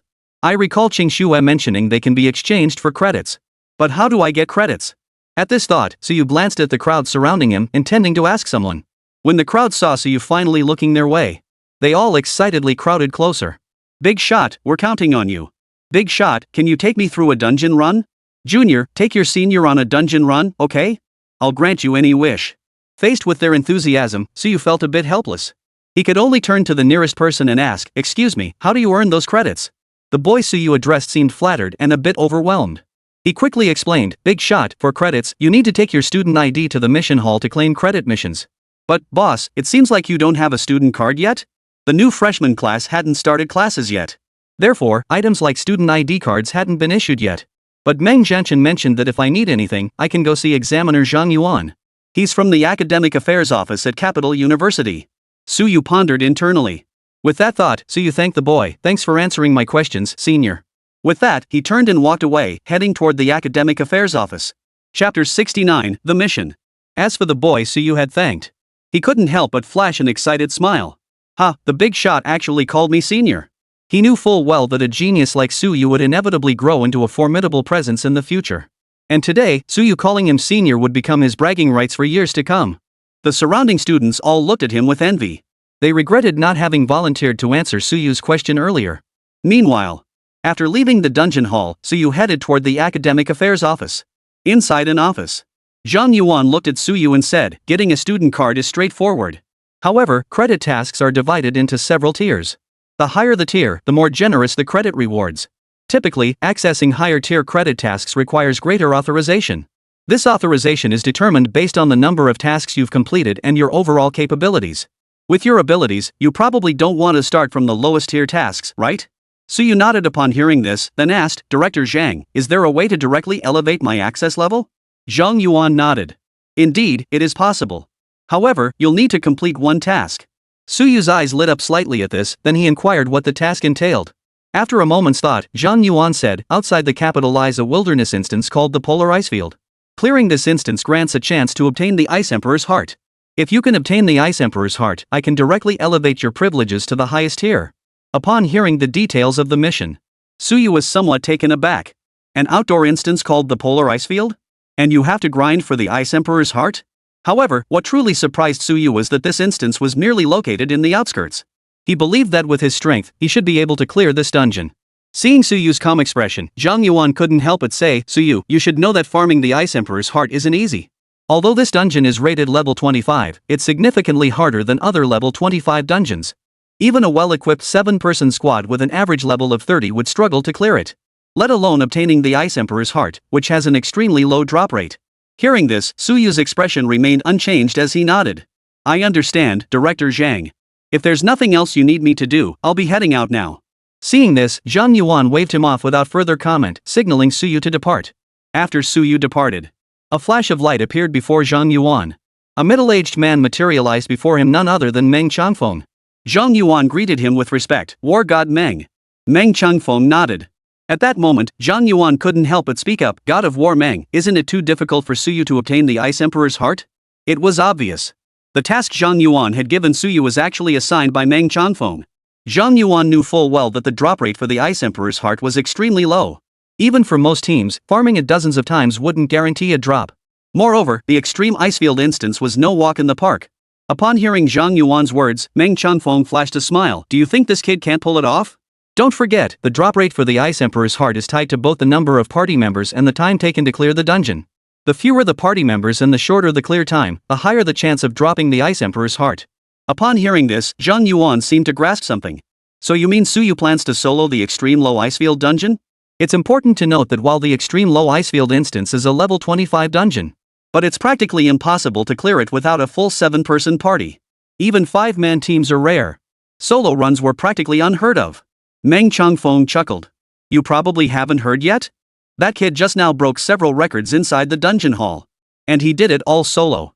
Hearing this, Zhang Yuan's expression shifted to one of shock. Broke multiple records? And all solo? In the history of Kyoto University, it was extremely rare for anyone to break historical records while soloing. And Suyu had broken multiple ones? However, upon reflecting on Suyu's monstrous strength, he accepted this reality.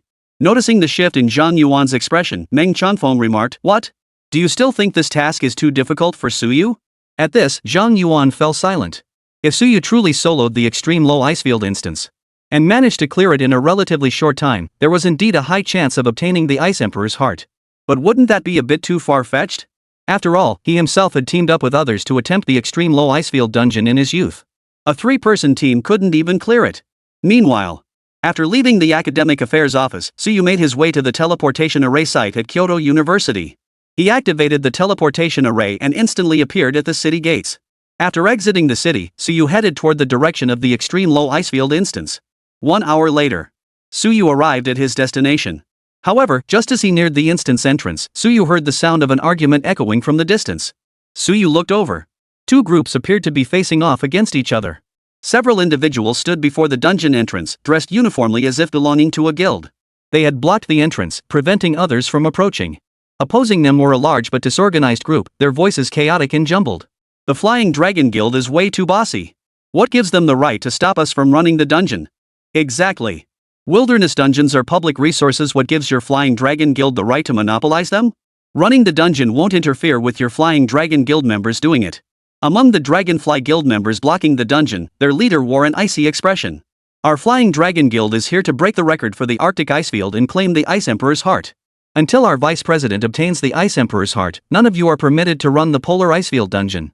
Hearing this, the crowd erupted in protest. Your Dragonfly Guild is being downright tyrannical. The Dragonfly Guild leader's voice grew even colder. If anyone has a problem with this, step forward and tell me personally. Don't just whine and complain from below. Instantly, the entire crowd fell silent. Come up and confront you personally? Wouldn't that mean offending your Flying Dragon Guild? After all, the Flying Dragon Guild ranked among the top 10 guilds in the capital city. Such a formidable power, they couldn't afford to provoke them. Seeing this, the leader of the Flying Dragon Guild snorted coldly. Cowards! Get out of here! Hearing this, the crowd grew even angrier. Yet none dared speak further. Some dispersed and left the area, while others remained behind. They waited for the Flying Dragon Guild to farm the Ice Emperor's heart before attempting it themselves. At that moment, Tsuyu approached the area. Upon seeing Tsuyu approaching, the leader, a man who looked to be around 30, said, "Young man, the Polar Icefield instance is already taken by the Flying Dragon Guild. Looks like we've made a wasted trip." A woman in her 20s behind the man added with a sigh, "Yeah, the Flying Dragon Guild is just too overbearing. They've completely sealed off the dungeon just to farm the Ice Emperor's heart." Chapter 70, Entering the Dungeon. The middle-aged man in charge sighed. "Ah, what can we do? The Flying Dragon Guild is just too powerful. Small teams like ours can't afford to cross them." His gaze shifted to Tsuyu. "Young man, you're here to farm the Polar Icefield dungeon too, right? But where are your teammates?" Tsuyu shook his head. "I don't have any teammates." Hearing this, the middle-aged man, the woman, and their other teammates all froze in surprise. No teammates? While they were still in a daze, Tsuyu had already started walking toward the instance entrance. He couldn't care less about the Flying Dragon Guild or any other guild. Today, he must obtain the Ice Emperor's heart. The middle-aged man and his teammates, upon seeing Tsuyu's actions, they all snapped to attention. "Hey, young man, where are you headed? Young man, come back quickly. The Flying Dragon Guild isn't someone like us can afford to offend." At that moment, other teams overheard the exchange and turned their gaze towards Tsuyu. Holy crap, someone's actually bold enough to provoke the Flying Dragon Guild? He looks so young, probably still a college student, right? Ah, fresh-faced college kids just don't know their place. He's gonna get a harsh lesson from the Flying Dragon Guild today. Tsuyu ignored the murmurs around him. He continued walking toward the instance entrance. Just then, suddenly, someone blocked his path. It was none other than the leader of the Flying Dragon Guild. His expression was icy as he glared at Tsuyu. "Didn't you hear what I just said? The Arctic Icefield instance is reserved for our Flying Dragon Guild today. No others are permitted to enter." Tsuyu's expression remained unchanged as he replied indifferently, "Move aside." Upon seeing Tsuyu's expression, which showed not the slightest regard for the Flying Dragon Guild, the middle-aged man leading the Flying Dragon Guild wore a look of surprise. He hadn't expected this young man before him to dare offend even their Flying Dragon Guild. Could this person also belong to some powerful guild? With this thought, he cast a detection spell upon Tsuyu. Level 21, Gardener. Upon seeing Tsuyu's information, the Flying Dragon Guild member froze in place. But just as the other cast his detection spell, Tsuyu had already cast his own detection spell on him. Zhao Hai, level 35, Warrior.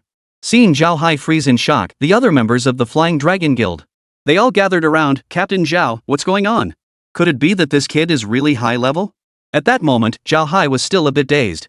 He hadn't expected the young man before him to be a gardener. And a gardener had actually reached level 21. You see? In Zhao Hai's understanding, gardeners possessed absolutely no combat capability. Leveling up could only be achieved through being mentored by others. But for this man to reach level 21 proved he had powerful backing. After all, their Flying Dragon Guild's junior guild leader in S-rank combat class Holy Light Knight had been constantly guided through dungeons by the guild's veterans and had only just reached level 27. This young gardener reaching level 21 meant the power guiding his leveling was no weaker than their own Flying Dragon Guild. Meanwhile, as the other Flying Dragon Guild members saw Zhao Hai still staring blankly, they all cast detection spells on Su Yu. They gasped in astonishment. A level 21 gardener? I thought it was some high-level, super powerful class that scared our Captain Zhao into a daze. Turns out it's just a gardener. Hey, kid, you better know your place and get lost. Otherwise, the Flying Dragon Guild will teach you a lesson. After hearing the Flying Dragon Guild members' words, the others who hadn't left yet and were still watching were also a bit stunned. A gardener dares to provoke the Flying Dragon Guild? He must be tired of living.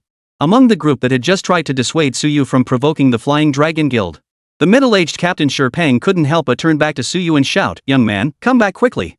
With your current strength, you can't afford to provoke the Flying Dragon Guild." Other well-meaning individuals chimed in with their own advice. "That's right, young man. You really shouldn't provoke the Flying Dragon Guild." Exactly. Even if you manage to enter the Polar Icefield instance, a gardener class simply can't clear it. But Su Yu paid no heed to the pleas behind him. He fixed his gaze on the Flying Dragon Guild members before him and coldly declared, "I'll say it again. Move aside." Seeing Su Yu's audacity, the members of the Flying Dragon Guild couldn't hold back any longer. "This is the first time I've seen someone even more arrogant than our Flying Dragon Guild. Guys, let's move. Teach this brat a lesson." Just as they were about to attack, Zhao Hai, the leader of the Flying Dragon Guild, suddenly barked, "Hold it." After analyzing the situation, combined with Su Yu's earlier attitude of blatant disregard for the Flying Dragon Guild, he could now confirm that Su Yu must also be backed by some major guild. Perhaps one even stronger than their own Flying Dragon Guild. As for why Su Yu had ventured alone into the Polar Icefield instance, Zhao Hai surmised it was likely Su Yu's way of proving himself. After all, the young guild leader of their Flying Dragon Guild was always eager to solo dungeons to prove himself. Youngsters who'd always been carried through leveling up inevitably craved to prove their own strength. If that's the case, letting him enter the Polar Icefield instance isn't entirely out of the question, Zhao Hai mused inwardly. After all, he's just a gardener. Could he really clear the dungeon? Letting him enter the dungeon won't interfere with our Flying Dragon Guild farming the Ice Emperor's heart. With that thought, Zhao Hai turned to Su Yu and said, "Young man, you may enter the dungeon but only alone." Zhao Hai's words left everyone present utterly dumbfounded. Su Yu included. Su Yu had been ready to fight, so why could he suddenly enter? Still, since that was the case, he figured it was better to avoid trouble. He walked straight toward the instance entrance.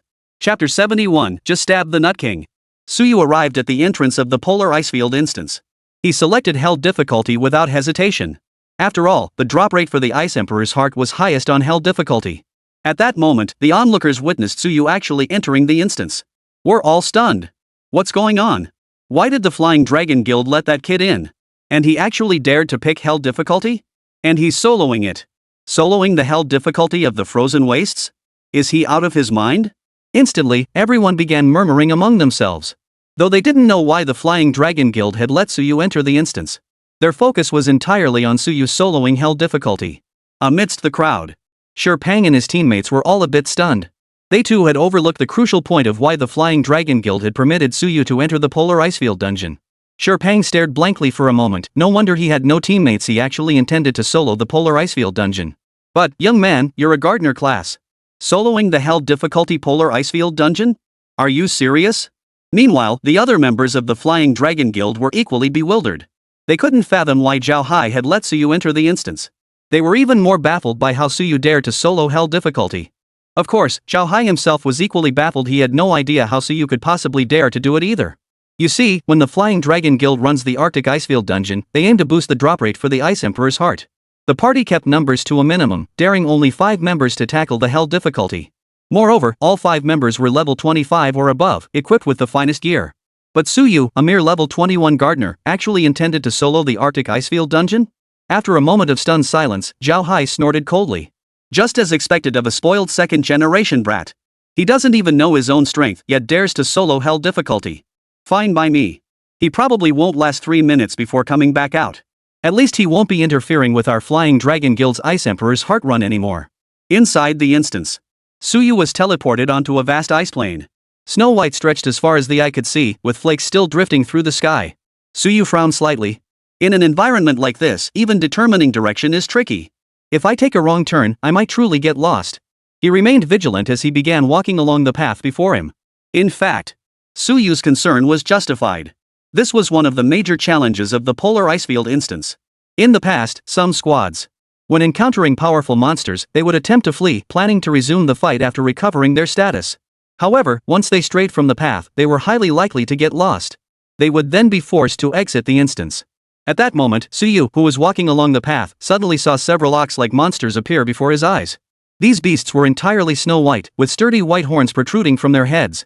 Upon spotting Suyu, they bellowed and charged straight at him. Suyu activated his detection technique. Ice Ox Elite Monster. Level 25. Strength 3500. Agility 3500. Spirit 800.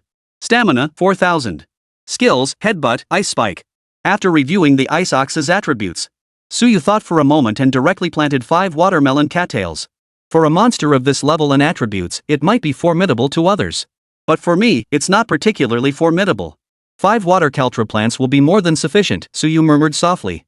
The next moment, the water hyacinths began hurling watermelons at the ice oxen. Thwack! Crack!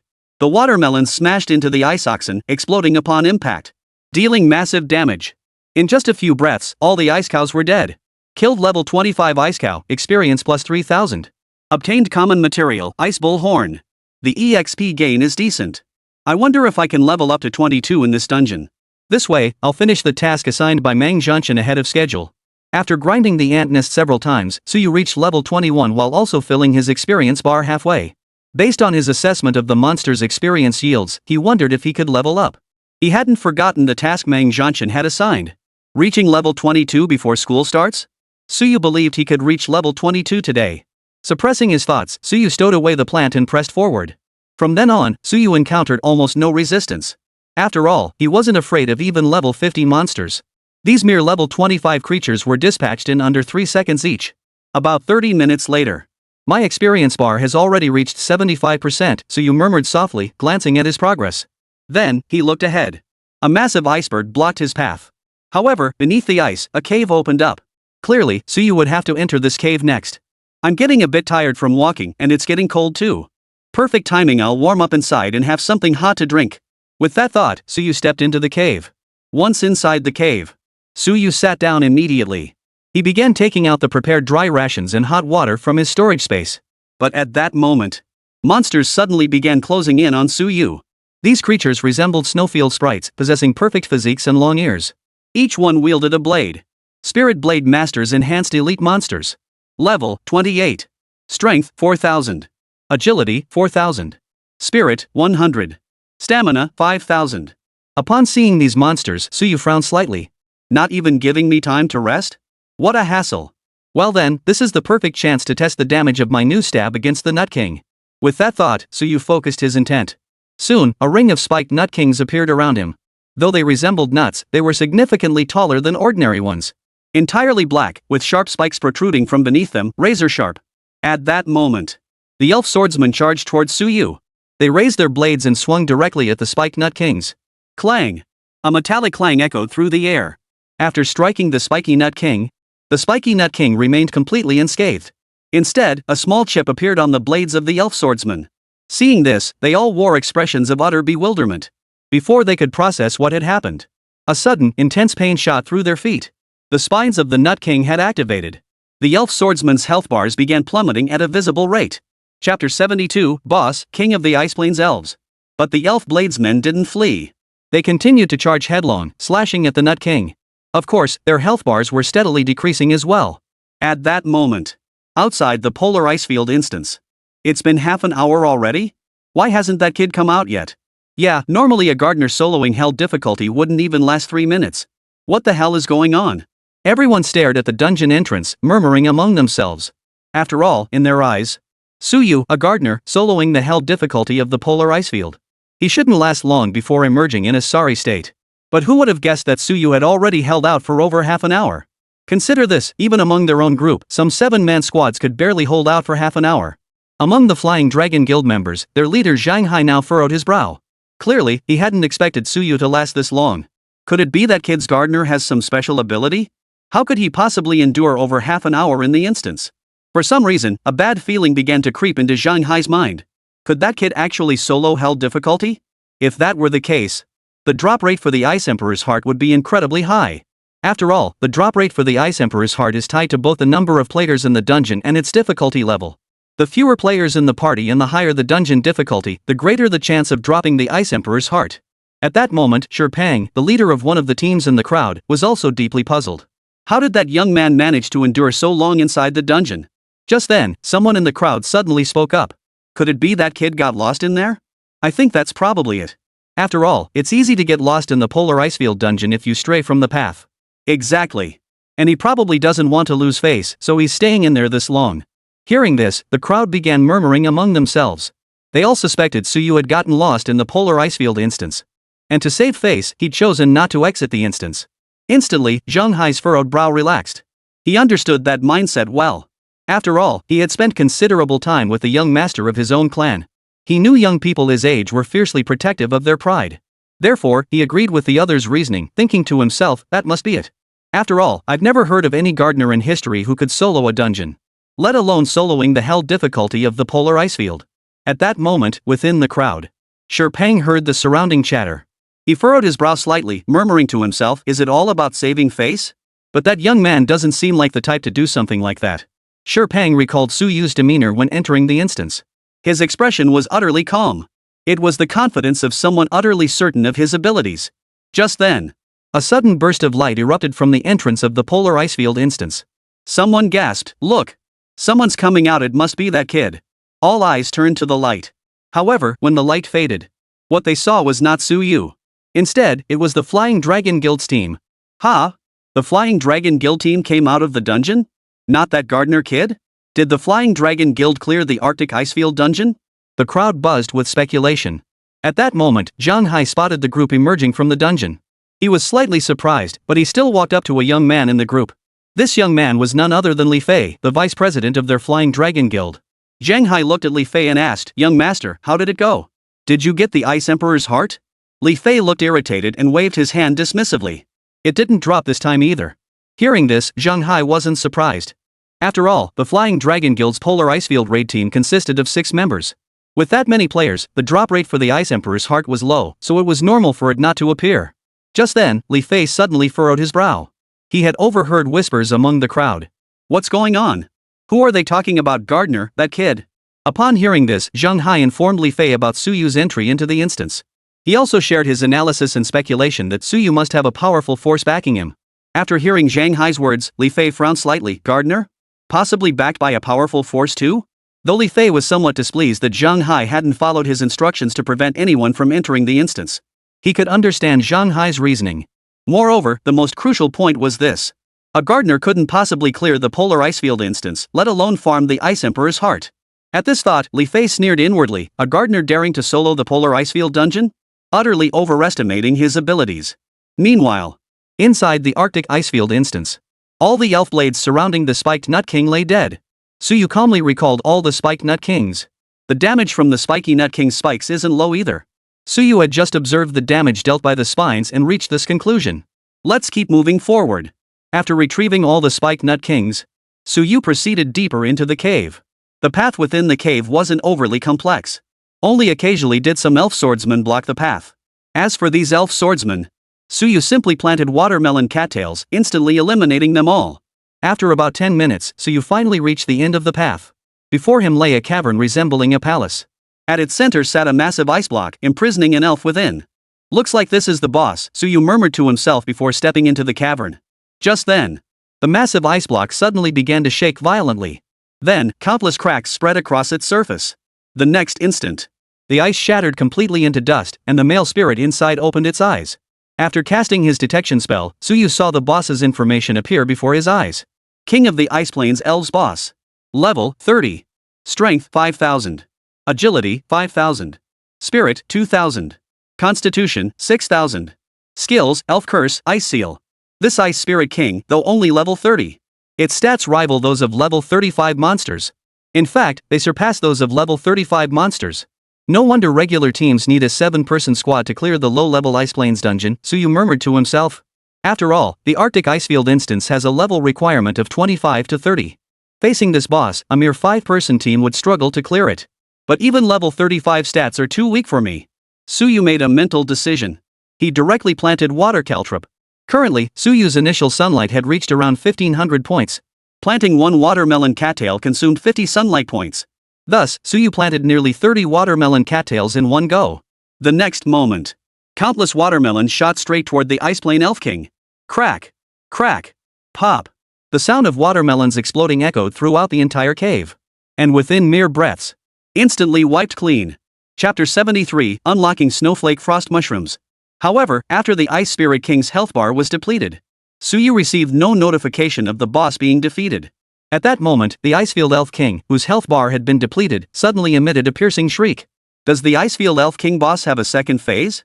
Seeing this, Suyu was slightly surprised, though not entirely taken aback. At that moment, an icy blue glow erupted from the Icefield Elf King's body. Skill, Elf Curse. You are afflicted by the King's Curse. All attributes reduced by 50%. Upon seeing this notification, Suyu felt a slight shock. It actually has a curse skill? And it reduces all attributes by 50%? Now Suyu understood why Zhang Yuan had warned him that the extreme low Icefield dungeon was so difficult. The Elf King boss having 2 phases was bad enough. But to have such a powerful curse skill too? That's a 50% reduction in all attributes.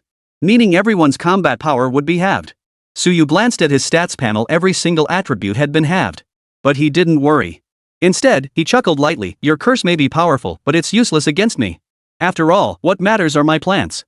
Though Suyu was cursed, the water caltra plants he cultivated remained completely unaffected. Their damage and attack speed remained completely unaffected. They continued hurling watermelons at the Elf King. Splat! Slap! Pop! Countless watermelons slammed into the Ice Plains Elf King, exploding upon impact and dealing dense, massive damage. It took only a few breaths. The Icefield Elf King's health bar in Phase 2 was drained once more. Defeated the Icefield Spirit King, experience plus 30,000. Acquired, Heart of the Ice Emperor. At the same time, a glow emanated from Suyu's body. Leveled up. After retrieving the Ice Emperor's heart, Suyu's face lit up with delight. I never expected to get the Ice Emperor's heart on just one try. Originally, Suyu had assumed the Ice Emperor's heart would be extremely difficult to farm, and he had already prepared himself for multiple attempts. But it dropped on the very first try. And now I'm level 22. I've completed Meng Zhanshan's quest, Suyu murmured to himself. Now, let's see if any new plants have unlocked. With that thought, Suyu opened his plant compendium. He discovered a new plant had been unlocked. A new plant has been unlocked. Snowflake Frost Mushroom. Within a 10-meter radius centered on the Snowflake Frost Mushroom, ice projectiles rain down for 8 seconds, followed by a 3-second freeze effect and a 15-second sustained slow effect. Ding! Host has unlocked the consumable plant Snowflake Frost Mushroom. Automatically converted into the host's active skill. Snowflake Frost Mushroom? This unlocked plant is quite useful. Similar to the Fairy Clover, it's an area of effect consumable plant. The difference is, the Immortal Clover summons piercing cactus spines, while the Snowflake Frost Mushroom rains down ICP bullets, plus it has a full screen freeze and slow effect. Now I'll be even less afraid when facing large groups of monsters or enemies, Suyu mused inwardly. While Suyu was still pondering the benefits the Snowflake Frost Mushroom would bring him. Outside the Polar Icefield instance, the Flying Dragon Guild team, led by Li Fei, had finished their preparations. They planned to clear the Polar Icefield instance again today. After all, Li Fei urgently needed the rare Ice Emperor's heart to craft a crucial piece of equipment. He had to obtain the Ice Emperor's heart as soon as possible. However, just as the Flying Dragon Guild party was about to enter the instance, a blinding flash erupted at the dungeon entrance. Then, the vortex at the entrance shifted from pale blue to white. The members of the Flying Dragon Guild who had been about to enter the dungeon suddenly found themselves unable to proceed. Seeing this, the entire Flying Dragon Guild was utterly bewildered. What's going on? Why can't we get into the dungeon? No idea. What happened? At that moment, Li Fei also felt a bit confused. Suddenly, as if a thought struck him, he exclaimed in surprise, the Polar Icefield dungeon has been sealed off? Hearing this, the others immediately began murmuring among themselves. The Polar Icefield instance is sealed off? What's going on? Seems like even the Flying Dragon Guild can't get in. Why? Is the instance malfunctioning? Serves them right. The Flying Dragon Guild wouldn't let us into the instance, and now they can't get in either. But seriously, why would the dungeon get sealed off? Just then, someone suddenly spoke up. Haven't you heard? After the Ice Emperor's heart drops, the Polar Icefield instance gets sealed off. For 3 days, no one can run the Polar Icefield dungeon. Hearing this, everyone was stunned. It gets sealed off only after the Ice Emperor's heart drops. Which meant, someone had actually obtained the Ice Emperor's heart. After all, these players had come to the Polar Icefield instance purely for leveling up. They never even considered obtaining the Ice Emperor's heart. After all, they were all running it in groups and on normal difficulty at that. The drop rate for the Ice Emperor's heart is practically zero. Right now, the only one in the Frozen Wastes instance should be that gardener, right? So, he's the one who got the Ice Emperor's heart? A trembling voice spoke up. It must be that gardener, but how did he manage it? No one could answer that question. The fact that he could farm the Ice Emperor's heart proved that the gardener had already killed the boss. And it was on hell difficulty. Even if they racked their brains, they couldn't fathom how a gardener managed to solo clear the hell difficulty Polar Icefield dungeon. At that moment, Li Fei and the other members of the Flying Dragon Guild all wore expressions of utter disbelief. Clearly, he knew that someone had dropped the Ice Emperor's heart in this situation. They had just barely managed to clear the dungeon after exhausting themselves, yet hadn't even laid eyes on the Ice Emperor's heart. And now someone had managed to get it? And it was soloed by a gardener? Wasn't that just ridiculous? How did a gardener clear the hell difficulty of the Polar Icefield? Chapter 74, Wild Boss, Frost Giant. And even if it were possible to clear it, it couldn't have been this fast, right? Even the top-tier Dragonflight Guild team took 2 hours to clear it. And that gardener? From entering to now, it hasn't even been an hour? At that moment, Suyu emerged from the dungeon. Look, he's out. All eyes turned to Suyu. Li Fei's gaze toward Suyu carried a hint of coldness. Originally, he had been absolutely certain he would obtain the Ice Emperor's heart today. But now, unexpectedly, Suyu had obtained it. And if he wanted to try again for the Ice Emperor's heart, he'd have to wait 3 more days. At that moment, members of the Flying Dragon Guild noticed Li Fei's expression. One whispered, "Young guild leader, should we move to seize the Ice Emperor's heart?" Hearing this, Zhao Hai beside him quickly interjected, "No way. He soloed the hell difficulty Polar Icefield. I doubt our current Dragonfly Guild members stand a chance against him." Currently, there were about 10 Flying Dragon Guild members present. 6 were between levels 25 and 30, while the others ranged from 30 to 35. If they truly attack Suyu, they'd likely struggle to kill him. And let's not forget Suyu might have some powerful backing as well. Li Fei had naturally considered this too. His face darkened as he coldly snapped at Zhao Hai, "Uncle Zhao, look at the mess you've made."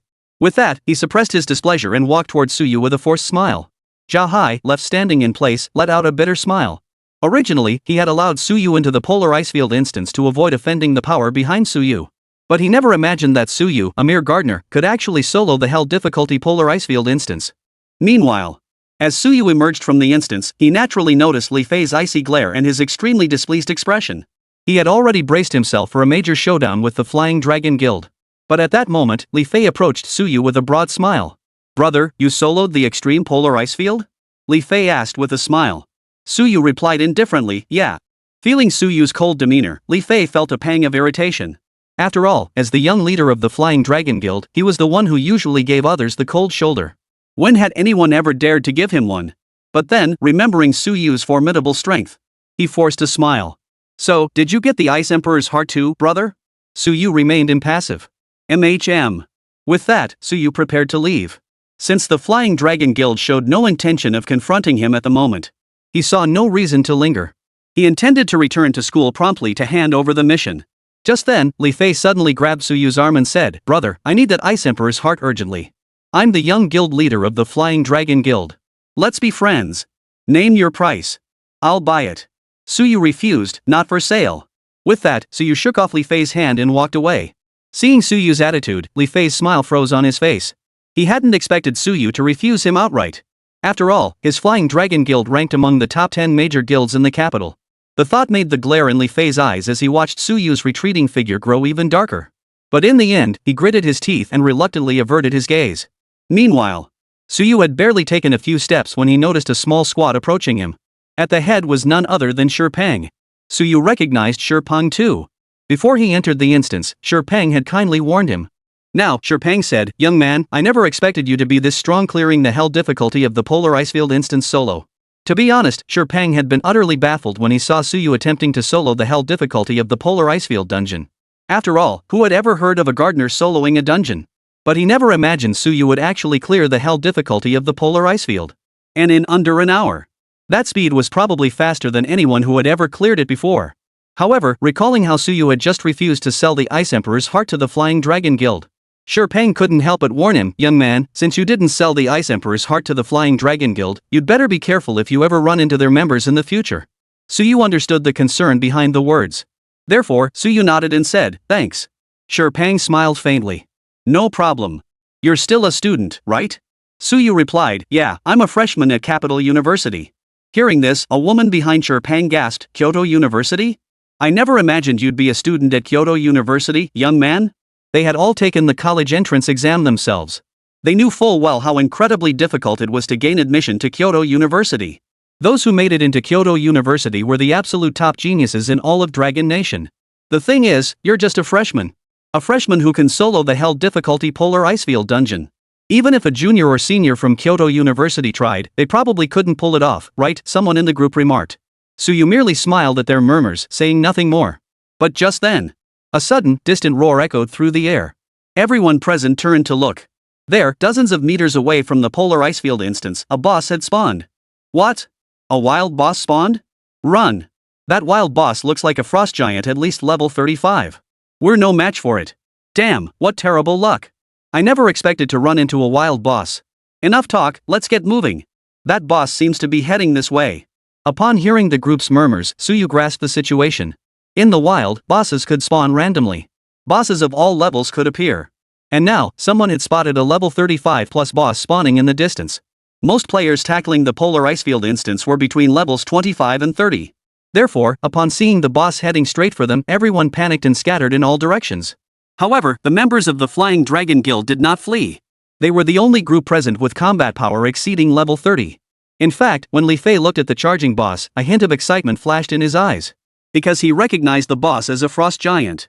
Defeating a frost giant may yield a frost heart. And the frost heart is the substitute material for the Ice Emperor's heart. Li Fei exclaimed excitedly, who would have thought? The frost giant boss actually spawned. What a stroke of luck. After all, who knows how many times he'd have to farm for the Ice Emperor's heart to get one. But farming the frost giant guarantees a frost heart drop every single time. Of course, since the frost giant's spawn rate was extremely low, Li Fei had never even considered farming the frost heart before. Yet now, he'd stumbled upon this incredibly rare event of the frost giant boss spawning. This thought made him even more excited. Everyone, get ready. We're taking on the frost giant. I'm going to get that frost heart. Yes. The entire Flying Dragon Guild roared in unison. Meanwhile, elsewhere, Peng's face darkened with anxiety upon seeing the frost giant boss charging toward them. He turned to Suyu and said, young man, don't just stand there. Quick, follow us and run. Saying this, he reached out to pull Suyu along. However, Peng didn't manage to pull Suyu. Suyu stood rooted to the spot, unmoving. Because Suyu had detected a familiar aura emanating from the frost giant. That aura was the aura of a demonic entity. Chapter 75, The Frost Giant's Corruption. Why would a wild-spawned boss carry the aura of a demonic entity? Suyu watched the frost giant approaching them, a look of confusion crossing his face. Seeing Suyu like this, Peng grew even more anxious. Young man, snap out of it. Hurry up and run with us. Suyu shook his head in refusal. You go ahead. With that, Suyu turned and walked toward the frost giant. Since the frost giant had already been tainted by demonic energy, it likely wouldn't be long before it succumbed to corruption. Once that happened, this boss's power would double. If no one dealt with it, this entire region would become a living hell. Peng, seeing Suyu's retreating figure heading toward the frost giant, froze momentarily. He murmured absent-mindedly, young man, are you going to kill the frost giant? Peng hadn't expected Suyu to dare take on the frost giant alone. Captain, since he's not leaving, let's not bother with him. We should get out of here first, someone in the group said. After a moment's hesitation, Peng finally said, wait a bit. If that young man changes his mind and wants to flee later, we'll provide backup. But if he's still set on fighting that frost giant, we'll just have to run ahead. Meanwhile, just as Suyu was heading toward the frost giant, suddenly, someone blocked his path. It was the Flying Dragon Guild. Li Fei, leading the group, glared at Suyu and coldly declared, brother, you've already obtained the Ice Emperor's heart. This frost giant belongs to our Flying Dragon Guild. Hearing this, Suyu frowned slightly. Are you sure? He could sense the frost giant steadily succumbing to corruption. The few members of the Flying Dragon Guild before him likely couldn't handle the frost giant at all. Worse still, they might get wiped out by the frost giant. But Li Fei didn't see it that way. He believed Suyu had come to seize his frost heart. Now that the Ice Emperor's heart was beyond reach, heaven had finally granted him a chance to obtain the frost heart. He certainly wouldn't let it slip away. With this thought, Li Fei's tone grew even colder. I'm certain. If you continue approaching, don't blame the Flying Dragon Guild for being impolite. As he spoke, Li Fei's eyes burned with icy resolve. Seeing this, Suyu ceased his attempts at persuasion and merely replied indifferently, very well. Just don't regret it later. With that, Suyu turned and walked away, heading toward a nearby open space. He sat down, pulled out some food and drink, and settled in to watch the show. Just then, someone from the Flying Dragon Guild suddenly shouted, "The Frost Giant has arrived. Prepare for battle." Instantly, the dozen or so members of the Flying Dragon Guild began forming their battle array under Zhao Hai's command. After all, although Li Fei was the junior guild leader, he was merely a slacker in actual combat. Against lower-level monsters, he could still bluff his way through, giving orders here and there. But now they were facing a boss over level 35. That was no longer his place to command. Soon, under Zhao Hai's direction, the Flying Dragon Guild's formation was fully established. Warriors and tanks held the front line. Mages, archers, and other damage-dealing classes occupied the center. Healers and other support roles brought up the rear. And before them stood a giant 2 or 3 meters tall, covered in frost and ice spikes. Frost Giant. Level 37. Strength 7,000. Agility 7,000. Spirit 3,500. Constitution 10,000. Skills 1,000-mile freeze, ice spike assault, berserk. Suyu ate his dry rations while casting the detection spell on the Frost Giant. Then, he saw members of the Flying Dragon Guild launching their attack on the Frost Giant. Although the Frost Giant was a level 37 boss. Among the dozen or so members of the Flying Dragon Guild, 5 were over level 30. Among the remaining members, aside from Li Fei at level 25, the rest were all level 29. Everyone dodge. The Frost Giant is about to use a skill. This is the Frost Giant's opening. Supports, apply debuffs. Healers, focus on the tanks and warriors. DPS, unleash your skills while you can. Under Zhao Hai's command, the Flying Dragon Guild fought the Frost Giant in an orderly fashion. After nearly 10 minutes, the Frost Giant's health had dropped below a quarter. Standing at the center of the party, Li Fei, who had just finished casting a skill, saw this and his face lit up with excitement. Everyone, push harder. Let's take down this boss for our esteemed guild leader. When we take it down, everyone here will be rewarded handsomely. Hearing this, the entire Flying Dragon Guild attacked with renewed fervor. But just then, Suyu, having finished his rations, noticed a faint wisp of black mist beginning to rise from the Frost Giant's body. Then, in the next instant, the Frost Giant suddenly entered a berserk state. It purged all debuffs from its body, and its attributes surged dramatically. Roar! The Frost Giant roared furiously, charging straight toward the Flying Dragon Guild's formation. The Frost Giant's sudden charge caught the frontline tank warriors of the Flying Dragon Guild completely off guard. The Dragonfly Guild's formation was instantly shattered. Both the damage dealers and support roles were caught in the attack. Damn it! Where are the warriors? Where are the tanks? What the hell are you doing? Hold the line. Healer, heal me now. I'm critically wounded. Li Fei, who was under attack, was especially panicked at that moment. Hurry up, everyone. Come protect this young master, the president. In just a few seconds, the tide of battle turned instantly.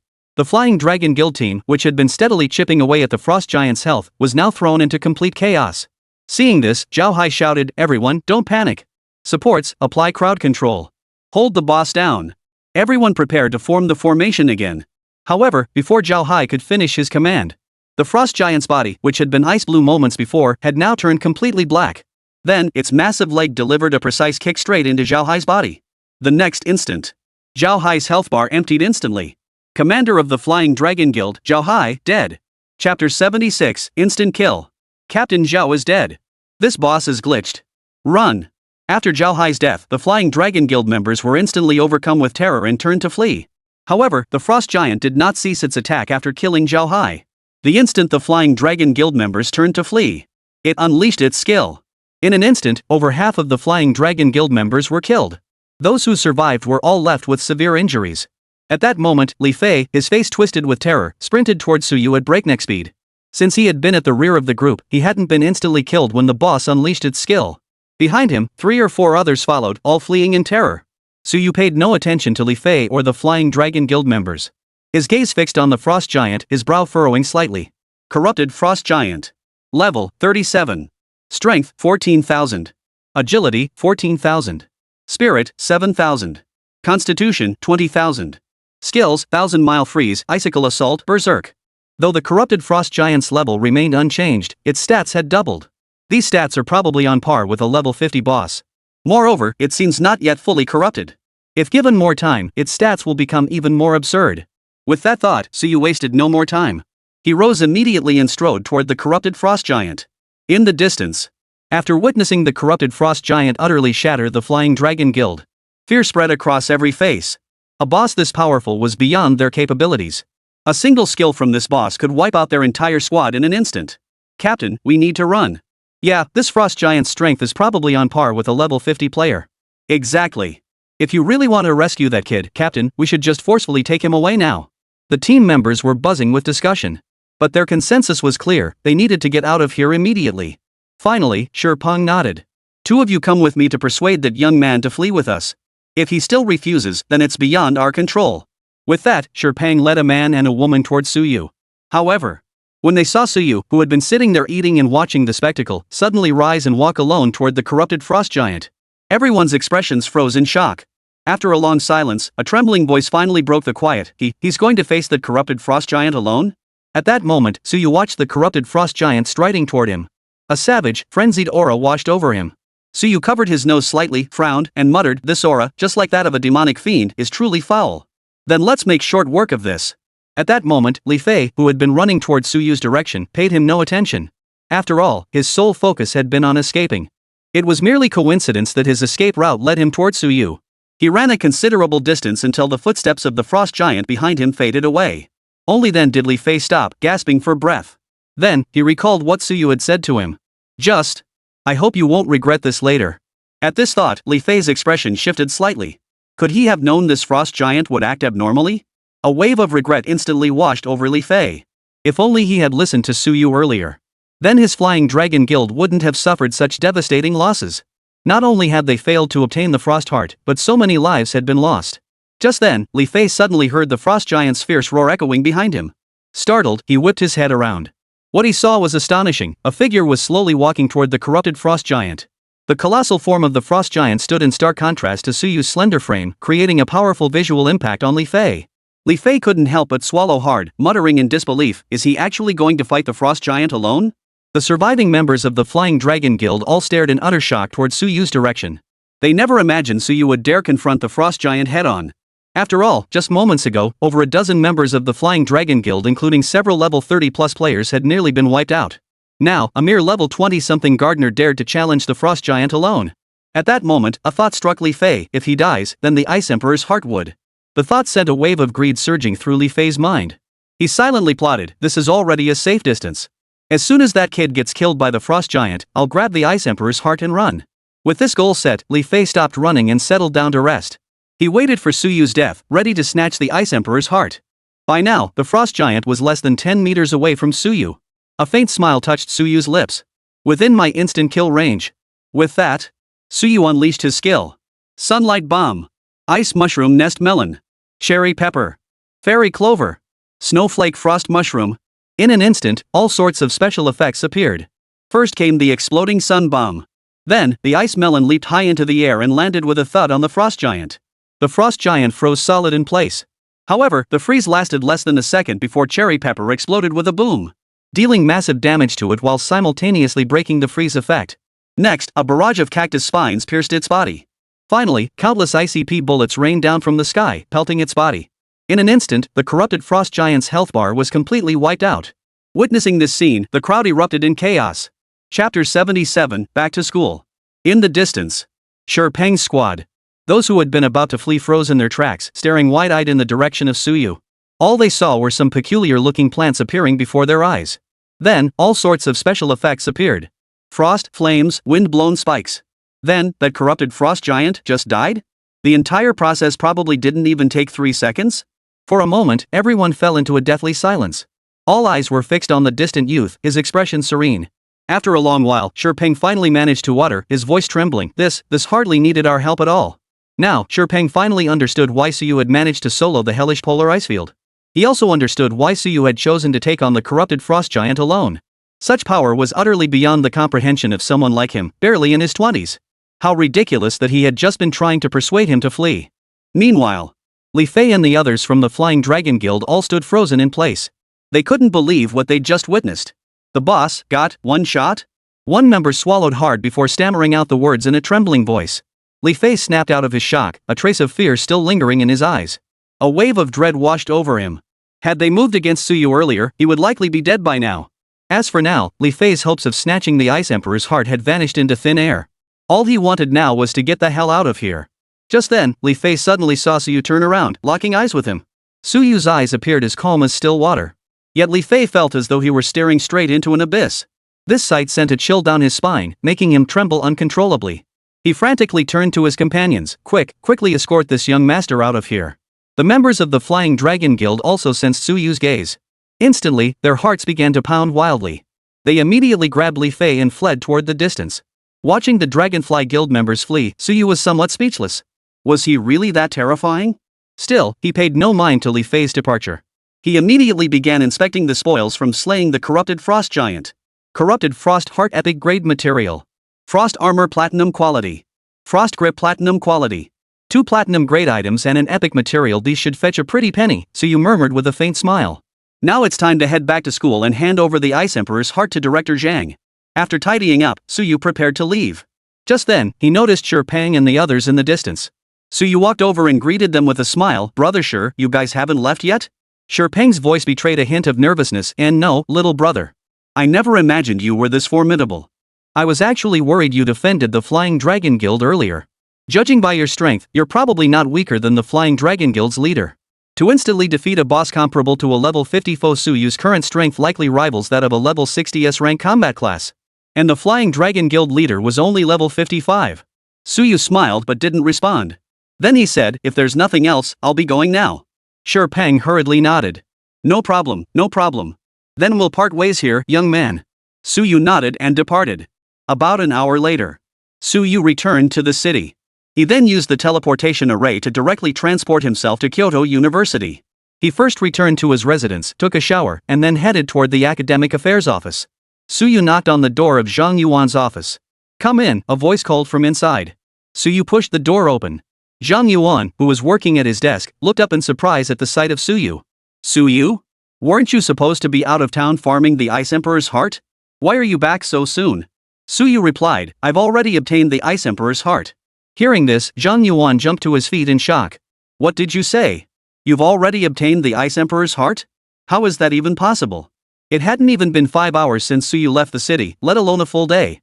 And now, he'd already obtained the Ice Emperor's heart? Zhang Yuan couldn't help but ask, how did you manage that? Suyu replied calmly, I soloed Hell difficulty once and got it. Hearing this, Zhang Yuan was speechless. Seriously, is that even something a human would say? What does clearing it solo on Hell difficulty even mean? To this day, he hadn't heard of anyone who could solo clear the Hell difficulty polar icefield instance. Suppressing his emotions, Zhang Yuan pressed on, how long did it take you? Suyu replied, less than an hour. Hearing this, Zhang Yuan was utterly dumbfounded. Less than an hour. That's even faster than what a group takes to clear the normal difficulty. No wonder you cleared it on your first try. After a long moment, Zhang Yuan took a deep breath and handed over a Kyoto University campus card. Here. This is your campus card. Its access level has been upgraded to S-class. Thank you, Director. Suyu accepted the card. The material felt like jade to the touch, engraved with the characters Kyoto University, the school emblem, and Suyu's name. Now I should be able to take on credit-based missions, Suyu mused inwardly. With credits, I can exchange for cooling talismans. That way, when I run dungeons, my efficiency will be much higher. He pushed those thoughts aside. Turning to Zhang Yuandao, he added, Oh, Director Zhang, I've reached level 22 and completed the task assigned by War God Meng. Would it be possible for you to contact War God Meng? Hearing this, Zhang Yuan, who had already suppressed his shock, was once again left speechless. Already level 22? How long has it been? Not even 3 days. From level 19 to level 22? That pace is absolutely terrifying. But after considering Suyu's strength and how he'd shattered multiple school dungeon records, he accepted the reality. He shot Suyu a complex look before saying, Mang Zhanshan is currently on the Abyss battlefield. I'll inform him once he returns. Suyu nodded. If there's nothing else, Teacher Zhang, I'll be heading out now. With that, Suyu turned and headed toward the credit task hall. Zhang Yuan watched Suyu's retreating figure until he exited the office. A look of intense excitement spread across his face. This year, our capital university has produced a prodigy among prodigies. With Suyu on our side, this year's National College League Championship is as secure as it gets. Chapter 78, S-Class Credit Task? Meanwhile, Suyu walked through the campus of Kyoto University. Greenery lined the paths, and the air was refreshingly crisp. Soon, he arrived at the entrance of the credit task hall. Just as Suyu was about to enter, he overheard a group approaching, seemingly discussing something. The four of us have worked together many times before. We'll definitely complete this a rank mission this time. Don't get overconfident. After all, the fugitive we're hunting is a level 30.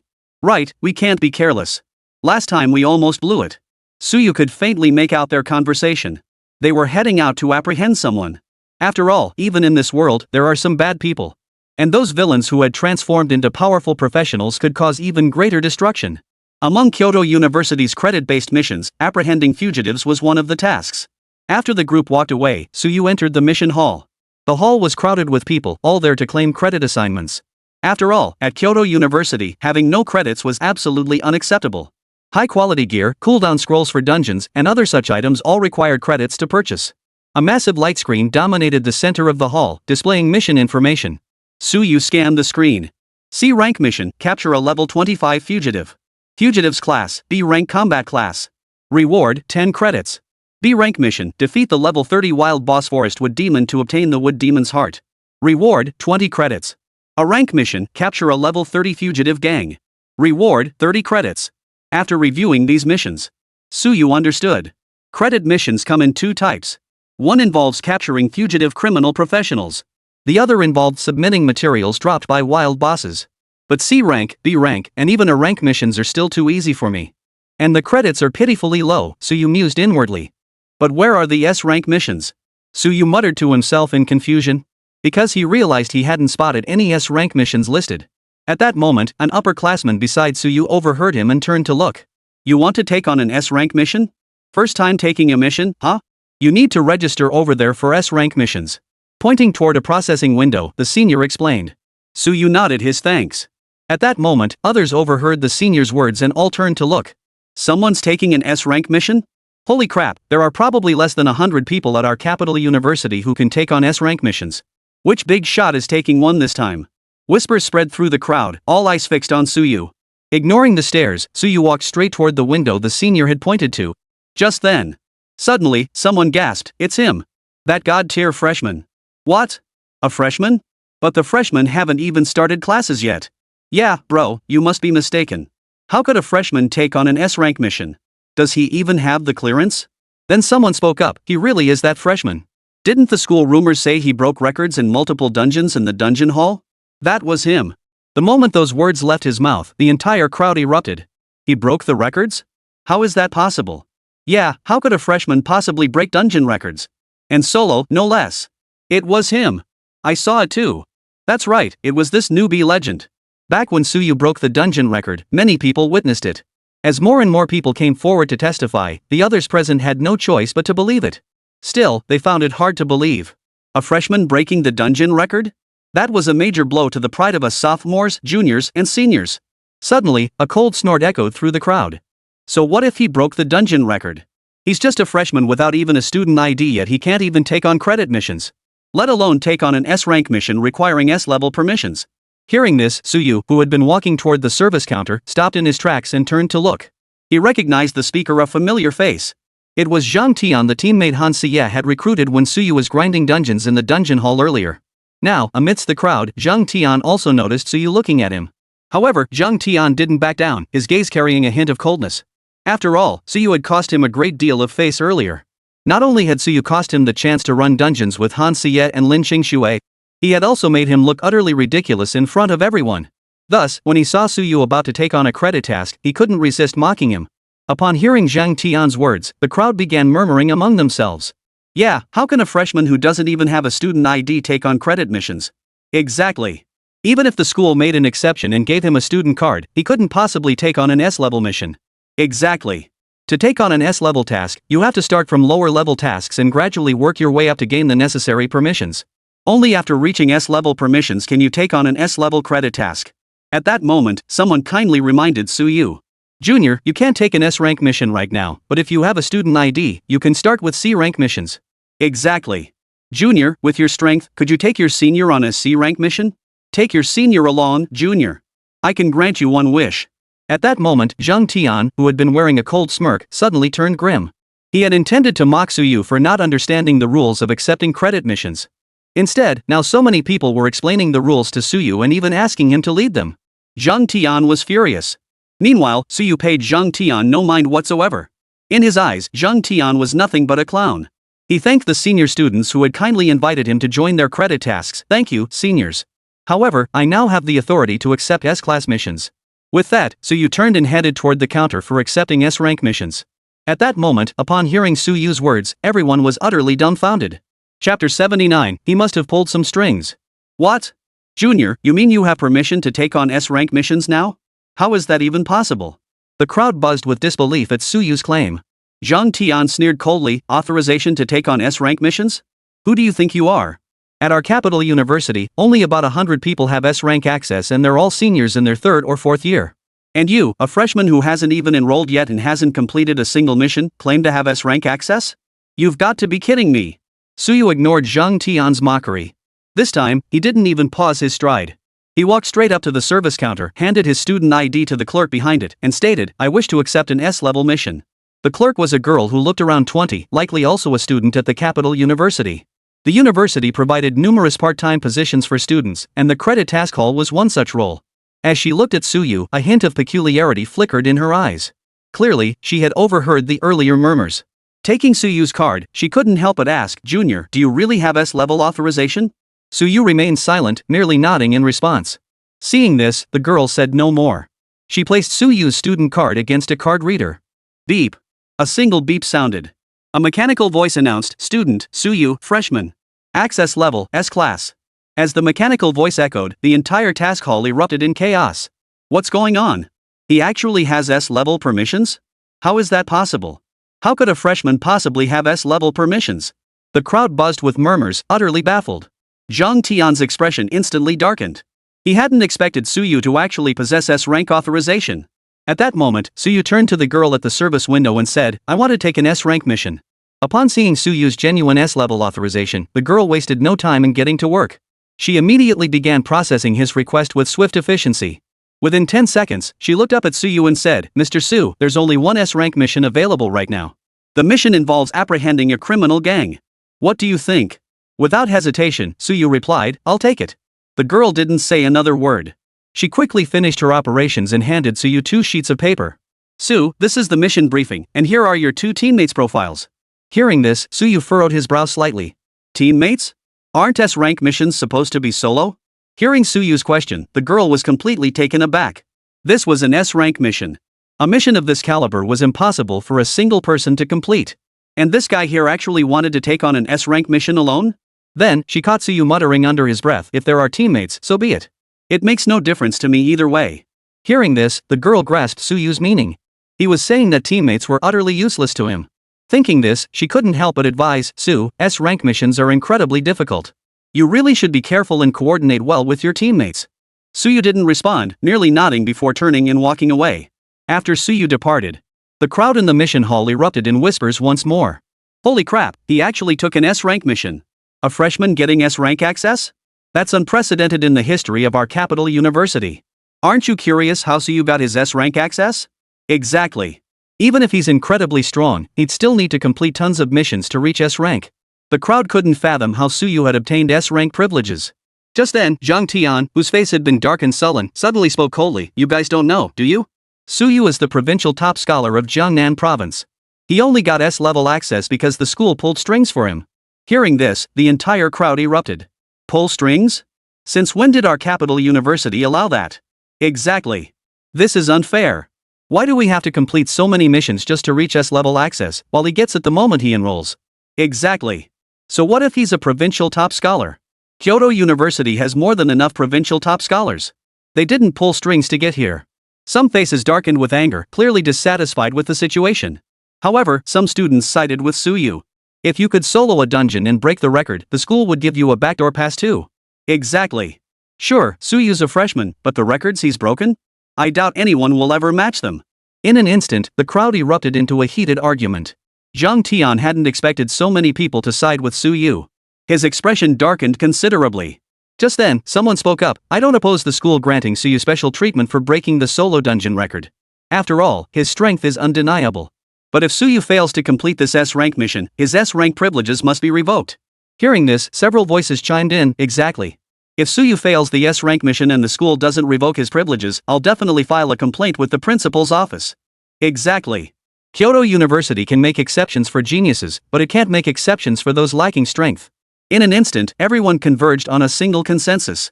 That is, whether Suyu could obtain S-rank privileges depended entirely on his success in this S-rank mission. Failure to do so would ignite the fury of every student. After all, at Kyoto University, strength speaks for itself.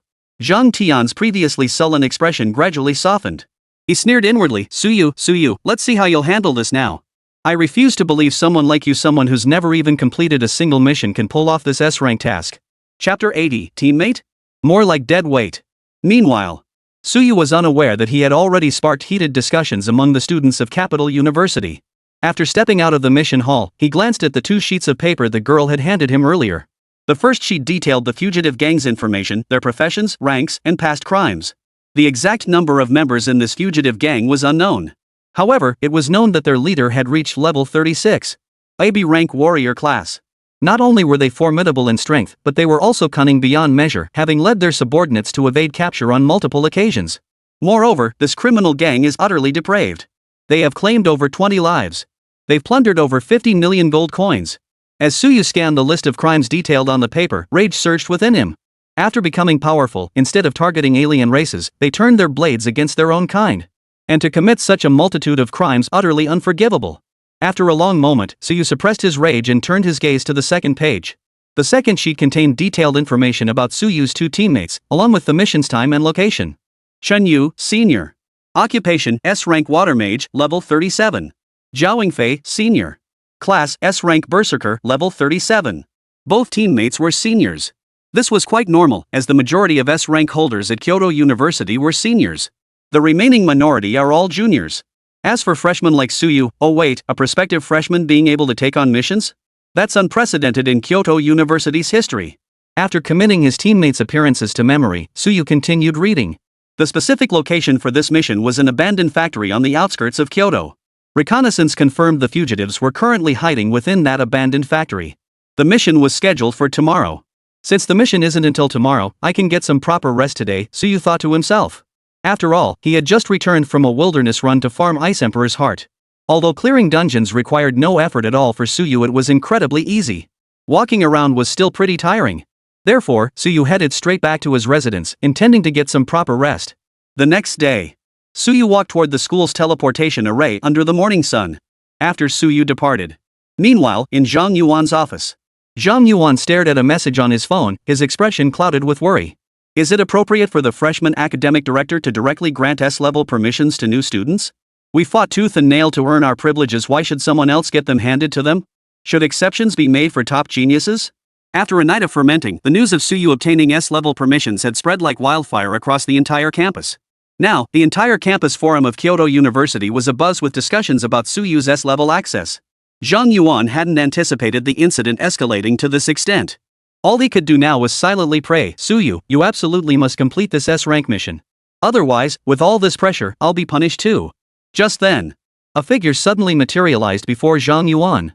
It was Meng Changfeng. Zhang Yuan immediately stood up, addressing him respectfully, War God Meng. Meng Changfeng nodded, turning to Zhang Yuan and asking, what's got you looking so gloomy? Zhang Yuan gave a bitter smile. It's about Suyu.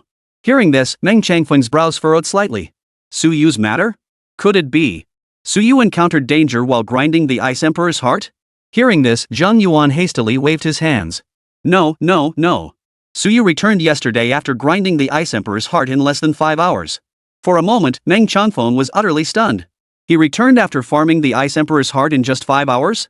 Subtracting travel time, Suyu must have only cleared the polar ice field instance once? Clearing it in a single run meant Suyu must have soloed the hell difficulty, and the actual dungeon runtime had to be incredibly short. Meng Changfeng estimated it couldn't have taken more than an hour and a half. Zhang Yuan seemed to read Meng Changfeng's thoughts and said, Suyu soloed the hell difficulty in under an hour. Hearing this, Meng Changfeng was even more stunned. Less than an hour? If Meng Changfeng remembered correctly, the previous record for the Polar Icefield dungeon was set by a 7-member team, all at level 30. And even they took an hour and a half. And now, Suyu, a mere level 21 gardener, had done it in under an hour? It took Meng Changfeng a long while to process this information. He turned to Zhang Yuan and asked, what did Suyu do to make you look so gloomy? Zhang Yuan explained to Meng Changfeng how granting Suyu's rank privileges had sparked widespread discontent among the students. Hearing this, Meng Changfeng laughed. Don't worry. With Suyu's abilities, he'll definitely complete this S-rank mission. Zhang Yuan gave an awkward chuckle. I just worried that since Suyu has never taken on a mission before, he might be a bit rusty. Meng Changfeng replied, don't you know Suyu's temperament? He faced a level 55 dark mage without flinching. This kind of mission won't be difficult for him. Hearing this, Zhang Yuan relaxed. Meng Changfeng suddenly asked, by the way, Suyu should be around level 22 now, right? Zhang Yuan nodded, a look of admiration crossing his face. It had only been 3 days since Meng Changfeng had assigned this task to Suyu. Yet Suyu had already leaped from level 19 straight to level 22. This rate of advancement was truly terrifying. Meng Changfeng nodded approvingly. Our Dragon Nation hasn't seen such a prodigy in ages. Once Suyu returns, it's time to send him to the Abyss battlefield for some real training. Outskirts of the capital, not far from the abandoned factory. Zhao Yingfei was growing increasingly impatient, his tone tinged with irritation. When the hell is he going to show up? We've been waiting here for nearly 20 minutes. Beside him, a girl in a black bodysuit said, let's wait another 10 minutes. If he's still not here in 10 minutes, we're not waiting any longer. Hearing this, Zhao Yingfei's voice grew even more irritated. Another 10 minutes? Why wait for him? Let's just get started. He's useless anyway. The girl frowned slightly. He's still our teammate for this mission. Let's wait a few more minutes. Zhao Yingfei scoffed coldly. Teammate? A level 22 freshman who hasn't even enrolled yet, with a gardener class? You call that a teammate? He's just here to slow us down, okay? Zhao Yingfei couldn't understand how a level 22 gardener could even accept an S-rank mission. Was the school intentionally raising the difficulty because he'd completed too many missions? The girl beside her fell silent too. She couldn't fathom why their other teammate was a gardener either. Not only was he useless, but they might even have to protect him. Just then, Zhao Yingfei suddenly declared, we're not waiting for him. He'll only slow us down. Just the two of us.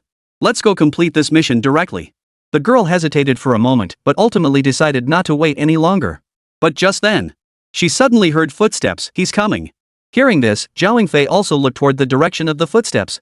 A tall, slender figure was slowly approaching them. Chapter 81, He Went Alone? Suyu approached the two, his tone calm. Hello, I'm Suyu. Zhao Yingfei looked impatient and demanded, why are you so late? We've been waiting for you for nearly half an hour. Suyu frowned slightly, glanced at his watch, and replied, isn't there still half an hour before the mission starts? I'm not late, am I? Zhao Yingfei was momentarily speechless at Suyu's retort, about to retort further when Xinyu, standing nearby, interrupted Zhao Yingfei. Alright, let's stop arguing about this. Since everyone's here, let's get ready to complete this mission. Hearing this, Zhao Yingfei snorted coldly and said no more. Suyu remained calm and silent. Without another word, the three of them walked toward the abandoned factory. They only stopped when the abandoned factory came into view. Xinyu turned to Suyu and said, before you arrived, Zhao Yingfei and I finalized the plan for this mission. Based on the mission intel, all we know is that the leader of this fugitive gang is a level 37 combat specialist. As for how many subordinates he has, we're still unclear on that. Therefore, we plan to assess the situation first. If he only has 2 or 3 men, we'll move in immediately. However, if there are more, it exceeds the difficulty of an S-rank mission. We'll need to report immediately and wait for reinforcements before acting. Next, Zhao Yingfei and I will go ahead and scout the situation. You wait here. As soon as Xinyu finished speaking, Zhao Yingfei beside him remarked coldly, kid, let me warn you, those people inside have blood on their hands. They won't hesitate to kill you. If you regret this now, get out of here while you still can. Because if it comes to a fight, we won't have a chance to save you. Instantly, Suyu's brow furrowed slightly. He felt a twinge of regret. If he'd known it would be this troublesome, he wouldn't have bothered with these two teammates. He should have come over earlier and just completed the mission directly. Then none of this would have happened. But since things had already come to this, Suyu didn't care anymore. He said indifferently, go ahead then. Seeing this, Xinyu and Zhao Yingfei said no more, quietly making their way toward the abandoned factory. After they left, Suyu walked alone toward the main entrance of the abandoned factory. Xinyu and Zhao Yingfei peered through a pane of glass into the factory's interior. Inside, a dim light illuminated the space. 9 people were gathered together, drinking and eating meat. Xinyu and Zhao Yingfei's pupils instantly contracted. 9 people. Moreover, they sensed that 2 of them were level 37. The rest were all in their 30s as well. Moreover, they represented every class imaginable, a complete lineup. Clearly, this was a formidable squad with immense overall strength. Xinyu and Zhao Yingfei exchanged a glance, then quietly retreated, pulling back several hundred meters from the abandoned factory. Xinyu's voice grew grave. Our previous intelligence on this fugitive gang was severely inaccurate. A 9-person squad with 2 level 37 players and the rest all in their 30s? There's no way we can pull this off. Zhao Yingfei was beyond irritated. Damn it, what a waste of my time. Who could possibly pull off a mission this tough? If we wait for backup, who knows how long that'll take. If the fugitives escape by then, we'll have wasted our trip. Xinyu fell silent, saying nothing. She hadn't anticipated the mission intel would be so grossly miscalculated. After a moment, she said, let's go. We shouldn't waste any more time. Report this immediately. Zhao Yingfei nodded impatiently. Let's go. But just as the two were about to leave, Xinyu suddenly remembered something and asked, where's Suyu? Hearing this, Zhao Fei froze momentarily. He scanned the surroundings but found no trace of Suyu. A cold sneer escaped his lips, his tone tinged with contempt. He must have slipped away while we were investigating. Seems he's got some sense after all. After all, Zhao Fei had previously warned Suyu that this mission carried life-threatening risks, urging him to leave immediately. Shen Yu furrowed her delicate brows. That doesn't make sense. If he was afraid and wanted to leave, why didn't he just go when you told him to? Why leave without a word? Zhao Fei sneered, he's just saving face. He was afraid of looking like a coward if he ran away in front of us, so he waited until we weren't around to slip away. Enough. Let's stop talking about it. We need to hurry and report the mission details. What else could he possibly be up to? You're not telling me he went to the abandoned factory by himself, are you? Upon hearing this, Shen Yu thought for a moment and agreed with Zhao Fei's assessment. But just as the two were about to leave, they suddenly heard commotion coming from the abandoned factory. The noise was loud, sounding like a fight. Instantly, Shen Yu and Zhao Fei exchanged glances, both seeing deep horror in each other's eyes. Zhao Fei's voice trembled. He really went to the abandoned factory alone? Chapter 82, he's still alive? While Zhao Fei and Shen Yu were scouting the abandoned factory, Suyu was already walking boldly toward the factory's main gate by himself. The moment he stepped through the entrance, Suyu sensed the presence of other practitioners inside. 2 level 37s, and the remaining 7 are all in their 30s. If I'd known this S-rank mission was this easy, why bother dragging my feet with those 2 teammates? Suyu muttered under his breath before slowly making his way into the abandoned factory.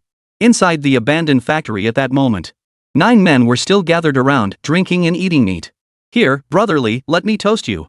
A burly middle-aged man picked up his cup and raised it toward a thin, scarred man sitting opposite him. The scarred man raised his cup in return, clinking it with a smile. Brother Zhao, with our 2 squads joining forces, we'll truly be able to do whatever we want from now on. With that, he downed the entire cup in one gulp. The burly man tilted his head back and downed his cup as well before saying, that's right. With Brother Li and your men's strong support, we won't have to keep running anymore. Several underlings chimed in from the sidelines, Brother Zhao's right. Captain Li, with your help, we can finally pull off some big jobs. Right. We've already scouted it out, there's a supply convoy coming in 2 days.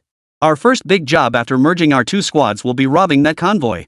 Damn it, robbing a supply truck? Not many gangs in the whole country would dare to pull off something like that. Zhao Long smiled upon hearing his underling's words.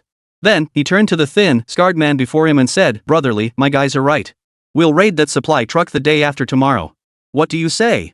Li Peng smiled, his facial scar appearing even more terrifying. Of course. When the time comes, we'll follow Brother Zhao's lead. Hearing this, Zhao Long burst into laughter. Excellent. Drink up. Just then, a rustling sound of footsteps suddenly echoed outside the abandoned factory. Someone's here? Several men with keen senses immediately grew alert and stood up.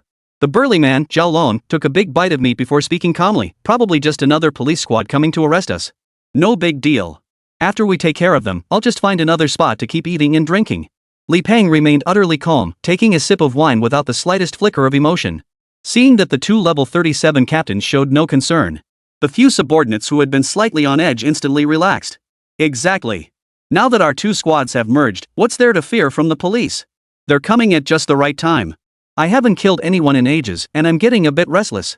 The underlings chattered among themselves, their faces now tinged with mockery. If this had been earlier, they might still have feared the police's arrest. But since the 2 criminal gangs led by Zhao Long and Li Peng had merged into one, with their current strength, they had no reason to fear the police anymore. As the footsteps grew louder and closer, all eyes turned toward the factory entrance. A young man in his early 20s slowly walked in. His expression was calm and utterly casual, as if he were merely a passerby. The group, who had been preparing for a showdown, all froze in surprise. Even Zhao Long and Li Peng, the 2 ringleaders, were taken aback. After all, they had just been expecting a police squad of dozens to surround them. But who could have imagined that the one who arrived was merely a young man who looked barely 20 years old? What the hell? Where's the police squad? Why is it just some kid? Did this kid get lost or something? At that moment, Zhao Long glanced at Suyu and said indifferently, Go. Kill him. As the leader of a criminal gang, he was naturally ruthless and merciless. Even if Suyu really was lost, Zhao Long wouldn't let him leave alive. One of his henchmen stood up, patting his butt. Let me handle it. With a savage grin, he strode toward Suyu. After taking 2 steps, he halted, drew his staff, and began chanting incantations under his breath. The next moment, he barked, Flame Dragon. A fiery dragon surged towards Suyu. TSK, old Chen needs to use the Flame Dragon skill just to take out such a young kid? That's like using a cannon to swat a fly. Yeah, old Chen's a level 35 fire mage, how shameless can you get? The thugs murmured among themselves, watching the fire dragon plunge towards Suyu. It seemed as though they could already see Suyu reduced to ashes in the next instant. Boom! An explosion erupted. The thugs lost interest, muttering, boring, boring. Come on, let's keep drinking. Drink up. However, as the flames dissipated, the pupils of those still watching Suyu's direction contracted in shock. What? He's still alive? The other thugs all turned to look as well. They saw a towering, pitch-black entity appear before Suyu, a wall-like mass. Black spikes protruded from its lower front section. It was none other than the Spiked Nut King. What the hell is that thing? Its defense is ridiculously strong. This can't be real. Old Chen is a level 35 fire mage. His flame dragon was something even I couldn't block. At that moment, Zhao Long and Li Peng, the two leaders, both turned their gaze towards Suyu. Both of them were utterly shocked. They couldn't believe that Suyu, such a young boy, had the means to block the flame dragon. Li Peng furrowed his brow slightly and cast a detection spell on Suyu. Level 22, Gardener. Instantly, Li Peng's pupils contracted as he gasped, a level 22 Gardener? Hearing this, the thugs all looked utterly incredulous. What? A level 22 Gardener? How is that possible? Yeah, how could a Gardener possess such formidable defensive capabilities? At that moment, Zhao Long also furrowed his brow. His voice was low and grave. Something's off about this kid. You lot, attack him together. At that moment, Suyu, who had remained silent until now, finally spoke. His gaze fixed on the gang of thugs before him, he said calmly, all 9 of you go ahead and attack together. Chapter 83, Snowflake Frost Mushroom instantly wipes out the entire field. Meanwhile, Zhao Yingfei and Shen Yu, who had walked up to the abandoned factory, both looked grim. After hearing the explosions echoing from inside, Shen Yu's voice grew grave. Suyu has already charged in and is fighting those bandits. Zhao Yingfei's expression darkened instantly. How dare he? A gardener? Going in is nothing but suicide. After a moment of silence, Shen Yu said, since he's already gone in, there's no point in saying more. We should go in and see if there's any chance to rescue him. Hearing this, a flicker of hesitation crossed Zhao Yingfei's face. After all, the bandits inside were all ruthless criminals. Not only were they numerous, but every last one possessed formidable strength. If they really went in, one wrong move could mean not only failing to rescue him, but losing their own lives inside. At this thought, Zhao Yingfei coldly remarked, he went looking for trouble himself. Why should we save him? Shen Yu fell silent. But she still said, after all, he is our teammate. We should go in and check. If there's truly no chance, then we'll have to make a run for it immediately. After all, with both of us at level 37, it'd be tough for them to hold us back. Hearing this, Zhao Yingfei cursed under his breath, damn it, what kind of teammate is he anyway? He's just here to slow us down, you know? In the end, the two decided to go in and take a look. If there was a chance, they'd try to save him. If not, they'd have no choice but to turn tail and run. Inside the abandoned factory at that moment, Suyu had instructed everyone to charge in together because he didn't want to waste time. Because once they gathered together, Suyu could wipe them all out with a single skill. Upon hearing Suyu's words, Zhao Long's expression darkened. He wasn't stupid. If the other side dared to make such a claim, it meant they possessed the strength and confidence to back it up. Beside him, Li Peng's thoughts mirrored Zhao Long's. His expression darkened as he said, let's move together, brother Zhao. This kid looks like he won't be easy to deal with. Zhao Long nodded and commanded in a deep voice, everyone, form ranks. As soon as Zhao Long finished speaking, their formation quickly solidified. Warriors and tanks took the front line. Mages, archers, and other damage-dealing classes took the middle. Healers and other support roles brought up the rear. Everyone, prepare to strike together. Zhao Long barked. Supports, buff the damage dealers. The next instant. Arrow of the swift wind. Fireball. Wind slash. A barrage of skills was unleashed towards Suyu. Zhao Yingfei and Shen Yu, who had just entered the abandoned factory, witnessed this scene. Instantly, expressions of utter doom spread across their faces. Facing this barrage of skills, even a level 45 tank would be finished. Suyu's dead meat this time. We should get out of here fast, Zhao Yingfei said immediately. Shen Yu glanced towards Suyu's direction, her expression equally helpless. And now, facing this barrage of skill attacks, Suyu's expression remained utterly unchanged. With a flick of his thoughts, he planted several more freshly pricked nut kings, encircling himself. A clanging sound rang out. The bandits' attacks all struck the spiked nut kings. Surrounded by the spiked nut kings, Suyu remained completely unscathed. Seeing this, Zhao Long and Li Peng's pupils instantly contracted. How is this possible? The 9 bandits stared in disbelief. For they realized not only was Suyu completely unharmed, but even the defensive plants in front of him seemed utterly intact. At the same time, Zhao Yingfei and Shen Yu, who had already assumed Suyu was dead, now stared blankly. They stared fixedly in Suyu's direction. Suyu was actually unharmed? How could that be? How could a gardener possibly block so many skills? Zhao Yingfei noticed the hardthorn nut king surrounding Suyu. What is that thing? Why is its defense so strong? Chunyu couldn't answer him. Because, truthfully, Chunyu didn't know what it was either. Even less did she know why Suyu, a mere gardener, possessed such capabilities. Suddenly, Chunyu spoke up. Since Suyu is unharmed, we should hurry and rescue him. Otherwise, he probably won't last much longer. At that moment, Suyu looked at the 9 people forming an array, a faint smile curving his lips. Since you've all gathered here, it's time for me to make my move. Suyu activated his skill without hesitation. Snowflake Frost Mushroom. The next moment, icy blue peas began raining down on the bandits' heads. As the icy pellets struck their bodies, the bandits watched their health bars plummet wildly. What the hell is this? Where's the tank? Tank, use your skills to block these things. Holy, healer, heal me now, I'm dying. The shield-wielding tank yelled, I can't hold them back. There are too many of these blue bullets. The healer in the party also yelled, I'm dying too. Heal me first. Instantly, the bandits descended into complete chaos. As the team leader, Zhao Long knew that if this continued, they'd all die here. Therefore, Zhao Long shouted, everyone, calm down. Spread out immediately and get out of the area where the blue bullets are dropping. The next moment, several bandits, no longer caring about others. They scattered in all directions, desperate to escape the attack range of the snowflake frost mushrooms. But suddenly, the bandits realized their speed had become incredibly sluggish. These blue bullets slow you down. Damn it, I'm moving way too slow. I can barely run. Under the ICP's slowing effect, their movement barely matched normal walking speed. Escaping the snowflake frost mushroom's attack range would take forever. In that moment, everyone was overcome with terror. Some even started begging for mercy. Spare my life. I've never killed anyone. I was forced into it by Zhao Long. Spare me. Yes, I was forced by Li Ping to join this criminal gang. Spare my life. Hearing these pleas for mercy, Li Ping and Zhao Long felt immense rage in their hearts. But they couldn't be bothered to care, because their own health bars were already nearly depleted. Suyu, however, paid no heed to their pleas. After all, not a single member of this criminal gang was a good person. Under the relentless barrage of ICPs that slowed and struck them, the bandits fell one by one. Within mere moments, every last bandit lay dead.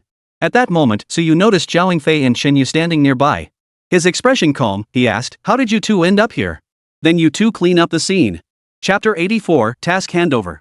Only after Suyu had left the abandoned factory, Zhao Fei and Shen Yu remained in a dazed state. Surrounded by corpses strewn across the floor, they doubted whether they were dreaming. A level 22 gardener had wiped out 9 bandits in their 30s in under 10 seconds? And among them, 2 had even reached level 37. Wasn't this just too absurd? Meanwhile, Suyu had no idea his recent actions had completely shattered Zhao Fei and Shen Yu's perceptions of the gardener profession. After leaving the abandoned factory, he made his way straight into the heart of Jingcheng. 1 hour later, Suyu activated the teleportation array, instantly returning to Kyoto University. He then made his way toward the mission hall to turn in his tasks. Along the way, someone spotted Suyu. Suyu's back already? Did he complete that S-rank credit mission? No way. How could he have finished so quickly? It hasn't even been that long. Quick, let's hurry to the mission hall and see for ourselves. In an instant, across the entire Kyoto University campus, every student who had been watching to see if Suyu could complete the S-rank mission learned the news. They all rushed toward the mission hall. Among them, naturally, was Zhang Tian, who had also heard the news. Inside the mission hall, students who had been waiting there for some time parted to make way for Suyu upon seeing him. Simultaneously, they all began whispering among themselves. Could Suyu have really completed an S-rank mission? If that's true, it's beyond incredible. Yeah, Kyoto University has never had a freshman complete an S-rank mission before. Just then, Zhang Tian, who had just arrived, overheard the murmurs and couldn't help but snort coldly. His voice dripped with sarcasm. You actually believe he completed an S-rank credit mission? I bet he came to the mission hall not to hand in a mission, but to cancel it. Otherwise, how could Suyu have returned so quickly? He probably saw the mission was too difficult and came back to cancel it, right? Upon hearing Zhang Tian's words, everyone else fell silent. Yeah, Suyu returned way too fast. It hadn't even been a full day since he accepted the mission. Even if Suyu possessed the strength to complete an S-rank mission, it was impossible for him to return so swiftly to hand it over, right? So it seemed Suyu had come to withdraw from this S-rank mission. However, some still believed Suyu had completed the mission. All eyes turned expectantly toward Suyu as he made his way toward the S-rank mission processing office. Suyu walked over to the task assignment window. The girl at the window recognized Suyu too. She smiled and said, Junior, you're here to cancel that S-rank mission, right? Don't feel pressured. After all, it's your first time taking an S-rank mission. Not completing it is understandable. Hand me your student ID, and I'll cancel it for you. Suyu remained calm as he replied indifferently, I've completed the mission. I'm here to claim my reward. Hearing this, the smile froze on the girl's face. Junior, what did you say? Suyu repeated himself, I'm here to claim my mission reward. At the same time, everyone in the mission hall who had been watching Suyu overheard his words. What? Suyu actually completed an S-rank mission? That guy is so awesome. Yeah, completing an S-rank mission? That's just insane. Zhang Tian's expression darkened considerably. Impossible. This can't be true. He refused to believe Suyu could actually complete an S-rank mission. Even seniors in their 3rd or 4th year couldn't possibly finish an S-rank mission in such a short time. Nearby, some students glanced at Zhang Tian with a hint of mockery. Heh, you think it's impossible, but someone just did it. Exactly. Junior Suyu even broke the record in the dungeon hall. Completing an S-rank mission isn't that surprising. Listening to the surrounding mockery, Zhang Tian's face flushed red, then drained pale. At that moment, the girl at the window snapped back to reality. Her gaze toward Suyu still held shock, barely concealing her disbelief. Junior, you're just too amazing. You're the first freshman at our capital university to complete an S-rank mission. Suyu remains silent. The girl didn't seem embarrassed either. After praising Suyu for a while, she continued, Junior, could you send me the photos of the criminal gang's bodies? Once they're approved, the credits will be added to your campus card. Hearing this, Suyu paused in surprise. Photos of the bodies? The girl also paused in surprise. Don't you know, freshman? All missions to eliminate criminal gangs require photographs of the bodies. As she spoke, the girl suddenly seemed to remember something and tapped her head in frustration. Oh dear, I forgot this is your first time taking a credit mission. All these precautions are clearly listed on the C-rank mission brief. So anyone who's taken a C-rank mission knows the review criteria. But you're an exception, Junior, you haven't taken any C-rank missions. Suyu sighed helplessly. So what should I do? The girl replied, Junior, don't you still have 2 teammates? Even if you don't know the mission review criteria, your 2 teammates are seniors, they definitely know. Where are they? Suyu sighed helplessly, they should still be on their way back. But I don't know if they took photos of the corpses. The girl said, they've completed many missions before, so they probably did take them. We'll review it once they return. Junior, please wait a moment. Suyu could only nod. At that moment, inside the mission hall, upon seeing Suyu hadn't completed his handover, the crowd began murmuring once more. What's going on? Why hasn't Suyu finished his handover yet? Could something have gone wrong? That doesn't seem likely. I think I heard something about not taking photos of the bodies. Ah, no corpse photos? How can they review it then?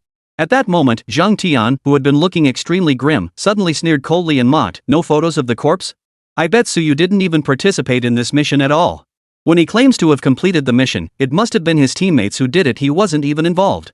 Hearing Zhang Tian's words, the group was divided. Seems plausible. Why else wouldn't Suyu have photos of the bodies? That proves he didn't kill any bandits.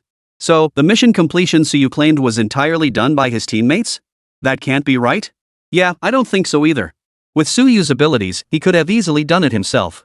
Just as everyone was still debating, Zhao Yingfei and Chen Yu entered the mission hall. Chapter 85, Zhang Yuan's stunned expression. Upon seeing Suyu, Zhao Yingfei and Chen Yu exchanged glances, their expressions tinged with awkwardness. After all, before the mission began, they had consistently treated Suyu poorly, convinced he was nothing but dead weight. Yet this time, they hadn't lifted a finger during the mission. Upon seeing them, Suyu asked, did you take photos of the bodies? Upon hearing Suyu's question, Chen Yu quickly replied, oh, we did. Here you go, Junior. With that, Chen Yu handed the photos to Suyu. Suyu didn't say much, simply handing the photos to the girl at the processing window. Is this good enough now? The girl nodded. Yes, that's fine. That's fine. Once the review is approved, the credits will be added to your student cards. Upon hearing the clerk's words, Chen Yu, standing nearby, suddenly interjected, please add my credits and Zhao Yingfei's credits to Suyu's student card as well. After all, I didn't lift a finger on this mission. Boom! The moment Chen Yu spoke, the entire crowd erupted. What? Sister Chen Shui said she and Senior Zhao didn't lift a finger during this mission? How could that be? Does that mean Suyu completed this S-rank mission all by himself? That's ridiculous. It's an S-rank mission, no one has ever completed one alone. The crowd buzzed with whispers, their expressions filled with shock and disbelief. Just moments ago, they had doubted whether Suyu had even participated in the mission. But now, it turned out that Chen Yu and Zhao Yingfei weren't the ones who hadn't participated in the mission. This left them utterly dumbfounded. Beside them, Zhang Tian's face darkened once more. He instinctively shouted, impossible. This can't be. Hearing the doubtful voice, Chen Yu immediately turned to look in that direction. Her expression turned icy as she demanded, are you questioning me? Facing Chen Yu's icy glare, Zhang Tian instinctively shuddered. He hastily shook his head. Shenyu snorted coldly and continued, this mission was originally meant for Suyu to complete alone. Moreover, the mission's difficulty rating was inaccurate, it's far beyond S level. In my opinion, this mission should be upgraded to SS level. Hearing this, the crowd erupted once more. SS rank? Is there even such a rank for missions? No way. Isn't S rank the highest level for missions? S rank is the highest, but that's only the highest level of missions we students can accept. Anything beyond the difficulty falls outside our scope, so for us, S rank truly is the highest. After hearing the explanation, the students finally understood why the SS rank existed. Then it suddenly hit them, Senior Chen actually said this SS rank mission was completed by Suyu alone? That's just insane. Not a single student in Kyoto University's history had ever completed an S rank mission alone. But now Suyu could complete an SS rank mission all by himself? And he's just a freshman. Oh, wait, he's not even officially enrolled yet. This can't be described as mere genius anymore. He's a freak of nature among freaks of nature. At that moment, Zhang Tian's expression was dark and gloomy. Originally, he'd come to the mission hall hoping to see Suyu make a fool of himself. But now, not only had Suyu avoided embarrassment, he'd pulled off such a spectacular feat. He felt utterly miserable. Feeling the mocking stares of those around him, as if they were saying, "Heh, got humiliated again, huh?" Zhang Tian immediately fled the scene. But Suyu, of course, paid no attention to this clown, Zhang Tian. After completing the mission handover, he immediately intended to leave the mission hall. Chen Yu, standing beside him, immediately stepped aside. Zhao Yingfei also hurriedly stepped aside, murmuring softly to Suyu, Jr., I looked down on you before. I judged you wrongly. Don't take it to heart. Suyu paused, glanced at Zhao Yingfei, and nodded. Then he turned and walked away. Watching Suyu's retreating figure, Zhao Yingfei breathed a sigh of relief. At that moment, in the Academic Affairs Office, Zhang Yuan's office, not only was Zhang Yuan present, but Meng Changfeng was there as well. Meng Changfeng flashed a smile. Director Zhang, weren't you worried earlier that Suyu wouldn't be able to complete the S-level mission? Your worries were unnecessary. Suyu has already completed the mission and returned. Hearing Meng Changfeng's words, Zhang Yuan chuckled, not at all, not at all. I wasn't that worried. Though he spoke lightly, a weight lifted from Zhang Yuan's heart. After all, if Suyu had failed the S-rank mission, he would have faced a flood of complaints from numerous students. At that point, his position as director would likely be in jeopardy. Now that Suyu had succeeded, he could finally relax completely. Just then, Meng Changfeng added, this mission was completed solely by Suyu. Hearing this, Zhang Yuan froze for a moment. Suyu completed an S-rank mission alone? His voice carried a hint of disbelief. But Meng Changfeng didn't answer him. Instead, he corrected, you're mistaken. Suyu completed an SS-level mission alone. Instantly, Zhang Yuan froze in place, utterly dumbfounded. Suyu completed an SS-level mission all by himself? Are you sure you didn't get that wrong? Aren't SS-level missions off limits to students? Moreover, even some professors at Kyoto University struggle to complete SS rank missions. But Suyu actually did it all by himself? Zhang Yuan's mind went blank, unable to process it. Just then, the office door swung open. Suyu walked in. Earlier, Suyu had sent the news of his mission completion to Meng Changfeng. Then, Meng Changfeng had instructed him to come to Zhang Yuan's office. Now, Suyu bowed slightly to the two men before him, War God Meng, Director Zhang. Meng Changfeng nodded, while Zhang Yuan beside him remained in a daze, still not having regained his senses. Chapter 86, Tier 1 Abyss Battlefield. Meng Changfeng looked at Suyu, his eyes holding a hint of admiration. I didn't expect you to progress so quickly. Not only have you reached level 22, but you can now complete SS level credit missions solo. Suyu nodded calmly. This pace isn't particularly fast. He was speaking the truth. After all, during this period, Suyu hadn't gone to the dungeon hall to grind high experience dungeons. Instead, he'd gone out to farm an Ice Emperor's heart and completed another credit mission. Had he stayed in the dungeon hall grinding experience dungeons, his level would likely be higher. Meng Changfeng chuckled. No need to be modest. Alright, let's get to the point. I called you here to assign your next phase of tasks. Meng Changfeng didn't beat around the bush, getting straight to the reason for summoning Suyu. Suyu asked curiously, oh? What kind of mission? Meng Changfeng spoke slowly, you should be familiar with the Abyss Battlefield, right? Suyu nodded. I know. The Abyss Battlefield is a dimensional space where the human race and the alien races clash. It's also the front line of the war between humanity and the alien races. This was knowledge Suyu had learned in high school. Meng Changfeng nodded. You're correct, but only partially. The Abyss Battlefield isn't just one-dimensional space, it's many. We classify these Abyss Battlefields into several tiers based on the strength of the invading alien races within each one. The lowest tier is a level 1 Abyss Battlefield, which happens to be your next assignment location. It's fine if you don't understand these details now. You'll learn them when school starts. Upon hearing this, Suyu nodded and didn't ask any further questions.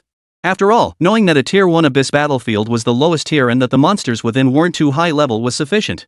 Meng Changfeng continued, the day after tomorrow, some high-level sophomore students and some juniors will enter the Tier 1 Abyss battlefield together to complete a trial. It's perfect timing for you to join them and complete this trial together. What do you say? Suyu nodded. Sure. After all, Suyu knew the Abyss battlefield offered many benefits. First, the Abyss battlefield contained dungeons. While these dungeons were extremely challenging, the experience rewards were correspondingly massive. Beyond that, the materials and equipment dropped by monsters in the Abyss battlefield were far more rare and valuable. Meng Changfeng was somewhat surprised by Suyu's prompt and decisive agreement. He nodded with satisfaction and said, if you complete this trial, the school will also offer some benefits. Alright, I won't keep you. Go get some rest. The day after tomorrow, just gather at the school plaza with the other students participating in the trial. At that time, someone will specifically explain the details of the trial. Suyu nodded and turned to leave.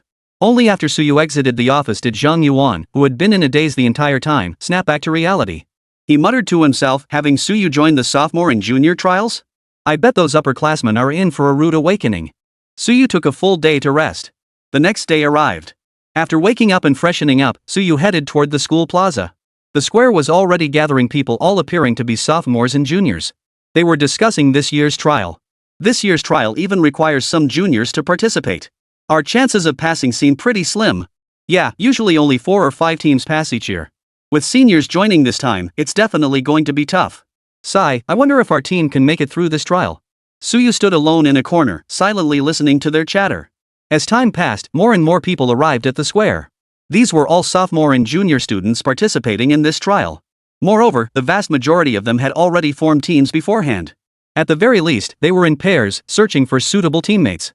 Suyu, however, stood alone, the only one without a team. At that moment, a team still short of 5 members spotted Suyu. Hey, have you found a team yet? Want to join us? We're 1 person short. What class are you? We need a support.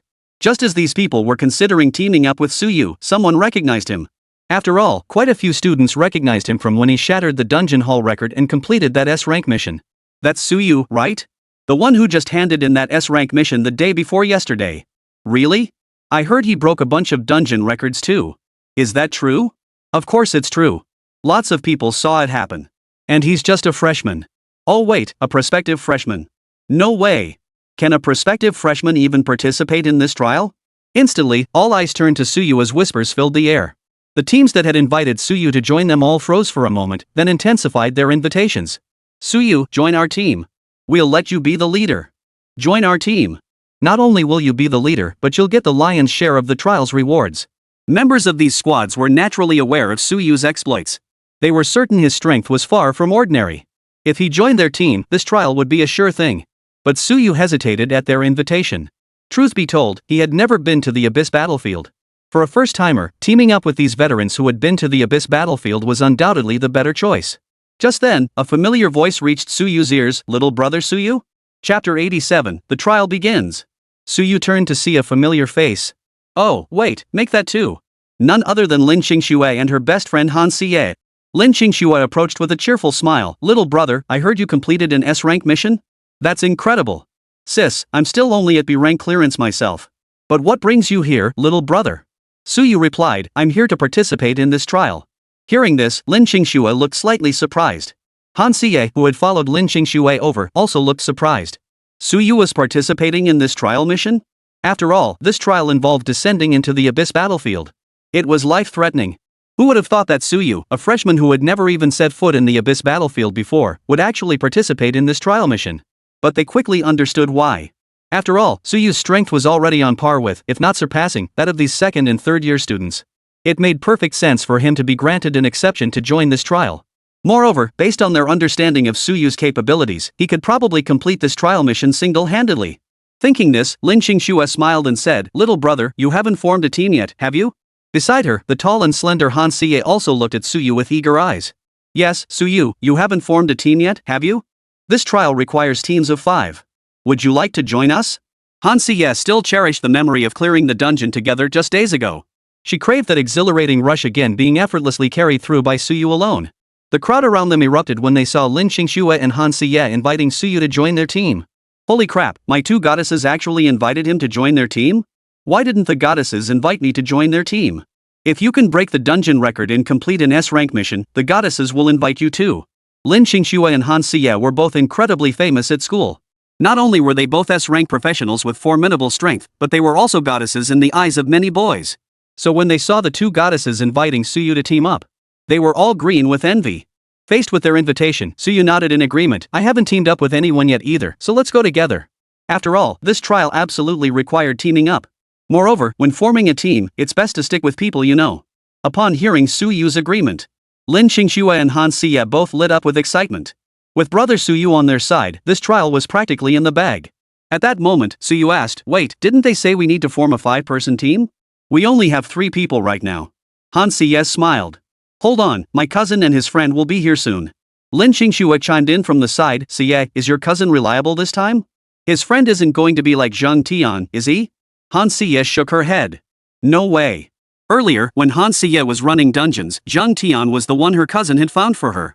Had she known what kind of person Zhang Tian was back then, Han Siye would never have teamed up with someone like him. Just then, a voice reached Suyu and the others. Siye, there you are. So, did you find your teammates? Suyu looked over to see 2 boys. The one speaking looked quite handsome, likely Han Siye's cousin. The person beside him appeared somewhat reserved, likely his friend. Han Siye smiled. Cousin, I've found them. Let me introduce you. This is Suyu. As for Qingxue, I suppose she needs no introduction? Turning to Suyu, she added, Suyu, that's my cousin, Qinyun. He's a junior in college. The guy next to him is Li Jian, my cousin's friend. Qinyun looked at Suyu, slightly surprised. His cousin's teammate was a guy? Still, Qinyun wore a smile as he addressed Suyu. You're quite handsome, aren't you? Even more so than me. Are you a sophomore? Suyu shook his head. Freshman. Freshman? Hearing this, both Qinyun and Zhang Jian wore expressions of surprise. Then, as if something occurred to him, Qinyun asked, Suyu? The freshman who completed that S-rank mission? Suyu hadn't expected Qinyun to recognize him. He nodded. Yes. Hearing this, excitement flashed across Qinyun's face. Great. Suyu, with you on our side, this trial is in the bag. Clearly, Qinyun had also heard about Suyu's formidable strength. Li Jian beside him reacted similarly, a rare smile breaking through his usual stoicism. Suyu, however, felt a bit helpless. He couldn't help but feel that everyone in the team was relying on him. Han Siye caught Suyu's exasperated expression and smiled. Little brother Suyu, with your incredible strength, having you here means our trial will be a breeze. Don't worry, we'll all give it our all when the time comes. Now, let me explain the main content of the trial. This trial requires us to head to the Abyss battlefield and clear a special instance. This instance opens once a year and drops a very special material. Our trial involves farming this instance. Beside him, Qinyun added, exactly as CS said. However, since the Abyss battlefield has entrances in every nation. Therefore, besides our Dragon Nation, other nations also seek to farm this material. Moreover, this time Kyoto University has 100 participants for the trial, forming 20 teams. That instance will only drop that special material a maximum of 5 times. Therefore, we're not only competing against the other 19 teams, but also against participants sent by other nations. Beside them, Lin Qingxue voiced her concern, is this trial really that difficult? What if we end up facing off against another team, or even someone from another country? Are we supposed to kill them? Qinyun replied, it won't come to that. After all, our goal is simply to farm the materials. Just then, a massive teleportation array materialized across the entire field. A flash of light erupted, and all the students participating in the trial vanished from the field. The trial had officially begun. Chapter 88, Abyss Warrior, Instant Kill. Suyu and his 4 companions were transported to a vast, desolate wilderness. The wilderness stretched endlessly before them, the ground charred black. The atmosphere was oppressive, and a faint scent of blood hung heavy in the air. Qinyun stated, all our teams have been scattered and teleported to the outskirts of the Abyss battlefield. Our target instance lies deep within the Abyss battlefield. Let's get moving quickly. Also, we'll likely encounter numerous monsters along the way. Stay vigilant. With that, Qinyun led Suyu and the others forward. Han Siye offered, I'm a warrior class. I'll lead the way. Qinyun nodded in agreement. As a mage, he positioned himself in the middle of the group alongside Suyu and Lin Qingxue. As for Li Jian, a support class, he brought up the rear. The 5 of them advanced deeper into the Abyss battlefield. They hadn't gone far when an abyssal monster suddenly charged toward them. Han Siye, leading the way, raised her shield and blocked the creature's attack. Abyss Warrior. Level, 25. Strength, 5000. Agility, 3000. Spirit, 4000. Constitution, 6000. Suyu cast his detection spell, revealing the monster's attributes before his eyes. Abyssal monsters are far stronger than those outside, Suyu mused inwardly. At that moment, Chen Yun beside Suyu took action. The next instant, a fireball slammed into the Abyss Warrior. With a thunderous boom, the Abyss Warrior was incinerated into ashes. As a level 31 fire mage, Chen Yun had instantly killed the Abyss Warrior with a single fireball spell. Killed level 25 Abyssal Warrior, experience plus 1500. Suyu heard the notification of increased experience. As expected, monsters in the Abyss battlefield have high stats, but they also grant massive experience. Just then, a squad of Abyss warriors in the distance detected the commotion and charged toward Suyu and his 4 companions. Han Siye, positioned at the front, paled slightly. That Abyss warrior squad is entirely level 30. I'll struggle to hold them off. Chen Yun suggested, in that case, we should avoid them. After all, our goal is the final dungeon. We don't need to worry about the monsters we encounter along the way, just try to avoid them. Hearing Chen Yun's words, Han Siye, Lin Qingxue, and Li Jian all nodded in agreement. Suddenly, Suyu spoke up, no need to avoid them. Leave it to me.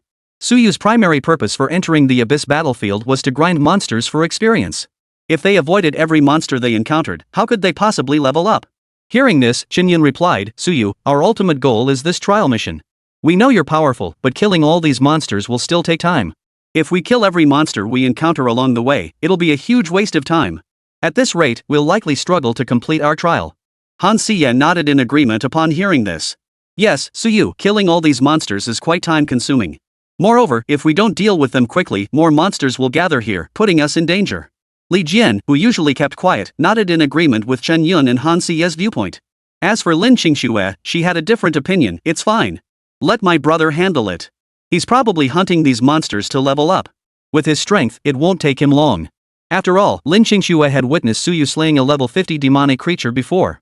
She believed that with Suyu's strength, he could probably take care of these monsters in less than half a minute. Han Siye, however, had never witnessed Suyu unleashing his full power. She had only once been taken by Suyu to clear the level 25 Buried Bones dungeon. She knew he could dispatch level 25 monsters swiftly. But these were 30-level monsters and even more formidable abyssal monsters with enhanced attributes. She believed it would take Suyu some time to eliminate these abyss monsters. And the longer they lingered here, the more abyss monsters would gather. Although Han Siye and Chen Yun still wanted to try persuading Suyu, the abyss monsters had already charged right up to them.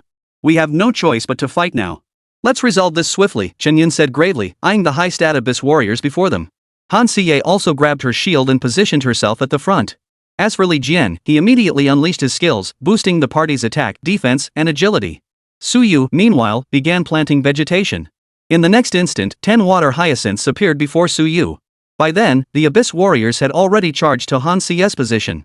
Just as Han Siye was about to raise her shield to withstand the Abyss warriors' first wave of attacks, 10 watermelons flew past her eyes. Then, thud, thud, boom. The watermelons slammed into the Abyss warriors and exploded. Since these Abyss warriors were positioned quite densely, 10 watermelons, each capable of dealing small area damage, instantly inflicted massive harm upon them. In an instant, several Abyss warriors were instantly killed. Whoa! A collective gasp echoed through the air. Han Siye's arm holding the shield froze in mid-air, her mind going blank. These level 30 Abyss warriors, they're all dead? She hadn't even taken any damage yet. As for Chen Yun, he gripped his staff tightly. The incantation on his lips abruptly halted as he stared blankly at the fallen Abyss warriors before him. What the hell was that? Watermelon? This can't be real, right? And does a watermelon deal this much damage? It one-shot a level 30 Abyss warrior? Chapter 89, People from the Land of Cherry Blossoms? Li Jian wasn't much better off, staring blankly at the dead Abyss warrior before him. Lin Qingxue, however, wasn't nearly as shocked. She knew just how absurdly powerful Suyu was. Still, witnessing Suyu instantly obliterate those Abyss warriors left her momentarily stunned. Those were level 30 Abyss warriors. Even if a 5-person squad with an average level of 30 came at him, it would take them several minutes to finish them off, right? Yet Suyu had slaughtered them all in under 3 seconds. At that moment, Chen Yun snapped out of his daze. He looked at the water caltrop in front of Suyu. Suyu, is that a plant? That's just ridiculous. Chen Yun knew Suyu's profession was gardener. Still, he was utterly stunned. What kind of plant was this? Shooting watermelons to fight monsters? And dealing such high damage. Beside him, Han Siye, having regained her composure, exclaimed in awe, I never imagined your watermelon plant would be this powerful, brother Suyu. She had witnessed the power of the watermelon cattail before. But Han Siye never imagined Suyu's watermelon cattails could one-shot even a level 30 Abyss warrior. This gave Han Siye even more confidence in this trial. After Suyu recalled the plant, he said, alright, didn't we say we shouldn't waste time? Let's keep moving forward. The others responded in unison and followed Suyu forward. Han Siye still led the way. Suyu followed behind Han Siye. Whenever they encountered a wave of Abyss warriors, Suyu would plant water caltrip immediately, instantly eliminating them. Suyu's experience bar surged rapidly. Lin Qingxue, experiencing this feeling of being carried along once more, couldn't help but smile. A few days ago, when Suyu went out on a mission, Lin Qingxue had no choice but to team up with others to run dungeons. Back then, she had to stay tense and constantly kill monsters. Clearing a single dungeon was exhausting. But now, back in a party with Suyu, all she needed to do was walk. Han Siye felt exactly the same way as Lin Qingxue. Team up with Suyu? It was pure bliss, seriously. After clearing another wave of Abyss warriors, Shen Yun remarked, "We should be very close to our destination. Let's pick up the pace. And at our current pace, we'll likely be the first team to reach the instance." Suyu's monster killing speed was simply too fast. Each time Abyss warriors approached, they were all instantly wiped out by Suyu's watermelon cattail within 3 seconds. Thus, they charged straight toward their destination without deviation. There was no need to waste time dodging monsters. As for the other teams, they would undoubtedly have to constantly dodge monsters, wasting considerable time. If they tried to kill monsters before moving on instead of dodging them, they'd likely get swarmed by more and more monsters, wasting even more time. That's why Qin Yun stated their team was currently the fastest. Suyu and the others nodded, preparing to accelerate their pace. But just then, they suddenly heard shouts coming from behind them. The language sounded distinctly foreign, not Dragon Nation. Suyu and his 4 companions turned to look. They saw a figure dressed in the attire of another nation running toward them. Shen Yun frowned, his tone tinged with coldness. "That's someone from Sakura country." Han Siye asked in confusion, "What are they doing coming this way?" But in the next instant, Han Siye understood. Behind the Sakura Nation squad, over 100 Abyss warriors were in hot pursuit. The Sakura Nation squad was running toward them to lure the monsters in their direction. Once they grasped the situation, Suyu and his companions all turned grim. Shen Yun barked coldly, "Cherry Blossom Nation, get out of the way. If you advance any further, we'll be forced to act." At that moment, whether prompted by Qin Yun's warning or not, the Sakura Nation squad halted their advance. However, the Abyss warriors behind them didn't stop. They surged past their comrades and charged straight toward Suyu. Seeing this, Qin Yun's expression changed drastically. "Damn it! That Sakura Nation squad must have someone who can control monsters. Damn little cherry blossom bastards, I'll kill every last one of you." Shen Yun roared in fury before turning to Suyu and the others. "Prepare for battle. Siye, push forward, but be careful, there are far too many Abyss warriors. Li Jian, buff Shiyu's defense. As for Suyu and Lin Qingxue, you two will focus on damage output with me." Just as Chun Yun was directing the battle preparations. Meanwhile, within the Sakura Nation squad, the leader burst into laughter, turning to a pale-faced man beside him and declaring, "Honda Koen, your scheme is truly brilliant. This Dragon Nation squad before us is doomed." The man called Honda Koen smiled faintly in return. His profession was unique, he could control monsters. Therefore, as their team advanced deeper into the Abyss battlefield, they didn't avoid the monsters. Instead, they subjugated them all precisely to ambush others. Now, hundreds of Abyss warriors charged the Dragon Nation squad simultaneously. They were doomed.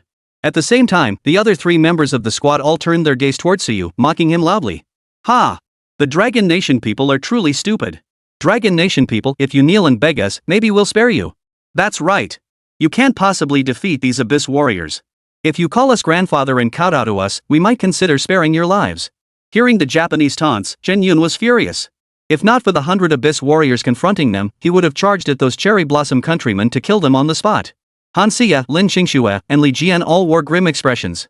As for Suyu, though his expression remained calm, the gaze he cast toward the Japanese carried a hint of murderous intent.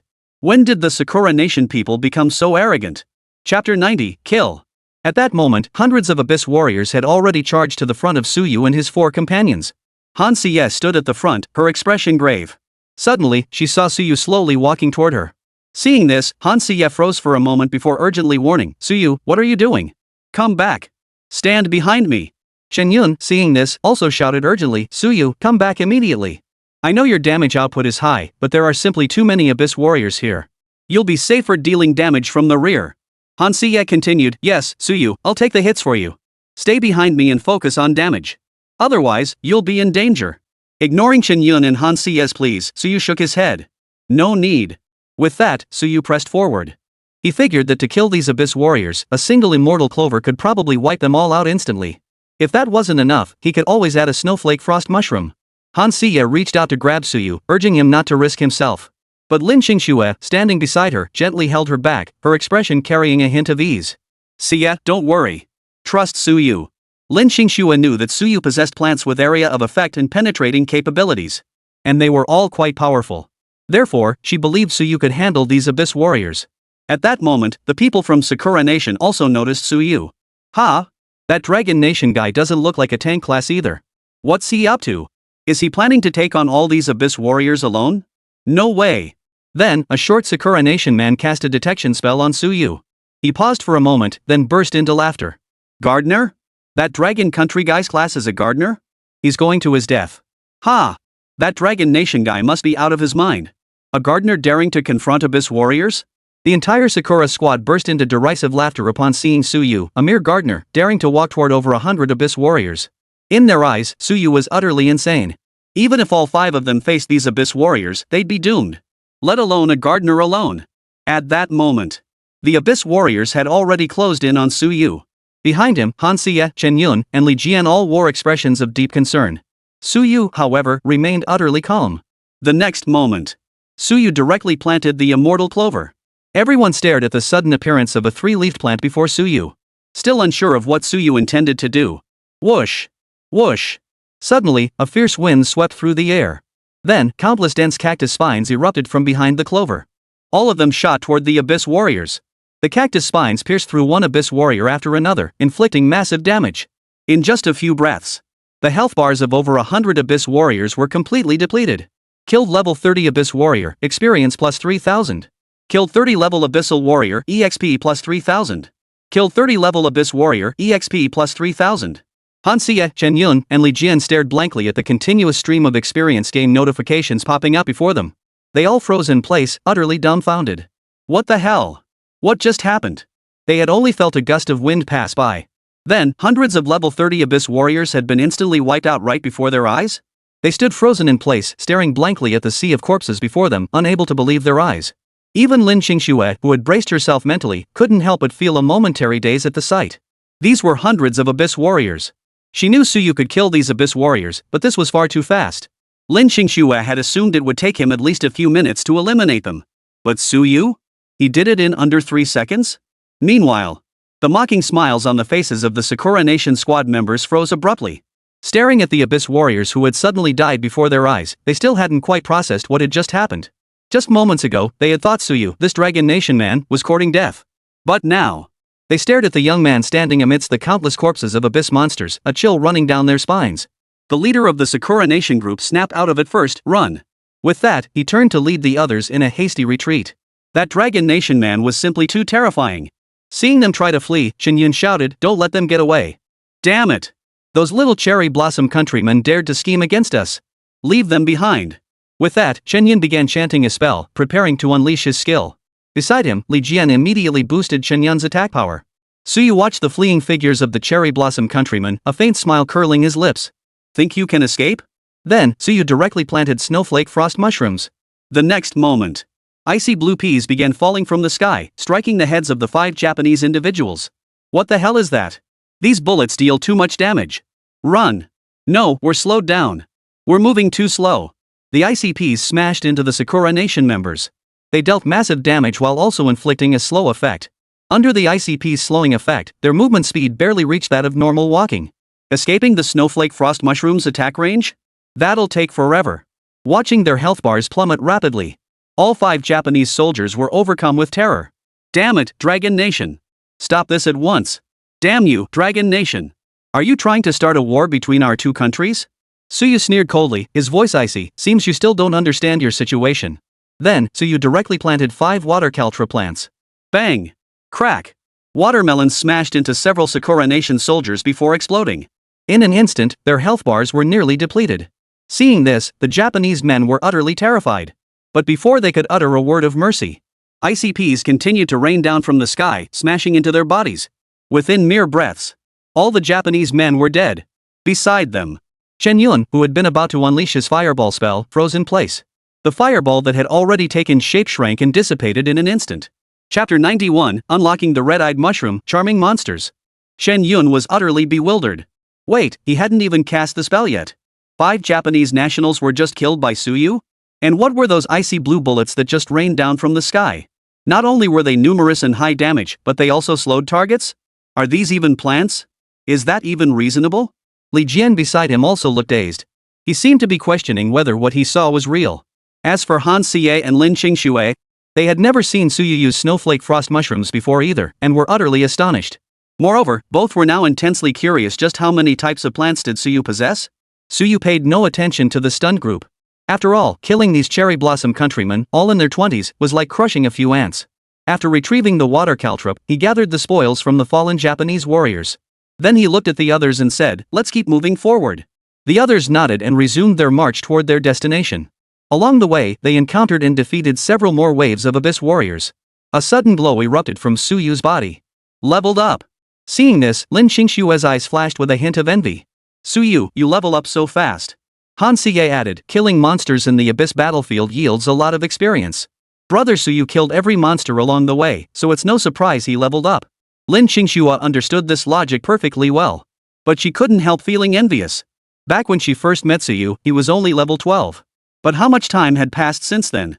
Suyu was already at level 23. She herself was only at level 28.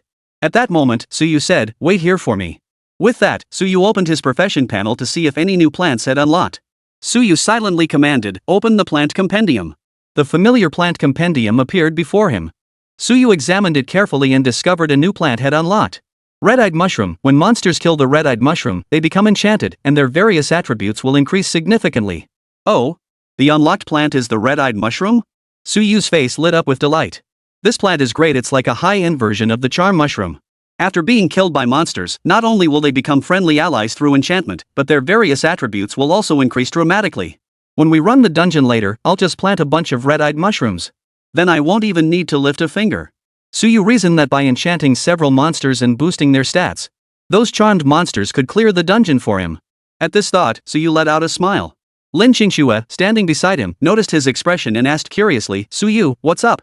Did you unlock some super powerful skill? Why are you so happy?" Suyu shook his head and replied, "No, I just acquired another interesting plant." Hearing this, Lin Qingxue grew even more curious. Another new plant? She had already seen many of Suyu's plants before, each type possessing different abilities. Now, hearing Suyu mention acquiring an interesting plant, Lin Qingshue's curiosity surged. Beside them, Han Xie also wore a look of curiosity as she turned to look at Suyu. As for Chen Yun and Li Jian, though not as curious as the two women, they too were eager to see what this interesting plant Suyu spoke of looked like. Feeling their gazes, Suyu said, "Let's go. You'll see what this plant is like once we enter the instance." With that, Suyu continued walking forward. Soon, the group reached their destination. Chen Yun gazed at the vortex before them and remarked, "This is the instance. We're here to clear the entrance to the Abyss City. Looks like we're the first team to arrive here. Let's go inside." With that, Suyu and his 4 companions entered the instance directly. After entering the instance, Suyu and his companions materialized at the entrance of a palace. The palace no longer radiated its former opulence, instead, it reeked of decay. The air was thick with the stench of blood, creating an oppressive atmosphere. Several monsters near the palace entrance charged straight towards Suyu and his companions the moment they were spotted. Abyssal Guard. Level 25. Strength 5000. Agility 3000. Spirit 4000. Stamina 6000. The monsters in the Abyss City instance clearly have significantly higher stats than those outside. Chen Yun's expression grew slightly grave as he immediately ordered, "Watch your positioning. Take them down swiftly." Just then, Suyu suddenly spoke up, "Hold your fire, everyone. Let me handle this." He wanted to test the effects of the red-eyed mushroom. The others, aware of Suyu's capabilities, said nothing further and prepared to watch him in action. However, as the Abyss Guardians charged forward, they didn't see Suyu plant any of those offensive plants. He didn't plant the clover or the blue mushroom that fired icy bullets from the sky. Instead, he planted a black, hideously ugly mushroom. "Bro, what is this thing? Is it that new plant you mentioned earlier? But what does it do? Why isn't it attacking?" Lin Qingxue stared at the black mushroom before her, her curiosity evident. Chen Yun and Li Jian beside her also looked puzzled. They couldn't understand why Suyu hadn't planted those highly offensive plants to swiftly eliminate these monsters. Instead, he'd planted a black mushroom with no offensive capabilities whatsoever. What exactly was the purpose of that black mushroom? Just then, Han Xie suddenly exclaimed urgently, "The Abyss Guardians are about to break through. Suyu, step back. I'll stand in front of you." Though Han Xie also didn't understand why Suyu planted that black mushroom. But now, the Abyss Guards were about to charge through. If things continued like this, Suyu would be in danger. Therefore, she swiftly stepped in front of Suyu, raised her shield, and prepared to shield him. But just then, Suddenly, an Abyss Guardian swung its blade at the red-eyed mushroom right in front of Han Siye. The next instant, the Abyss Guardian's aura surged violently, its attributes skyrocketing. Simultaneously, its body transformed from black to pink.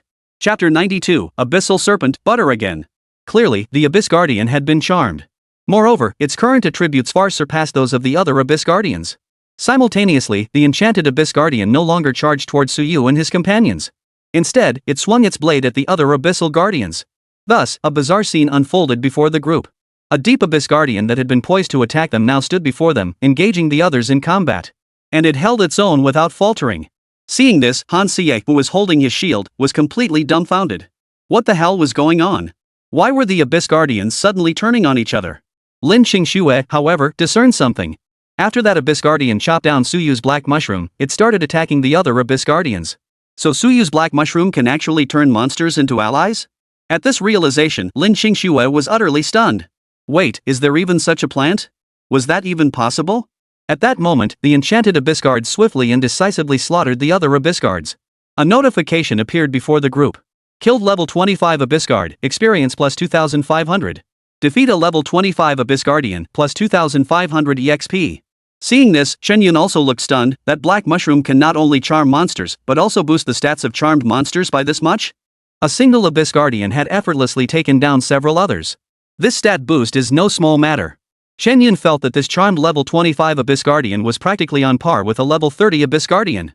Han Siye, regaining her composure, looked at Suyu in astonishment. Little brother Suyu, I never imagined your new plant would be this powerful. If this keeps up, won't we be able to turn every monster in the dungeon into our allies? Suyu sighed helplessly. It's not that simple. This plant has a cooldown, you know. After planting one red-eyed mushroom, Suyu intended to continue planting to charm all the Abyss Guardians. But he discovered that each planting triggered a 30-second cooldown. Hearing this, Han Siye reluctantly abandoned the idea. She nodded and said, still, that's incredibly powerful. After all, your plant can also boost monsters' stats. If we keep this up, enchanting just a portion of them could help us clear this dungeon. Suyu had been thinking along those lines. Earlier, he had also noticed that when the Abyss Guardian was charmed, he also gained experience points. In other words, once a monster was charmed, it was effectively defeated and granted experience. Since they could reap the experience, simultaneously using the red-eyed mushroom to charm some monsters while killing others would significantly speed up their dungeon clearance. After processing the Abyss Guard's loot, the group proceeded deeper into the palace. Along the way, they encountered several more waves of Abyss Guardians. For each wave, Suyu planted a red-eyed mushroom to charm one Abyss Guardian. Soon, the group entered the inner palace. The number of Abyss Guardians following Suyu had grown to 5. Han Siye, leading the way, warned, elite monsters lie ahead. Everyone, be cautious. Everyone nodded and continued forward. Before long, a massive serpent over 10 meters long appeared before them. Suyu activated his detection technique. Abyssal Serpent Elite Monster. Level 30. Strength 7000. Agility 7000. Spirit 5000. Stamina 9000. Skills, Whip Strike, Death Coil, Venom. These stats are far superior to those of a level 30 Abyss warrior out there, Suyu murmured to himself. The others also wore solemn expressions. This giant serpent's stats were simply too high. They rivaled 35 level monsters. And among them, the highest leveled Shenyun was only 34. At that moment, the Abyssal Serpent noticed them. A pair of enormous serpentine eyes turned to look at them. The 5 Abyss Guardians behind Suyu charged straight at it. The Abyss Guardians, blades raised, locked eyes with the colossal serpent. A flash of light erupted around the serpent as it unleashed its skill. Skill, Whip Strike. In the next instant, the serpent lashed out with its tail, flinging several Abyss Guardians away. The giant serpent's reaction and speed were exceptionally swift. The Abyss Guardians couldn't get close enough to it. Han Siye's delicate brows furrowed slightly. This won't do. That giant serpent is far too agile. At this rate, those Abyss Guards will be killed by it in no time. Suyu remained calm, murmuring softly, too agile? Then what would you do if I deployed my plant control? The next moment, Suyu directly planted the ice mushroom nest melon. The ice blue ice mushroom melon leapt high into the air. A loud bang echoed. The Abyssal Serpent's health bar dropped by a third instantly. Simultaneously, it was frozen solid, unable to move an inch. Now, the 5 Abyss Guardians immediately swung their blades at it. Is this freezing? Shenyun exclaimed in shock at the sight. He hadn't expected Suyu to possess such a plant capable of freezing. After all, such freezing abilities were typically only available to S-rank or even SSS rank control-type professions. And they were notoriously difficult to master. Yet Suyu, a gardener, possessed plants capable of freezing effects. At that moment, Suyu paid no heed to the stunned Shenyun. He didn't pause. Because the freezing effect of the ice mushroom nest melon only lasted 3 seconds. With a flick of his thoughts, Suyu planted 43 line corn throwers. The next moment, 43 line corn throwers simultaneously began projecting corn. With so many 3-line corn throwers, the probability of producing butter was extremely high. In just one round of projectiles, over a dozen butter kernels appeared. Moreover, before the giant python's immobilization effect had even worn off, the next round of corn kernels was already being hurled. This round yielded over a dozen more butter. Thus, the abyssal serpent remained frozen in place by the butter, utterly immobilized. Under the relentless barrage from so many 3-line cornheads and the 5 abyssal guardians, it took barely 10 seconds. The abyssal serpent perished instantly. Defeated level 30 abyssal serpent, experience plus 10,000. Obtained platinum grade armor, serpent skin armor. Upon seeing the kill notification appear, only Lin Qingxue knew that Suyu possessed plants like the 3-line corn thrower capable of infinite immobilization. The other 3, unaware of this, were utterly stunned by Suyu's recent maneuver. Chapter 93, The Abyss King Boss. Shen Yun's eyes nearly popped out of his head. Wait, dude, what the hell is that thing? Unlimited binding? I mean, fine, you have plants that can freeze and control things. But now this corn-like plant can actually inflict permanent immobilization? This is just ridiculous. Beside him, Hansia's beautiful eyes widened as she stared at the 3-line corn pitcher before her. She was clearly stunned beyond belief. She knew Suyu possessed many plants capable of dealing high damage, but she never imagined he also had plants that could exert infinite control over others. As for Li Jian beside them, his expression was blank. Suyu's maneuvers throughout this journey had completely shattered his expectations. Lin Qingxue, however, wasn't quite as shocked. After all, she had witnessed Suyu's triple-line corn pitcher back then. Lin Qingxue smiled at Suyu. You're still as amazing as ever, little brother? Hansia, finally snapping out of her daze, chimed in. I know your gardener is off the charts, Suyu, but isn't this a bit too much? Suyu merely smiled at the two girls' praise. Alright, let's gather up the dropped materials and keep moving. After gathering all the dropped items, the group pressed onward. Soon, they arrived before a massive gate at the palace's center. Shen Yun took a deep breath and said, inside lies the final boss, the Abyss King. With that, the doors slowly swung open. Upon entering, they saw the Abyss King, clad in black armor, seated upon the throne at the very center. An aura emanating from him sent shivers down their spines. Beside the throne, a sword remained unsheathed. Suyu immediately cast his detection spell upon it. Abyss King Boss. Level 35. Strength 10,000. Agility 7,000. Spirit 5,000. Constitution 10,000. Skills, Domain of the King passive, Sword Flash, Dark Slash. Whoa! Lin Qingxue and the others sucked in their breath upon seeing the Abyss Lord's stats. These stats were far beyond what a level 35 boss should possess. They were likely on par with level 40 bosses in other dungeons. At that very moment, upon the throne, the Abyss Lord, who had been keeping his eyes closed, slowly opened them. The next instant, everyone felt their own attributes drop. My stats dropped by 20% across the board. What's going on? Hansia spoke up first. Mine too, Lin Qingxue added. Suyu opened his profession panel and discovered all his attributes had also dropped by 20%. At that moment, Shen Yun's expression grew grave. This is the Abyss King's passive skill, the Domain of the King. Within his domain, all our attributes will decrease. Hearing this, everyone grew serious. At that moment, the 5 Abyss Guardians behind Suyu launched their attack on the Abyss King first.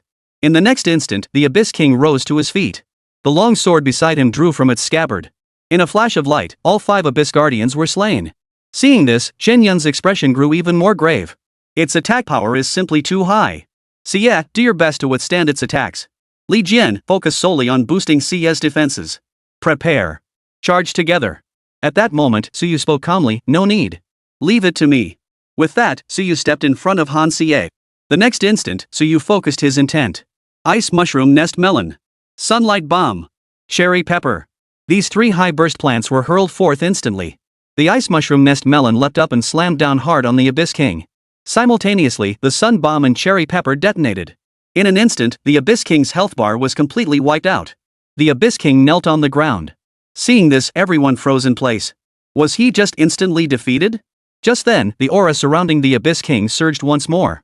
The next moment, a new health bar appeared above its head. This is Phase 2. The Abyss King has entered its second phase. Shen Yun declared upon witnessing this. After rising once more, the Abyss King was suddenly enveloped in a blinding light.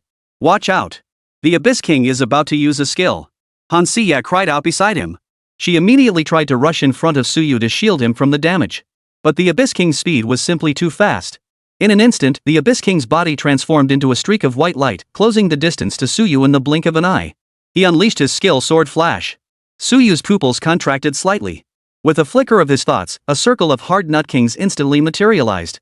It encircled him. The next moment, the Abyss King's sword slashed directly toward him. Clang!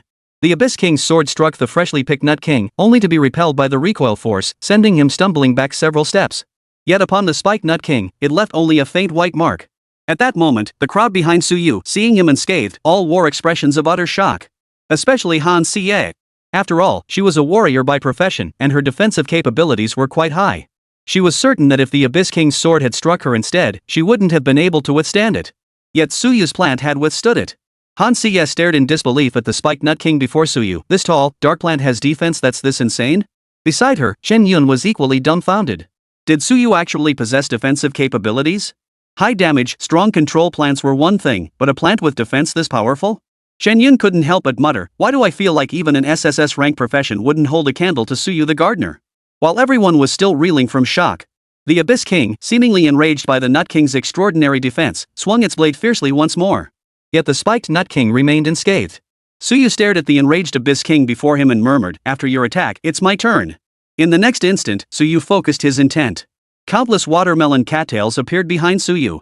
A dense, sprawling expanse made it feel as though one had stepped into a melon field. Holy crap, so many watermelons? Did Brother Suyu actually plant all these at once? Everyone stared at the water lilies before them, their faces frozen in shock. Only now did they realize that Suyu hadn't even exerted his full strength before. The damage potential of watermelon cattails was something they'd all witnessed firsthand. But now, with so many watermelon cattails, how terrifying would the damage be? Countless watermelons were hurled toward the Abyss King. The watermelons struck its body and exploded. The Abyss King roared in fury as its health plummeted. Within mere breaths, the Abyss King's health bar emptied once more.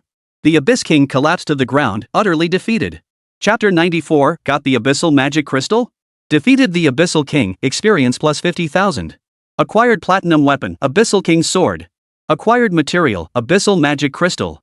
Upon seeing the kill notification, everyone erupted with excitement. Shen Yun exclaimed excitedly, we're amazing. We actually took down such a powerful boss. Hearing this, Han Xie rolled her eyes at him. Cousin, you've got some nerve. So you killed nearly every monster along the way, okay? What's so great about you? Hearing this, Shen Yun felt a bit awkward and cleared his throat lightly. Then he said, true, without Suyu, we wouldn't have stood a chance against this dungeon. But now that we've dropped the Abyssal Magic Crystal, our trial is complete. Let's go. Time to head out together. Everyone nodded in agreement and headed toward the dungeon exit. At that moment, outside the Abyss City dungeon, two groups of people appeared to be facing off against each other. Aren't you guys from the beautiful country and the land of cherry blossoms taking this too far? Why won't you let us dragon country people enter the dungeon? Exactly. Don't think we'll be intimidated just because your two nations teamed up. Exactly. Move aside now, or we won't hold back. One side comprised other teams from Dragon Nation's Kyoto University. The other side comprised members from the United States and Japan, whose combined forces had sealed off the dungeon. They wouldn't let the Dragon Nation people in. You Dragon country folks might as well not bother entering the dungeon, you won't clear it anyway. That's right. This year's Abyssal Magic Crystals belong to us, the United States and Japan. Dragon Nation, you lot should just get lost. The Americans and Japanese all hurled taunts. Meanwhile, behind them, a white man turned to a short young man beside him and said, Brother Nagashima, how about this? The United States takes 4 Abyssal Magic Crystals, and your land of cherry blossoms gets 1. What do you say? Hearing this, the Sakura Nation man named Nagashima felt a pang of resentment, but he still plastered on a flattering smile, of course. After all, the United States was the big brother to their Sakura Nation. Moreover, without the United States' efforts to join them in sealing off the Dragon Nation and preventing its people from running dungeons, they might not have secured a single Abyssal Magic Crystal. Seeing Nagashima agree so readily, the white man smiled with satisfaction. He then turned his gaze toward the instance entrance. Both our teams have been inside for some time now. Would you prefer your Sakura Nation team to clear the instance first, or should my beautiful nation team emerge first? Nagashima replied obsequiously, of course your team should exit first. After all, our Sakura Nation still lags behind yours. Seeing this, the white man's smile grew even more satisfied. At that very moment, a light flared at the entrance to the Abyss City dungeon. All eyes turned toward it. Look, someone's coming out. It must be our beautiful country's team clearing the dungeon. Our beautiful country truly is the strongest in the world. At the Dragon Nation team's location, upon hearing the voices of those American players, everyone's expressions turned grim. The United States already has someone about to clear the dungeon? How could that be so fast? They must have arrived earlier than us and entered the dungeon long ago. We can't let this continue, the abyssal magic crystals will be gone. Right. We have to take them on. If they won't let us into the instance, we'll fight them to the death. In an instant, every team at Kyoto University was boiling over. All prepared to take action, determined to force their way into the instance. Meanwhile, upon seeing figures about to emerge from the dungeon entrance, the white man's face broke into a smile. However, when the light faded, the white man's smile froze on his face. For the group that emerged was not their American team. Nor was it the team from the land of cherry blossoms. It appeared to be the Dragon Nation. For a moment, everyone present froze in shock. What's going on? When did the Dragon Nation get into the instance? No idea. Weren't we from the United States the first to arrive at this instance? Yeah, when we got here, there was no one else around. The Americans and Japanese couldn't fathom why Dragon Country people were emerging from the dungeon. After all, they had already sealed off the dungeon. They hadn't seen any Dragon Country people enter. Meanwhile, at the Dragon Nation team's location, the other teams from Kyoto University were also a bit bewildered. Is that Chen Yun's team? When did they enter the instance? No idea. Just then, someone suddenly cried out in alarm, "Look at the dungeon entrance. The mark indicating the abyssal magic crystal has vanished." What? It's gone? Does that mean someone already took the abyssal magic crystal? In an instant, everyone was utterly stunned. After all, the Abyss City dungeon was notoriously difficult. None of the teams present dared claim a 100% chance of clearing it. Yet, the abyssal magic crystal had actually been obtained. All eyes turned to Suyu and his group. Only Suyu and his group had emerged from the dungeon, which meant they must have obtained the abyssal magic crystal. Someone from the Dragon Nation team asked, "Chen Yun, did your team really get the abyssal magic crystal?" Chen Yun nodded. "Yes, we did." Hearing this, the members of the other teams from Capital University were utterly stunned. Chen Yun wasn't particularly strong. How had he managed to clear the instance? "It's Suyu!" someone exclaimed in surprise. Instantly, the others snapped to attention and turned their gaze toward Suyu. Chen Yun smiled and said, "That's right. It was precisely because of Suyu that we cleared the dungeon." Seeing this, the other teams were filled with envy and jealousy. Why wasn't Suyu on their team? But upon realizing that Lin Qingshui and Han Siye, two campus-level beauties, had invited Suyu to join their team, they could only indulge in their envy and jealousy. Meanwhile, the expression of the white man leading the American contingent darkened considerably. Originally, he had planned to block the Dragon Nation, preventing them from obtaining a single Abyss Magic Crystal. But now, a Dragon Nation team had already obtained one. And faster than the United States. Moreover, after the first Abyss Magic Crystal dropped, no more Abyss Magic Crystals would drop for the next 6 hours. This meant their beautiful nation team would return empty-handed this time. At this realization, the white man took a deep breath and turned toward Suyu, demanding, "Dragon Nation, hand over that abyssal magic crystal, or don't blame us for being rude." Instantly, the other Americans and Japanese joined in. "That's right. If you Dragon Country people don't want to die, hand over the abyssal magic crystal. Hand it over, or we'll take action." In their eyes, when they had sealed off the instance earlier, those Dragon Country people hadn't resisted. Clearly, they were afraid of them. After all, the United States was immensely powerful, and they had the land of cherry blossoms as their ally. It was only natural that those Dragon Country people feared them. Chapter 95, Abyssal Turmoil. The arrogance of the beautiful country's people has aroused the fury of all Dragon Country citizens. The abyssal demon crystals belong to our Dragon Nation. We will never hand them over. That's right. We Dragon Nation isn't afraid of your beautiful nation. Exactly.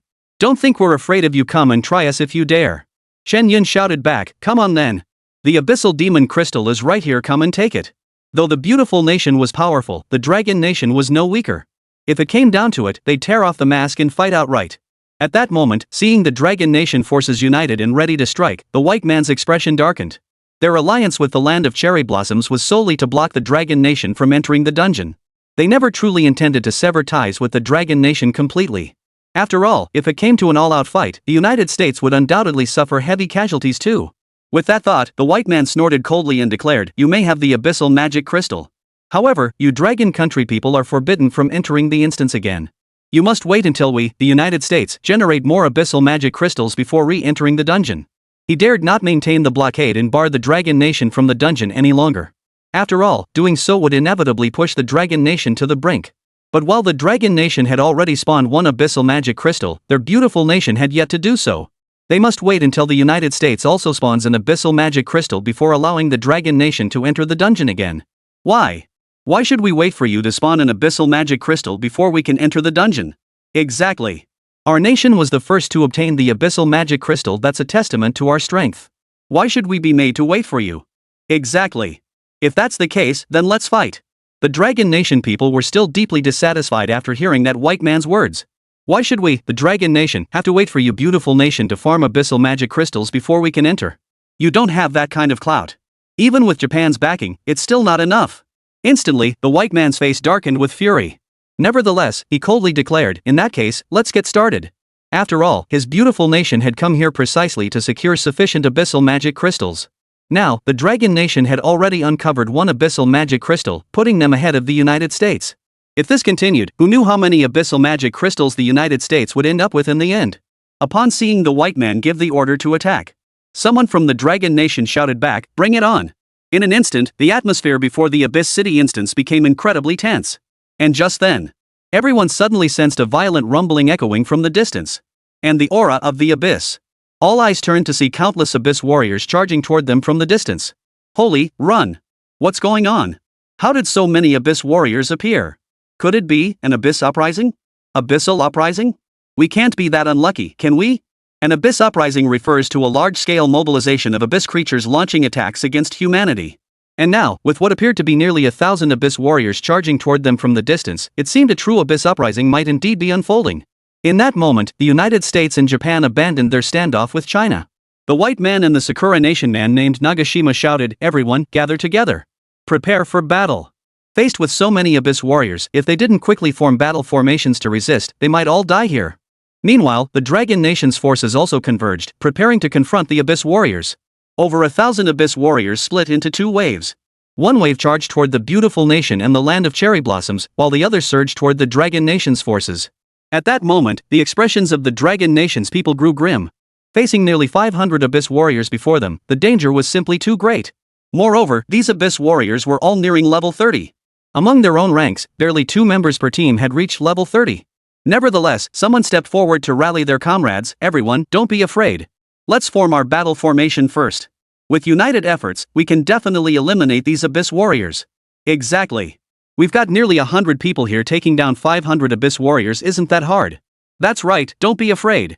In an instant, all the Dragon Country warriors' confidence soared, and they began arranging their formations. All warriors and tank classes stepped forward voluntarily to absorb damage at the front lines. Mages, archers, and other damage-dealing classes positioned themselves in the center. As for healers, controllers, and other support roles, they all positioned themselves at the rear, buffing everyone. Facing danger, all the Dragon Nation soldiers united as one. Meanwhile, the people of the United States and Japan were not nearly as united. First, they weren't from the same country, so they didn't know whose orders to follow. Moreover, within the American squads, many individuals harbored their own agendas, leading to complete disunity in their decisions. At this point, they were still confronting the Abyss warriors almost exclusively in scattered, isolated squads. On the Dragon Nation's side, 500 Abyss warriors had already charged to their front. The first wave of attacks left the frontline warriors and tanks suffering injuries of varying severity. There was no way around it. The sheer numbers of Abyss warriors were overwhelming. Though the healers swiftly restored their status, the Abyss warriors' assault came crashing down again. At this rate, they wouldn't hold out much longer. Of course, at this moment, the mages, archers, and others all unleashed their attacks. Skills of every color erupted, striking the Abyss warriors. However, after one wave, only about 50 Abyss warriors had fallen. The frontline warriors and tanks were on the verge of collapse. A wave of concern swept through the group. Seeing this, Suyu immediately stepped to the front of the formation. The others gasped in shock at his sudden action. "Suyu, what are you doing? Get back here. That's right, come back quickly. You can't withstand the Abyss warriors' attacks." For a moment, everyone was filled with intense worry. After all, they all knew Suyu's profession was gardener. Though they didn't know how he'd broken the school dungeon record, completed an S-rank mission, and cleared the Abyss City dungeon. They understood his combat prowess must be exceptionally high. Still, he was just a gardener after all. His defenses must be incredibly weak. If he charged ahead and faced the Abyss warriors head-on, he'd be instantly wiped out. They certainly didn't want the most gifted individual in Kyoto University's history to die here. Shen Yun and the others weren't quite as worried, though. After all, they knew Suyu was truly beyond compare. Defense, burst damage, control, he possessed them all. Therefore, Shen Yun shouted directly, "Everyone, don't worry. Trust Suyu." Lin Qingxue chimed in, "That's right, trust Suyu." For a moment, everyone froze. Then, all eyes turned to Suyu, who had already moved to the front of the group. Trust Suyu? Could Suyu alone turn the tide? Chapter 96, All Wiped Out? The Dragon Nation's people were now filled with utter dread. After all, we're talking about hundreds of Abyss warriors. The front 20 warriors barely held their ground against the Abyss warriors' onslaught. Could Suyu hold them off alone? And at that moment, Suyu had already advanced to the very front. Just as the Abyss warriors were about to launch their next assault, Suyu focused his intent, instantly planting an ice mushroom nest melon. After the ice mushroom gourd instantly killed 3 Abyss warriors, the entire screen froze in an instant. Hundreds of Abyss warriors were frozen solid in place, utterly immobilized. In the next instant, nearly 50 giant ice mushroom sprigs appeared before the Abyss warriors. All began spewing ice mushrooms and water jets. The piercing damage from the water jet struck every single Abyss warrior. And it wasn't over yet. The moment the ice melon mushrooms appeared, snowflake frost mushrooms and fairy clover also appeared. Countless frost peas began raining down from the sky, smashing into the Abyss warriors. Dense clusters of cactus spines pierced through one Abyss warrior after another. Hundreds of Abyss warriors' health bars plummeted rapidly. 3 seconds later, though the ice mushroom's full screen freeze effect had faded, hundreds of Abyss warriors were already at critical health. The next moment, Cherry Pepper appeared before Suyu. Boom! In an instant, a 6-meter-long, 20-meter-wide wall of flame erupted violently. Hundreds of Abyss warriors were instantly reduced to ashes. Silence. Everyone in the Dragon Nation fell into a deathly silence. Suyu's fluid sequence of actions had taken just over 3 seconds, not even 4. And those 400-plus Abyss warriors all wiped out in an instant? Had they seen wrong? Or were they dreaming? These were all Abyss warriors nearing level 30. Even a level 50 combat specialist would likely be swarmed to death. But Suyu, alone, wiped them all out in under 4 seconds? And without a scratch on him? Everyone stared at Suyu with blank expressions, their minds buzzing, unable to think, frozen in shock. Suyu, however, remained calm as he retracted all the plants. Simultaneously, a dense stream of experience notifications popped up before his eyes. Killed level 27 Abyss Warrior, EXP plus 2,700. Killed level 28 Abyss Warrior, EXP plus 2,800. Killed level 29 Abyss Warrior, experience plus 2,900. The next moment, a glow emanated from Suyu's body. He had leveled up again. Suyu rejoiced inwardly. The Abyss battlefield truly lives up to its name. Leveling up is incredibly fast here. After eliminating these Abyss warriors, Suyu discovered he had not only reached level 24, but his experience bar had also filled up by more than half. This meant he was on the verge of reaching level 25. This leveling speed was beyond what he'd ever dared imagine before. I wonder if any new plants have unlocked this time, Suyu murmured to himself. Then, silently in his mind, he commanded, "Open the plant compendium." The next moment, the familiar plant compendium appeared before Suyu once more. Suyu examined it carefully and discovered a new plant had been unlocked. Shadowflow Melon King. When enemies approach, the Melon King leaps up, crushing all 3 enemies beneath it and dealing massive damage. Shadowflow Melon King? Upon seeing the unlocked plant, Suyu felt a surge of delight. This plant is great. It's like having 3 Wogwas at once. The standard version of the Pumpkin King can only attack 1 target. But the Shadowflow Pumpkin King can attack 3 enemies at once. Remember, the Wogwa is a high burst plant. Back then, Suyu's Ice Mushroom Wogwa could instantly chip away a third of a level 55 Dark Mage's health. The Shadowflow Melon King deals the same damage as the Ice Mushroom Melon, just without the freezing effect. But it packs the punch of 3 Wogwas. Moreover, Suyu was only level 19 when he faced that Dark Mage. Now, Suyu was level 24, and the Wogwa's damage had increased significantly. Suppressing his excitement, Suyu turned to return to his position. The others, still in a daze, finally snapped back to reality. They hurriedly made way for Suyu. "Suyu, you're seriously on another level. Yeah, your strength puts even those seniors in their final year to shame." Senior students? I bet even the teachers can't match Suyu. Everyone looked at Suyu, filled with admiration. Suyu responded with a smile and a nod. Just then, they suddenly heard waves of agonized screams echoing from the distance. All heads turned to look. On the other side, the battle between the people of the beautiful nation and the land of cherry blossoms and the Abyss warriors was still raging. However, the Abyss warriors had now breached their defenses. Many from the United States and Japan had already fallen. The survivors could only put up a desperate resistance against the Abyss warriors. Some among them had witnessed Suyu instantly slaying hundreds of Abyss warriors moments ago, leaving them utterly stunned. Yet, they still had to face the Abyss warriors before them, leaving no room for such thoughts. Now, witnessing the mounting casualties, fear gripped them all. All eyes turned toward the Dragon Nation, pleading for help, their former arrogance completely gone. "People of the Dragon Nation, save us. I know there are powerful ones among you, please save us. That's right, save us. We won't compete with you for the dungeon anymore. Right, all the Abyss magic crystals are yours." Upon witnessing the citizens of the beautiful nation and the land of cherry blossoms all begging for mercy, Everyone in the Dragon Nation let out a cold laugh. Save you? Why should we save you? Exactly. Weren't you just being arrogant and blocking us from entering the dungeon? Yeah, weren't you threatening to fight us? Now you're begging for help? Exactly. Once you're done with the Abyss Warriors, we'll be coming for you. Here in Dragon Nation, no one felt sympathy for these Americans and Japanese. After all, their attitude was utterly arrogant just moments ago. They were even threatening to fight us. Therefore, naturally, no one here in the Dragon Nation would save them. Upon realizing the Dragon Nation had no intention of rescuing them, the Americans and Japanese fell into despair. Within mere minutes, the Americans and Japanese had already suffered heavy casualties.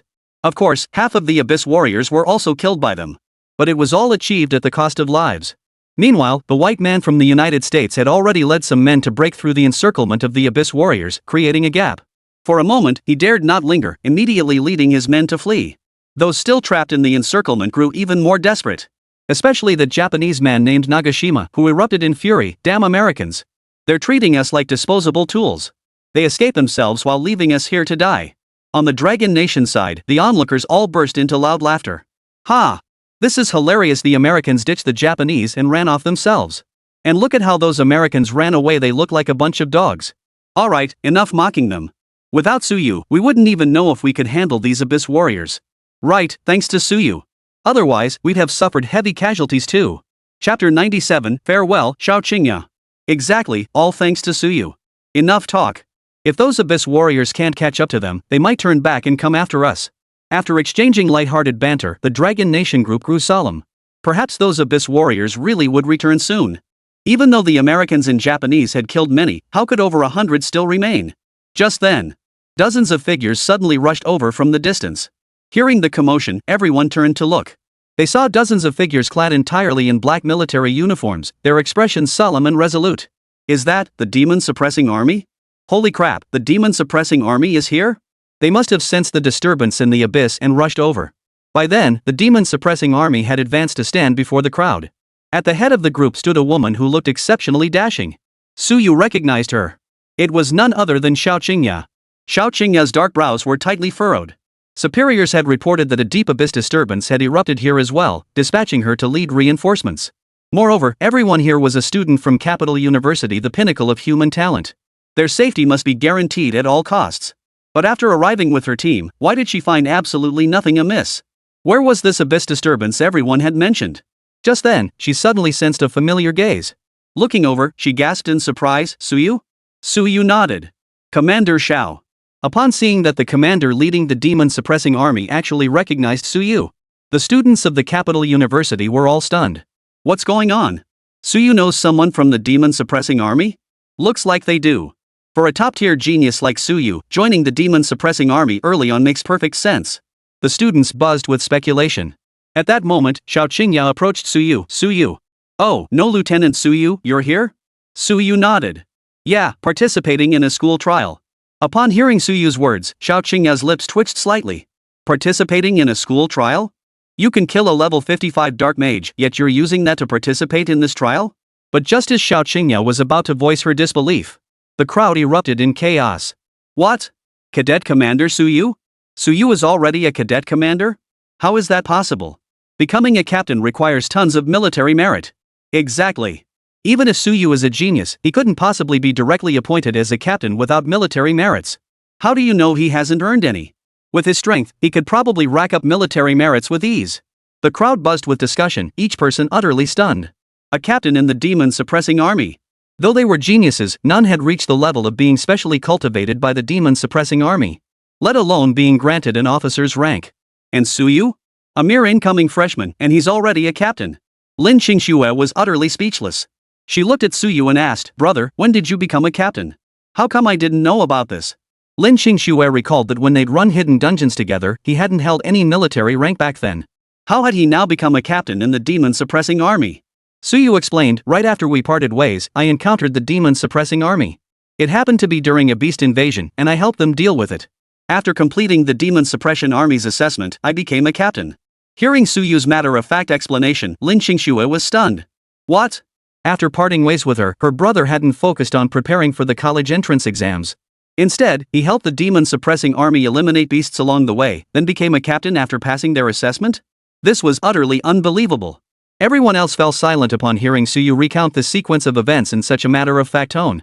Especially the demon-suppressing army soldiers behind Xiao Qingya.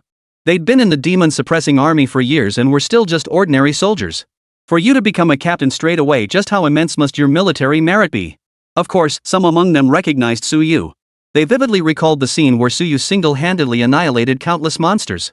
At that moment, Xiao Qingya asked, "By the way, has there ever been an abyss disturbance here? We're here on orders from higher-ups to resolve the crisis here."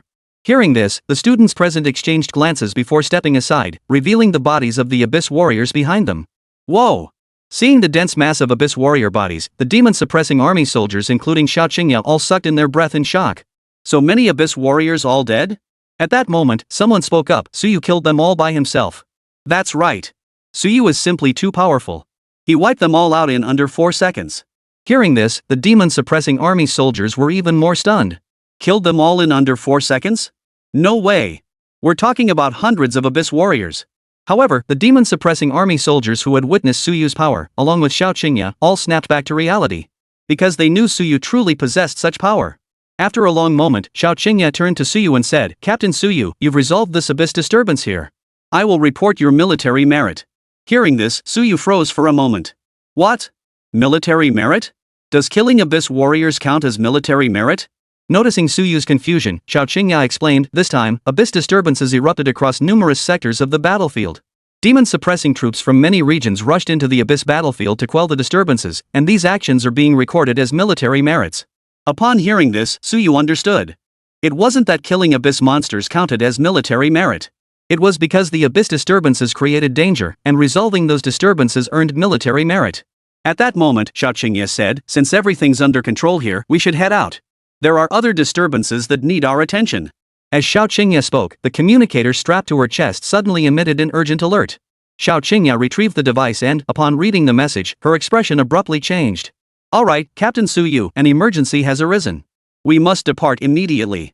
With that, Xiao Qingya hurriedly prepared to lead her men away. Clearly, something urgent had occurred.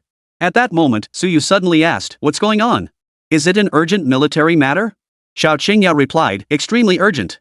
A large number of abyss monsters have suddenly appeared on the front line we're defending. If we don't handle this quickly, the front line will collapse. A breached front line would spell utter disaster. If it truly collapsed, those abyss monsters would surge out of the abyss battlefield and invade the dragon nation. Countless lives would be lost." Hearing this, Suyu's expression turned solemn. "I'll go with you," he said. After all, as a member of the demon sealing army, Suyu had a duty to deal with these abyss monsters. Moreover, abyss monsters yielded exceptionally high experience points. To level up quickly, Suyu had to go. Chapter 98, Crisis at the Front Lines. Xiao Qingya paused slightly upon hearing Suyu's words, but quickly regained her composure. Good. With Captain Suyu there, things should be much easier. After all, Xiao Qingya had witnessed Suyu's plans firsthand. They were ridiculously powerful. Suyu alone could match hundreds, even thousands. At that moment, Suyu turned to Lin Xingxue and the others. "I'll be accompanying Commander Xiao on military duties. After the trial concludes, please inform Director Zhang Yuan why I didn't return." Lin Xingxue was still a bit dazed, but she nodded quickly nonetheless. Suyu then followed Xiao Qingya and the others directly toward the front lines. Abyss Battlefield, a frontline sector of the Dragon Nation. General Sun Xiaohua of the Linhai City Demon Suppressing Army commanded this sector. Surveying the grim situation before him, he turned to an officer beside him and asked urgently, "When will reinforcements arrive?" The officer replied, "Reinforcements are already arriving in waves." Hearing this, Sun Xiaohua frowned. "These reinforcements aren't enough. We need much more high-level support. There are simply too many high-level monsters here. Sending reinforcements below level 35 won't make much of a difference."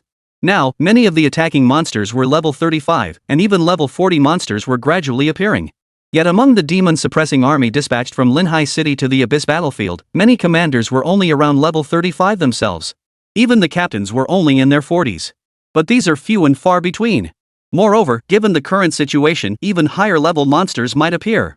Without high-tier combat support, they'll likely struggle to hold this defensive line. At this point, the officer wore a look of helplessness. This time, unrest has erupted in many areas of the Abyss battlefield.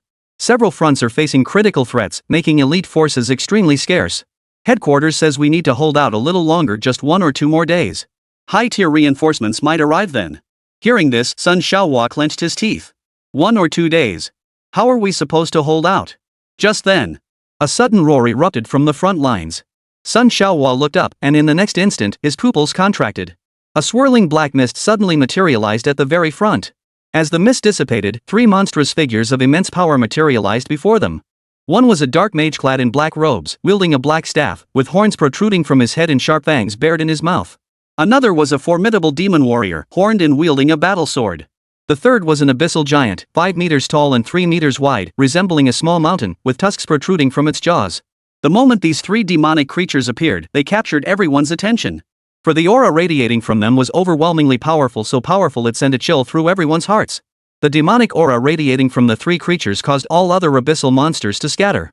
They then slowly made their way toward the front lines, following the path cleared by the retreating creatures. These 3 demonic beasts are at least level 45. No, level 50. A captain, having just slain a monster, couldn't help but tense up upon seeing the 3 demonic beasts. Of course, he wasn't the only one reacting this way. Nearly every member of the demon-suppressing army present wore grim expressions, some even betraying visible fear. 3 demonic monsters, each likely exceeding level 50. Consider this, even their own general Sun was only level 55. For a moment, the morale of the demon-suppressing army took a significant blow. If there had been only one such demonic monster, they might still have had a chance. But now. At this moment, Sun Xiaohua's expression darkened considerably. He murmured under his breath, 3 level 55 demonic monsters. Can we really hold them off? Yet, in the next instant, determination hardened in Sun Xiaohua's eyes. We must hold them back, no matter what. In the next instant, he bellowed, everyone, form the battle array. Prepare to fight. Instantly, every member of the demon-suppressing army snapped back to attention. They swiftly formed their battle formations and charged into combat. No matter how powerful the enemy, they could not retreat.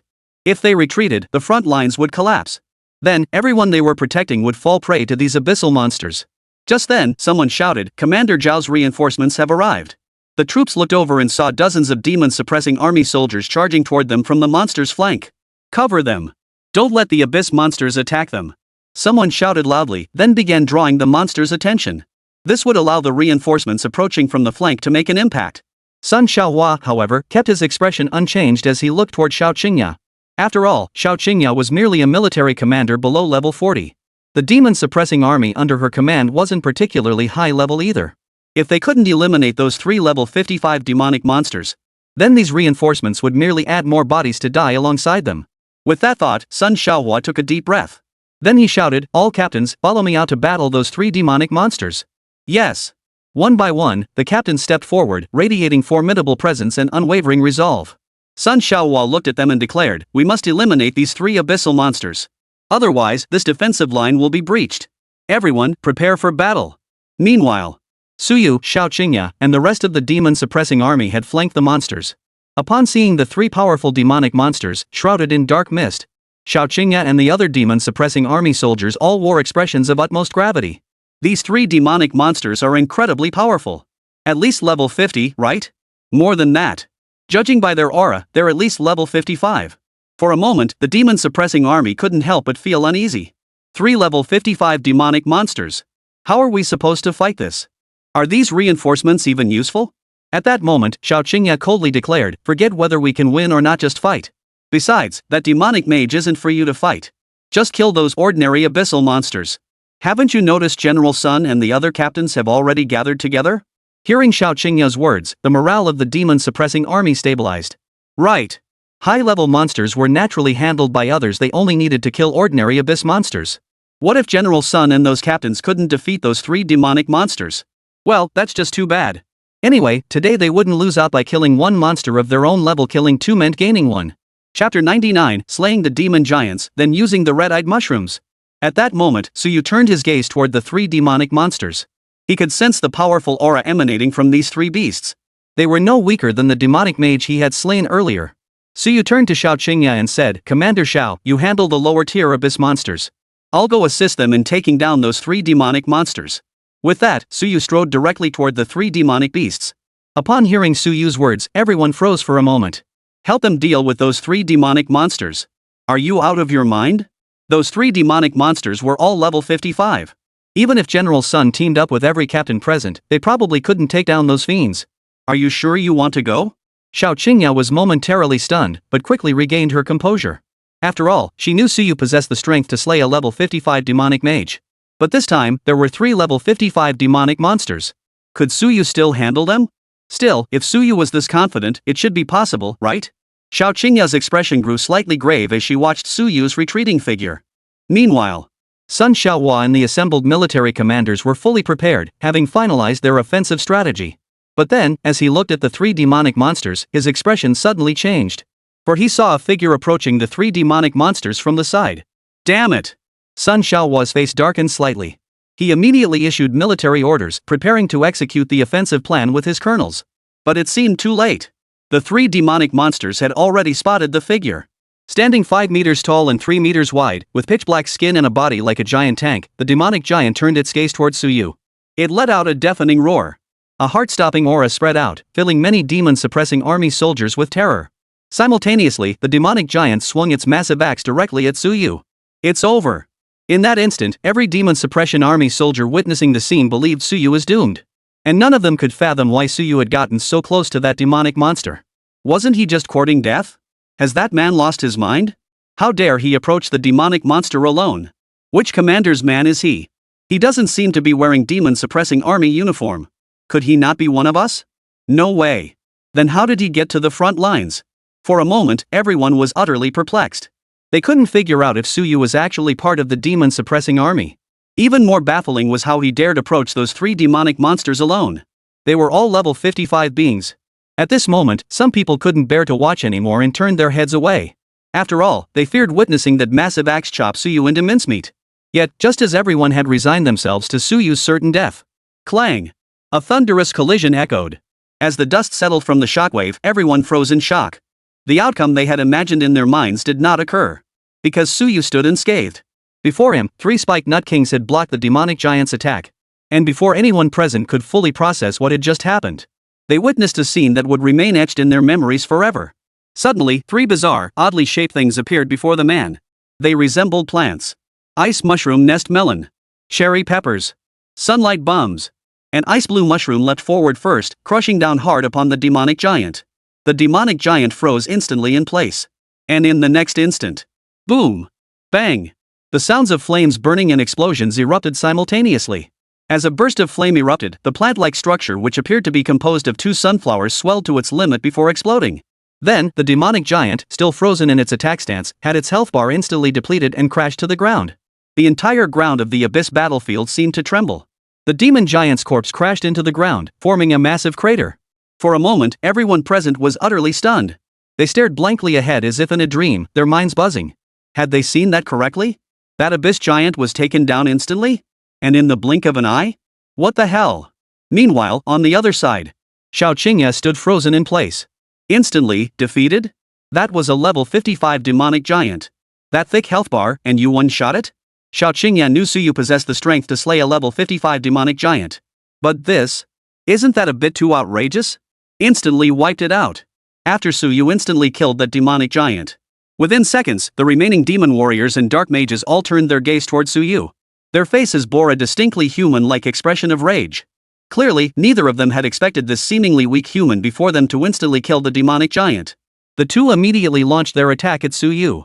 With a flick of his thoughts, Suyu planted a red-eyed mushroom right in front of the Nut King.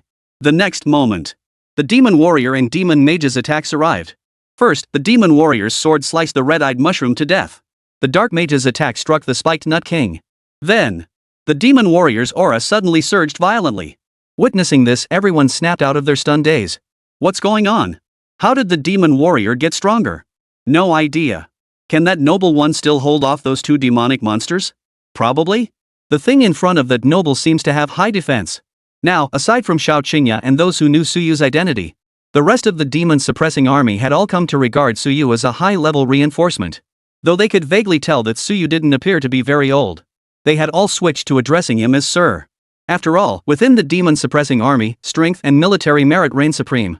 However, they still harbored some concern about whether Suyu could eliminate the remaining 2 demonic monsters. For the demon warrior's aura was still surging wildly. It was simply too powerful. It was likely approaching the strength of a 60th level demonic warrior.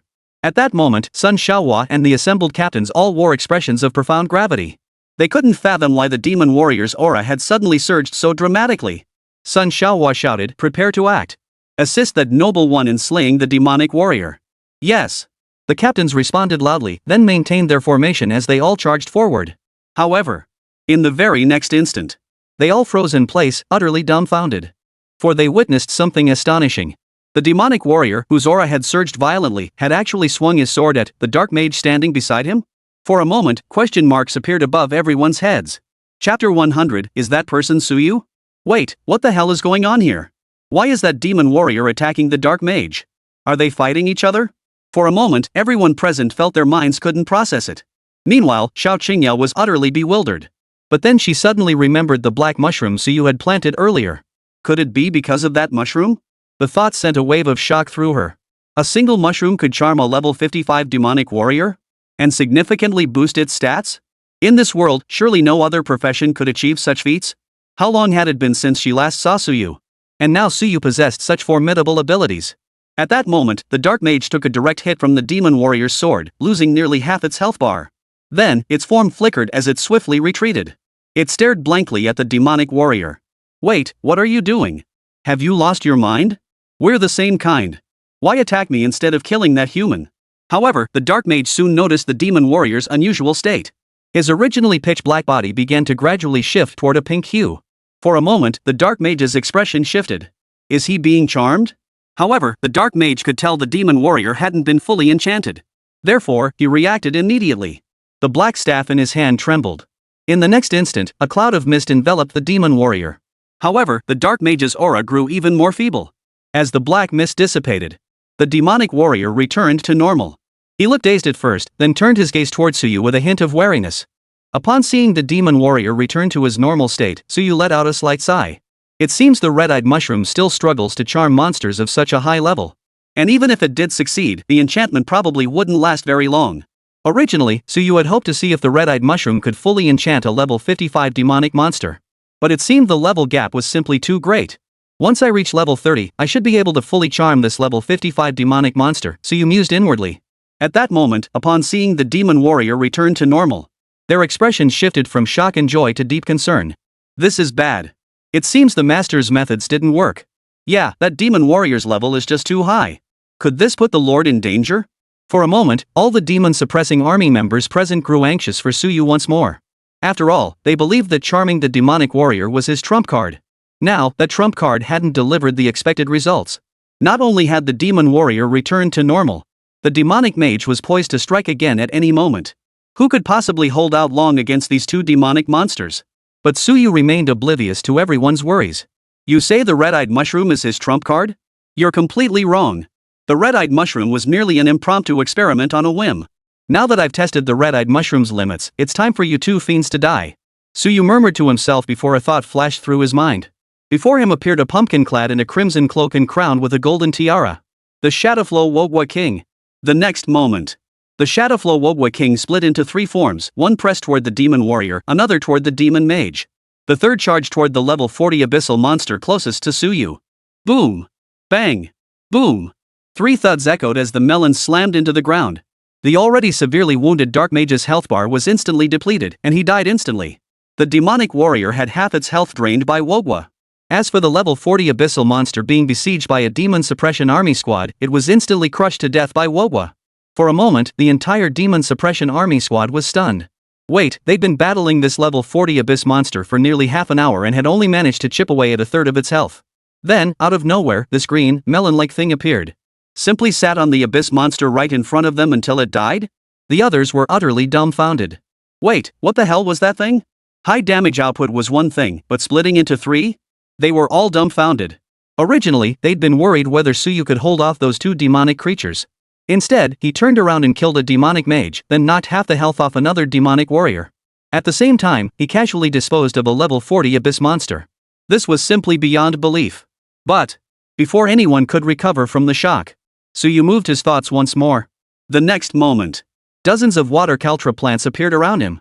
Then, countless watermelons launched themselves directly at the demonic warrior, whose health was already halved. Boom! Crack! The explosive crackling of bursting watermelons echoed continuously. The demon warrior's health bar plummeted rapidly. In just a few breaths, the demon warrior's health bar was completely depleted. Everyone was stunned. They'd even forgotten what they were supposed to be doing. Sun Xiaohua and the group of captains stood frozen in place, their eyes fixed intently on Su Yu's direction.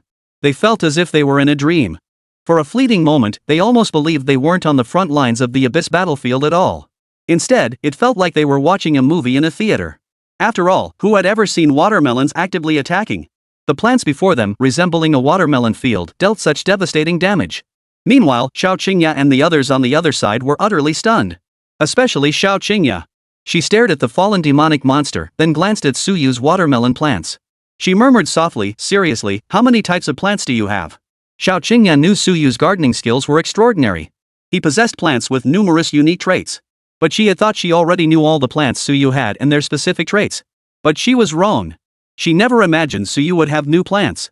That black plant with formidable defensive power, the black mushroom that could charm monsters, the green melon that could split into three, and now these countless watermelons dealing immense damage. It took Xiao Qingya a long while to snap back to reality. She led the demon-suppressing army behind her toward Sun Xiaohua and the captain's positions. General Sun, Xiao Qingya saluted. Sun Xiaohua snapped out of his daze as well, though his gaze remained fixed on the distant figure rather than Xiao Qingya. Asking, Xiao, did that person come with you? Xiao Qingya nodded. Yes. Hearing this, Sun Xiaohua murmured softly, who is he? Is he one of our demon-suppressing army?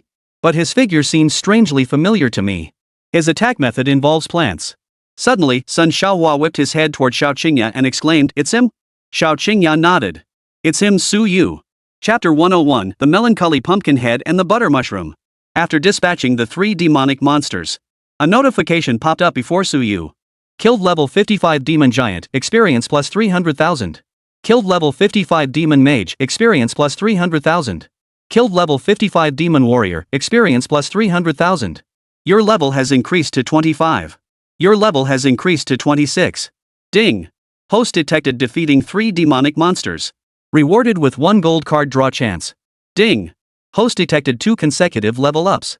Rewarded 1 draw opportunity. Host, would you like to draw now?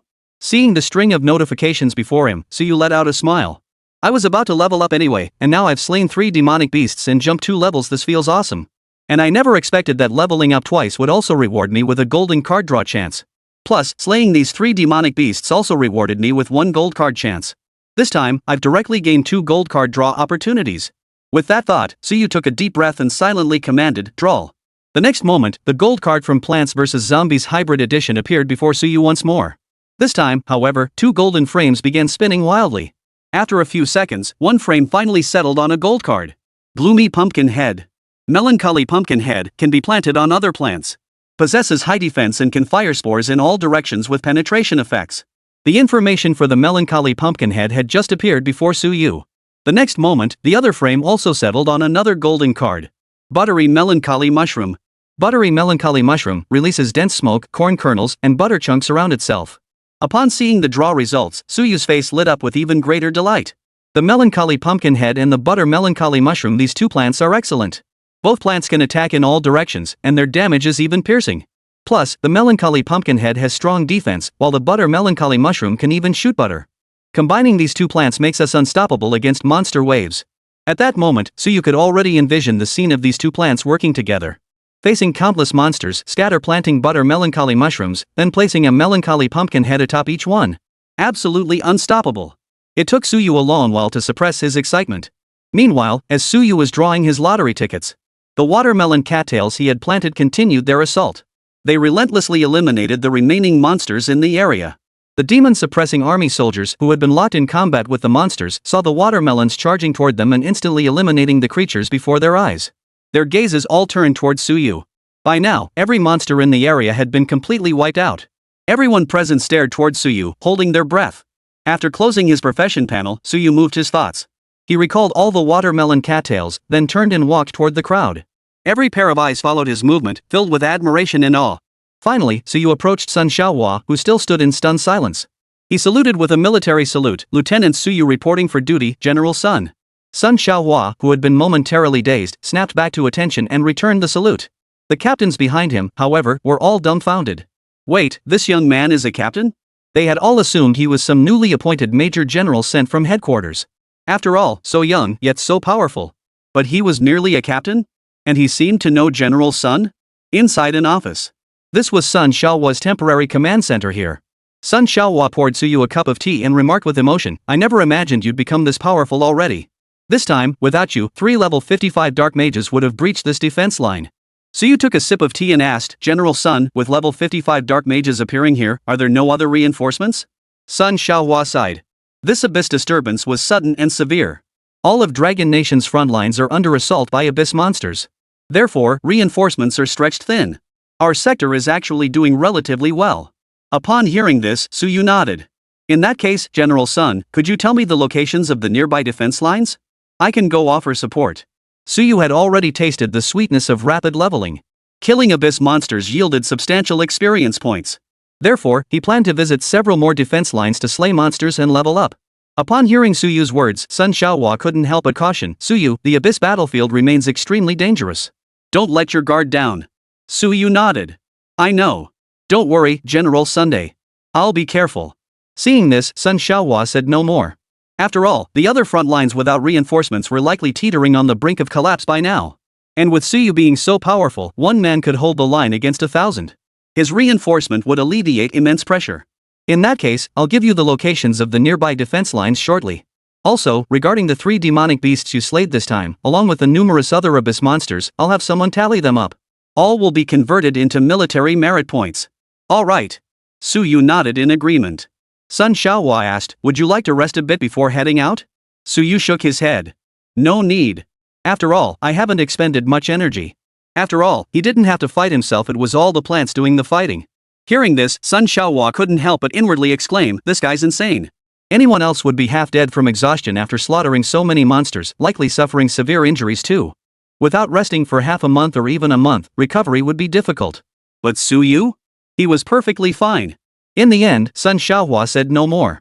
After handing over the nearby defense positions to Suyu, Suyu set off immediately. Chapter 102, the defenses have been breached? Inside a conference hall. Several figures clad in black military uniforms sat around a long table. A young officer stood before a map, briefing the high-ranking military officials on the situation at the Abyss battlefield. This Abyss disturbance is severe. Front lines across multiple sectors have suffered massive attacks from Abyss monsters.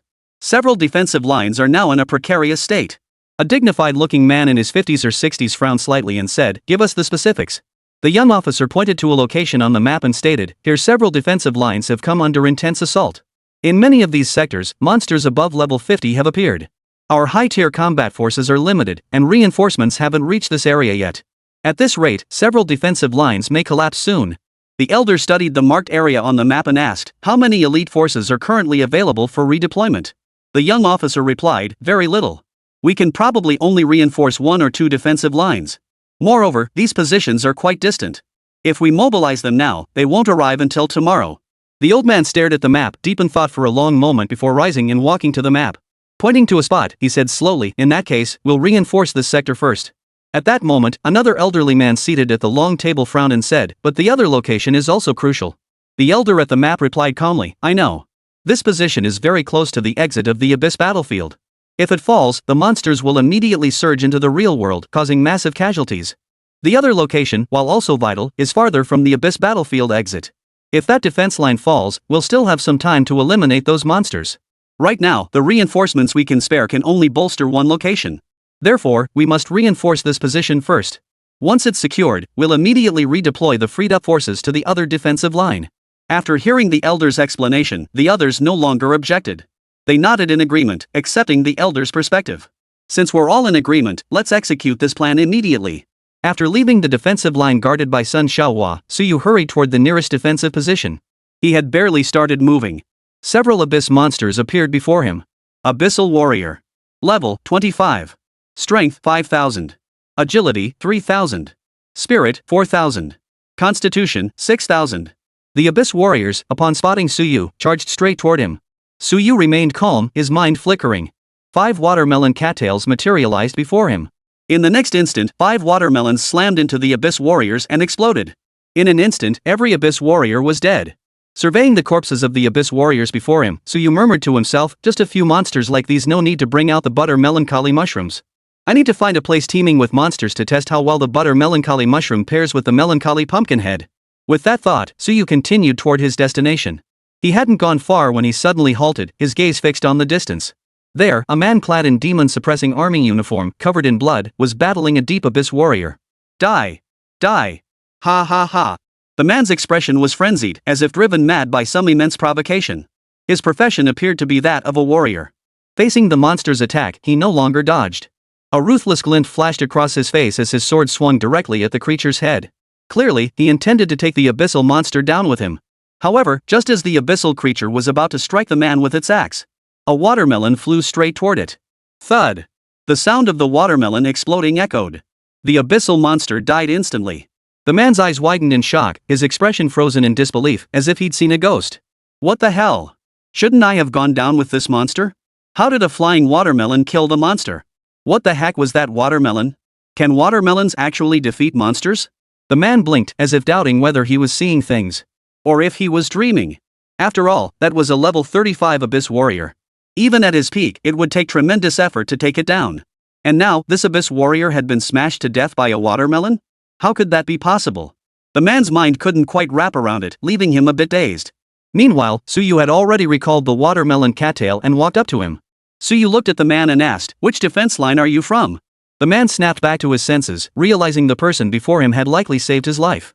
As for why a watermelon had killed the abyss warrior, he didn't have time to ponder that now. He stood at attention and saluted. "Sir, I'm from Defense Line 5. Now the man could clearly see the face before him. Young. He looked incredibly young, probably not even 20 years old. Defense Line 5. Suyu recalled the map of nearby defense lines Sun Xiaohua had given him earlier.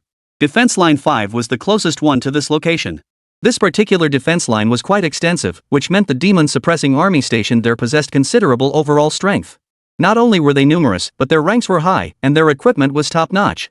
Even the lowest-tier soldiers each wore a full set of golden armor. Then why are you here? Suyu glanced around at the surroundings. Logically, this area shouldn't fall within the jurisdiction of Defense Line 5. Could it be that the scope of Line 5 has expanded? Upon hearing Suyu's words, the man's face instantly contorted with profound sorrow. A bitter smile touched his lips. Defense Line 5 has been breached. It's been breached? Suyu froze upon hearing this. Then he asked, what happened? Has the news of the line's collapse been reported to the military high command? Why haven't reinforcements arrived? The man's expression turned bitter. We requested reinforcements from headquarters long ago, but none have arrived. Superiors ordered us to hold our ground. We've held out until now, but we can't defend it anymore. The line is completely breached. Then, headquarters ordered us to retreat. Upon hearing this, Suyu grasped the situation and asked, if the order to retreat has already been given, why haven't you left yet? The man lowered his head. After a long silence, his eyes reddened slightly. The comrades I was paired with, they're all dead. We promised each other we'd die together, but they died first. As he spoke, tears streamed down his face. And they died trying to save me. Under these circumstances, I won't leave either. I'll kill every monster I can. If I die, so be it. I must fulfill the promise we made back then. Hearing the man's words, Suyu also fell silent. After a moment, he asked, if the 5th defense line falls, how severe will the consequences be? The man replied, the breach at Line 5 will affect the surrounding defense lines. Moreover, if we don't eliminate the monsters here quickly, reinforce the defenses, and re-establish the lines, these monsters will breach into the real world, causing massive casualties. In short, the consequences are dire. Suyu nodded upon hearing this. I understand. With that, he turned to head toward the location of Defense Line 5. Noticing the direction Suyu was heading, the man realized he intended to go to Line 5. He immediately called out, Sir, there are many monsters there. It's dangerous for you to go alone. I know. Suyu's voice drifted from the distance, utterly calm. Chapter 103, Reinforcements arrive, but only one person? The man froze for a moment. He knew? You know, and you're still going? It seems you haven't taken my warnings about the danger seriously at all. Just then, Suyu's voice came through again. I'll go see if I can clear out the monsters there. Hearing this, the man was even more bewildered. He wondered if his ears were playing tricks on him. See if I can clear out the monsters there? There are tons of monsters over there. And you're just one person. Suyu rushed toward the position of Defense Line 5. The growls of monsters gradually filled his ears. Amidst them, faint cries of battle, angry roars, and shouts could still be heard. Evidently, some demon-suppressing army soldiers had not evacuated and were still holding their ground. In the distance, Suyu saw dense waves of abyss monsters relentlessly advancing toward this location, surging forward like an unstoppable tide. Among them were monsters of exceptionally high levels. Level 35, even level 40 monsters. These monsters were charging directly at the wave of demon-suppressing army soldiers still holding the line. That group of demon-suppressing army soldiers appeared to number several dozen. Organized into 5-man squads, they relentlessly slaughtered the monsters charging forth. All of them were high level, above level 30, which is why they had managed to hold out this long. Though this wave put up fierce resistance, it wouldn't be long before they too were worn down and killed by these abyssal monsters. For the defensive line here had already been breached, and countless abyssal monsters were now surging toward this position. Pure numbers alone would be enough to overwhelm and kill these few dozen defenders. Upon witnessing this scene, Tsuyu wasted no time. He immediately rushed toward the group. Damn it, there are too many monsters. We can't kill them all. Among the dozens resisting the monsters, a burly warrior-like man from a 5-person squad roared in frustration. Behind him, a man whose profession was archer remained expressionless, continuously drawing his bow and releasing arrows. With each arrow released, another abyssal monster fell dead. We'll kill them all, even if it kills us. As the general's personal guard, with the general fallen in battle, what face do we have to live on? Beside him, a man whose profession was mage nodded in agreement. After unleashing a fireball spell that obliterated a cluster of monsters, he declared, "That's right. The general perished alongside that level 55 demonic beast. We have no right to live either. But we'll kill as many abyss monsters as we can before we die. That's the only way to make it worth it." Just then, a furious roar suddenly echoed from nearby. "Brothers, the 5 of us can't hold out much longer. Kill as many as you can for us." The demon-suppressing army soldiers fighting the monsters all turned toward the sound. They saw a small squad on the verge of collapse. Seeing this, dozens of demon-suppressing army soldiers wore expressions of utter despair. But they had no time for sorrow. They all roared with fury, relentlessly slaughtering the abyssal monsters. Damn it, kill them all. The burly warrior in the group was fighting with bloodshot eyes. Old Lu, watch out. At that moment, the expressionless archer's face suddenly paled. A monster radiating immense power suddenly lunged at the warrior from the side. The warrior jolted in shock. Though he managed to withstand the creature's attack, he clearly suffered significant injuries. Without the warrior holding the line, several ferocious beasts charged forward all at once. Seeing this, the expressions of the others all changed drastically. Clearly, their group was on the verge of collapse. After all, they had been fighting for so long, and by now, their losses were already immense. Yet, none of them felt sorrow at that moment. Instead, they all wore expressions of relief. "General, we're coming to join you." They had all prepared themselves for death. But just as the monsters were about to launch their fierce attack, suddenly, an ice-blue mushroom appeared. The mushroom leapt up and crushed one of the monsters. In the next instant, all nearby monsters froze solid in place. Ice mushroom nest. Simultaneously, blue ice peas began falling from the sky. Then, a gust of wind swept in, sending a barrage of dense cactus spines flying toward them. Snowflake frost mushrooms and cactus clovers. In just a few breaths, the majority of the abyss monsters that had broken through the defenses were all dead. Some demon-suppressing army soldiers, who had been locked in combat with monsters only to suddenly find their foes dead before them, froze in place. Especially the burly warrior, Old Lu. He and his comrades had already braced themselves for death. So how did the monsters die? What happened? Old Lu asked in confusion. At that moment, a look of joy flashed across the archer's face as he shouted, "Reinforcements! Reinforcements must have arrived." At that cry, hope suddenly flashed in the eyes of the other dozens of demon-suppressing army soldiers, eyes that had been devoid of light. They all roared in unison. "That's right. Reinforcements must have arrived. Brothers, we don't have to die. Slaughter these monsters." In an instant, the demon-suppressing army was overcome with excitement, their morale soaring. At the same time, someone spotted a young man approaching the defensive line. Surrounding him were dense clusters of water caltra plants. Countless watermelons were hurled at the nearby monsters. As each watermelon exploded, another abyssal monster fell dead. In an instant, the abyssal monsters fell like grass being mowed, at an astonishing speed. Some of the demon-suppressing army present were utterly stunned. What on earth was this? Were those watermelons the ones slaying the abyss monsters? Could watermelons possess such formidable attack power? And what just appeared? Those blue bullets falling from the sky, and the spiked projectiles carried by the wind. What the hell is all this? Why is the damage so high? In just a moment, nearly all the monsters that had breached the perimeter defenses were on the brink of annihilation. It took a long while before anyone could recover from the shock. In one squad, the veteran warrior Old Lu suddenly seemed to grasp something. His expression darkened slightly. "Is this the only reinforcement we're getting?" Chapter 104, The Power of Butter Mushroom. Meanwhile, Old Lu's teammates were all still staring intently at Tsuyu's direction. They paid him no mind whatsoever. After a long pause, the archer finally spoke up, "Even though we only have one reinforcement. But, somehow, I feel like he's stronger than all of us combined." At that moment, every member of the demon-suppressing army stared blankly in Tsuyu's direction. All the monsters surrounding the defensive line had been completely cleared. And that young man was slowly walking out beyond the defensive line. Instantly, terror spread across every face. A trembling voice asked, "Is he trying to break through the defense line alone?" After Suyu stepped beyond the defensive line, what met his eyes was a dense swarm of abyss monsters.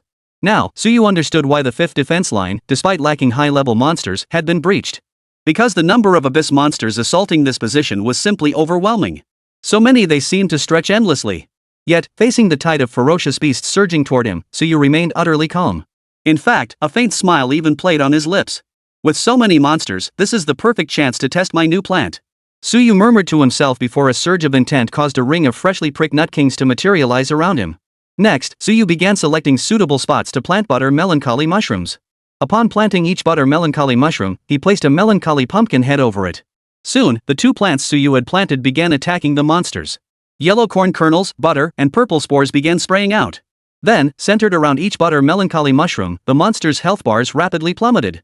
The monsters realized the plants dealt significant damage and all charged toward the butter melancholy mushrooms. However, with the highly defensive melancholy pumpkin heads present, the monsters couldn't inflict much damage at all. Moreover, many plants couldn't even get close before dying instantly. Thus, the monsters fell in waves like wheat being cut down, dying in large numbers at once. At this moment, beyond the fifth defense line, the dozens of demon-suppressing army soldiers stationed here had yet to depart. After Suyu entered the defense line alone, they were all filled with deep concern. Is it safe for him to enter the defense line alone? Even though he's incredibly powerful, he single-handedly slaughtered all the monsters outside the line. There are far too many monsters inside. He won't be able to hold out. Yeah, should we try to rescue him? He's so young and powerful, probably a major general, right? It's impossible to rescue him. You all know how terrifying the monsters inside are. At that moment, everyone was murmuring among themselves. While worrying about Suyu, they debated whether to venture inside the defense line to rescue him. Then, the burly warrior Lao Lu from earlier spoke up in a solemn voice. "If he hadn't intervened just now, I wouldn't be alive. Besides, I came here today prepared to die. I'm going to save him." With that, old Lu strode toward the defensive line. His teammates all fell silent for a moment before following him. After all, if not for Suyu, they too might have been surrounded and killed by the monsters moments ago. Moreover, old Lu was their comrade in arms. They couldn't possibly abandon him. On the front lines, the number of butter melancholy mushrooms cultivated by Suyu has grown increasingly vast. Their attack range now nearly covered half the front-line battlefield. In an instant, monsters within hundreds of meters centered around each butter melancholy mushroom were completely wiped out. At this moment, old Lu had reached the entrance of the defensive line. Upon witnessing the scene before him, he froze in place. His eyes were vacant, his expression utterly dazed, as if he had seen a ghost. The frontline battlefield reflected in old Lu's eyes. In many locations, a yellow plant was planted, encased in a purple shell resembling a pumpkin head. Both the yellow plants and the purple pumpkin-like heads were spraying various substances in all directions. Abyss monsters fell in droves, like cutting through straw. Just then, several of old Lu's teammates approached from behind. Seeing old Lu frozen in place, they were all filled with confusion. "What's going on, old Lu? Why aren't we moving?" The archer asked. "You scared? Did the monsters inside multiply again?" As he spoke, the archer stepped over old Lu's body to peer inside, trying to see what was happening. Then, upon seeing the state of the front lines, he too froze in place. The others saw the battlefield scene too, feeling a powerful shock. The monsters that had surged like a tidal wave moments before were now mostly slain. The remaining monsters continued their assault. But under the plants' attacks, they were like moths drawn to a flame. Before they could even reach the plants, they were instantly killed. The scene before them left the group utterly speechless. They glanced at the calm-faced youth in the distance, then back at the plants. A single thought filled their minds: Suyu alone could withstand an army of 10,000. Chapter 105, Drill Card, Charm Mushroom Shooter. Only then did the rest of the demon-suppressing army reach the defensive line. Seeing old Lu and the others standing frozen in place, they were utterly baffled. "Look inside," someone suddenly shouted. Startled, one demon-suppressing soldier snapped, "What's the fuss? Did you see a ghost?" The soldier who had been scolding others turned his gaze toward the interior of the defensive line. His words seemed to get stuck in his throat, and he couldn't speak either. He and every other demon-suppressing soldier now wore expressions of utter bewilderment. As if they had truly seen a ghost. No, it was even more terrifying than seeing a ghost. They all remembered the scene when the defense line had been breached. Faced with a dense swarm of monsters, utter despair had gripped everyone. Their general had fallen in battle, and more than half their comrades had perished. Yet even then, the monsters seemed endless, as if they could never be killed. But now, what did they see? The ground was littered with monster corpses. And the silhouette of that youth standing alone at the front lines, as if he were the only one left in the entire world. At this moment, the number of monsters before Suyu was dwindling. So few that many of the butter melancholy mushrooms he'd cultivated had ceased attacking. That's enough. Suyu murmured to himself, then shifted his focus away from the monsters before him and opened his profession panel. A flurry of experience notifications popped up. Killed level 30 Abyss Warrior, EXP plus 30,000. Killed level 35 Abyss Warrior, EXP plus 45,000. Killed level 40 Abyss Warrior, EXP plus 60,000. Your level has increased to 26. Your level has increased to 27. Your level has increased to 28. Ding! Detected 3 consecutive level ups. Rewarding 1 lottery chance. Host, would you like to draw now? After seeing the message on his interface, Suyu smiled, leveling up 3 times in a row. That's just awesome. After all, the higher the level, the harder it becomes to advance. Under normal circumstances, if Suyu wanted to climb from level 26 to level 28, he'd have to grind through at least a level 35 dungeon multiple times just to have a chance at leveling up. But now, within the Abyss battlefield, Suyu had slain thousands of Abyss monsters in this wave, instantly leaping up 3 levels. Plus, he earned another lottery chance. Suyu rubbed his hands together excitedly. Wonder what I'll get this time. With that thought, he silently chanted, "Lottery." As soon as the words left his mouth, the lottery interface appeared before him once more. However, Suyu noticed that this time, besides the previous gold cards, there seemed to be some diamond cards as well. For instance, the Enchanted Destruction Mushroom, the Enchanted Mushroom Archer, the Fortune Golden Cup Flower, and others all were diamond tier plants. A selection box began circling over these plants. Moments later, it came to rest on one plant. Charm Mushroom Shooter. Enchanted Mushroom Archer fires 3 enchanted bullets every 2 seconds. Enchanted enemies remain affected for 15 seconds. Inflicts heavy damage on enemies with high levels in defense. Upon seeing this plant, Suyu was utterly thrilled. I never thought I'd unlock the Charm Mushroom Shooter. It was well known that the Charm Mushroom Shooter was dubbed the queen in the hybrid version of Plants vs. Zombies. Its ability? It can enchant monsters. While it doesn't boost enemy stats like the Red-Eye Mushroom does after enchanting them. But the Charm Mushroom Shooter can charm a greater number of zombies. If zombies keep coming for the full 15 seconds after planting it, it can charm at least 21 zombies. The Charm Mushroom Shooter excels against smaller groups of elite monsters with higher levels. Suyu pondered the uses of the Charm Mushroom Shooter. After all, he now possessed an abundance of plants. The Watermelon Cattail could handle any situation, the Butter Melancholy Mushroom dealt area damage against large groups, and there were piercing plants, among others.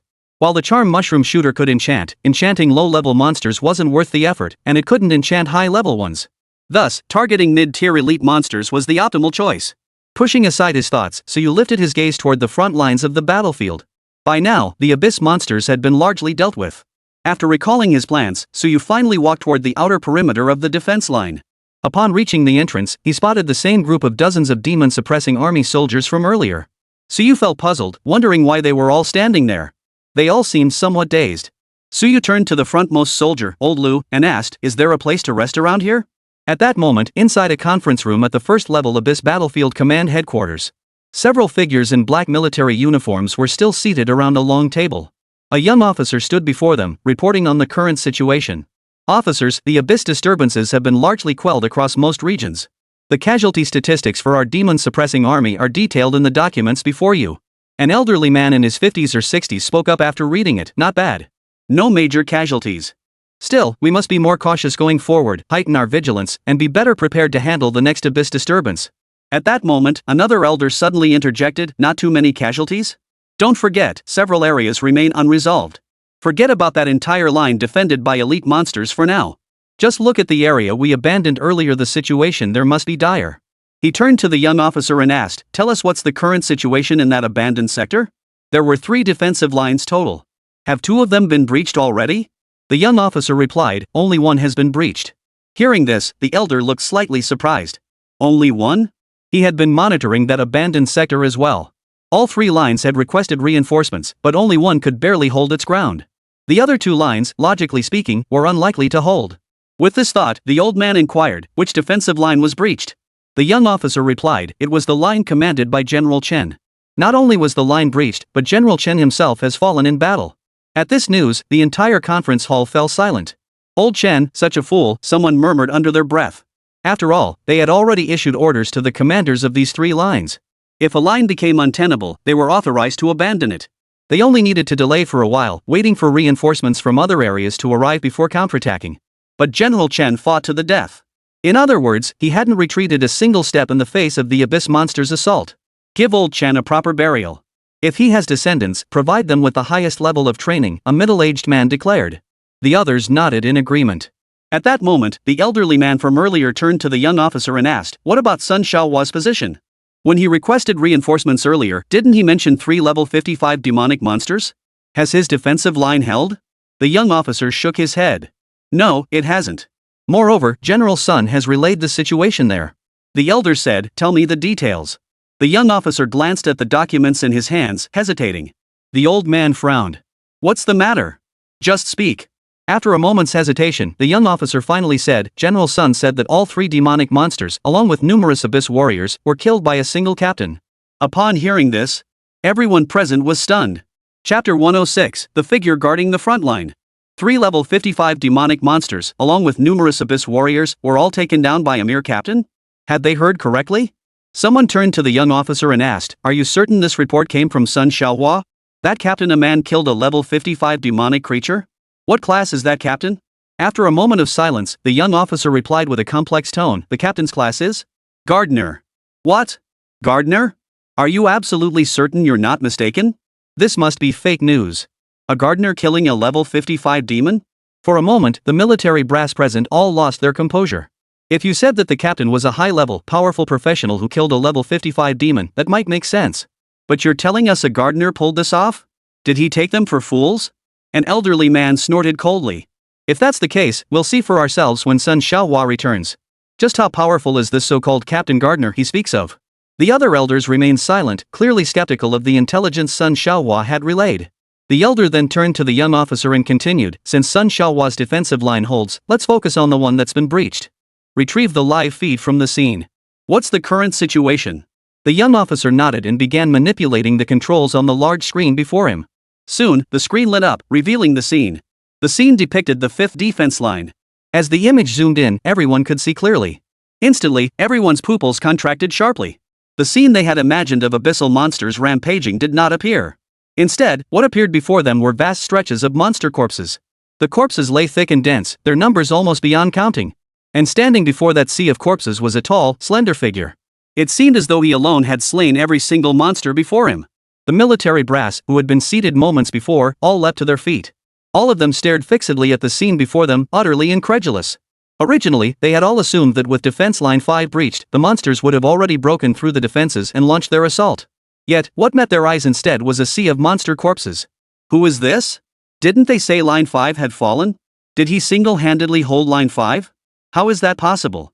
Who could possibly hold an entire defense line alone? Regardless, find him immediately. At that moment, at Line 5, Suyu was unaware that the scene of him holding the line had already been witnessed by the high-ranking military officials overseeing the first-tier defenses. By now, he and Old Lu had reached the rest area at Defense Line 5. Old Lu spoke with a hint of nervousness, "Sir, the conditions here are rather basic. I hope you don't mind." Suyu shook his head. "It's fine. I'll just sit for a moment and have a drink of water. You may step out now." Old Lu nodded respectfully and carefully closed the door behind him. Just then, the communicator in Suyu's pocket suddenly rang. After answering, Sun Shaohua's voice came through. "Suyu, where are you now?" Suyu replied, "At the 5th defense line. Just finished dealing with the monsters here." Hearing this, Sun Shaohua's tone turned concerned. "At Defense Line 5? I heard Line 5 has been breached. It's extremely dangerous there. You need to be careful." Hearing this, Suyu fell silent. Dangerous? He thought it was just about average. After all, it had taken him less than a day to clear most of the monsters from Defense Line 5. Meanwhile, Sun Shaohua, seeing Suyu hadn't responded, assumed he'd taken his warning to heart. Therefore, Sun Shaohua continued, "There's nothing much left for us to do here. Also, I've already submitted your military merits report to the higher-ups at headquarters. In due time, once the military headquarters completes its verification, you'll likely receive a promotion." Sun Shaohua's tone carried a hint of envy. After all, if Suyu kept rising, his military rank would soon match his own. Suyu, however, didn't seem particularly concerned. "Got it," he replied. Sun Shaohua didn't say much more after that.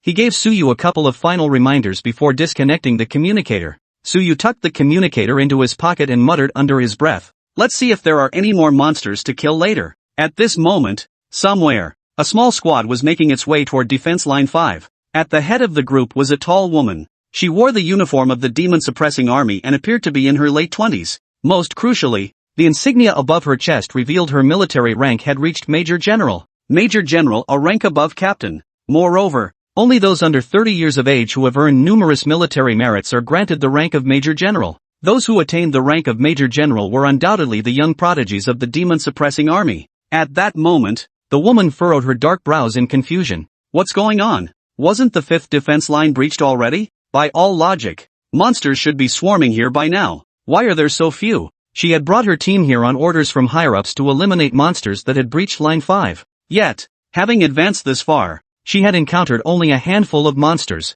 Yeah, didn't headquarters say Line 5 was breached? That there'd be tons of monsters and it'd be dangerous? This doesn't look anything like a breached defense line at all. If we'd known it would be like this, we might as well have gone to Line 8 instead. A tall, burly man behind her, who appeared to be a warrior, chimed in. At that moment, a young man beside them, who appeared to be a mage, nodded in agreement. Yeah, we came here specifically because we heard we could gain a lot of experience here. But now, with so few monsters around, we really should have gone to Line 8 instead. After all, Line 8 offers substantial merit points. Many lieutenant-level teams are stationed there. The woman in charge heard their words but said nothing more. After a moment's thought, she said, "This place is indeed strange. If the defense line had been breached, it wouldn't look like this." Suddenly, her tone shifted as she said gravely, "But it's also possible that all the monsters are concentrated at the entrance to the defense line and haven't broken out to spread. If that's the case, we need to be cautious. The further we advance,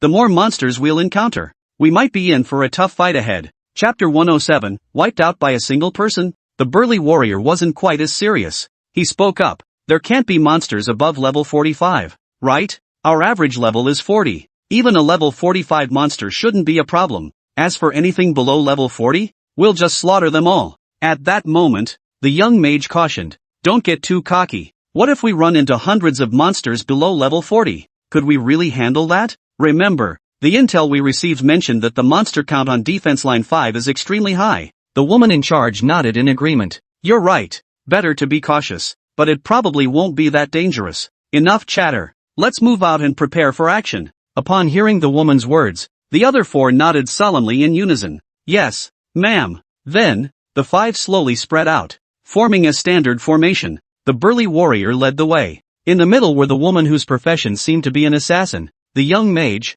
and an archer. Bringing up the rear was a seemingly frail woman whose role was support. As they drew nearer to defense line 5, their expressions grew increasingly tense. After all, there were no monsters in the vicinity, they should all be concentrated within the 5th defense line. However, when they reached the vicinity of defense line 5, they found still no monsters. The burly man leading the way halted abruptly. "What's going on? We're right at the 5th defense line area. Yet there are still no monsters?" Along the entire journey so far, they had encountered fewer than 10 monsters, all below level 35. Divided among the 5 of them, the experience gains were negligible. The assassin woman who seemed to be the leader was also utterly puzzled. Why are there fewer monsters in the Line 5 area than outside? This doesn't make sense. After a moment's thought, the young mage spoke up. "Captain, could it be that the defense line hasn't actually been breached? Maybe the intel from higher-ups was wrong?" The woman shook her head. "Impossible. General Chen, who commanded Line 5, has fallen in battle.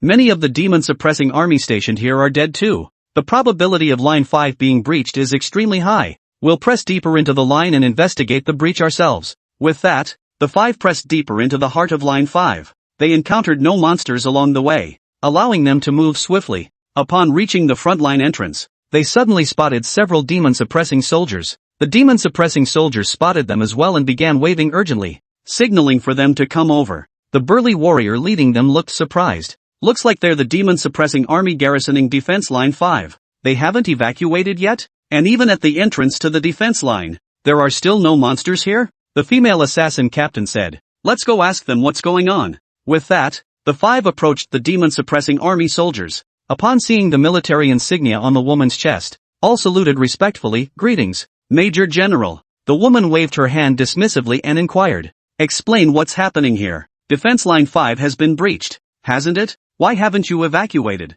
And why are there no monsters here?" One of the demon-suppressing soldiers spoke with a hint of sorrow in his voice. "Defense line 5. It was indeed breached, and General Chen fell in battle. As for why we didn't retreat, we intended to die fighting alongside General Chen." Hearing the demon-suppressing army soldiers' words, the woman and the other 4 fell silent. To die alongside General Chen. As members of the demon-suppressing army, They had long since grown accustomed to life's partings and deaths. Hearing these words from the man before them still stirred something deep within them. The demon-suppressing soldier had now composed himself. He continued, "As for why there are no monsters here, well, they've all been wiped out." Hearing this, the woman and her 4 teammates all looked utterly shocked. "Slaughtered? How could that be?" The burly warrior demanded. "Brother, you're not joking, are you? Defense line 5 has been breached, and there are still so many monsters. How could they all be wiped out?" The demon-suppressing army soldier replied. "Exactly. The demon-suppressing army stationed at line 5 couldn't kill many monsters to begin with.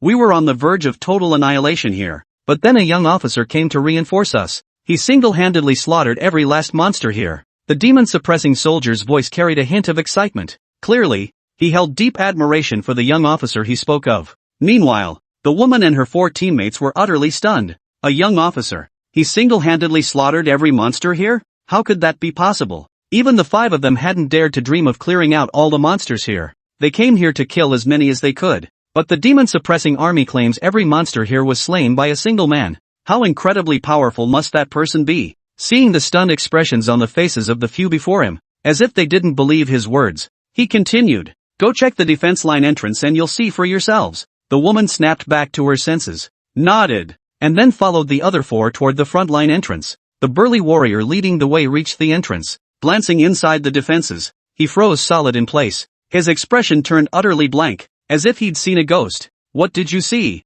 the young mage asked, puzzled. He then walked over to the warrior's side and looked over as well. The next moment, he too became like the burly warrior, eyes wide, mouth agape. The woman and the other 3 also moved aside to look. At that sight, all 3 of them felt their pupils contract sharply. Their bodies froze in place, as if turned to stone, utterly motionless. Before them lay, on the front lines within the defensive perimeter, countless corpses of abyssal monsters piled up. The corpses piled up to form 2 walls, like 2 mountains of corpses, and standing between these 2 mountains of corpses was a tall, slender figure. He gazed into the depths of the battlefield, seemingly still expecting more monsters to emerge. At that moment, the figure seemed to notice their gaze. He turned, his gaze settling upon them. Upon realizing the figure appeared to be only around 20 years old, the group's bodies all shook violently. Holy cow! Chapter 108, heading to Defense Line 8, Defense Line 5. A restroom. So you looked at the 5 people before him, his brow slightly furrowed.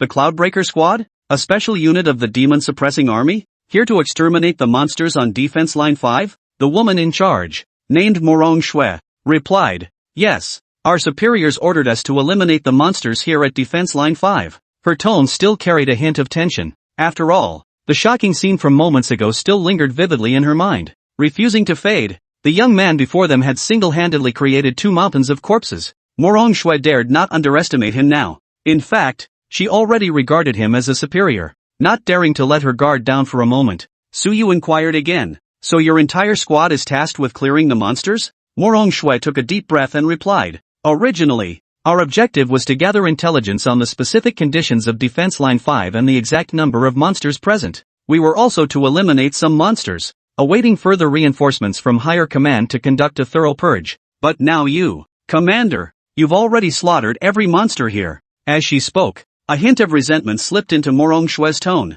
After all, her squad had hoped to come here for a quick level up. Now, not only had they gained no experience, but they'd also wasted precious time. Suyu didn't pick up on the nuance. He simply replied calmly, "Don't call me Commander. My current military rank is only Captain." Hearing this, Morong Shui and the 4 teammates behind her all froze in surprise. They had been quite curious about Suyu's background. After all, someone as young and powerful as Suyu should be a well-known figure within the demon-suppressing army. Yet none of them had ever heard of such a figure within the demon-suppressing army. Now, upon hearing that his military rank was merely that of a captain, they all found it hard to believe. A mere captain holding the Line 5 defense? Morong Shui and the others were all momentarily stunned. Consider this, among the 5 of them, Morong Shui held the rank of Major General. The other 4 were all, just a few more military merits away from promotion to Major General. The 5 of them were arguably the elite of the demon-suppressing army under the age of 30. Yet this young man before them was still only a captain? After a long moment,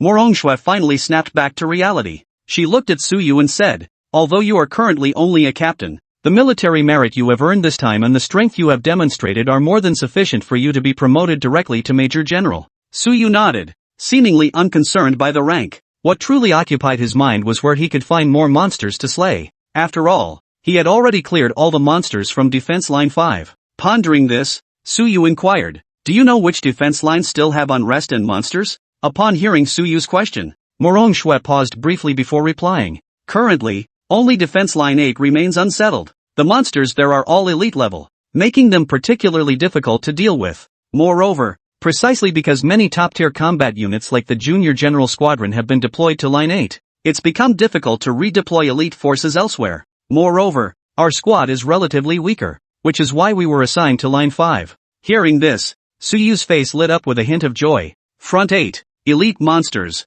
This meant another substantial wave of experience points. Moreover, this would be the perfect opportunity to test his charm mushroom shooter. With that thought, Suyu spoke up, "Are you guys still heading back to Line 8? Morong Shui gave a wry smile. "Of course we're going back. We came here for the experience, but you've wiped out all the monsters here. We need to hurry back. If we delay, we won't even get a share of the experience points or military merits at the 8th defense line." Suyu nodded. "Perfect. Take me with you." After hearing Suyu's words, Morong Shui paused for a moment before quickly nodding. "Sure. This guy right here? He's a big shot. Who knew how far he might rise in the future?" Now was her golden opportunity to latch onto his coattails. Seeing how excited Morong Shui was, Suyu was a bit surprised, but he didn't dwell on it, simply replying calmly, "Then let's go." "Alright." Morong Shui nodded excitedly before rising and striding off in one direction. The other 4 followed in perfect unison, surrounding Suyu as they headed toward defense line 8 together. Along the way,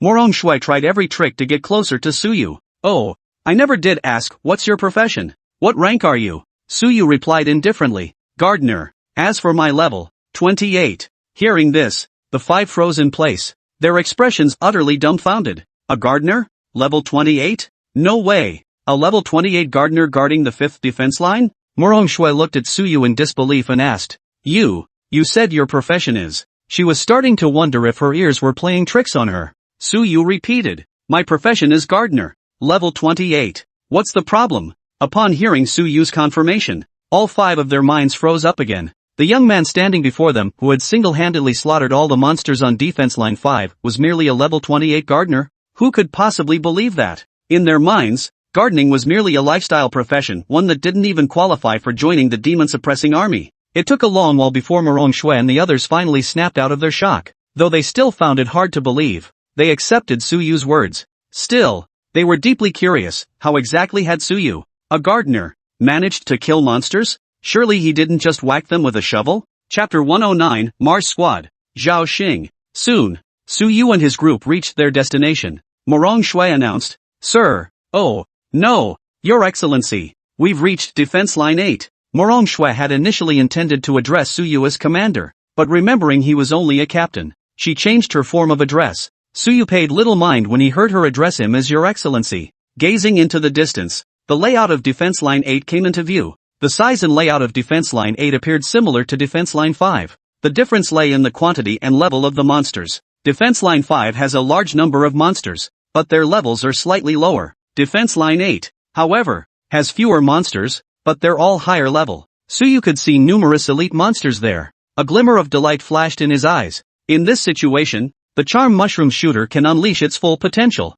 Moreover, the experience gained from slaying these monsters might even surpass what I earned on line 5. At that moment, Morong Shui beside him said, "Sir, shall we proceed?" Suyu nodded, and the group proceeded toward the interior of defense line 8. Barely a few steps inside the defense line, Suyu spotted a squad approaching head-on. It was a standard 5-person squad with a perfectly balanced class composition. Their equipment was all quite impressive, with the lowest tier being platinum quality. Simultaneously, Suyu sensed that all 5 members were at least level 35. "That's the Mars squad," Morong Shui remarked after glancing at the 5 before turning to Suyu. However, Suyu could clearly sense the chill in Morong Shui's expression. Suyu casually asked, "What's up? Any issues with them?" Before Morong Shui could respond, the burly warrior behind her spoke up first. "The captain of the Mars squad likes our captain, but she rejected him long ago. Yet he still won't give up, like a pesky fly." Hearing this, Suyu nodded and didn't press further. Just a clingy guy. By then,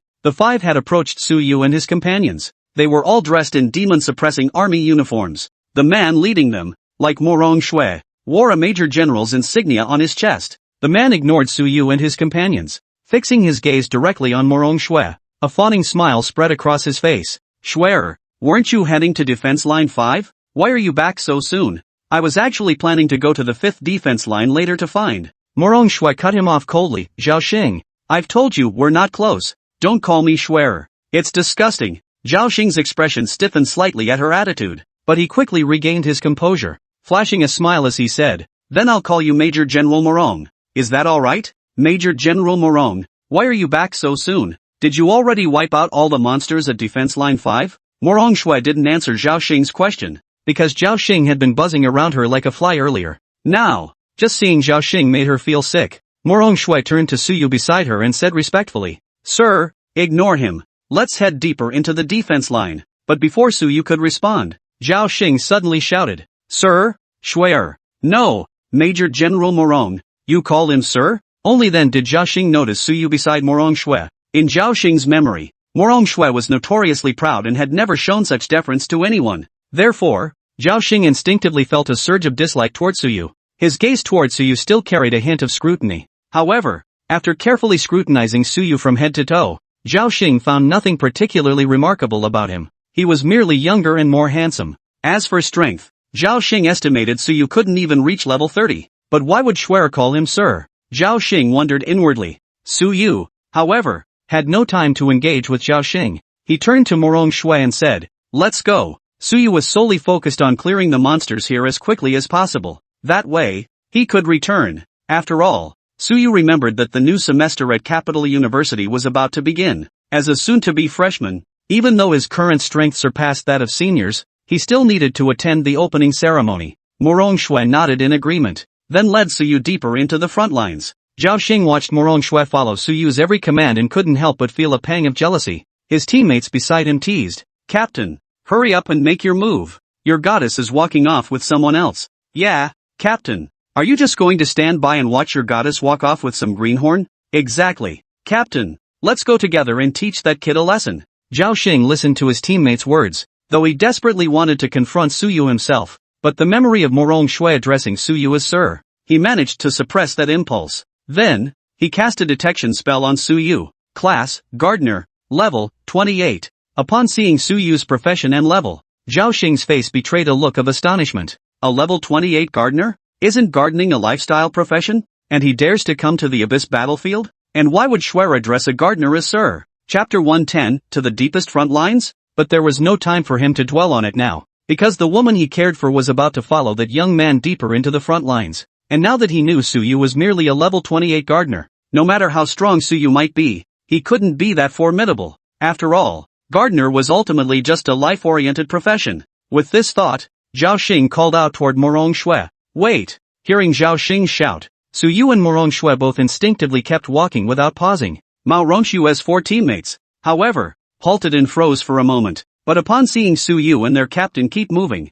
they followed suit. Witnessing this, Zhao Xing grew even more furious. He immediately led several teammates toward Suyu's direction. After intercepting Suyu and Morong Shui's group, Zhao Xing's rage boiled over. He was a brigadier general. After all, in the past, everyone greeted him with smiles, but he never imagined that one day, someone would treat his words like they were nothing. Of course, Morong Shui often held this attitude, and he had long since grown accustomed to it. What truly enraged him was Suyu, who had appeared by Morong Shui's side today. Suyu, a mere gardener, how dare he be so disrespectful to a major general like him? As Suyu met Zhao Xing's furious gaze, he couldn't help but feel speechless. He glanced at Morong Shui beside him and couldn't help but sigh inwardly. Women are such a hassle, especially beautiful ones. At that moment, Morong Shui stared at Zhao Xing before her, her expression as cold as ice. She never imagined Zhao Xing would dare to look at Suyu beside her with such a gaze. She knew full well that Suyu single-handedly defended Line 5. Even if his profession was gardener,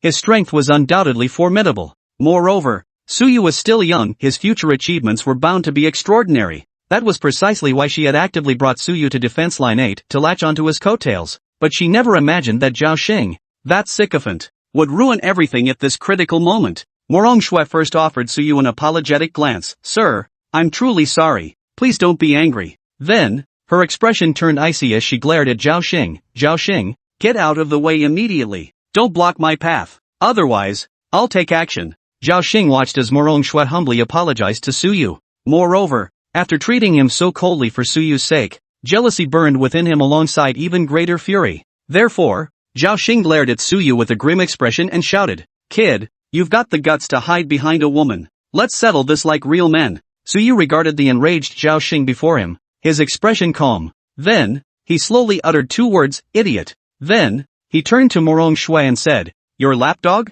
Deal with him yourself." With that, Suyu walked alone toward the depths of the defensive line. He had no interest in wasting time on these people. As Morong Shui watched Suyu walk alone toward the depths of the defense line, a flicker of anxiety rose in her heart. In her eyes, the young master must be furious. With that thought, Morong Shui turned to Zhao Xing and said, "Zhao Xing, if you know what's good for you, get out of here now. The Lord isn't someone you can afford to provoke." With that, Morong Shui and the others gave chase after Suyu. Zhao Xing, left behind, wore an expression of utter dread. At that moment, one of his teammates beside him asked, "Captain, should we go after them? That brat is way too arrogant. We have to teach him a lesson today." Exactly. A gardener acting all high and mighty. If it weren't for young General Morong standing in front of him, I'd have taken him down already. The group murmured among themselves, their voices dripping with scorn for Suyu. After all, in their eyes, Suyu was just a greenhorn with no real strength. How dare he act like this?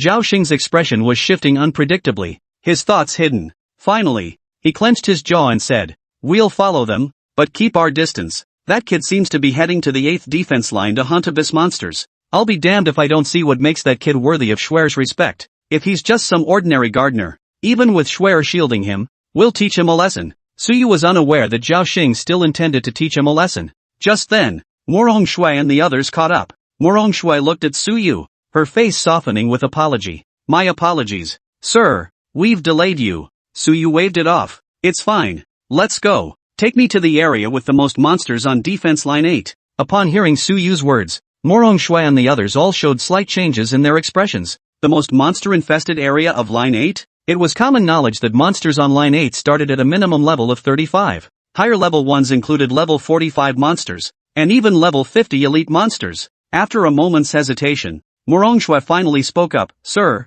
I know you must be incredibly powerful, but the monsters here at line 8 are several tiers higher in level than those at line 5. Moreover, the deepest part of the defense line is where the monsters are most concentrated. Once you step into that area, every monster in line 8 will converge and attack you." Hearing Morong Shui's words, Suyu didn't show fear. Instead, a smile spread across his face. "All the monsters will converge to attack? That's exactly the effect I'm aiming for." Suyu's lips curved into a smirk. He intended to deploy the charm mushroom shooters. If there were too few monsters, charming them would leave no others to target. What'd be the point of charming them at all? Why bother with enchantment at all? But if there were more monsters, that's when the charm mushroom shooter would truly shine. Charm a portion of the monsters, turning them into your own attackers to assault the others. That was the only way to unleash the charm mushroom shooter's full potential. With that thought, Suyu turned to Morong Shui and declared, "We're heading to the deepest part of the defense line." Hearing this, Morong Shui and the others all wore expressions of hesitation. Seeing this,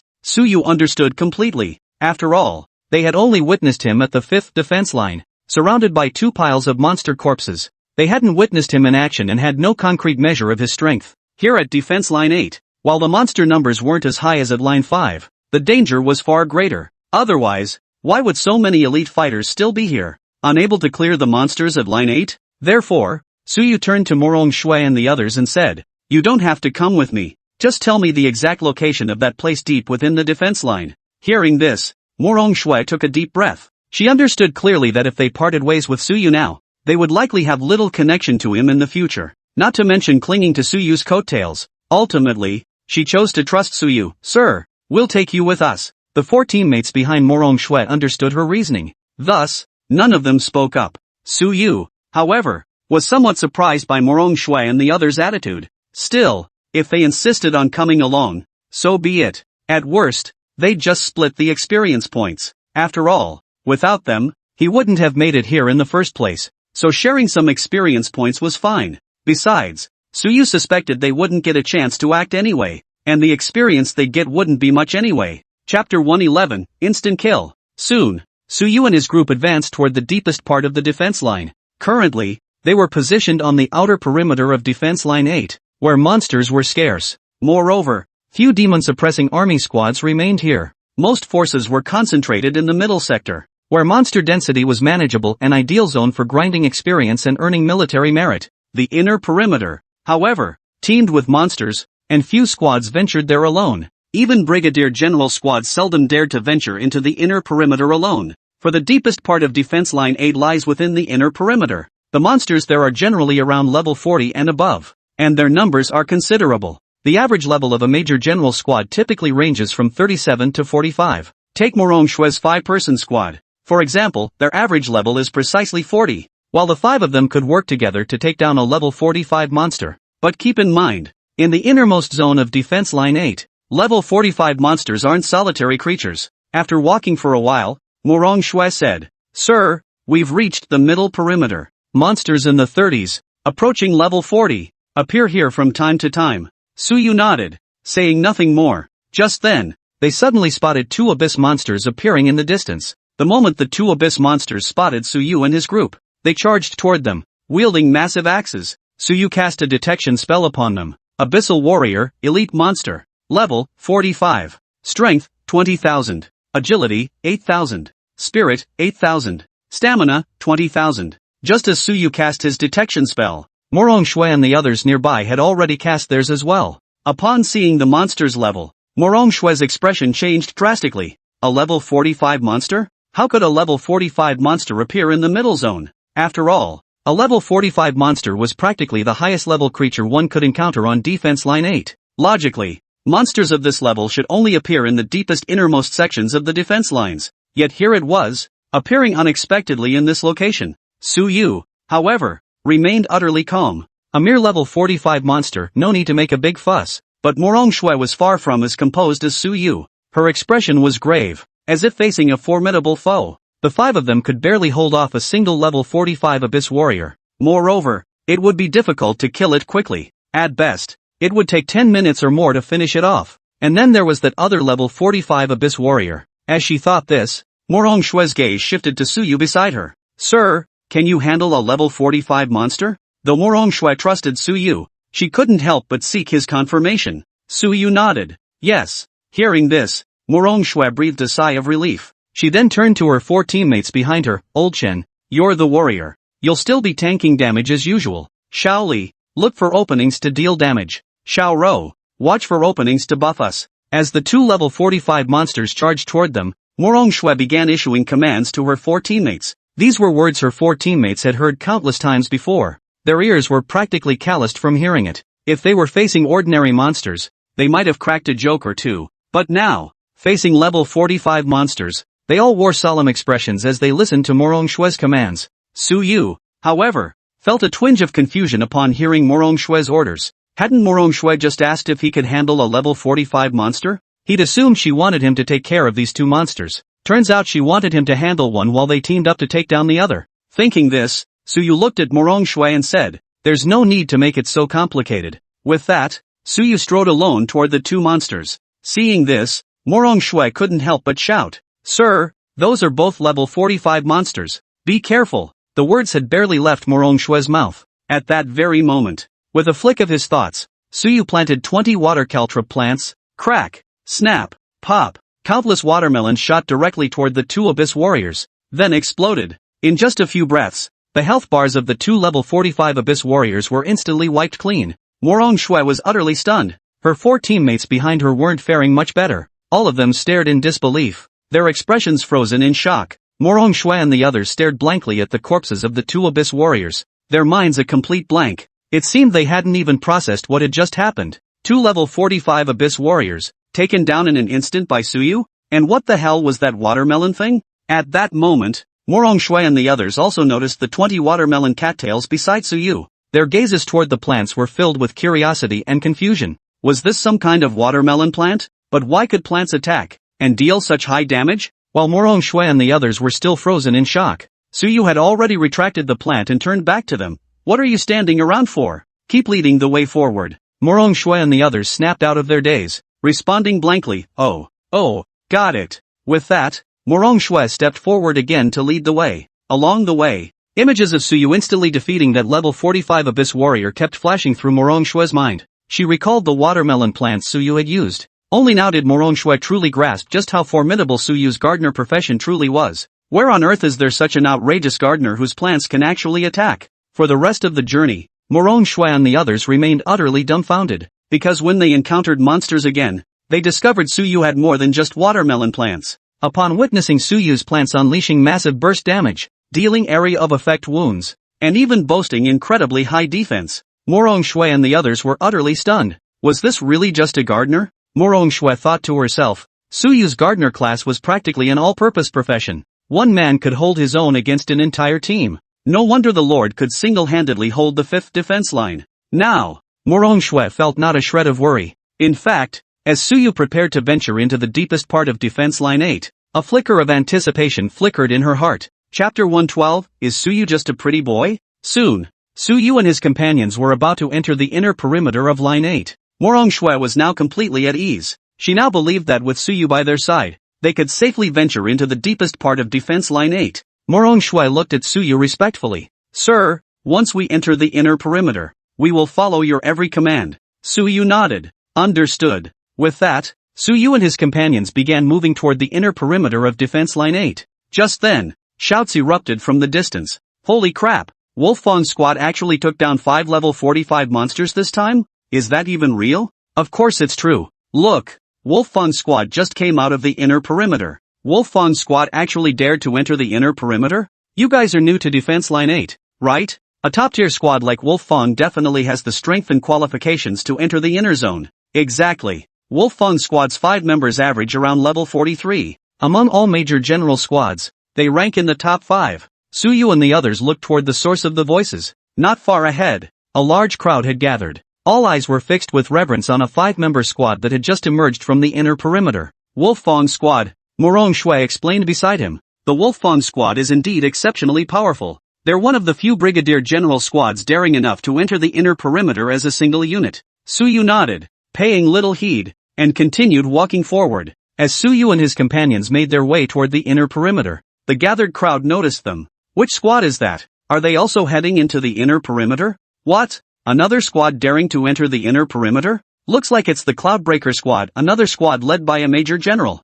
The Cloudbreaker Squad? That Major General squad isn't exactly top tier, is it? Yeah, how dare they enter the inner defense perimeter? Everyone turned to look at Suyu and his group, murmuring among themselves. The inner perimeter, virtually no squad dared venture there alone. Only elite squads like Wolffang Squad possessed the qualifications to venture in alone. For a non-elite Brigadier General squad like the Cloudbreaker Squad, venturing into the inner perimeter alone was extremely dangerous. At that moment, at Wolffang Squad's location, the 5 who had just emerged from the inner enclosure naturally overheard the crowd's murmurs and caught sight of Suyu and his companions. Surprise flashed across their faces. Is the Cloudbreaker Squad also entering the inner perimeter? Isn't the captain of the Cloudbreaker Squad Major General Morong? At this thought, all 4 men in the group turned their gaze toward the sole woman among them. Their gazes held a hint of inexplicable meaning. Chenya, you and Major General Morong seem to have some history, right? Asked a young man who appeared to be a support class, his tone tinged with hesitation. Chenya snorted coldly, saying nothing. Earlier, during the selection for Brigadier General, Morong Shui had edged her out, preventing Chenya from attaining the rank. Moreover, young women reaching their rank within the demon-suppressing army were extremely rare. Consequently, the two were constantly compared. Having been consistently outshone by Morong Shui, Chenya naturally harbored resentment, driven by jealousy. Chenya's attitude toward Morong Shui was understandably less than cordial. At that moment, Suyu and Morong Shui's group had already approached them. Chenya couldn't resist sneering. Morong Shui, you actually dared to enter the inner perimeter? You're asking for trouble. Hearing the sudden taunt, Suyu frowned and glanced at Morong Shui beside him. He sighed inwardly. What a hassle. Why does this keep happening? Morong Shui naturally sensed Suyu's gaze. To her, Suyu's gaze seemed to carry disdain. Therefore, she shot him an apologetic glance before immediately turning her cold stare toward Chenya. If we're courting death, it's our business. What the hell is it to you? Faced with this sharp retort, Chenya's face turned ashen. At that moment, the young man beside her frowned and said, Major General Morong. While Chenya's tone was poor, isn't what she said accurate? This young man was none other than Zhang Tianhao, the captain of the Wolffang Squad. Morong Shui glanced at him and replied coolly, then what I said is also correct, isn't it, Major General Zhang? Our entry into the inner perimeter is none of your concern. With that, Morong Shui turned her attention away from them. Instead, she turned to Suyu beside her and said, let's go. no need to pay them any mind. At that moment, everyone present also noticed Suyu. Who's that guy? He doesn't seem to be part of Major General Morong's squad. Does he? Never seen him before. He looks way too young, probably not even 20 yet? What's his relationship with Major General Morong? Is she bringing him into the inner perimeter? Suddenly, Chenya chimed in with a sarcastic tone. Major General Morong, don't tell me this is some pretty boy you picked up somewhere? What? You're bringing him into the inner perimeter? You guys really aren't afraid of dying. At this point, Suyu couldn't hold back any longer. Enough with the noise. Suyu turned to Chenya and said coldly, if you can't speak properly, keep your mouth shut. Chenya sneered coldly. What? Am I not speaking the truth? Aren't you Morong Shue's pretty boy? Otherwise, tell me, have you even reached the rank of captain in the military? Not even a captain. Without an escort, you wouldn't be allowed near the 8th defense line. In Chenya's eyes, Suyu was so young he could only be a lowly division commander at best. Morong Shue had brought him here specifically to help him advance his rank. At that moment, Morong Shue, standing nearby, felt her heart tremble upon hearing Chenya's words. The commander is my pretty boy? You really have the nerve to say that. Chapter 113, The Trial. At that moment, Morong Shue realized Suyu was clearly growing impatient. She immediately turned to Chenya and coldly snapped. Chenya, shut your mouth. Move aside quickly. We need to enter the inner perimeter. Seeing Morong Shue's attitude like this, Chenya became even more certain of her suspicions. Morong Shue, you defend him so fiercely, yet claim he's not your pretty boy? Get lost. Morong Shue snapped coldly. In the next instant, all 4 teammates behind her went on high alert. Clearly, if Chenya didn't move, they were about to take action. At that moment, Zhang Tianhao spoke up. Chenya, step aside. Let them through. Chenya's face darkened, but she eventually stepped aside. Zhang Tianhao then turned to Morong Shue and said, Major Morong, there's no need to lose your temper so easily. Since you're also heading into the inner perimeter, why not compete with our Wolfang squad? We just took down 5 level 45 monsters. If you can kill more than us, we'll concede defeat. If you kill fewer than us, you lose. What do you say? At this, murmurs rippled through the crowd. The Wolfang squad wants to challenge the Cloudbreaker squad? But isn't the Cloudbreaker squad weaker than the Wolfang squad? Yeah, but will young General Morong agree? I doubt it. At that moment, Suyu narrowed his eyes slightly and turned to look at Zhang Tianhao. Earlier, Zhang Tianhao had ordered Chenya to clear the way, seemingly reprimanding her. But he'd seized the opportunity to challenge the Cloudbreaker squad to a duel. Zhang Tianhao couldn't possibly be unaware that the Breakcloud squad's strength was far inferior to theirs. Therefore, his actions were clearly meant to vent his anger on Chenya's behalf. If Morong Shue agreed to the duel, she would surely pay a price if she lost. Refusing, however, would mean losing face in front of so many people. Pondering this, Suyu suddenly spoke up. Fine, let's do it. But what exactly would the price be if she loses? Hearing Suyu's sudden words, everyone present wore expressions of astonishment. Who exactly is this guy? Does he have the authority to make decisions for Major General Morong? Could he really be Major General Morong's kept man?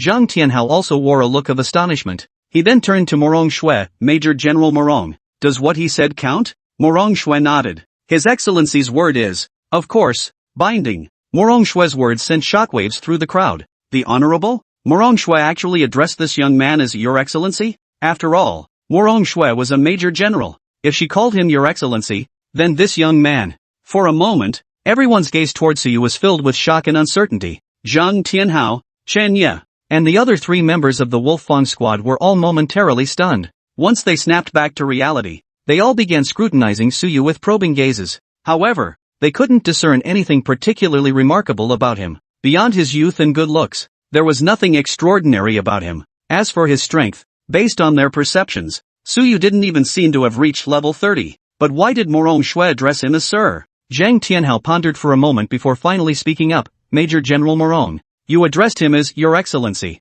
So does that mean he? Morong Shue snapped coldly, about to recount Suyu's feat of single-handedly holding the 5th defense line. Suyu suddenly interjected. Major General Zhang, mind what Major General Morong calls me. Just tell me what the consequences are for losing this trial. Chapter 114, Enter. Zhang Tianhao looked at Suyu, his expression growing even more astonished. He could tell Suyu seemed incredibly confident. Recalling how Morong Shue had addressed him as Your Excellency, Zhang Tianhao couldn't help but furrow his brow slightly, falling into hesitation. At that moment, Chenya seemed to share Zhang Tianhao's thoughts. However, she directly cast a detection spell on Suyu. Profession, Gardener, level, 28. Upon seeing Suyu's profession and level, Chenya's mouth fell slightly open, revealing a look of astonishment. She exclaimed aloud, "Gardener, level 28? The moment the words left her mouth, the entire crowd erupted in an uproar. What? A level 28 gardener? This kid's just a gardener? With that cocky attitude, I thought he was something special. Come to think of it, how did a gardener even qualify for line 8? Must be because Major General Morong brought him along." For a moment, the crowd buzzed with speculation. Upon learning Suyu was merely a gardener, they were utterly astonished. After all, they'd seen Suyu's attitude just now, that confident look as he challenged Zhang Tianhao, demanding to know the stakes if he lost. They'd assumed he was some influential young figure, but who would have guessed he was just a level 28 gardener? Zhang Tianhao's furrowed brow slowly smoothed out. Just a level 28 gardener, how strong could he possibly be? With that thought, Zhang Tianhao turned to Suyu and said, "As for the penalty for losing, how about a single entry into the military headquarters special secret realm?" Hearing this, the crowd began murmuring once more. A single entry into the military department's special secret realm? That's quite the offer. Yeah, even a major general only gets one entry into the military department's secret realm per year. Exactly. I heard the benefits of entering the military headquarters secret realm are immense. You can even gain significant experience just by idling inside. Really? You gain experience just by AFK? Of course it's true. Plus, killing monsters in there yields massive experience, and the loot drops are incredibly rare. Upon hearing Zhang Tianhao mention the military headquarters secret realm qualification, the eyes of everyone present lit up with fervor. As members of the demon-suppressing army, they knew full well how precious such an opportunity was. Below the rank of Major General, only those with exceptional military merits could possibly earn a single qualification. Listening to the discussions, Suyu grasped what the military headquarters secret realm qualification entailed. Essentially, it was a high-experience dungeon. Therefore, he didn't hesitate and nodded immediately. "Alright, let's do it." Upon hearing this, Chenya suddenly asked, "Do you even have the qualification to enter the military headquarters secret realm? How can you just agree like that?" Beside them, Morong Shui snorted coldly, "That's none of your business. Chenya, even if the commander lacks the qualification, I'll stake my own qualification for this year as a wager. How about that?" Hearing this, Chenya's face turned ashen, and she said no more. Zhang Tianhao, however, felt uncertain once more. Was Morong Shui even willing to stake her own qualification to enter the secret realm? It seemed she was certain they'd win this contest. But what gave her such certainty? Was it the confidence instilled by the superior she mentioned, this mere level 28 gardener standing before them? Or did she have some other hidden card up her sleeve? Just then, Chenya suddenly spoke up, "Since you've agreed, we'll follow you into the inner perimeter. Otherwise, if you cheat, we won't be able to see it." Morong Shui snorted coldly, "Fine." With that, she turned to Suyu and said respectfully, "Sir, shall we proceed?" Suyu nodded without further comment and began walking toward the inner perimeter. The Wolfang squad followed close behind Suyu's group. Meanwhile, news of the trial between the Cloudbreaker squad and the Wolfang squad had spread. Many spectators eager for a show headed toward the inner perimeter. Chapter 115, Morong Shui wants to play the fool to catch the tiger. Of course, they all entered in groups of several squads.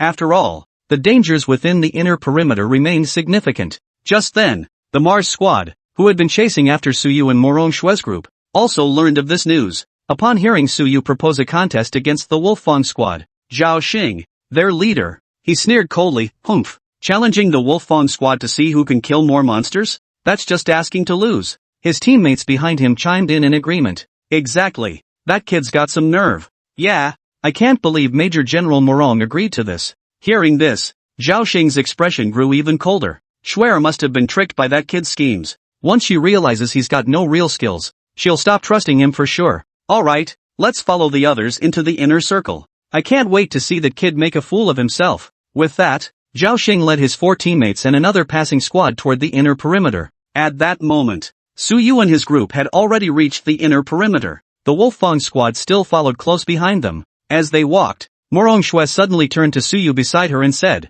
"Sir, when we encounter monsters below level 45, you don't need to intervene. Let us handle them. How about it?" Hearing this, Suyu frowned slightly. Not intervene himself? While Morong Shui and the others could handle monsters below level 45 with relative ease, it certainly wasn't as effortless as it was for Suyu. However, when he saw the sly gleam in Morong Shui's eyes and her glance toward the Wolfang squad, Suyu grasped her intention. She was planning to play dumb to catch the tiger. Though Suyu had no interest in such games, since Morong Shui wanted to play along, he might as well join in. After all, they'd already reached the inner perimeter. Even if Morong Shui and her group weren't as fast at killing monsters as he was, it wouldn't take them long. Besides, Morong Shui had provided him with some assistance along the way. Since she'd made this small request, Suyu saw no reason not to grant it. With that thought, Suyu nodded. Alright. Hearing this, a flicker of excitement lit up Morong Shui's face. Thank you, sir. Rest assured, we won't waste your time.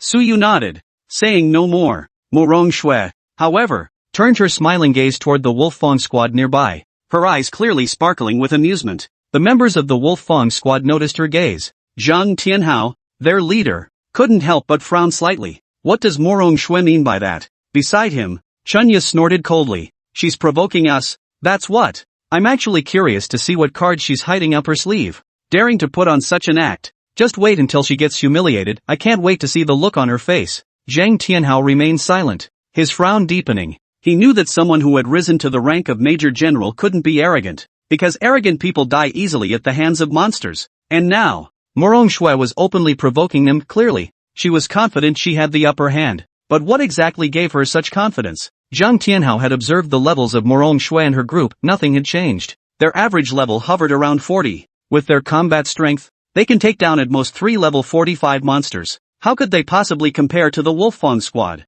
Unless, as he pondered, Zhang Tianhao's gaze shifted to Suyu, who stood beside Morong Shui with an unreadable expression. Could it be that this level 28 gardener is actually incredibly powerful? Zhang Tianhao wondered. Chapter 116, Doubt. While the Wolf Fong squad members were still puzzled over why Morong Shui was so confident, the group led by Morong Shui encountered the first wave of monsters. 3 level 40 monsters. Morong Shui's expression grew serious. Form up immediately. Eliminate these monsters swiftly, don't waste the Lord's time. Her 4 teammates responded in unison, yes. Soon, the 5 of them had formed their battle formation and confronted the 3 monsters. Suyu stood to the side, watching quietly. Should any sudden danger arise, he could intervene to save them. By now, Morong Shui and her group had already engaged the 3 monsters in combat. The burly warrior anchored the front line, absorbing damage while dealing damage. The young mage and archer unleashed relentless attacks. As the assassin, Morong Shui watched for openings. Whenever a prime opportunity arose,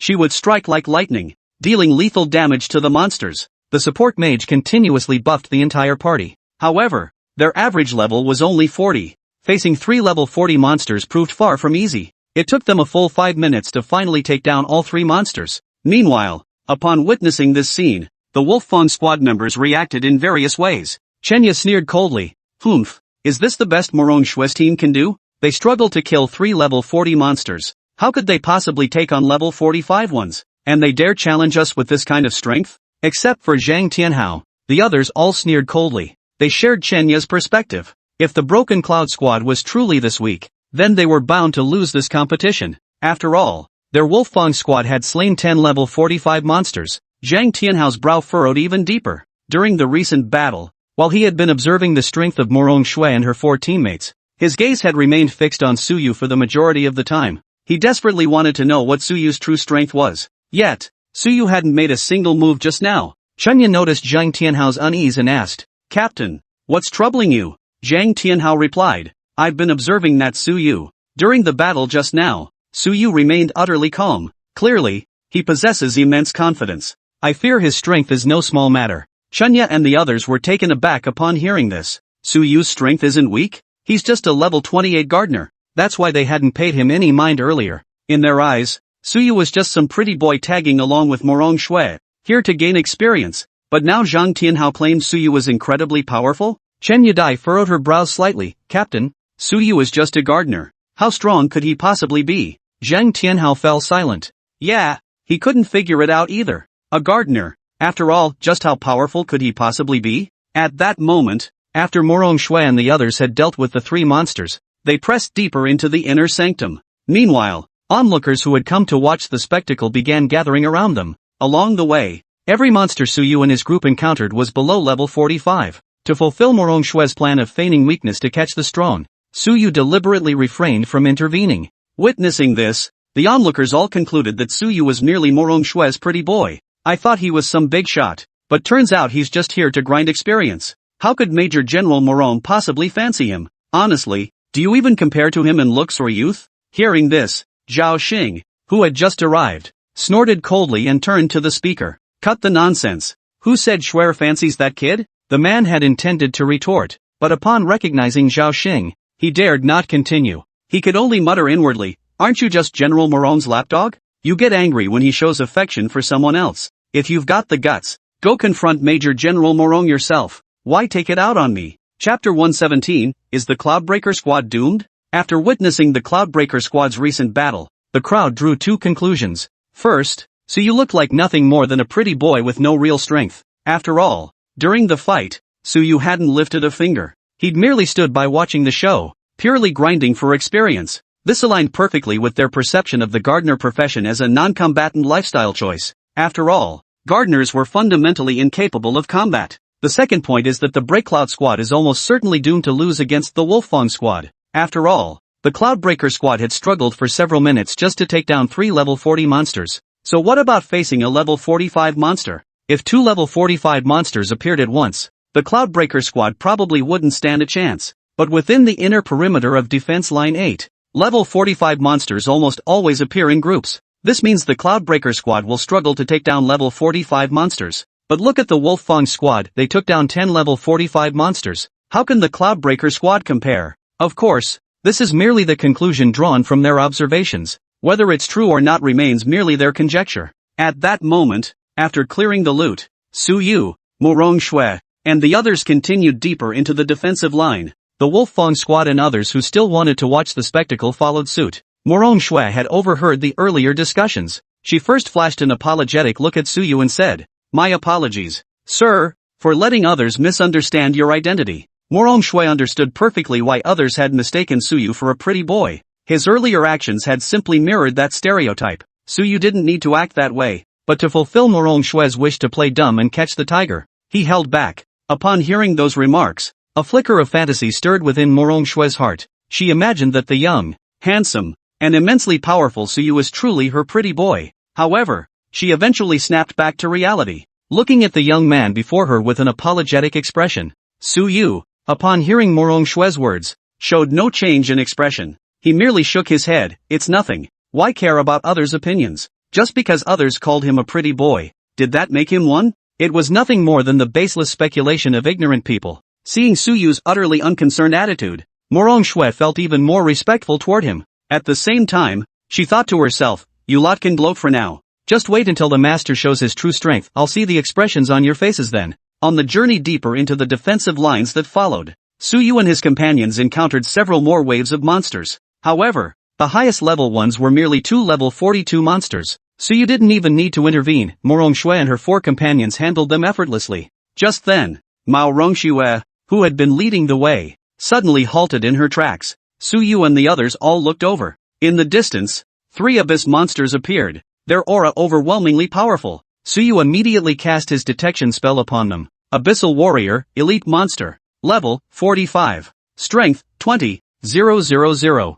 Agility, 8,000. Spirit, 8,000. Stamina, 20,000. 3 level 45 monsters. Morong Shui gasped aloud. Upon hearing Morong Shui's cry, the other teams that had followed her all stiffened in shock. Holy crap! 3 level 45 monsters just appeared out of nowhere? Can the Cloudbreaker Squad take them down? No way! The Cloudbreaker Squad can probably only take down 1. Then the Broken Cloud Squad is done for. For a moment, all the teams who would follow to watch the spectacle turned their pitying gazes toward Morong Shui and her group. Chapter 118, Su Yu's suicide mission? At the Wolffang Squad's location, Chenya, upon seeing Morong Shui and her group encounter 3 level 45 abyss monsters, couldn't help but flash a smug smile. 3 level 45 monsters? I'm curious to see how Morong Shui and her crew handle this. With the strength of the Cloudbreaker Squad, they're definitely in trouble. A young man from the Fangtooth Squad agreed with Chenya. Zhang Tianhao remained silent, saying nothing. His gaze lingered on Su Yu's direction. Seeing Su Yu's expression remain utterly calm,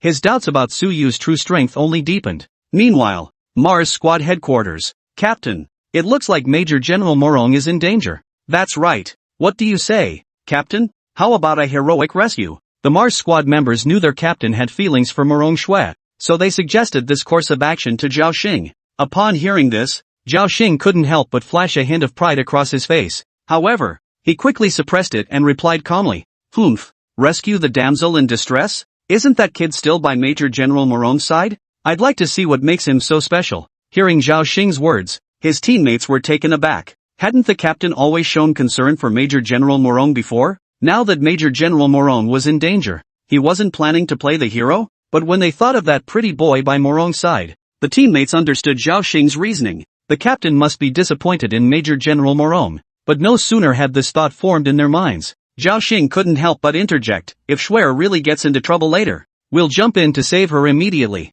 Though Zhao Xing had just claimed he wouldn't intervene, it was because he was still furious that Morong Shui had brought that pretty boy Suyu along. But if she truly faced danger, he would undoubtedly save her. Upon hearing Zhao Xing's words, the expressions of his teammates all stiffened slightly. The captain was still the same captain, as obsequious as ever. At that moment, as everyone watched Suyu and his group with ambiguous expressions, the 3 level 45 abyss monsters had already charged to the front of Suyu and his group. Morong Shui turned to Suyu beside her, her expression respectful. Sir, please take action now. Suyu nodded in response.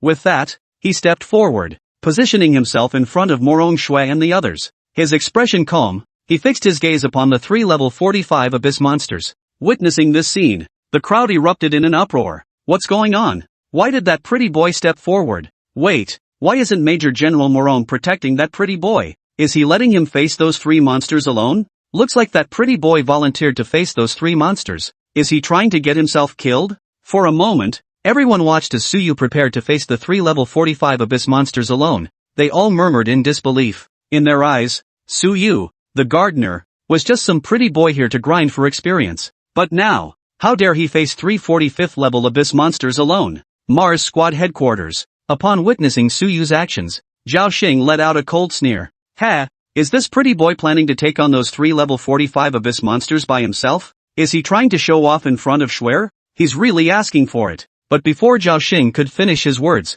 they caught in his throat. Moreover, the smirk on his face froze mid-smirk. His pupils suddenly contracted, revealing a look of sheer terror and astonishment. For he had witnessed a scene he would never forget for the rest of his life. Chapter 119, the grand finale. Suyu effortlessly slaughtered all the monsters. Afterward, he used the charm mushroom shooter to eliminate every monster deep within the 8th defense line, leaving everyone stunned. After leaving the abyss battlefield, Suyu continuously upgraded, unlocking new plants, high ice fruit, forbidden destruction mushroom, destruction cannon, wild machine gun shooter. Armed with these formidable plants, Suyu graduated early in less than a semester. He became the fastest graduate in Kyoto University's history. Moreover, during this period, he participated in the National College Student Practitioner Competition. Not only did he maintain Kyoto University's top-ranked record, but he single-handedly swept all competitors from other universities, making his name known far and wide. After graduating from Kyoto University,